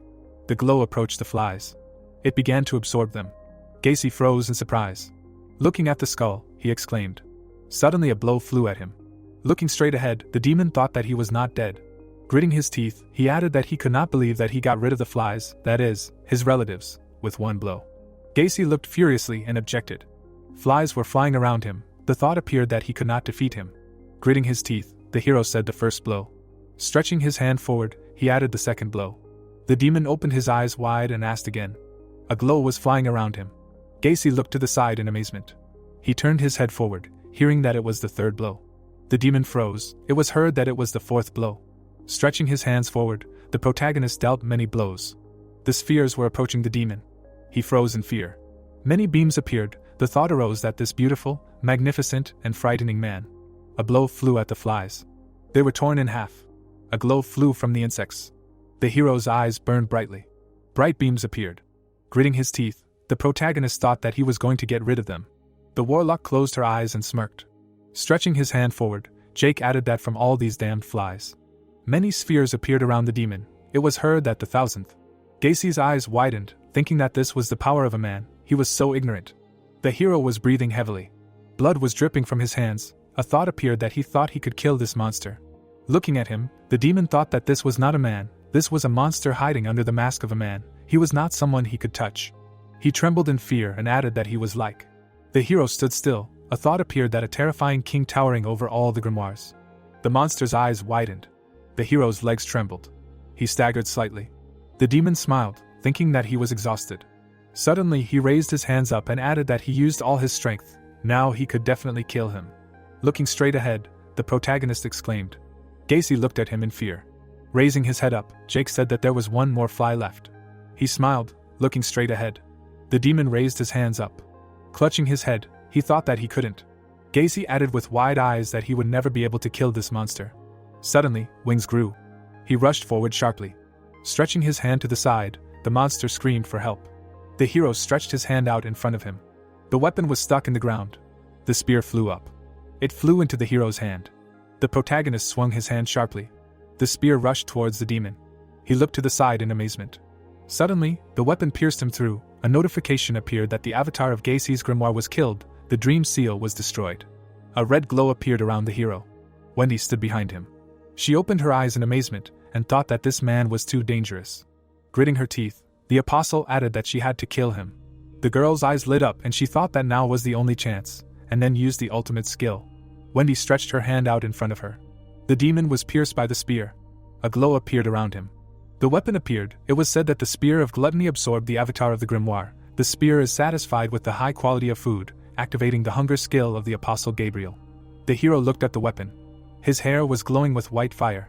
Suddenly the glow began to fade. The protagonist silently looked forward. He gritted his teeth and said that he would kill him, the damn fly. Jake raised his hand. Wendy stretched her hand out in front of her. The hero looked away. Grabbing the girl's hand, he told her not to do anything stupid. Frowning, the protagonist added that he would kill anyone who stood in his way, even if it was a girl. Wendy's eyes widened in amazement. Her legs wobbled. The protagonist walked forward. The warrior looked at him in surprise. Gritting his teeth, he asked what he wanted. Jake stretched his hand out in front of him.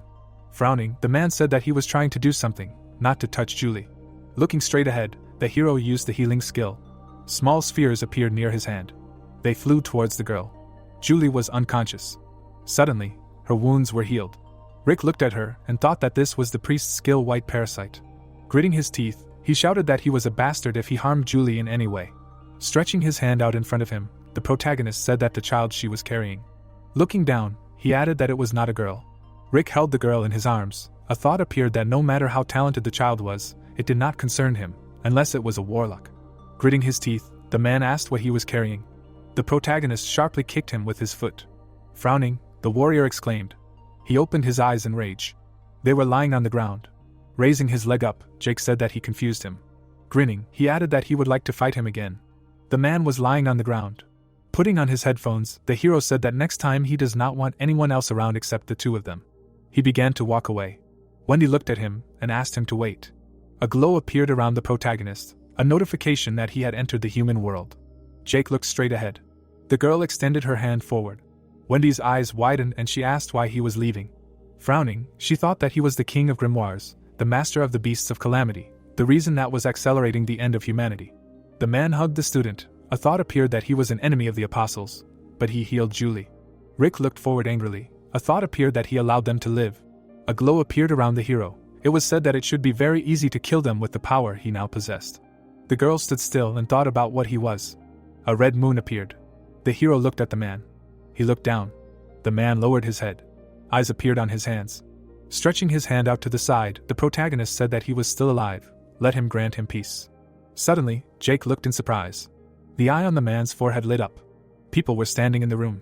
The man smirked slightly. The hero looked down. He smiled. A flame appeared in front of the hero. The man looked forward, frightened. The eye on the forehead opened wide. Then it closed. The dark sky appeared for years ago. A view of the city opened up. The protagonist's eyes opened wide. Warlock looked at him. Tears appeared in her eyes. A city highway appeared. Jake looked away. Standing in front of the girl, he turned. Warlock lowered her head. Pulling out a toy forward, the hero said that he found it on the way back. He can take it. The girl looked down. Standing in front of her, the protagonist said that, to be honest, he doesn't know why she's upset. This is his limit.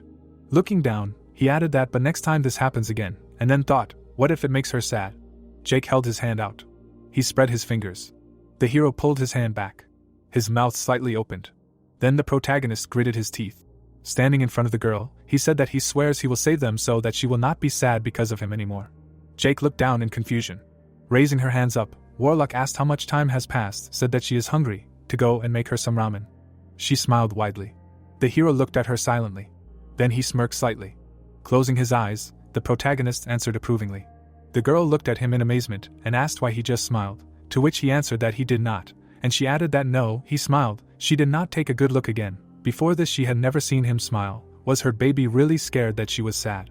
The girl hugged him. The workplace appeared. The clock stood on the table. The man was sleeping on the bed. The alarm clock suddenly rang. He reached out his hand to it. The man turned off the alarm clock. He sat up slightly. Looking straight ahead, the man said it was too hot. Had he left the heater on? The heater appeared. The man scratched his arm. Stretching, he said, well, the weekend was over. Gotta get ready for work. Things were on the floor. The bathroom door appeared. The man was holding a toothbrush in his hands. He started brushing his teeth. The man looked at his reflection. Looking straight ahead, he said he had 2 eyes. The man put his hand to his face. Chuck grinned and asked if he was still not fully awake. Water was pouring out of the shower. The man was washing himself in the shower, saying he liked it, that he had 2 eyes today. It looked like it was going to be a great day. The entrance to the ward appeared. People were lying on hospital beds. The girl was unconscious. The man was fast asleep. Suddenly, a portal appeared on the wall. Looking straight ahead, the creature said they had found it. The beast was looking ahead. Looking down, the monster said that there he was. Rick was fast asleep. Looking to the side, the monster said that great, he was going to eat the warrior. He was dying to know what the ascended tasted like. Looking at him, the man replied that he couldn't let his hunger get the better of him while he was on Elder Jack's mission. Wendy could be nearby somewhere. They stood in the middle of the chamber. A voice said that they needed to kill the warrior and get out of here as soon as possible. The monster's eyes lit up. It was thought that the apostle was a warrior. Rick was unconscious. A glow appeared around him. It was said that what he demonstrated during the battle with the nightmare was incredible. The warrior looked forward. It was thought that he was as strong as Warlock, who walked into their headquarters alone. The monsters flew towards Warlock. She looked forward. The man stood on the edge of the roof. It was said that he was as strong as the apostle emperor, who was still hunting them. The girl looked to the side. Looking straight ahead, the monster asked what he was so worried about. If Wendy stopped them, they could eat her too. He bet female apostles were tastier than males, to which the man replied that he was a beast who thought only of food. Looking away, he thought that it was hard to cooperate with stupid animals. The monster stood still. It was said that there were 3 of them, but they were one, a homunculus created in honor of the formidable 3-headed giant Geryon, who fought Hercules in Greek mythology. The demons looked at the man. Jack stretched his hands forward. The thought arose that they were recreated by Elder Jack. The creatures raised their hands up. It was said that they were the best of all his homunculi. Looking away, the man said to wait. There was someone here. The girl looked at her with fear and said that it was a monster. Looking at her, the monster said that it was a witness. The girl's legs trembled. The beast looked angrily. It was her that he could eat. Standing in the corridor, the man turned. The nurse looked away and said no. Looking at her, the doctor asked that didn't he tell her to keep this place perfectly clean. The girl shuddered in fear and said no. The man's eyes widened. Looking out of the room, the monster said that there was another witness. The doctor looked at them in amazement. Frowning, he shouted what these filthy beasts were doing in his hospital. The creature looked away. It froze in front of the doctor. The man looked at him in fear and shouted how rude and careless. Why tie filthy beasts together at all? He was disgusted by him. Looking at him, the monster thought who this crazy person was. The beast's eyes widened, hearing that he did not understand the creator's plan at all. It was disgusting, to which he thought how dare he insult Elder Jack. Standing in front of the monster, the doctor said that but he shouldn't worry. He adjusted his glasses and added that he would save them, the poor, dirty animals. The man smiled broadly. The monster heard a crunch. They looked ahead in amazement. Raising his head, the creature wondered what that oppressive sound was. The skeletons began to devour the monsters. It was heard that they should die and become beautiful. They, vile creatures.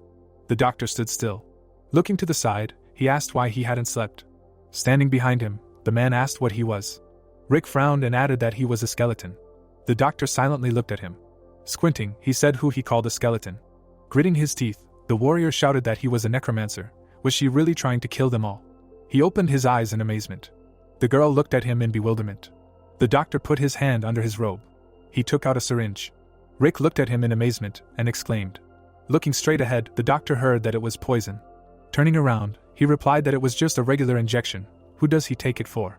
Gritting his teeth, the warrior replied that for a skeleton who is fixated on dead bodies, of course he is a lover of corpses. Looking at him, the man replied that he does not know the true beauty of death. That is why he is just a pathetic muscular pig. Rick frowned and replied that he does not even want to know what it is.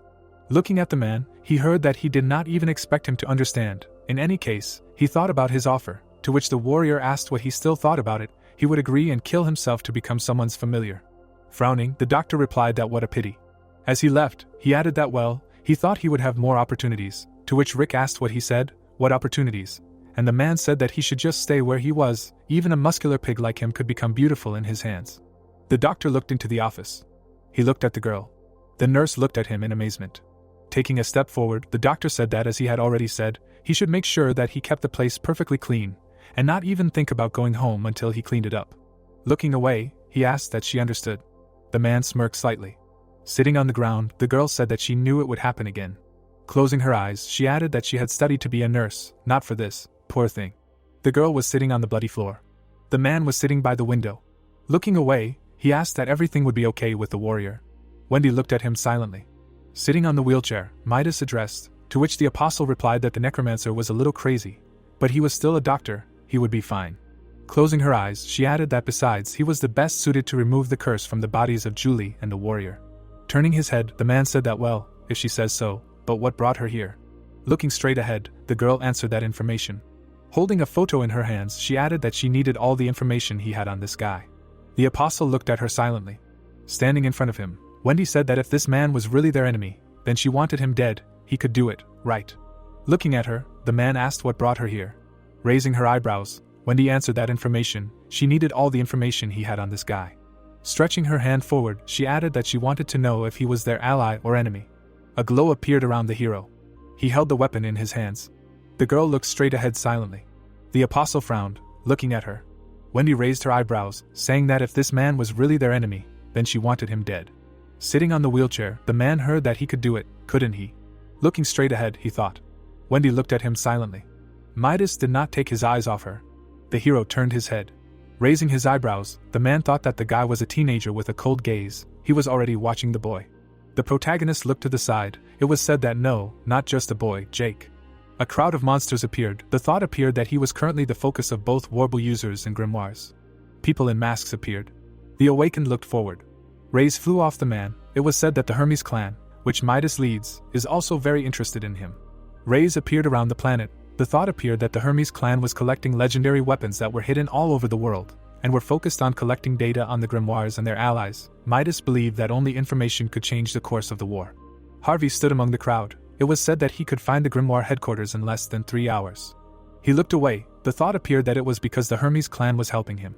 Putting his hand to his face, Midas said that fine, he would accept her request because he was curious himself, but first she needed to pay. She knew about it, right? Wendy crossed her arms. She frowned and said that but he was already rich. Standing in front of the man, the girl asked that money meant anything to him. Looking at her, Midas replied that then was then, and now is now. She needed to save every penny to become the CEO of this country. He looked ahead silently. Wendy frowned angrily. She extended her hand to the side and responded approvingly. A bag appeared in her hands. The girl used the ultimate skill on it. Wendy held a card in her hands. She frowned. Gritting her teeth, Wendy asked that he accepted cards. Grinning, the man replied that he would allow her to pay in 24 months, interest-free. Sarah ran forward with a scream. She looked to the side in amazement. The girl turned around in fear. With wide eyes, the girl thought no. A dragon's shadow appeared under her. Looking at the monster, the girl thought that it would not work. She opened her eyes wide. The monster's eyes lit up. A thought arose. How should she fight this creature? Looking to the side, Sarah said that she had to run. Something black appeared from the ground. A hand reached out to the girl. She froze in amazement. Gritting her teeth, Sarah said not again. A shadow appeared. A hand grabbed her leg. She heard that it should let her go. The hand let go. Hearing that it was okay, she would fight. Stretching her hand forward, the girl thought that this shadow bastard. She frowned and exclaimed. The demon looked at her angrily. Swinging, Sarah screamed that she hated all this. The demon was lying on the ground. A glow appeared around him. Sarah was sitting on the floor. She smiled, looking straight ahead. The girl froze and raised her head. Suddenly, she began to fall backwards. The girl was lying on the ground. A notification appeared that the demon arc zombie was dead. Sarah was lying unconscious. A shadow appeared in front of her. A hand crawled out of the ground. The hero's shadow looked at her. Blood began to drip from her fingers. It poured onto the girl's face. Suddenly, the girl woke up. She rose abruptly. Tears appeared in her eyes. Grabbing her face, Sarah screamed that not again, no. Frowning, she added that how much longer was he going to keep her here? She was already strong enough. Wasn't it time for him to let her go? The hero shook his head. He raised his finger. The protagonist waved his hand. Looking down, the girl asked what he was talking about. Looking straight ahead, she added that she would be able to get out of this catacomb if she defeated a boss-level demon. Jake nodded his head. She clenched her teeth angrily. Lowering her head, the girl screamed that he should just wait until she got out of here. She would kill this damn bastard. Suddenly, the girl looked away in amazement and asked again. Midas burst into the catacombs. Looking straight ahead, he said that he had come to the right place. Standing in front of him, Sarah heard that he had not entered the catacombs for a long time. Looking at him, the girl asked who he was. The apostle closed his eyes. The man sat on the chair and replied that the Warble users still called him Apostle Midas. Sarah shuddered and asked again. She widened her eyes and thought that one of them. The apostle silently looked forward. He smirked and said that he had been searching for over a month, but she was the only one he could find. He wanted to meet her master, she would help him. The girl looked in confusion when she heard that Jake was there. The hero's hair began to glow. Sitting on the ground, he turned to Warlock. The protagonist lowered his head, thinking that it was time to return to them. They would become one. He should not be here. He could become the true king of this world if he returned to them. His hands trembled, and he said that he was sorry. The hero crossed his arms. Looking straight ahead, he turned to Warlock. An image of a girl appeared. The protagonist put his hand to his face. Tears were streaming down the girl's cheeks. She clenched her teeth tightly. The girl looked at the monster. She was breathing heavily. Warlock looked away. A sphere appeared in the hero's ear. Sitting on the floor, he said that he was sorry, he needed to rest for a while. Memories appeared. The girl closed her eyes and smirked. They were walking along a snowy road. Looking away, the hero turned to her. Frowning, Warlock said that it was damn cold here. Raising an eyebrow, the protagonist asked why she was so sensitive to the cold. She was an ascended one. Looking at him, the apostle replied that it was because she grew up in South America when she was little. Crossing her arms, she added that she hated the cold. Raising an eyebrow, the hero asked what South America was. He thought she was from Korea, then what was she doing there? Looking straight ahead, Warlock replied that she had no choice but to leave, because Leviathan had flooded the entire country. The flooded continent appeared. Looking away, she added that by the way, he wasn't cold. How could he be okay if he wasn't even ascended? The protagonist stood still. She looked at him in confusion. The Warlock's eyes widened in surprise. Jake held a hot compress in his hands. The girl frowned when she heard this. Walking forward, she said that he should give it to her, to which he refused. Snow fell from the sky. It was heard that he hated the cold weather. Suddenly, they froze. Frowning, the hero thought that he hated the cold. Looking straight ahead, the girl said that it could not be. The protagonist looked at her in amazement and turned. With wide eyes, the apostle said that this was one of the great monarchs, perhaps the greatest. Her gaze froze in place. Jake watched her in confusion. Looking straight ahead, the warlock said that this appearance and power, it cannot be. But now he should be in hibernation, like him. In the distance, the eyes of a demon glowed. The girl froze and asked that history really changed its course. A monster with red eyes appeared. The hero opened his eyes in amazement and thought that he had never seen her like this before. Looking to the side, he added that such a strong ascended like Warlock was afraid of this demon. Looking straight ahead, Warlock said that he should run, to which the protagonist asked again. Gritting her teeth, she repeated the phrase. Looking straight ahead, the demon asked what run. Did she really think that such pathetic people like them could escape from him? The monster was approaching them. Jake opened his eyes in amazement. Looking to the side, he asked again. Bright red rays appeared. The hero's gaze froze. Warlock fell to the ground. Looking at her, the hero thought that she simply died like that. He turned around abruptly. A blow flew at the protagonist. Looking at him, the demon asked why Lucifer was watching him, but he could not even deal with his shadow, he was so weak. Kneeling, the hero was breathing heavily. He looked to the side. The warlock was lying on the ground. Looking straight ahead, the monster asked that she was still alive, let her die. A foolish man who went against nature's providence. Flies were flying around. It was heard that everything would go as usual. Gritting his teeth, the hero said that once. The girl was unconscious. It was heard that there was a collapse. A glow appeared in front of her. The demon looked in amazement. The protagonist stretched out his hand forward, hearing that a mere man killed his shadow, to which he replied that he should not touch her. Frowning, he shouted that he would be the one to kill her if she decided to die. How dare a dirty fly like him touch her? The demon's eyes lit up and he said that Lucifer was looking for him. Standing still, he added that it did not matter to him, a man who was born to be the king of grimoires. Jake looked at him, heard that he would disappear along with the one who was looking for Providence. Clenching his fists, the hero said that the skill. He swung his hand. The protagonist looked in amazement. The girl clenched her teeth tightly. A bright beam hit the ground. The hero closed his eyes. Suddenly he woke up. Sitting next to him, the girl said that he should not move, he was still somewhere nearby. Gritting her teeth, Warlock added that she could not end everything like this. The protagonist looked at her, hearing that she promised her mother and her masters that she would save this world. Taking a step forward, she added that thousands of people sacrificed their lives for her, she could not destroy their lives. Lowering her head, the Ascended said that their hopes were the same, at least. Sitting over the hero, she added that she would not let the demons take him. If someone as strong as him became a grimoire, it would only hasten the end of humanity, she would prefer to simply. Jake clenched his teeth. He looked at her silently. The girl began to cry, saying that it was simple. Hugging the protagonist, Warlock said that she was sorry, she was so sorry. Closing her eyes, she apologized. The hero, looking at her, said that he should kill him. Tears fell from the girl's eyes. Sitting in front of her, the protagonist said that he did not blame her. He would have been dead long ago if she had not saved his life, so let him kill him. The girl held the weapon in front of him. She smirked slightly. Jake opened his eyes wide. It was heard that he did not know why, but if it was done by her hands. The hero opened his mouth and thought that then he would gladly die. He smirked slightly. Warlock closed her eyes and began to cry. They were lying on the ground. Looking straight ahead, the girl said that he was supposed to be the demon king of all the grimoires. He destroyed all of humanity. The protagonist looked at her in confusion, hearing that this is why she thought her goal was to kill him when she returned to the past. Standing in front of him, the girl added that but the boy she met here. Standing still, the warlock said that he was not the cruel king she heard about, to which he asked what she was doing. The Ascended looked towards the flies. The demon's eyes lit up, and he thought that this was where they were hiding. Looking straight ahead, the warlock said that she was so happy when he tried to protect her. Looking at her, Jake yelled that she couldn't. The girl stood still. Taking a step forward, she said that the time she spent here with him was very precious to her. Frowning, the hero yelled her name. Gritting her teeth, the Ascended one said that she was so sorry that she tried to kill him, that he should never forgive her. The protagonist angrily gritted his teeth. Grinning, the girl said goodbye, and then used the grab skill. Tentacles appeared from the phone. Jake stretched his hand forward and thought, no.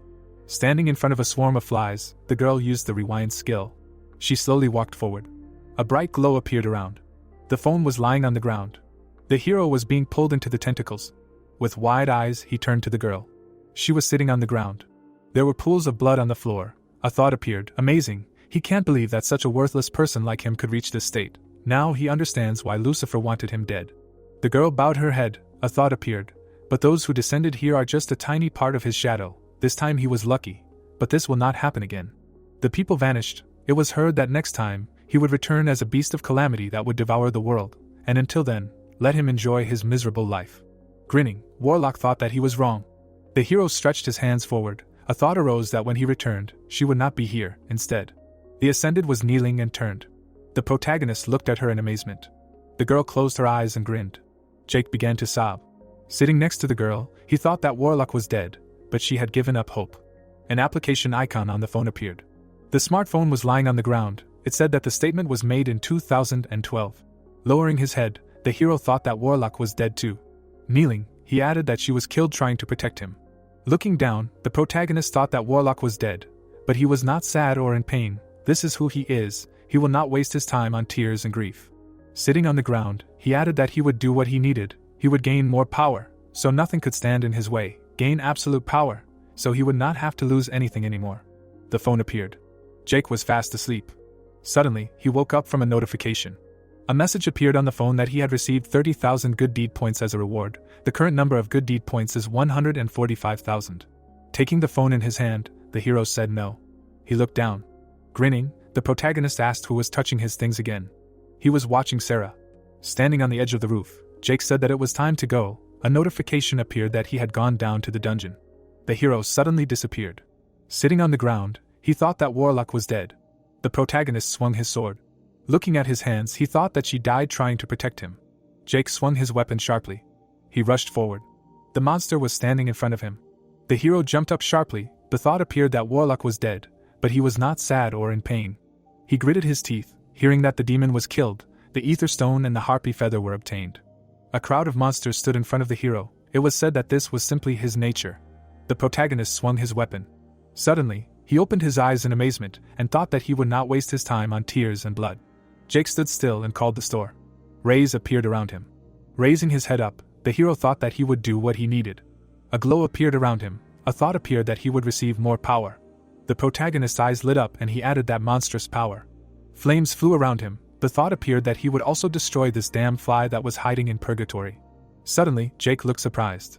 Putting his hand to his face, he thought, calm down, he needed to concentrate. Standing still, the hero added that he needed to become stronger so that nothing could stand in his way. The girl looked away. The thought appeared that he needed to become stronger, gain absolute power, so that he would not have to lose anything anymore. A memory appeared. It was heard that and to do this. The demon looked straight. A glow appeared around the girl. The monster smiled widely. Demons appeared. The girl extended her hand to the side. Taking a step forward, the protagonist said that hunting small fry would not bring any benefit. Stopping, he added that he would find something bigger, and then thought that Rena, she would be his next target. Looking straight ahead, the man introduced himself. Looking down, he added that the users of Warble called him Apostle Midas. Sarah looked at him in amazement and asked again. Closing his eyes, the man said that he would like to meet her master. Will not help him, of course, he is not asking for it for free. He will pay her more than enough. How about 500,000? No, 1,000,000. The girl shuddered in amazement. The old man silently looked forward. Sarah stood still. A demon suddenly appeared behind her. The girl turned around and shouted loudly what it was. Looking straight ahead, the apostle asked that this is really what an A+ rank demon lord looks like. Sitting in front of the monster, he added that it was the first time he saw him. The demon's eyes widened. Sarah looked at him in surprise and thought, what the hell? The monster looked away. The girl's body trembled and she thought that she couldn't move. She closed her eyes and added that she needed to move. The man tossed a coin and said that it was scary. In Warble he must be level 100 or higher. He looked away and asked, so how much did it cost? Sitting on a rock, the protagonist said, so he said that some old man beat him up and took his familiar. The protagonist raised his eyebrows. He was sitting next to a huge monster. Putting her hands on her hips, the girl said that it was true. She couldn't believe that the demon allowed him to take his familiar. Frowning, she added that it was disappointing. He should be ashamed of himself. Lying on the ground, the monster groaned. Looking straight ahead, Jake thought that the old man was in a wheelchair. The girl went downstairs. A thought appeared. Who is he? One of the apostles. He is an aristocrat. He can easily increase his strength by 100 levels. Looking at the girl, the hero asked that the old man was strong. The girl smirked. Looking at him, a thought appeared. It was a little interesting. The demon was lying in front of them and moaning. Frowning, the hero asked that he uses money. Sarah was unconscious. She stuck her legs out from under the blanket. The girl was lying on the bed. The man was walking forward. The girl moaned. The doctor was standing in front of the door. A view of a high-rise building opened up. Sarah was fast asleep. The man was walking forward. His legs were sticking out from under the blanket. The man was walking down the corridor. The girl was lying on the bed. Suddenly she woke up and thought that she had been kidnapped, but this was radically different from the previous kidnappings. Raising herself, the girl asked who was there.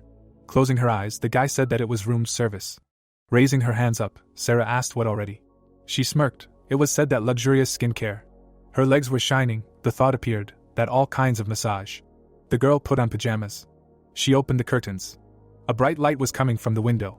Sarah stood in front of the window. Standing behind her, the guy said that breakfast was ready. The dish opened slightly.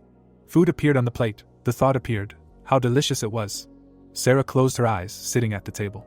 Smirking, she thought that she would have simply followed him if she had known what awaited her at all. Why did she even resist? The man looked ahead. Sarah, wide-eyed, said that it couldn't be. The apostle sat in front of the demon. The thought appeared that he defeated this monster, as if he was nothing. The man sat on the wheelchair. The thought appeared. What kind of skill was this? Was the wallet really the source of his power? The girl froze in surprise, thinking about what but should she run. The man looked ahead. Sarah swallowed nervously and thought, no, now. Suddenly, she rushed forward. Stretching her hand forward, the girl thought that this was her chance. The apostle sat still. Sarah glared at him. Looking away, Midas turned. Coins jingled in her eyes.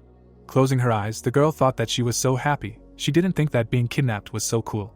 Smirking, she added that it smelled so good. Sarah brought the cup to her mouth. Standing behind her, the hero asked what she was having fun. Looking down, he spoke about status. The girl sat silently on the floor. Looking away, the protagonist asked how she could chill if she was only level 51. Looking down, he added that she would be punished, let her get ready to have some fun, this time she would die more than a couple of times. Sarah closed her eyes and exclaimed. Tears appeared in her eyes and she thought that she was guilty. Turning his head, Jake said that, but before that, he frowned. Looking straight ahead, the hero said that he should come out, he knows what he is watching. The camera was hanging on the wall.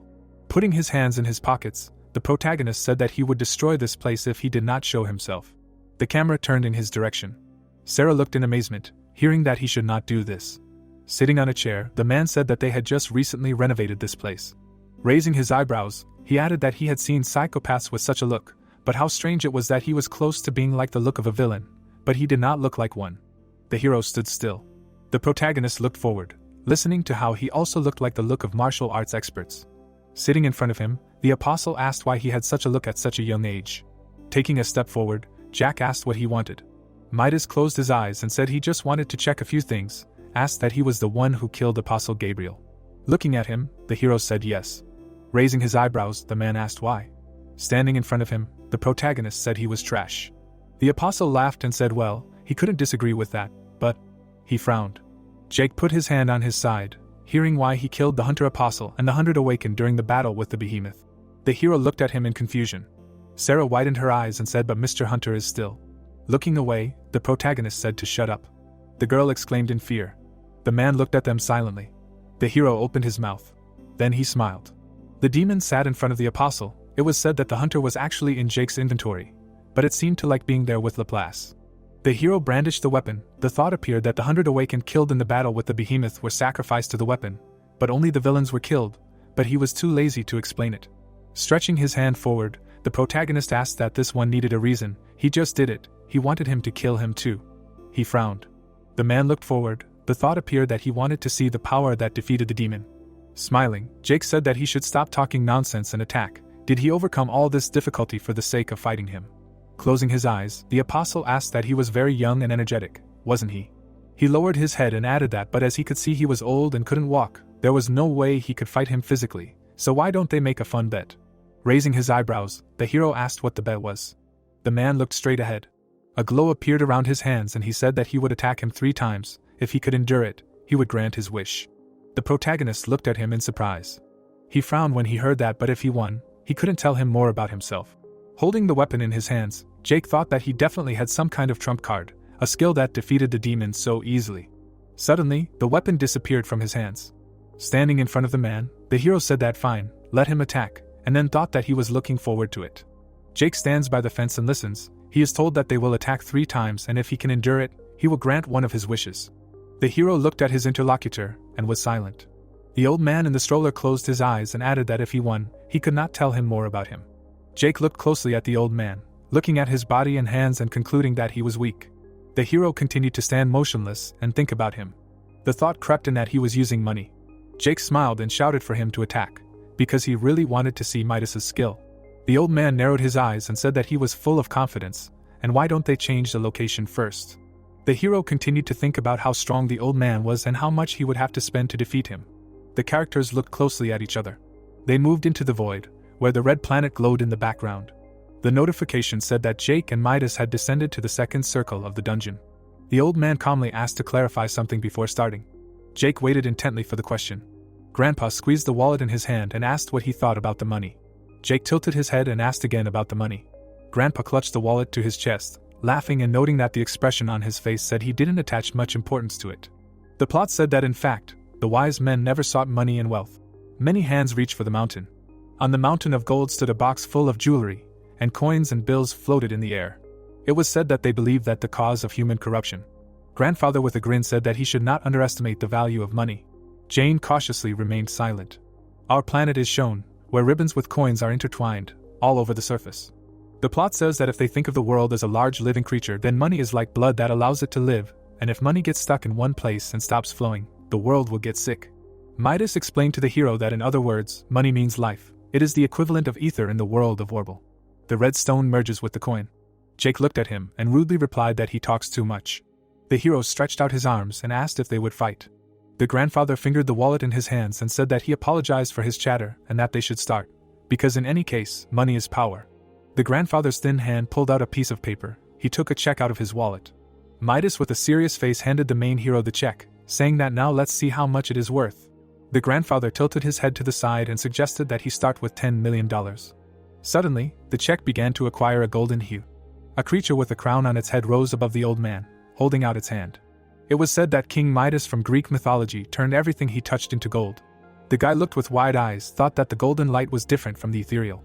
The golden check in the grandfather's hands flared up and he said that he completely forgot to tell him something. The check was enveloped in fire and Midas said that the enemy could dodge his attacks. Ashes flew around. Jake gathered his hand into a fist, listened to the end, said what kind of nonsense he was talking. Suddenly there was an explosion and the hero flew to the side. Looking at what was happening, grandfather said that if he could. Jake flew, rolling his eyes. The old man sat quietly in the stroller with a serious face. He watched Jake, as if the shell fell far from him. After, he asked if the hero was okay. Jake slowly rose from the ground, and Midas said that maybe 10 million is a little too much for an ordinary person. He asked if he was alive. The guy extended his hand and sat down opposite him. Grandfather watched in bewilderment, and noted that surprisingly, not a single scratch. Jake shook off his jacket, and clarified that it looks like a hunter's skill that ignores space. If using money means it's pretty interesting. The old man looked at the hero and listened carefully. Jake was talking about a special type of ascended who uses money as a weapon. He asked Midas if this was all he could do. The old man tensed up and said that it seemed like 10 million was not enough. He frowned and thought that there were still 2 attacks left. The next check he took out of his wallet was larger. Grandpa leaned forward and opened a fan of checks made of gold. He asked how about 100 million. Notification of the skill of Midas's hands, $100 million. The old man threw down the burning checks. Jake looked at the scene with excitement, thinking that his previous attack had caused him a lot of damage. The train was rushing towards him quickly and he thought that it was like colliding with an invisible train. The guy braced himself, wondering what this one would be like. A bright light suddenly hit Jake with a roar. It carried the guy away, throwing him far away, and a large pit appeared at the place of the fall. The young man lay on the ground without strength, trying to get up. The fighters flew apart in different directions. The old man watched what was happening. A message came about the skill of the hand of Midas, $100 million. The grandfather, sighing, laughed and asked how he was. He was taken aback, rising from his chair, seeing how Jake flew up. The hero landed as if nothing had happened. The old man, gritting his teeth, was breathing heavily when he saw the mocking smile of the guy. Jake looked with a crazy look and said that it was interesting, very interesting. Jake used red magic, throwing his hand forward, thought and realized that his $100 million skill was the same as the skill, destruction. The guy sat on the ground and told the old man that there was one more left. The grandfather, breathing heavily, took out of his wallet and said that this was a rather expensive product from the young man. The old man abruptly pulled out a piece of paper from his wallet, which also turned out to be a check. He took a pen and wrote a large amount. The grandfather, leaning out of the stroller, handed the check to the young man and said that this would finish him off. Notification of the skill of the hand of Midas, $1 billion. The plot tells us about the amount that someone could not even dream of. The check, turning into flame, created an incredible stream of yellow light that pierced the planet, digging a huge hole. Message about the real world. View of high-rise buildings accompanied by peals of thunder. People were sitting in the office and noticed the thunder. Someone shouted that it was an earthquake. The girl, hugging the folder to herself, silently turned around. She put the folder on the table next to the tablet, seeing which she assumed that it was. It is about the second circle of the dungeon. The crater left by Midas's blow was very deep. The old man put a handkerchief to his mouth and coughed. His face was covered in blood and he was breathing heavily, looking at him and saying that it couldn't be. Midas sat with his head down, thinking that it was impossible, and Jake called out to him from behind him. The guy opened his eyes wide and asked if it was true that he would grant him any wish if he could withstand his attacks 3 times. The old man turned around and answered positively. He thought that he was not a human, but a demon.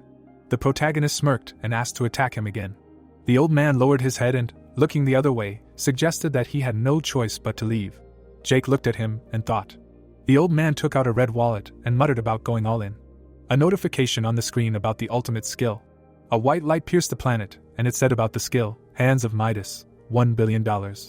Midas, breathing heavily, wiped his mouth with a napkin and said, turning to her, that he got a little carried away and got rid of a valuable product. On the table lay a black and white photo of Jake and a girl.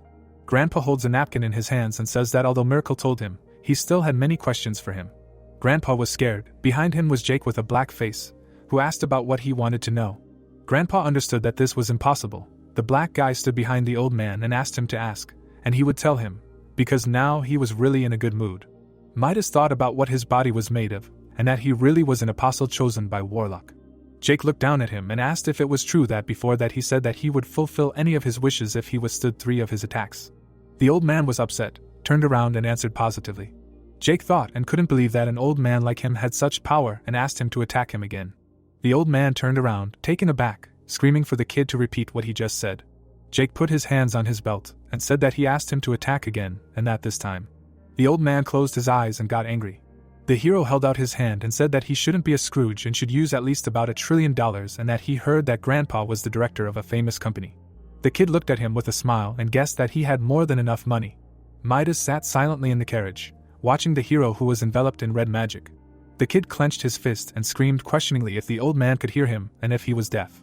Grandpa looked at him confused. He closed his eyes and took a deep breath. Opening his eyes, the old man looked at the hero furiously and thought that this little brat. Grandpa grabbed the red envelope and said he was tired of people calling him old man and asked if he called him Scrooge.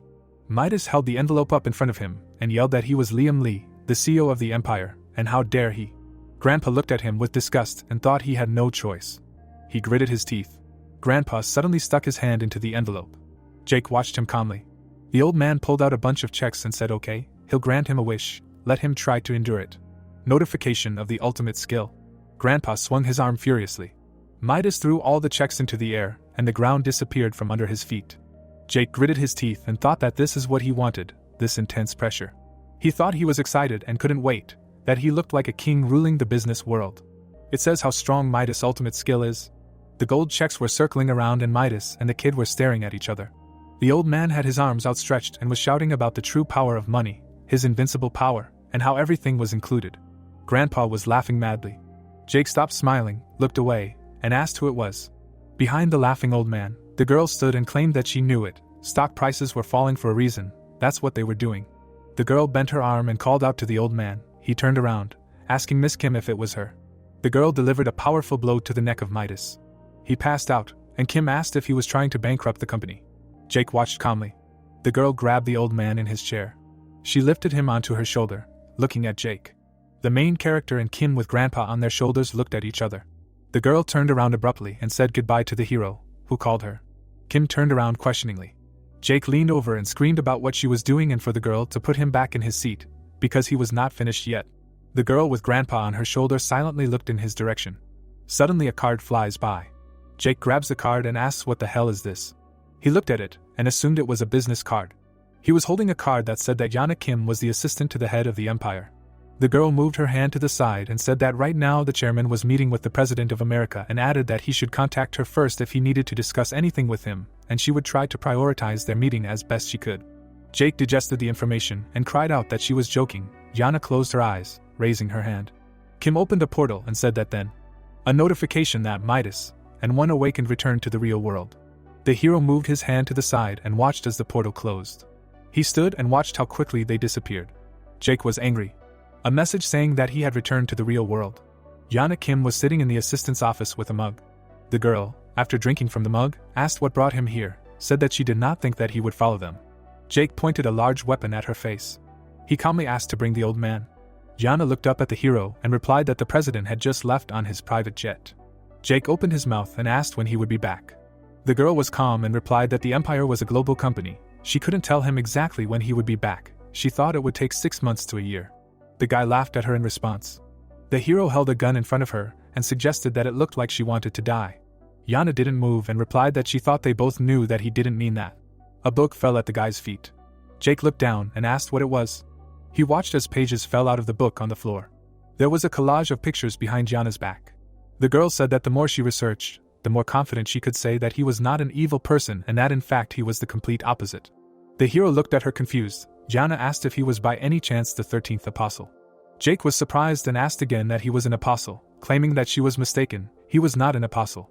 Jake brought the sharp weapon closer to her neck and added that there was one more thing in which she was very much mistaken. The weapon flashed with red light. The girl was scared, squinting from the light. The hero with an impassive face asked if she really thought that he would not kill her. Yana remained motionless. Smoke rose to the ceiling where the sensors were. Water poured on the heroes. The fire alarm went off. He looked at her with hatred. An alarm was visible in her eyes. Jake screamed at her to die. The guy swung his sword sharply and the girl leaned back. A pink light flashed between them. The hero was scared. Kim called the skill Wall of Skeletons. Jake let go of the sword and spoke about the skill. He looked away.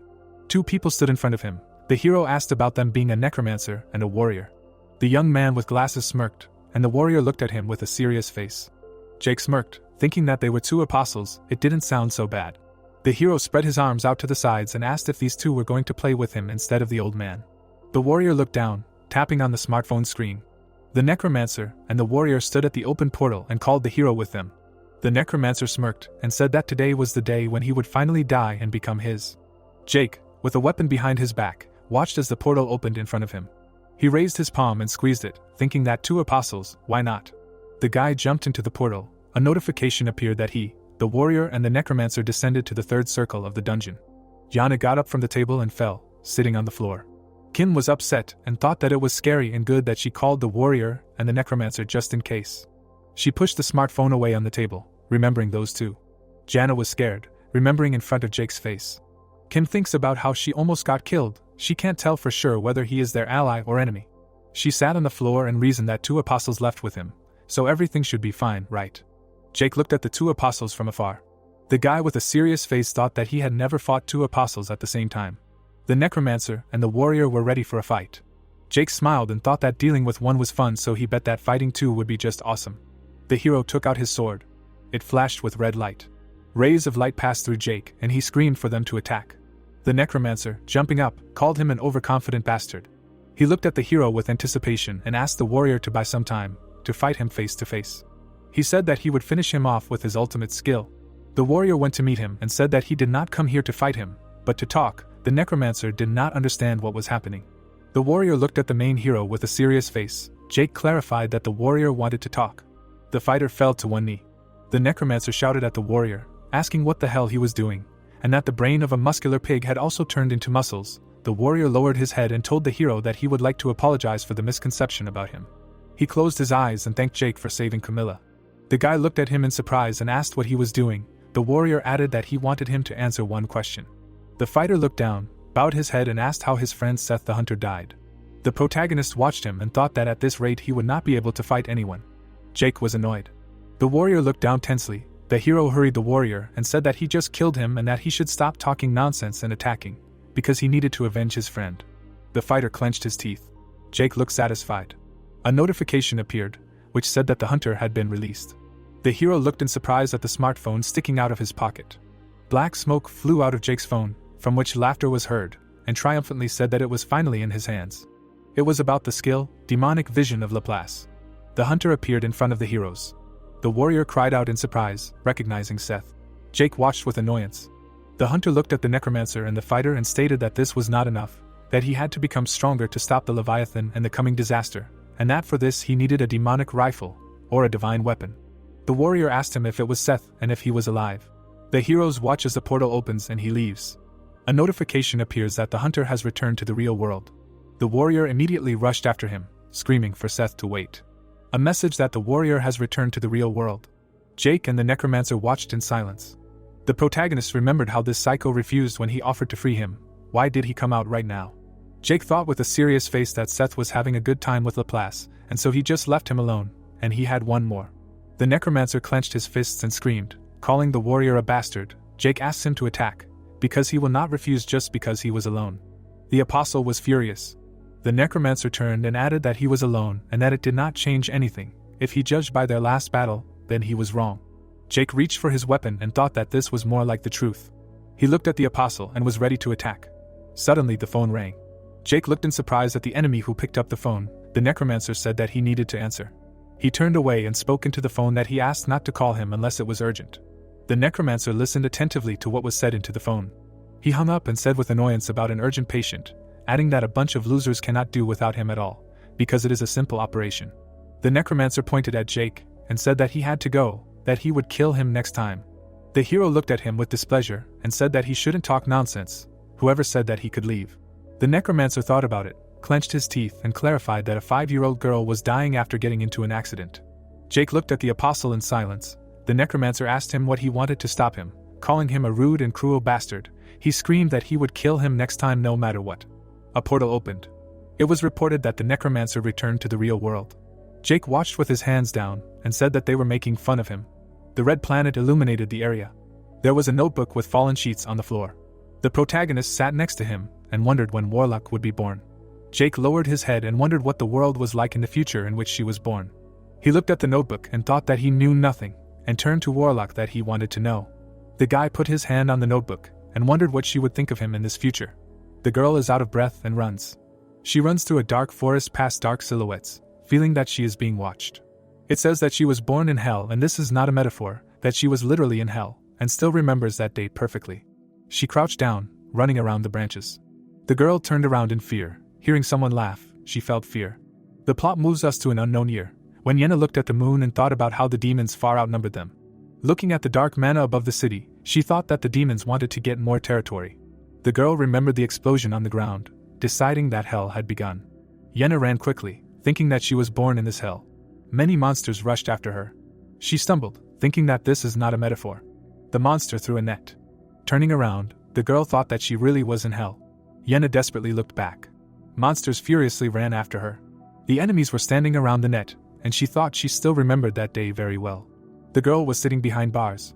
There were many creatures in the cell with her. Jenna looked at the crowd of monsters, thinking that this place was a ballroom for demons. The monster was grabbing the bars. Grasping the ground, the guy desperately screamed so that they wouldn't kill him. The girl was sitting in the cell, scared. The stranger was slowing down with a bloody hand and asking for help. Blood flew onto the ground. The monsters were smiling happily. Looking at the crowd of monsters sitting, Jenna thought that demons usually fought over food, but humanity had more than enough people for them. It was a paradise for demons. Imagining a deity over a multitude of demons, she told us that they worshipped the king of grimoires, their savior, who led them out of the dungeon. The girl looked through the wall, thinking that it was a miracle that she was the last one standing out of thousands of people. Jenna raised her hand in fear, thinking that it happened because the survivors took off their clothes and covered them with her. She lay under a pile of things, thinking that it was a miracle created by people who still had humanity left in them.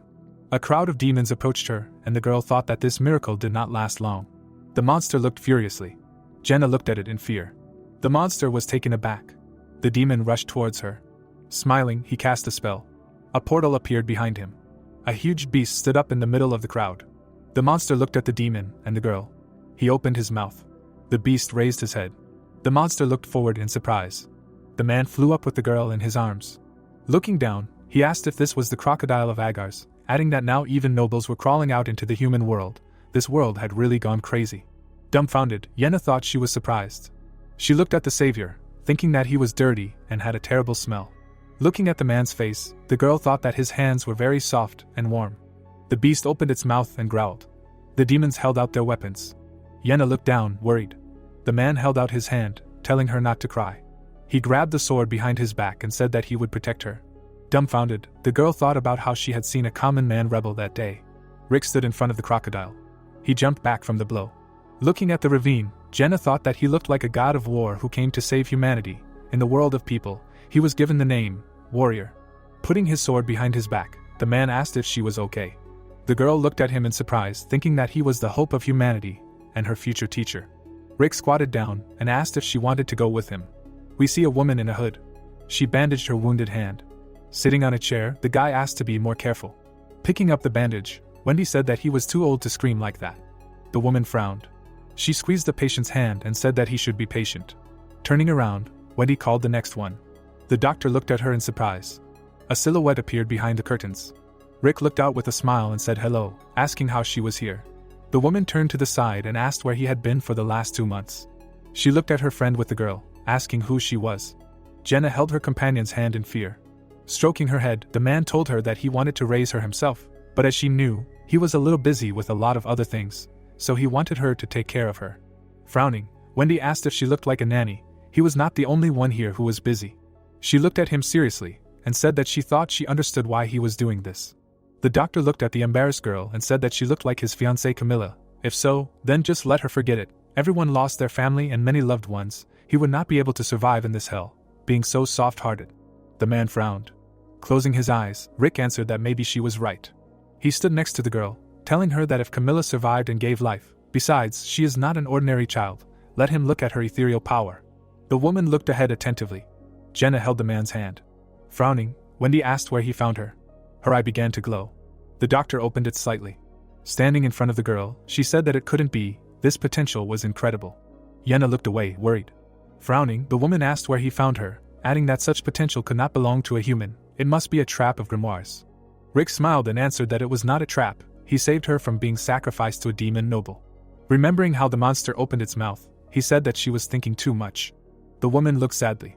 The man took the girl by the waist. Raising her above himself, Rick said that God sent a miracle to humanity. Yena looked at him in surprise. She was taken aback. The man closed his eyes joyfully. The girl looked calmly. Yena smiled back. The woman sat in front of them. The girl remembered Wendy's serious look and thought that on that day she was given the name Yena, after her mother. Imagining the streams of dark mana, she thought about how after that day, the third plague befell humanity. The girl imagined the crawling corpses, thinking that when the sixth beast of plague descended upon this world, the dead began to return to life. Remembering the splashes of blood, Yena thought that they turned into monsters that wanted fresh flesh. The girl pushed off the ground. Grinning, she thought that as time passed, the number of survivors quickly dwindled. Yena ran past the beast, thinking that the survivors knew that humanity did not have much time left. The girl swung her sword furiously. She plunged the weapon into the enemy's head. Yena cut off the claw. The girl crouched down and a notification popped up saying that the claw of the Yoten queen and the ether stone had been obtained. A bright crystal lay on the ground. Yena picked up the stone. She scraped the ground with her sword. The girl chewed on the crystal. Yena looked at her phone with information that in the dungeon her name was Warlock. Lowering the sword, she said that it seemed like she was still far from ascending, thinking that she was still surviving in a doomed world. The claw lay near her feet. Raising her hand to her hair, the girl said that it could be made into a good weapon. Yena walked on the ground, thinking that her level had stopped at 99, for many years now. Raising her hand, she asked how she could become ascended. Was this really her limit? She could help her mother a lot if she became ascended. The girl stepped on the ground, thinking that there were no countries for a long time. As she walked under the moonlight, she thought that after Mammon, the third beast of calamity, descended upon the earth, the line between the human world and the underground world had almost disappeared. She imagined a tank and a plane, thinking that human weapons were useless in a battle with demons. Demons were creatures that did not obey the rules of their world. She thought back to the boys in front of the army of monsters, thinking that the only ones who could destroy them or harm them in any way were the awakened ones, who possessed ether like demons. She imagined the glow inside the bodies of humans, thinking that the survivors would naturally gather around the awakened ones. She imagined many dots on the map, thinking that colonies were created for this purpose. Looking at the fortress, the girl thought that they were called district cities. Jenna stood calmly in front of the wall. Remembering the settlement behind the fortress, she thought that the district she lived in was the largest city in the world. Imagining Wendy and Rick, the girl thought about the two ascended in it. Jenna looked ahead calmly, thinking that now it was just history. Leaning on the wall, the guy called his friend to look. The stranger looked displeased. The girl looked from below in surprise. She happily waved her hand. The doors opened. Jenna stood in front of the gates of the city. Looking at the street, the girl thought that now there were less than 1,000 people left. She looked at the sitting man, thinking that before there were more than 100,000. Jenna walked forward, deciding that at least at that time they had hope. The stranger sat by the wall in surprise. The people walked behind the girl. Jenna walked through the crowd, thinking that she had destroyed it and ruined everything. Looking at the furious looks of the people, she thought that they were looking at her as if she were a carrier of the plague. The crowd of boys looked at her angrily. The girl calmly looked ahead. Jenna walked past silently. She smiled sweetly. The girl laughed as she passed the crowd. Jenna stopped. She closed her eyes with a sigh. The girl extended her hand. Jenna touched the wall. Michael held out his sword in front of her, telling her that she should stop. Frowning, he asked what she was doing there. The girl froze in fear. Turning around, she said that she wanted to see her mother. Jenna looked at the serious boy and called his name. Lowering his eyebrows, Michael ordered her to shut up and get out. The girl looked at him pitifully. The guy bared his teeth and asked what she was looking at, adding that she shouldn't look at him with the eyes that had taken away their hope. Jenna looked at him in shock. She lowered her head. The girl took hold of the blade of the sword. Michael smirked and asked if she wanted to tear a piece off of him. A bright mana appeared around him. The guy frowned angrily. Jenna looked at him seriously. Michael looked at her in shock. A glow appeared around the girl. Sparkling energy surrounded her. Jenna held the sword in rage. Gritting her teeth, the guy said that he could attack. The girl looked at him angrily. Dumbfounded, she listened to him say that she should kill him the same way she killed Rick. Tears appeared in her eyes. Kirk approached the guy and asked him to stop. Michael turned around and said that he was right. Rick died because of her. Frowning, the man shouted that it was enough. The guy looked away in displeasure. The girl stood before the tip of the sword. The weapon lowered. Michael turned away, saying that they were all just a bunch of soft-hearted losers. Kirk held out his hand, saying that she shouldn't take his words to heart. Yenna lowered her head, listening that no one blamed her. The man looked calmly and said that Wendy had a cold now, let her come back later, he would tell her that she came when she woke up. Holding out the can in her hands, the girl asked to give it to her mother. Smiling, Kirk agreed. Yenna quickly ran back. She looked at the tombstone. The girl sadly lowered her eyes. Standing in front of the grave, Yenna called for the teacher. She looked at Rick's tombstone, asking what she needed to do to become as strong as him. Imagining a smirking villain, the girl thought it was the demon lord. Jenna remembered the monster in the rift above the city, wondering if it was the one who summoned the beasts of destruction to kill all of humanity.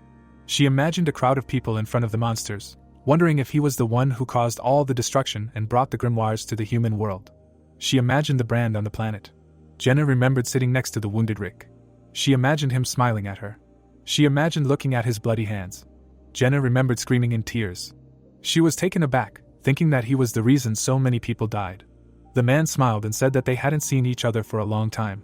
The girl frowned, hearing that she was stronger now. Her eyes began to glow with rage. Mana surrounded the angry Jenna, and she thought that the Grimoire King was standing right in front of her. The girl sat on her knees in panic. Frowning, she screamed that she would kill him. The man watched in silence as the light surrounded her. He looked down and said that it was strange, was she still not the supreme being? Jenna froze in confusion. Gritting her teeth, she listened to him say that she had apparently eaten all the warrior's ether crystals, that she had potential that no one else could compare to, that no one else understood her. The man extended his hand with energy, and asked if she needed more power. The girl looked at him in fear, thinking that it was black ether. Jenna remembered how she pierced Rick's body. She imagined herself in demonic form, thinking that this was the main source of the destruction of humanity, and the transformation of people into destroyers. The girl looked at his hand with trembling. Jenna bared her teeth. Jumping up, she shouted that he was a fool. Suddenly, two guys appeared in front of her. Kirk looked at her tensely. Frowning, Michael shouted that it was the Lord of Demons. The man was tying up his enemy with bandages. The shackled enemy watched them silently. The boy swung his sword quickly. He smiled and cried out in joy. Blood flew out of the wound. The demon lord smiled. The man was oozing dark mana. Michael exploded behind him. Jenna looked ahead in fear. Kirk called out to his friend in shock. The enemy looked away. The demon lord stood in front of the man and said that he could be useful to him. Kirk frowned furiously. He swung his fist. The demon grabbed him by the neck. The man smirked and said that he should let him give him some power. Dark energy rushed up his hand. Black ether enveloped Kirk. The man screamed desperately. His face was enveloped in the skin of a monster. He clenched his teeth. Standing in front of the girl, Kirk screamed for Jenna to kill him now. The girl listened in shock that they should hurry before he became one of them. She raised her trembling hand. The man stood surrounded by dark mana, shouting that he was asking for it. Yenna closed her eyes. Raising her sword, she activated the skill. The girl brought the weapon closer to the monster. Yenna looked at the shards of the sword in fear, thinking that she was too late. The monster rose up in front of her. Smiling, the destroyer said that she looked very appetizing. The monster opened its mouth wide. A hand stretched out in front of the girl. Wendy directed a bright light at the enemy. Taken aback, Yenna asked if it was her mother. Putting his hands in his pockets, the man said that she killed her friend, as if he were a stranger to her. The woman looked at him seriously, and replied that she was not as soft as a warrior. The girl looked and listened with alarm, that a friend, a student, even her adopted child, she would kill them all as soon as they became destroyers. The demon lord looked away and said that the fear of death did not work on her. He lowered his eyes. Yenna looked at him in fear. The man smirked and asked what about Malice then, her adoptive mother's death would play a role. The girl stood in front of her mother, dumbfounded. The demon raised his hands in rage. Frowning, Yenna shouted for the woman to run, she would buy herself some time. Smiling, Wendy replied that no mother would leave her child behind. She raised her hand and said that she didn't have to worry, he was already dead. The man stood calmly on the ground. Smiling, he asked if she could kill him. The woman stood surrounded by light and said that he underestimated her. Wendy shattered the ground beneath her, asking if he thought she had been lying in bed for 3 years. Sparks appeared from her eyelashes. The woman opened her glowing eyes. She stood in a bright stream and said for him to see, this was the power she had gathered with the Warble she had created with the Joker. Sparks surrounded her, and Wendy told her that in exchange for her life, she would kill him using this power and save this world. Dumbfounded, Yenna thought about how the Warble wasn't a tool to collect ether crystals and keep people from being destroyed. This power could destroy anyone, even a demon lord. The man stood in front of her, telling her that it was amazing, he was glad he spared her 3 years ago. He smiled. With his arms outstretched, the king said that he should advance, this was her chance to save humanity. Wendy extended her sparkling hand and told him that she would end this nightmare, no matter what he thought. She launched a fiery stream at the enemy, activating the ultimate skill. God's wrath. The man burned in the bright light. The woman frowned. The enemy's silhouette gradually disappeared. Dumbfounded, Yenna thought about how the flickering light blinded her. She looked ahead in surprise. Wendy sent bright mana at the enemy. The glow filled the space. Earth fragments flew everywhere. A tear fell on the girl's face. She opened her eyes. The wounded woman was crying over her daughter, saying that he was too strong, and that this wasn't his body at all. Gritting her teeth, Wendy told him that all her work had been a waste of time. She sat in a pool of blood, saying that this was her last wish, that she never fight and just run. The mother stroked the girl's cheek. She began to dissolve with a smile. Jenna looked at her mother's disappearing face. The girl was lying on the ground, confused. She stood up. Jenna gradually rose from the ground. Standing in front of her, the man asked if she was still not the supreme. He exuded dark mana. Frowning, the king said that perhaps she needed to be angered more. Okay, he would kill every person in front of her. The girl stood there confused, listening to him say that if she still did not become the supreme, he would look for another way. She clenched her fists. Jenna looked forward seriously. The girl walked along the ground, thinking that guilt was a kind of stopper that prevented her from growing. She calmly looked into the distance. Jenna walked confidently. The man looked at her seriously. The girl laughed with a smile. She walked towards the enemy, thinking that guilt was destroyed by anger, which turned out to be stronger. The ground beneath her began to rise. Jenna stood in the stream of flames, thinking that she was born in hell, and by that she meant the real hell. She looked up the notifications that Warlock had transcended her human nature and become an almighty, and had also obtained the ultimate skill, thinking that if anyone heard her story, her name was Jenna, everyone called her Warlock. In the underworld, she was a mage who mocked the rules of this world. The girl stood surrounded by clocks and gears, saying that she was an almighty. Looking forward madly, Jenna said that she would kill the demon lord. Lost in thought, she thought about how she had not defeated him. She had fought and lost, fought again and lost again. The man placed his hand on her shoulder and said that she should not fight it. Frowning, he said that it would only make her stronger. The demon lord released dark mana from his hand. The girl bared her teeth and said to him to hell, he wouldn't make her a destroyer again, and used her ultimate skill. Jenna moved to the city and asked where she was. Turning around, the girl said that it couldn't be, asking if she had really gone to the past. She stood in front of many buildings.